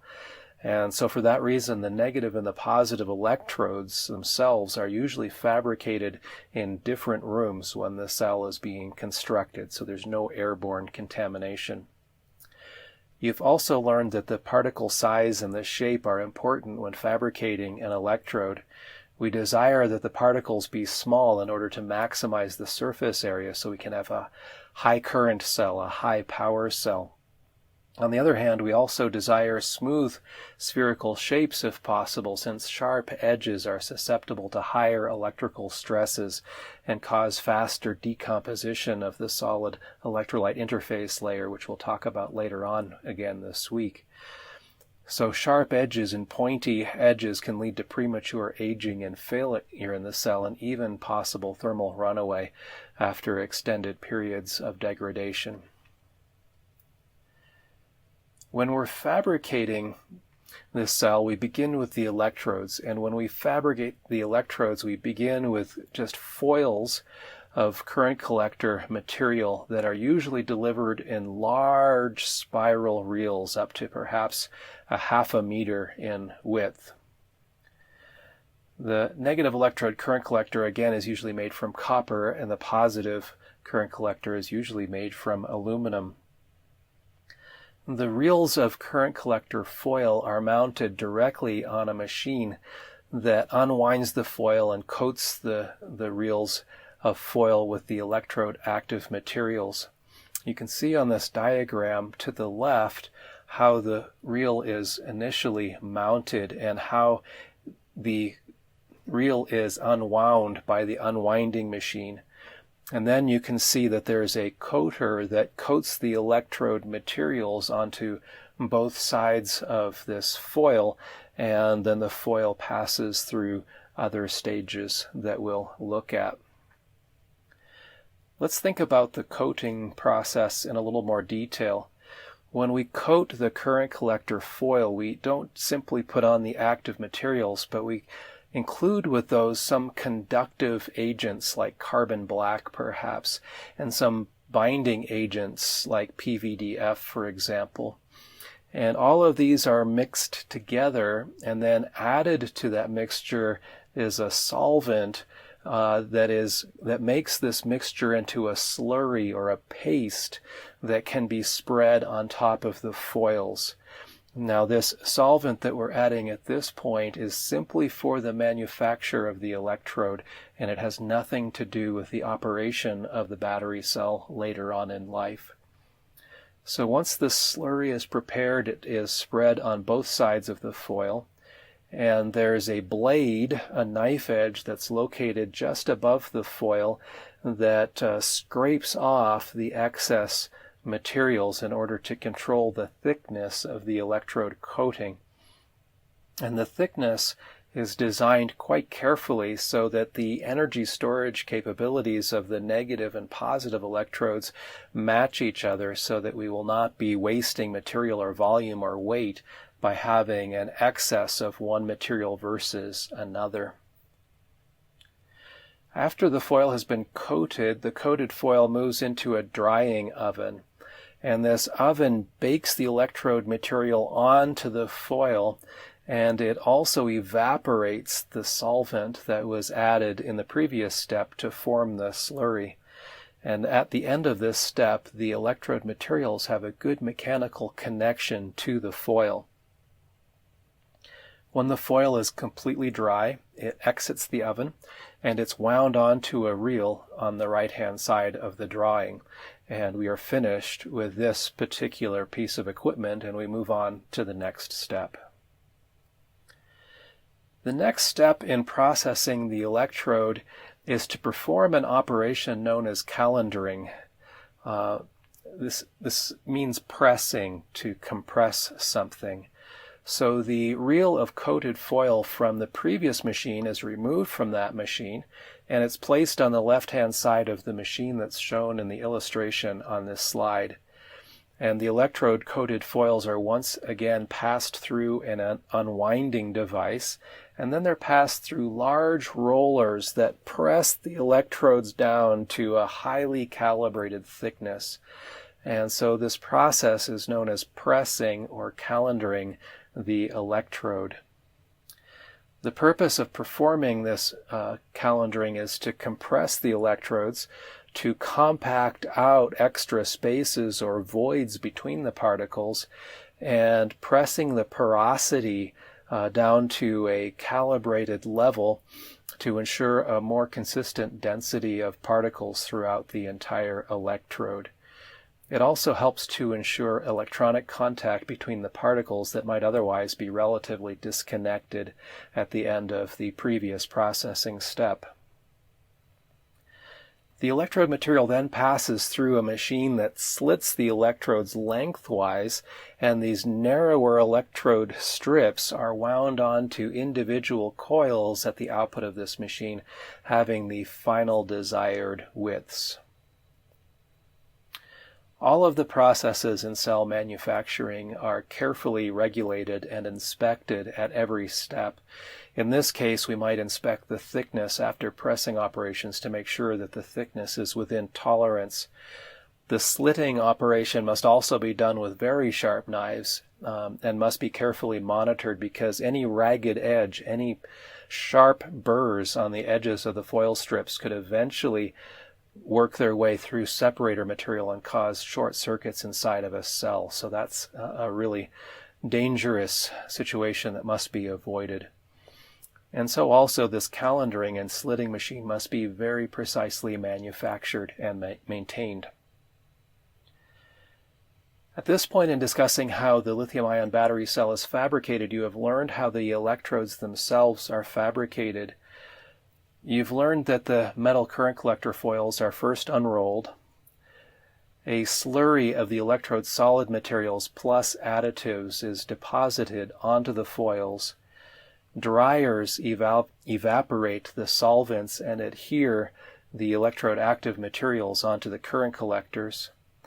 A calendaring process produces the desired porosity and ensures contact of the active materials with each other. And finally, the electrodes are split to their final widths, and the narrower electrode foils are re-reeled in preparation for the next steps of cell manufacture. So at this point, you understand how the electrodes are prepared when fabricating a lithium-ion battery cell. The next step is to understand how we take those electrodes and package them in their final packaging, and that's what we look at next. In the previous lesson, you learned how electrodes for lithium-ion battery cells are fabricated, and in this lesson we continue to discuss how the remaining parts of the fabrication process proceed. This process might be performed on a machine like the one shown in this illustration here. The cell assembly process involves steps such as building the electrode subassemblies and putting these subassemblies into packages and filling the cells with electrolyte and performing some final operations of making sure that the package is sealed and perhaps welding the container and inspection of the cells. Some of the details of how this is done vary depending on whether we are talking about building a prismatic or a cylindrical or a pouch cell, but many of the details are fairly similar. And this illustration shows the process as it would apply to a cylindrical cell or even to a prismatic cell. In this drawing, you can see that the foils are already coated with the calendared electrode materials produced from the previous steps, and these foils are mounted on the left side of the machine. The foils are then unwound from the large roll, and they're passed into a machine that winds these foils into either the cylindrical shaped jelly roll or the prismatic shaped flattened jelly roll shape. The strips are then cut to the desired length to separate the jelly roll from the electrode foils that come into the machine, and the jelly rolls are placed inside empty metal cans, which are the containers for the cells, and then these metal cans are then welded closed except for a small opening. Electrolyte is added into this opening, and then the final sealing of the cell packaging is done by welding it closed. The cell is inspected, and the packaged cell is sent off to the next process in its assembly, which is a formation process, and we'll talk about that later on in this lesson. Several of the details in the process that were shown on the previous slide are different depending on whether a pouch cell or a cylindrical or a prismatic cell is being constructed. So here we think about pouch cells. Pouch cells are often used for high-capacity battery applications because there's very little wasted space inside the packaging of this cell.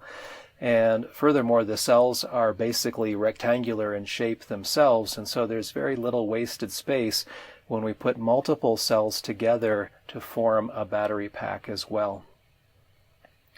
Pouch designs start with electrodes fabricated in the way that you saw in the previous lesson, and then the electrode structures are stamped out of these reels of electrode material in the shape as shown on this slide, of basically a rectangular structure with a tab coming out of that structure that will be eventually connected to the cell terminals.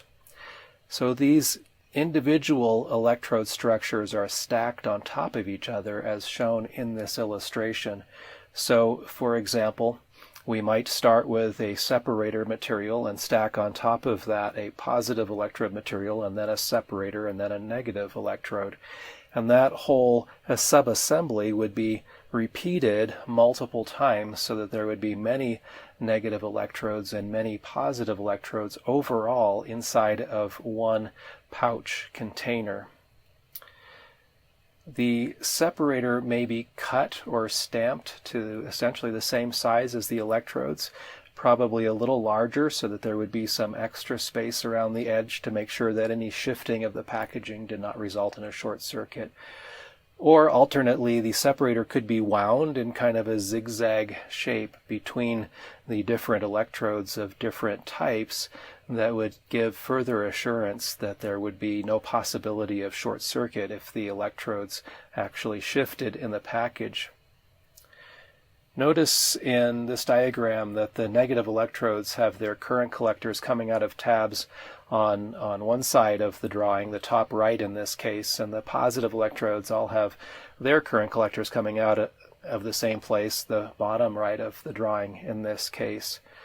All of these individual negative electrode current collector tabs are welded together, and the positive electrode tabs are also welded together to make one large cell out of these individual small cells by putting them effectively in parallel electrically. And so we have one virtual large negative electrode and one virtual large positive electrode that are the sums of the areas of the negative and positive electrodes themselves. And then these two welded current collector tabs are themselves welded to some kind of a tab that extends outside of the cell packaging and forms the overall cell negative and positive terminals. Cylindrical and prismatic cells are formed in a different way. For cylindrical cells, the negative and positive electrode foils are cut into two quite long strips, and then one of the electrodes is placed on top of a separator, which is placed on the other electrode, which is placed on a separator. And this overall long subassembly is wound around a small diameter rod, a metal shaft. And the shaft is usually removed when the cell is packaged, leaving a really tiny cylindrical vacancy right in the center, actually. The electrodes ultimately end up with a structure that's shown on this diagram, where you can see that a spiral forms from concentric layers of negative and positive, negative, positive, all separated by the separator materials. The prismatic cells are constructed in a very similar way, but the winding is done around a flat, thin, flat mandrel instead of around a cylindrical mandrel, which makes for an overall flatter package that's inserted into a prismatic can instead. To connect to the outside world, these current collectors that are cut long have little tabs at different locations that come outside from them as well. And so one or more tabs from the positive electrode are welded to the positive terminal of this cell, and one or more tabs from the negative electrode are welded to the negative terminal of this cell. If the purpose is to construct a high power cell, then there are often multiple tabs per electrode that are welded to external terminals in order to allow more current paths and therefore more uniform utilization of the electrodes. Whether we are constructing a pouch or a cylindrical or a prismatic cell, the next step involves filling the cell with electrolyte in any of those cases. We add our safety devices like internal fusing, for example, first. Then we insert the subassembly into the package, but at this point the cell is completely dry. The package is sealed, except for a small opening, it's often sealed by laser welding. For a pouch cell, it could be sealed by heating some materials and effectively making a hot glue connection. But after this initial sealing process, we still leave a small opening through which we will insert the electrolyte. This is done in a very interesting way. The cell is first subjected to a vacuum through this small opening, which removes most of the air from the inside of the cell, from the pores in the porous electrode structure.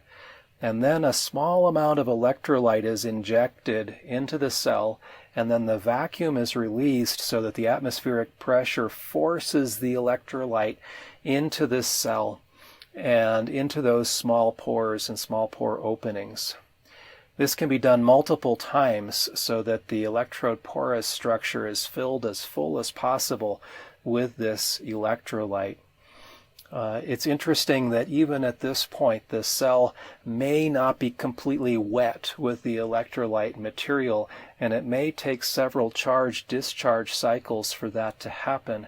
And so it's not uncommon to see the first several cycles of a brand new lithium-ion cell appear to increase in capacity as this electrolyte makes its way into all of the pores and then allows the lithium ions to flow to all of the solid active material.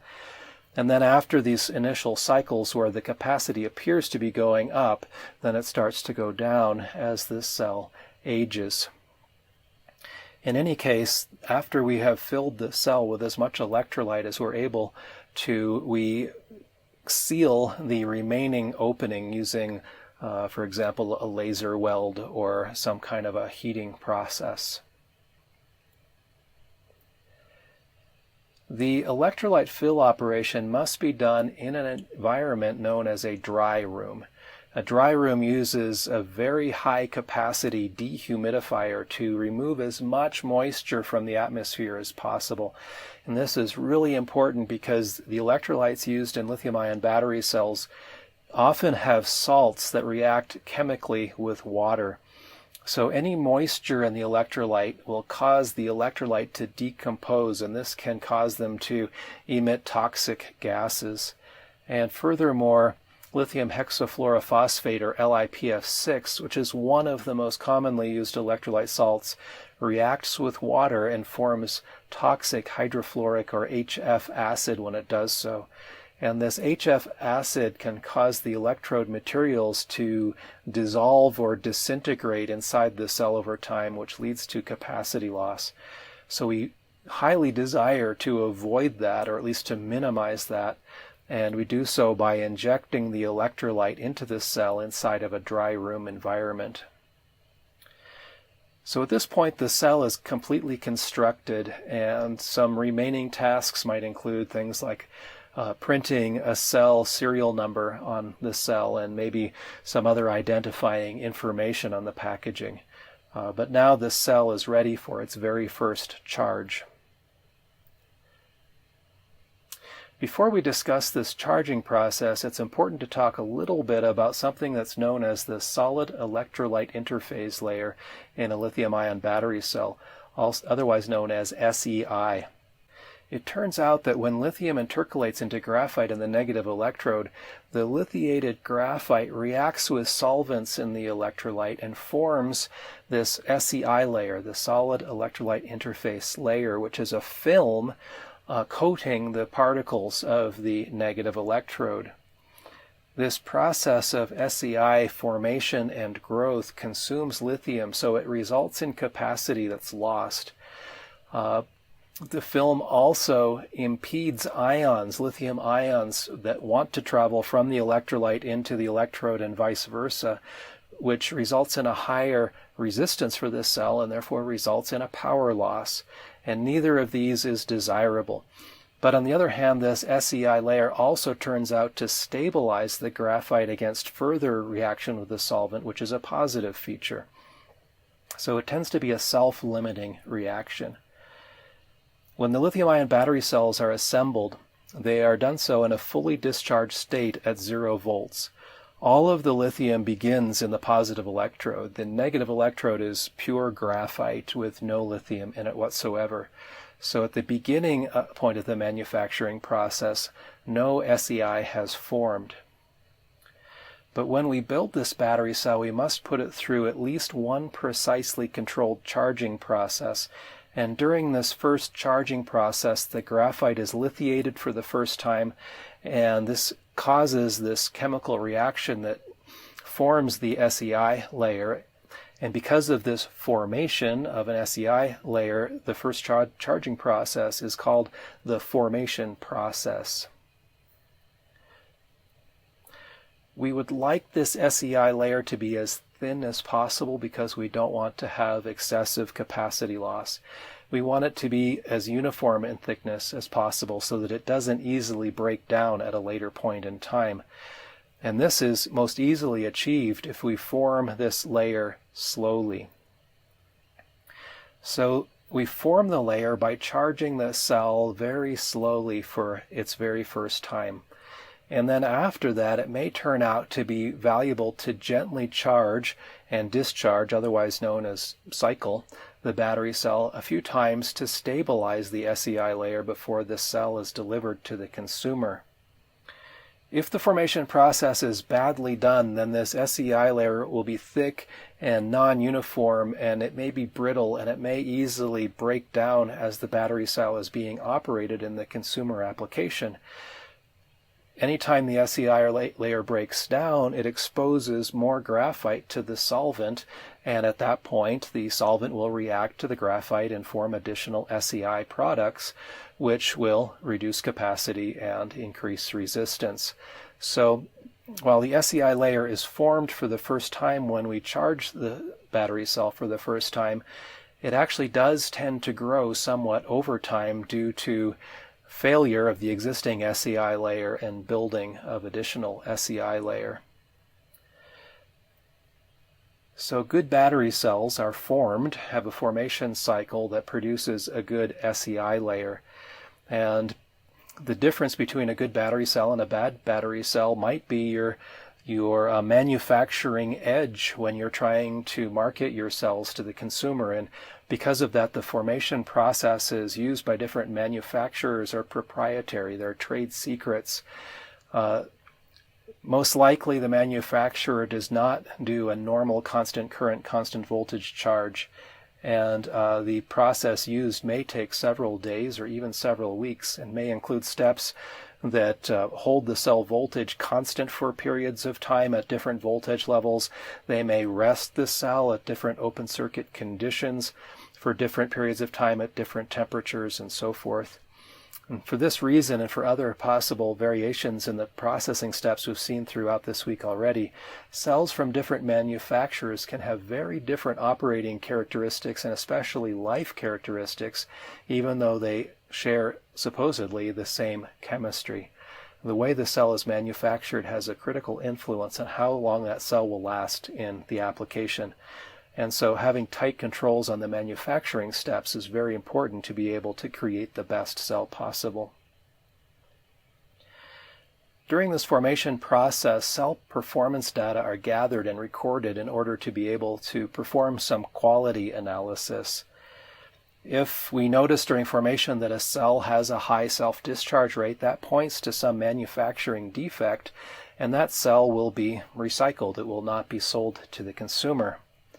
If the cell has capacity that's very different from what's expected or has impedance that's higher than what's expected, that could indicate that there's a manufacturing process that's not under control, and that will lead to a lot of creative detective work to find and correct the process that is causing this problem.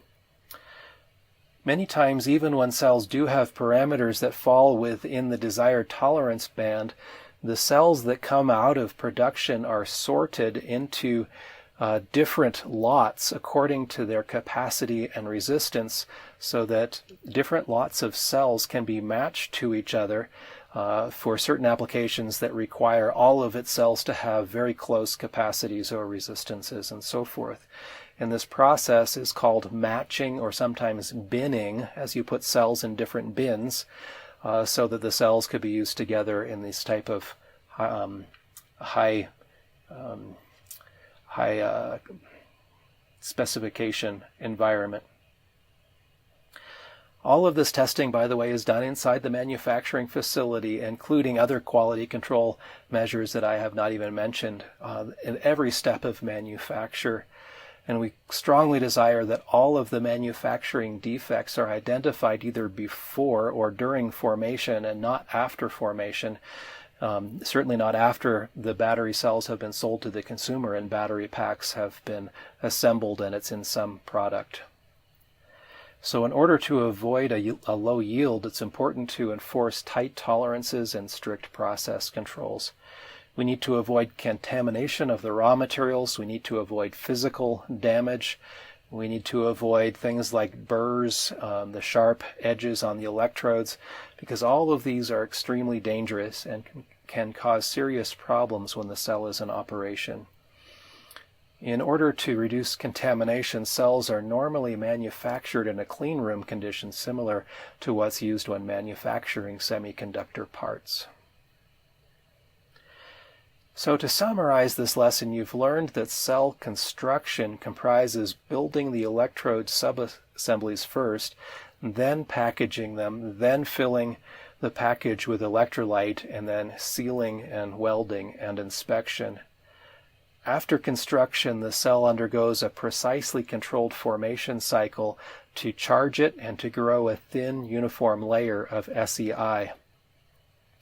A byproduct of this formation cycle is that we can measure a set of data that enable us to perform acceptance testing and even binning or sorting of cells for highly calibrated applications. And finally, the cells are put in boxes and they're shipped to the end purchaser of the cells. This is usually done at a low state of charge to a middle state of charge range so that some of the degradation processes that we'll look at later this week will be minimized, and so that the energy stored in this cell is also at a fairly low level in case some safety event happens during shipping. So at this point, you've learned how lithium-ion battery cells are manufactured and how they are put into their packages and the formation cycle and so forth.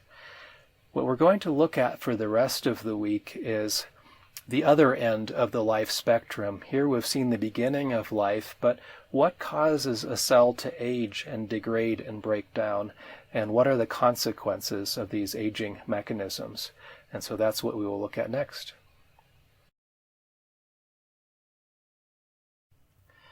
This specialization does not study cell electrochemistry in detail, but understanding the causes and effects of cell aging, how they fail, and what that means to your application has real value when thinking about battery management system algorithms.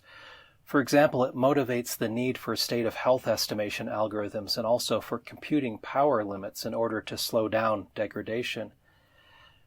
There are many possible causes of failures in lithium-ion battery cells, and these include things like design faults and poorly controlled manufacturing processes, or some normal aging mechanisms, or some abnormal aging or degradation due to uncontrolled operations and abuse. Battery management systems can't do very much about the first two, about design faults or manufacturing faults. It's too late to worry about them because the battery management system is using cells that are already manufactured and already in this product. So they can protect against some safety events, but they can't really do anything proactive at this point. However, it is possible, in some cases, even compensate for other causes of failure of the battery cells. And so in this lesson, we're going to look at what are the normal lithium-ion aging processes, and in the next lesson, we'll look at some abnormal causes due to abuse. Lithium-ion cell performance generally deteriorates gradually over time due to unwanted chemical reactions that happen inside this cell, and also due to physical changes to the active materials in this cell. We already know about the desired chemical reaction where lithium exits one electrode and enters into the electrolyte and then into the other electrode and vice versa when charging and discharging the cell. However, there are other chemical reactions that happen inside the cell that we do not desire to happen. And you've seen one of them already, which we learned about in the last lesson, was the formation of an SEI layer due to a side reaction between the solvent in the electrolyte and the graphite particles in the negative electrode. The processes that result in aging are usually not reversible, and they eventually result in the cell reaching a point where it's no longer considered capable of performing its duty in an application. So we look at a few example causes. One general mechanism of aging is known as corrosion. Corrosion is really a generic term that talks about any undesired chemical reaction that takes place with the environment. Corrosion can refer to corrosion of the current collectors in the cells, for example, when the current collectors react with the electrolyte. It can also refer to corrosion of the electrode active materials when they react with the electrolyte. Corrosion in general will consume some of the active chemicals of this cell and lead to increased impedance and usually also to capacity loss. Now, corrosion in a lithium-ion battery cell is fairly difficult to visualize, so I include a photograph of something that we see more commonly in everyday life as an illustration. In this case, we can see that a metal chain is undergoing an undesired chemical reaction with its environment, which is forming this rust layer on top of the chain on the surface. This layer of rust can eventually cause the chain to fail. And similarly, corrosion in a lithium-ion battery cell can eventually cause the cell to fail. Another process of degradation is known as crystal formation. You have learned already that the electrode active materials are built from crystal structures in small particles. Crystal structures have a tendency to grow over time and to join together, forming larger crystals. Remember that we desire these small particles in the electrodes in order to achieve large effective surface area so that a cell can carry a high level of electrical current or of power. But when small particles merge together to form larger particles, the effective surface area of the electrode is reduced. And when we reduce this effective surface area, we reduce the amount of current that can flow in the cell. And in some cases, we can even isolate some parts of the electrode from the electrically conductive path, and so we lose some storage capacity. Now again, the photograph on this slide is not one of a lithium-ion battery cell, but it does show the formation of crystals, in this case of ice crystals. I've included this photograph because it's something that all of us can relate to a little bit more easily than crystal formation in a battery cell, because probably all of us have seen ice crystals form over time. And it's a very similar idea to what is happening inside the battery cell, except there we have crystals of positive electrode materials forming, for example, over time. Another process of aging has to do with something called dendrite growth. This is similar in a way to crystal formation, but in crystal formation we're usually thinking about the active materials themselves somehow merging together and forming larger crystals. When we're talking about dendrites, we're talking about growth of undesirable crystals that are not the active materials. So for example, it's possible if I try to charge a battery cell at too high a rate or too cold a temperature for lithium metal to, instead of intercalating in the negative electrode, to actually smash onto the surface of the negative electrode and plate lithium metal onto the surface of the electrode particles. And once this metal annealing site is present on the surface of the particle, it's simpler for other metals to attach to it. And overall, the metals grow into these tree-like structures that look very similar to what's shown on this photograph. Now, once again, this photograph is of ice crystals because I don't have a handy photograph of lithium dendrites. But the lithium dendrites do tend to look similar to this, of lithium forming these really thin tree-like structures that can penetrate through the separator of the battery cell and make an electrical connection between positive and negative electrodes, causing a short circuit and causing cell failure. So this is a really possibly very dangerous degradation mechanism. Another process of aging is when we lose chemicals required for the battery cell to operate through evaporation. This is very common for cells made of different chemistries, for example, lead-acid battery cells, because the water and the solvent, or that is the solvent in the electrolyte, can decompose into hydrogen and oxygen gases when the cell is fully charged. And then these gases can escape through small openings or large openings in the packaging, and so the electrolyte can dry out. This results in increased resistance of the battery cell and ultimately in failure of this cell. Chemical loss through evaporation is perhaps less common with lithium-ion battery cells, but it can still happen. If, for example, the lithium-ion cell is overcharged or over-discharged, the electrolyte can break down and form gases, including hydrogen gas and methane gas and others. If the packaging of the cell is somehow compromised, these gases can then escape. And even if it's not compromised, these gases generally do not recombine to form the electrolyte and its solvents, and so the lithium-ion battery cell can dry out over time, and that results in increased resistance of this cell. Another process of aging is known as passivation, and you've learned about one type of passivation, which is the formation of an SEI film layer.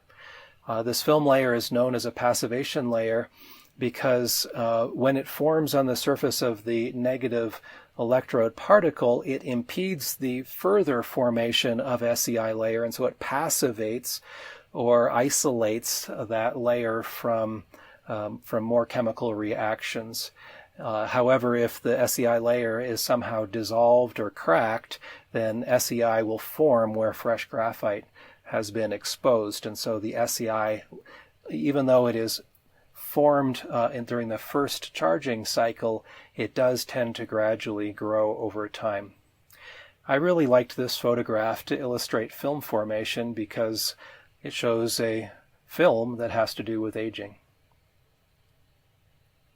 Another aging process that we might see has to do with the development of an internal short circuit inside of the cell. A lithium-ion cell that appeared acceptable when it was new, or might have been marginally acceptable when it was new, may have contained some latent, invisible defect that becomes apparent only as the aging process unfolds over time. There might have been a poor cell construction or contamination or some metal sharp edges called burrs on the current collectors, and over time, because of the stresses and strains of each charging and discharging cycle, these wear their way through the separator and lead to some contact between the electrodes through this separator, and that of course is a very dangerous situation with a short circuit that could be result in a fire. A final process of aging that we think about has to do with electrode or electrolyte cracking. Some lithium-ion battery cells use a solid material for their electrolyte, which is some plastic-like lithium polymer material. And over time, this solid electrolyte can crack due to stresses and strains. And that can cause resistance of the cell to increase because it's not possible for that part of the separator to conduct ions any longer. It can even cause short circuits if the crack is large enough to allow the negative and positive electrodes to contact each other. The electrode structures themselves, as you know, are held together with binders and have conductive agents added to improve their electronic conductivity. And over time, the stresses and strains of charging and discharging can also lead to cracking of these binders and making the overall electrode structures brittle. And this brittleness of the electrode can cause some of the particles to become electrically disconnected, so that even though they're still perfectly capable of holding lithium, there's no way for the compensating electron to make it to the outside circuit, and so you lose that capacity and end up also increasing resistance of the cells. It's helpful to have some idea of the aging mechanisms and to understand why they age and why they degrade and why they don't last forever. But what is the net result of any one of these aging mechanisms? So one result is increased internal impedance. As larger crystals form, the effective surface area of the electrode is reduced. This increases impedance. When films form on the electrode particles, then it's harder for the ions to get into and out of the particles, and so the impedance increases.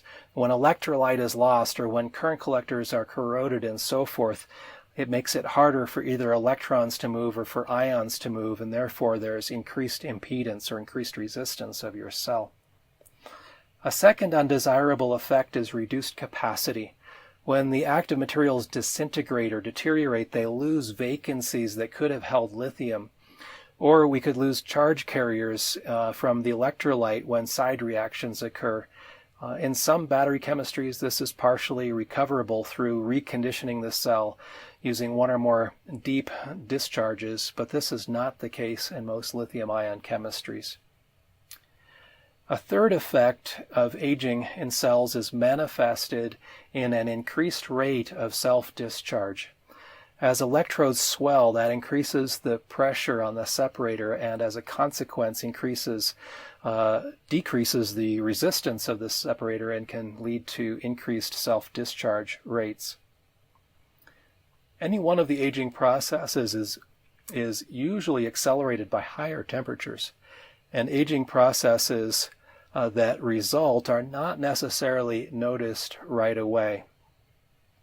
There's a rule of thumb that says batteries die in the summer, but you hold the funeral in the winter. The aging mechanism that caused the failure was probably accelerated by the hot temperatures in the summer, but the hot temperature also results in a lower cell resistance, as you'll learn about in the second course in this specialization. Cell resistances are usually lower at warm temperatures and higher at cold temperatures. So even though the effective resistance of the cell is increasing due to these aging properties, you don't notice it because you're operating in a region where the resistance is temporarily lower because of the temperature. It's only in winter, when the cold temperatures cause the overall resistance of the cell to rise, that you realize that the resistance this winter is a lot higher than the resistance was last winter, and that this cell has actually failed. So to summarize this lesson, you've learned that it can be valuable to understand the causes of aging, and it's important at least to motivate the need for state of health algorithms and for being able to compute power limits in such a way that avoids degradation as much as possible, and we will discuss that later in the specialization. You've learned that some of the causes of cell aging at the internal level have to do with corrosion and crystal formation and dendrite formation and growth and chemical loss and passivation and shorted cells and electrode and electrolyte cracking. You've also learned that some of the effects of aging are manifested as an increased resistance and a decreased capacity, which are known as power fade and capacity fade, and also at an accelerated rate of self-discharge of the cells. So that summarizes the normal causes of aging. Obviously, at a fairly shallow level, we'll talk a little bit more about them in the fourth course of this specialization. But now we're going to move on in the next lesson to talk about some abnormal causes of aging. In the previous lesson, you learned about some normal causes of battery aging and degradation, and now we're going to look at what happens to a battery cell when it is abused. Some bad things to do to a battery cell include overcharging it or undercharging it or subjecting it to temperatures that are too high. And when I'm talking about overcharge and undercharge and overtemperature, I can be referring to what's happening to the entire cell, but the real problem really is what's happening locally at some point internal to that cell. So it's possible actually to have local overcharge or undercharge or overtemperature at some point in the cell when it may not be obvious that this is happening by simply looking at what's happening measured outside of the cell. And that's one reason why present-day battery management system algorithms are conservative in how a battery pack is operated, and how perhaps some physics-based methods in the future might be able to extend that operating range to give more performance.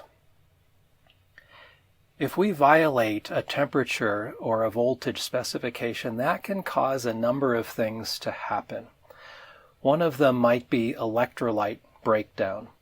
One of them might be electrode plating, or we could have penetration of the separator where one electrode contacts the other, or we could have gases forming or swelling of the packaging and even venting of the packaging. We can even have overheating and thermal runaway.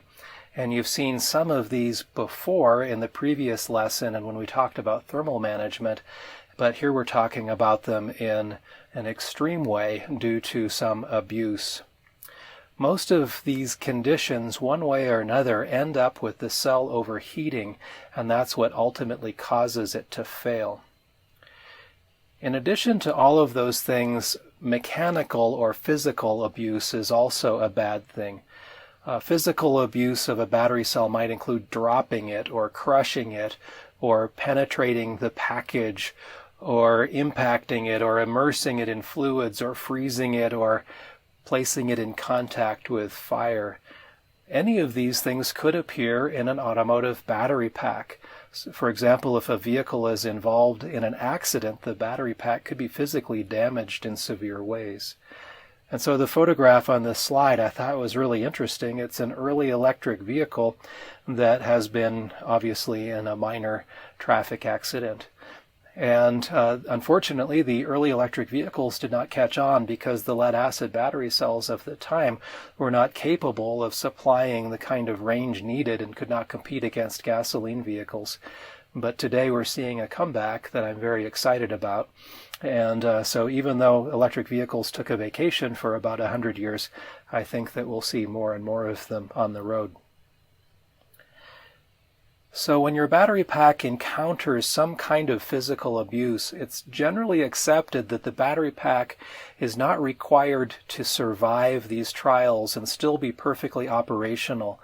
But the battery pack itself should not cause an increased hazard to the user, to the person who is perhaps driving the vehicle, if the battery pack is subjected to any of these physical abuses.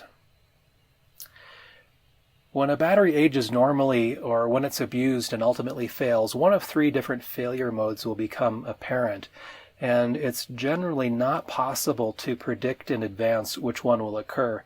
It depends very much on the circumstances of the failure. The first type of failure mode is that of open circuit. This is in some ways the safest of all of the different modes of failure, but it might not be the safest for the application. That is, it's the safest for the cell, but not for the application necessarily. So I've drawn a knife switch here in the open position, and you can imagine your battery cell coming to the same condition, that instead of supplying a voltage, supplying energy to the load, instead it opens up a circuit. It causes an infinite resistance between the two terminals of the cell and no voltage being generated by this cell. So once this current path is cut by the internal open circuit, the cell is isolated and the possibility of further damage to this cell is very limited. But if I have a whole lot of series connected battery cells in my battery pack and one of the cells fails in an open circuit condition, then the whole battery pack is open circuit even though all of the other cells may be perfectly healthy, and the battery pack is no longer able to provide power. The second failure mode is due to an internal short circuit, and there are two varieties of short circuit that are often talked about. One is what we call a hard short circuit, where a solid connection is formed between the positive and negative electrode of the cell, and this allows an extremely high level of current to flow the moment that the short circuit occurs, and it completely discharges the battery cell and results in permanent damage to this cell. The second type of short circuit is called a soft short, and this happens when there is localized contact between the electrodes somewhere internal to the battery cell, but not global contact, and really a fairly high resistance local contact even. In some cases, this is self-correcting because locally the battery cell heats up and it might melt the separator material and then eliminate the contact between the two electrodes as the separator fills that area. Other times the short circuit results in simply an elevated rate of self-discharge, but where the battery cell is still fairly functional. It still can be charged and it can still deliver energy to the load. It just has a self-discharge rate that's much higher perhaps than the other cells in a battery pack. In either case, in either the hard short or the soft short case, a battery pack, if it's kept cool enough when the short circuit event occurs, may not enter thermal runaway. The cell itself will eventually or quickly discharge down to 0 volts, but will still be able to conduct current.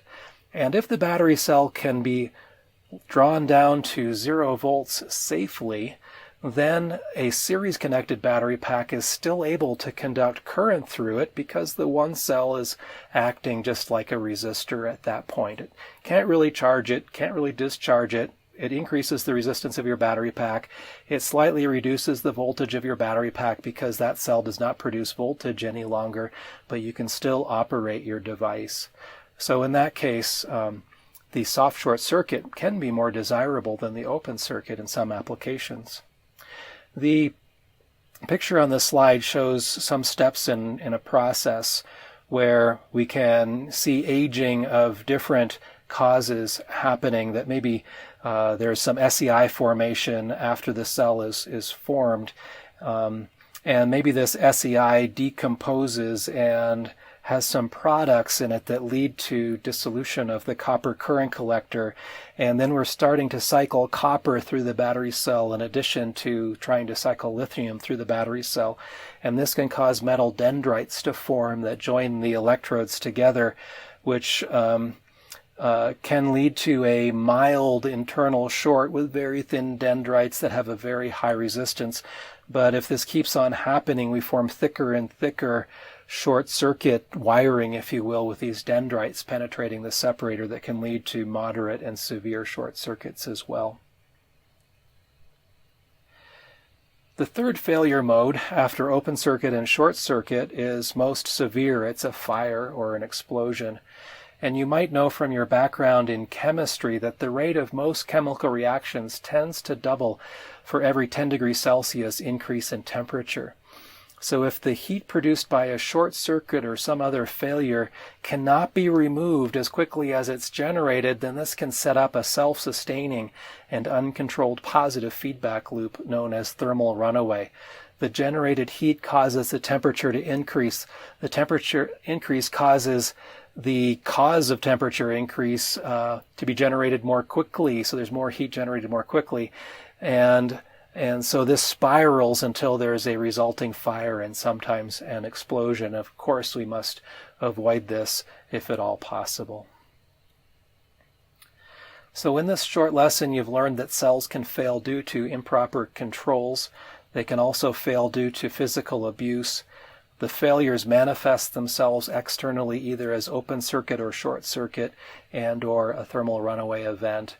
And we must take every precaution to avoid increased safety hazards by putting in protection mechanisms on our battery packs, by carefully building the battery pack enclosures to protect the enclosures themselves from penetration and crushing and so forth, and many other things. So there's a lot of engineering analysis and design that goes into the construction of a battery pack in order to protect the user as much as possible. But our focus is on algorithms for battery management and control, and I think it's about time that we started to move on and look at that in much more detail.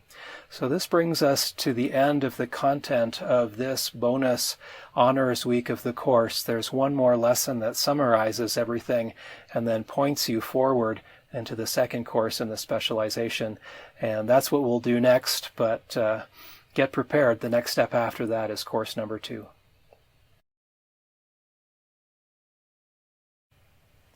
You've now reached the end of the honors section of the first course in the specialization of algorithms for battery management systems. This week you learned how lithium-ion cell electrodes are fabricated and then how cells are constructed from those electrode subassemblies. You learned the importance of the first charging cycle, known as the formation cycle. You learned how cells age normally and what happens when they're abused. And finally, you learned about typical failure modes and how those manifest themselves external to this cell.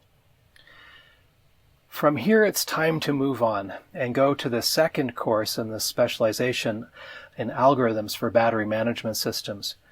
In order to implement battery monitoring and controls algorithms to meet the requirements that we've talked about over the last several weeks, we need a way to describe how battery cells behave in a quantitative manner, not just the qualitative manner that we've seen so far. That is, we need mathematical equations that describe how the battery cells work. So the second course is titled How to Create and Simulate Equivalent Circuit Models. A model is a set of equations that describe something. And in this course you will learn first, some helpful models that are used to describe the battery operation. Next, you'll learn how to perform laboratory tests to find the values for the parameters in these models in order to describe a particular specific cell that you're interested in. And then once you've performed the laboratory tests, how do you process the data that you've collected in order to come up with the values for these parameters? You will learn some different methods for then simulating battery cells and simulating battery packs. And we will investigate some sample code written in the MATLAB programming language, which is compatible in all cases in this specialization with the Octave programming language also. And finally, you will learn by example how to simulate a representative battery load.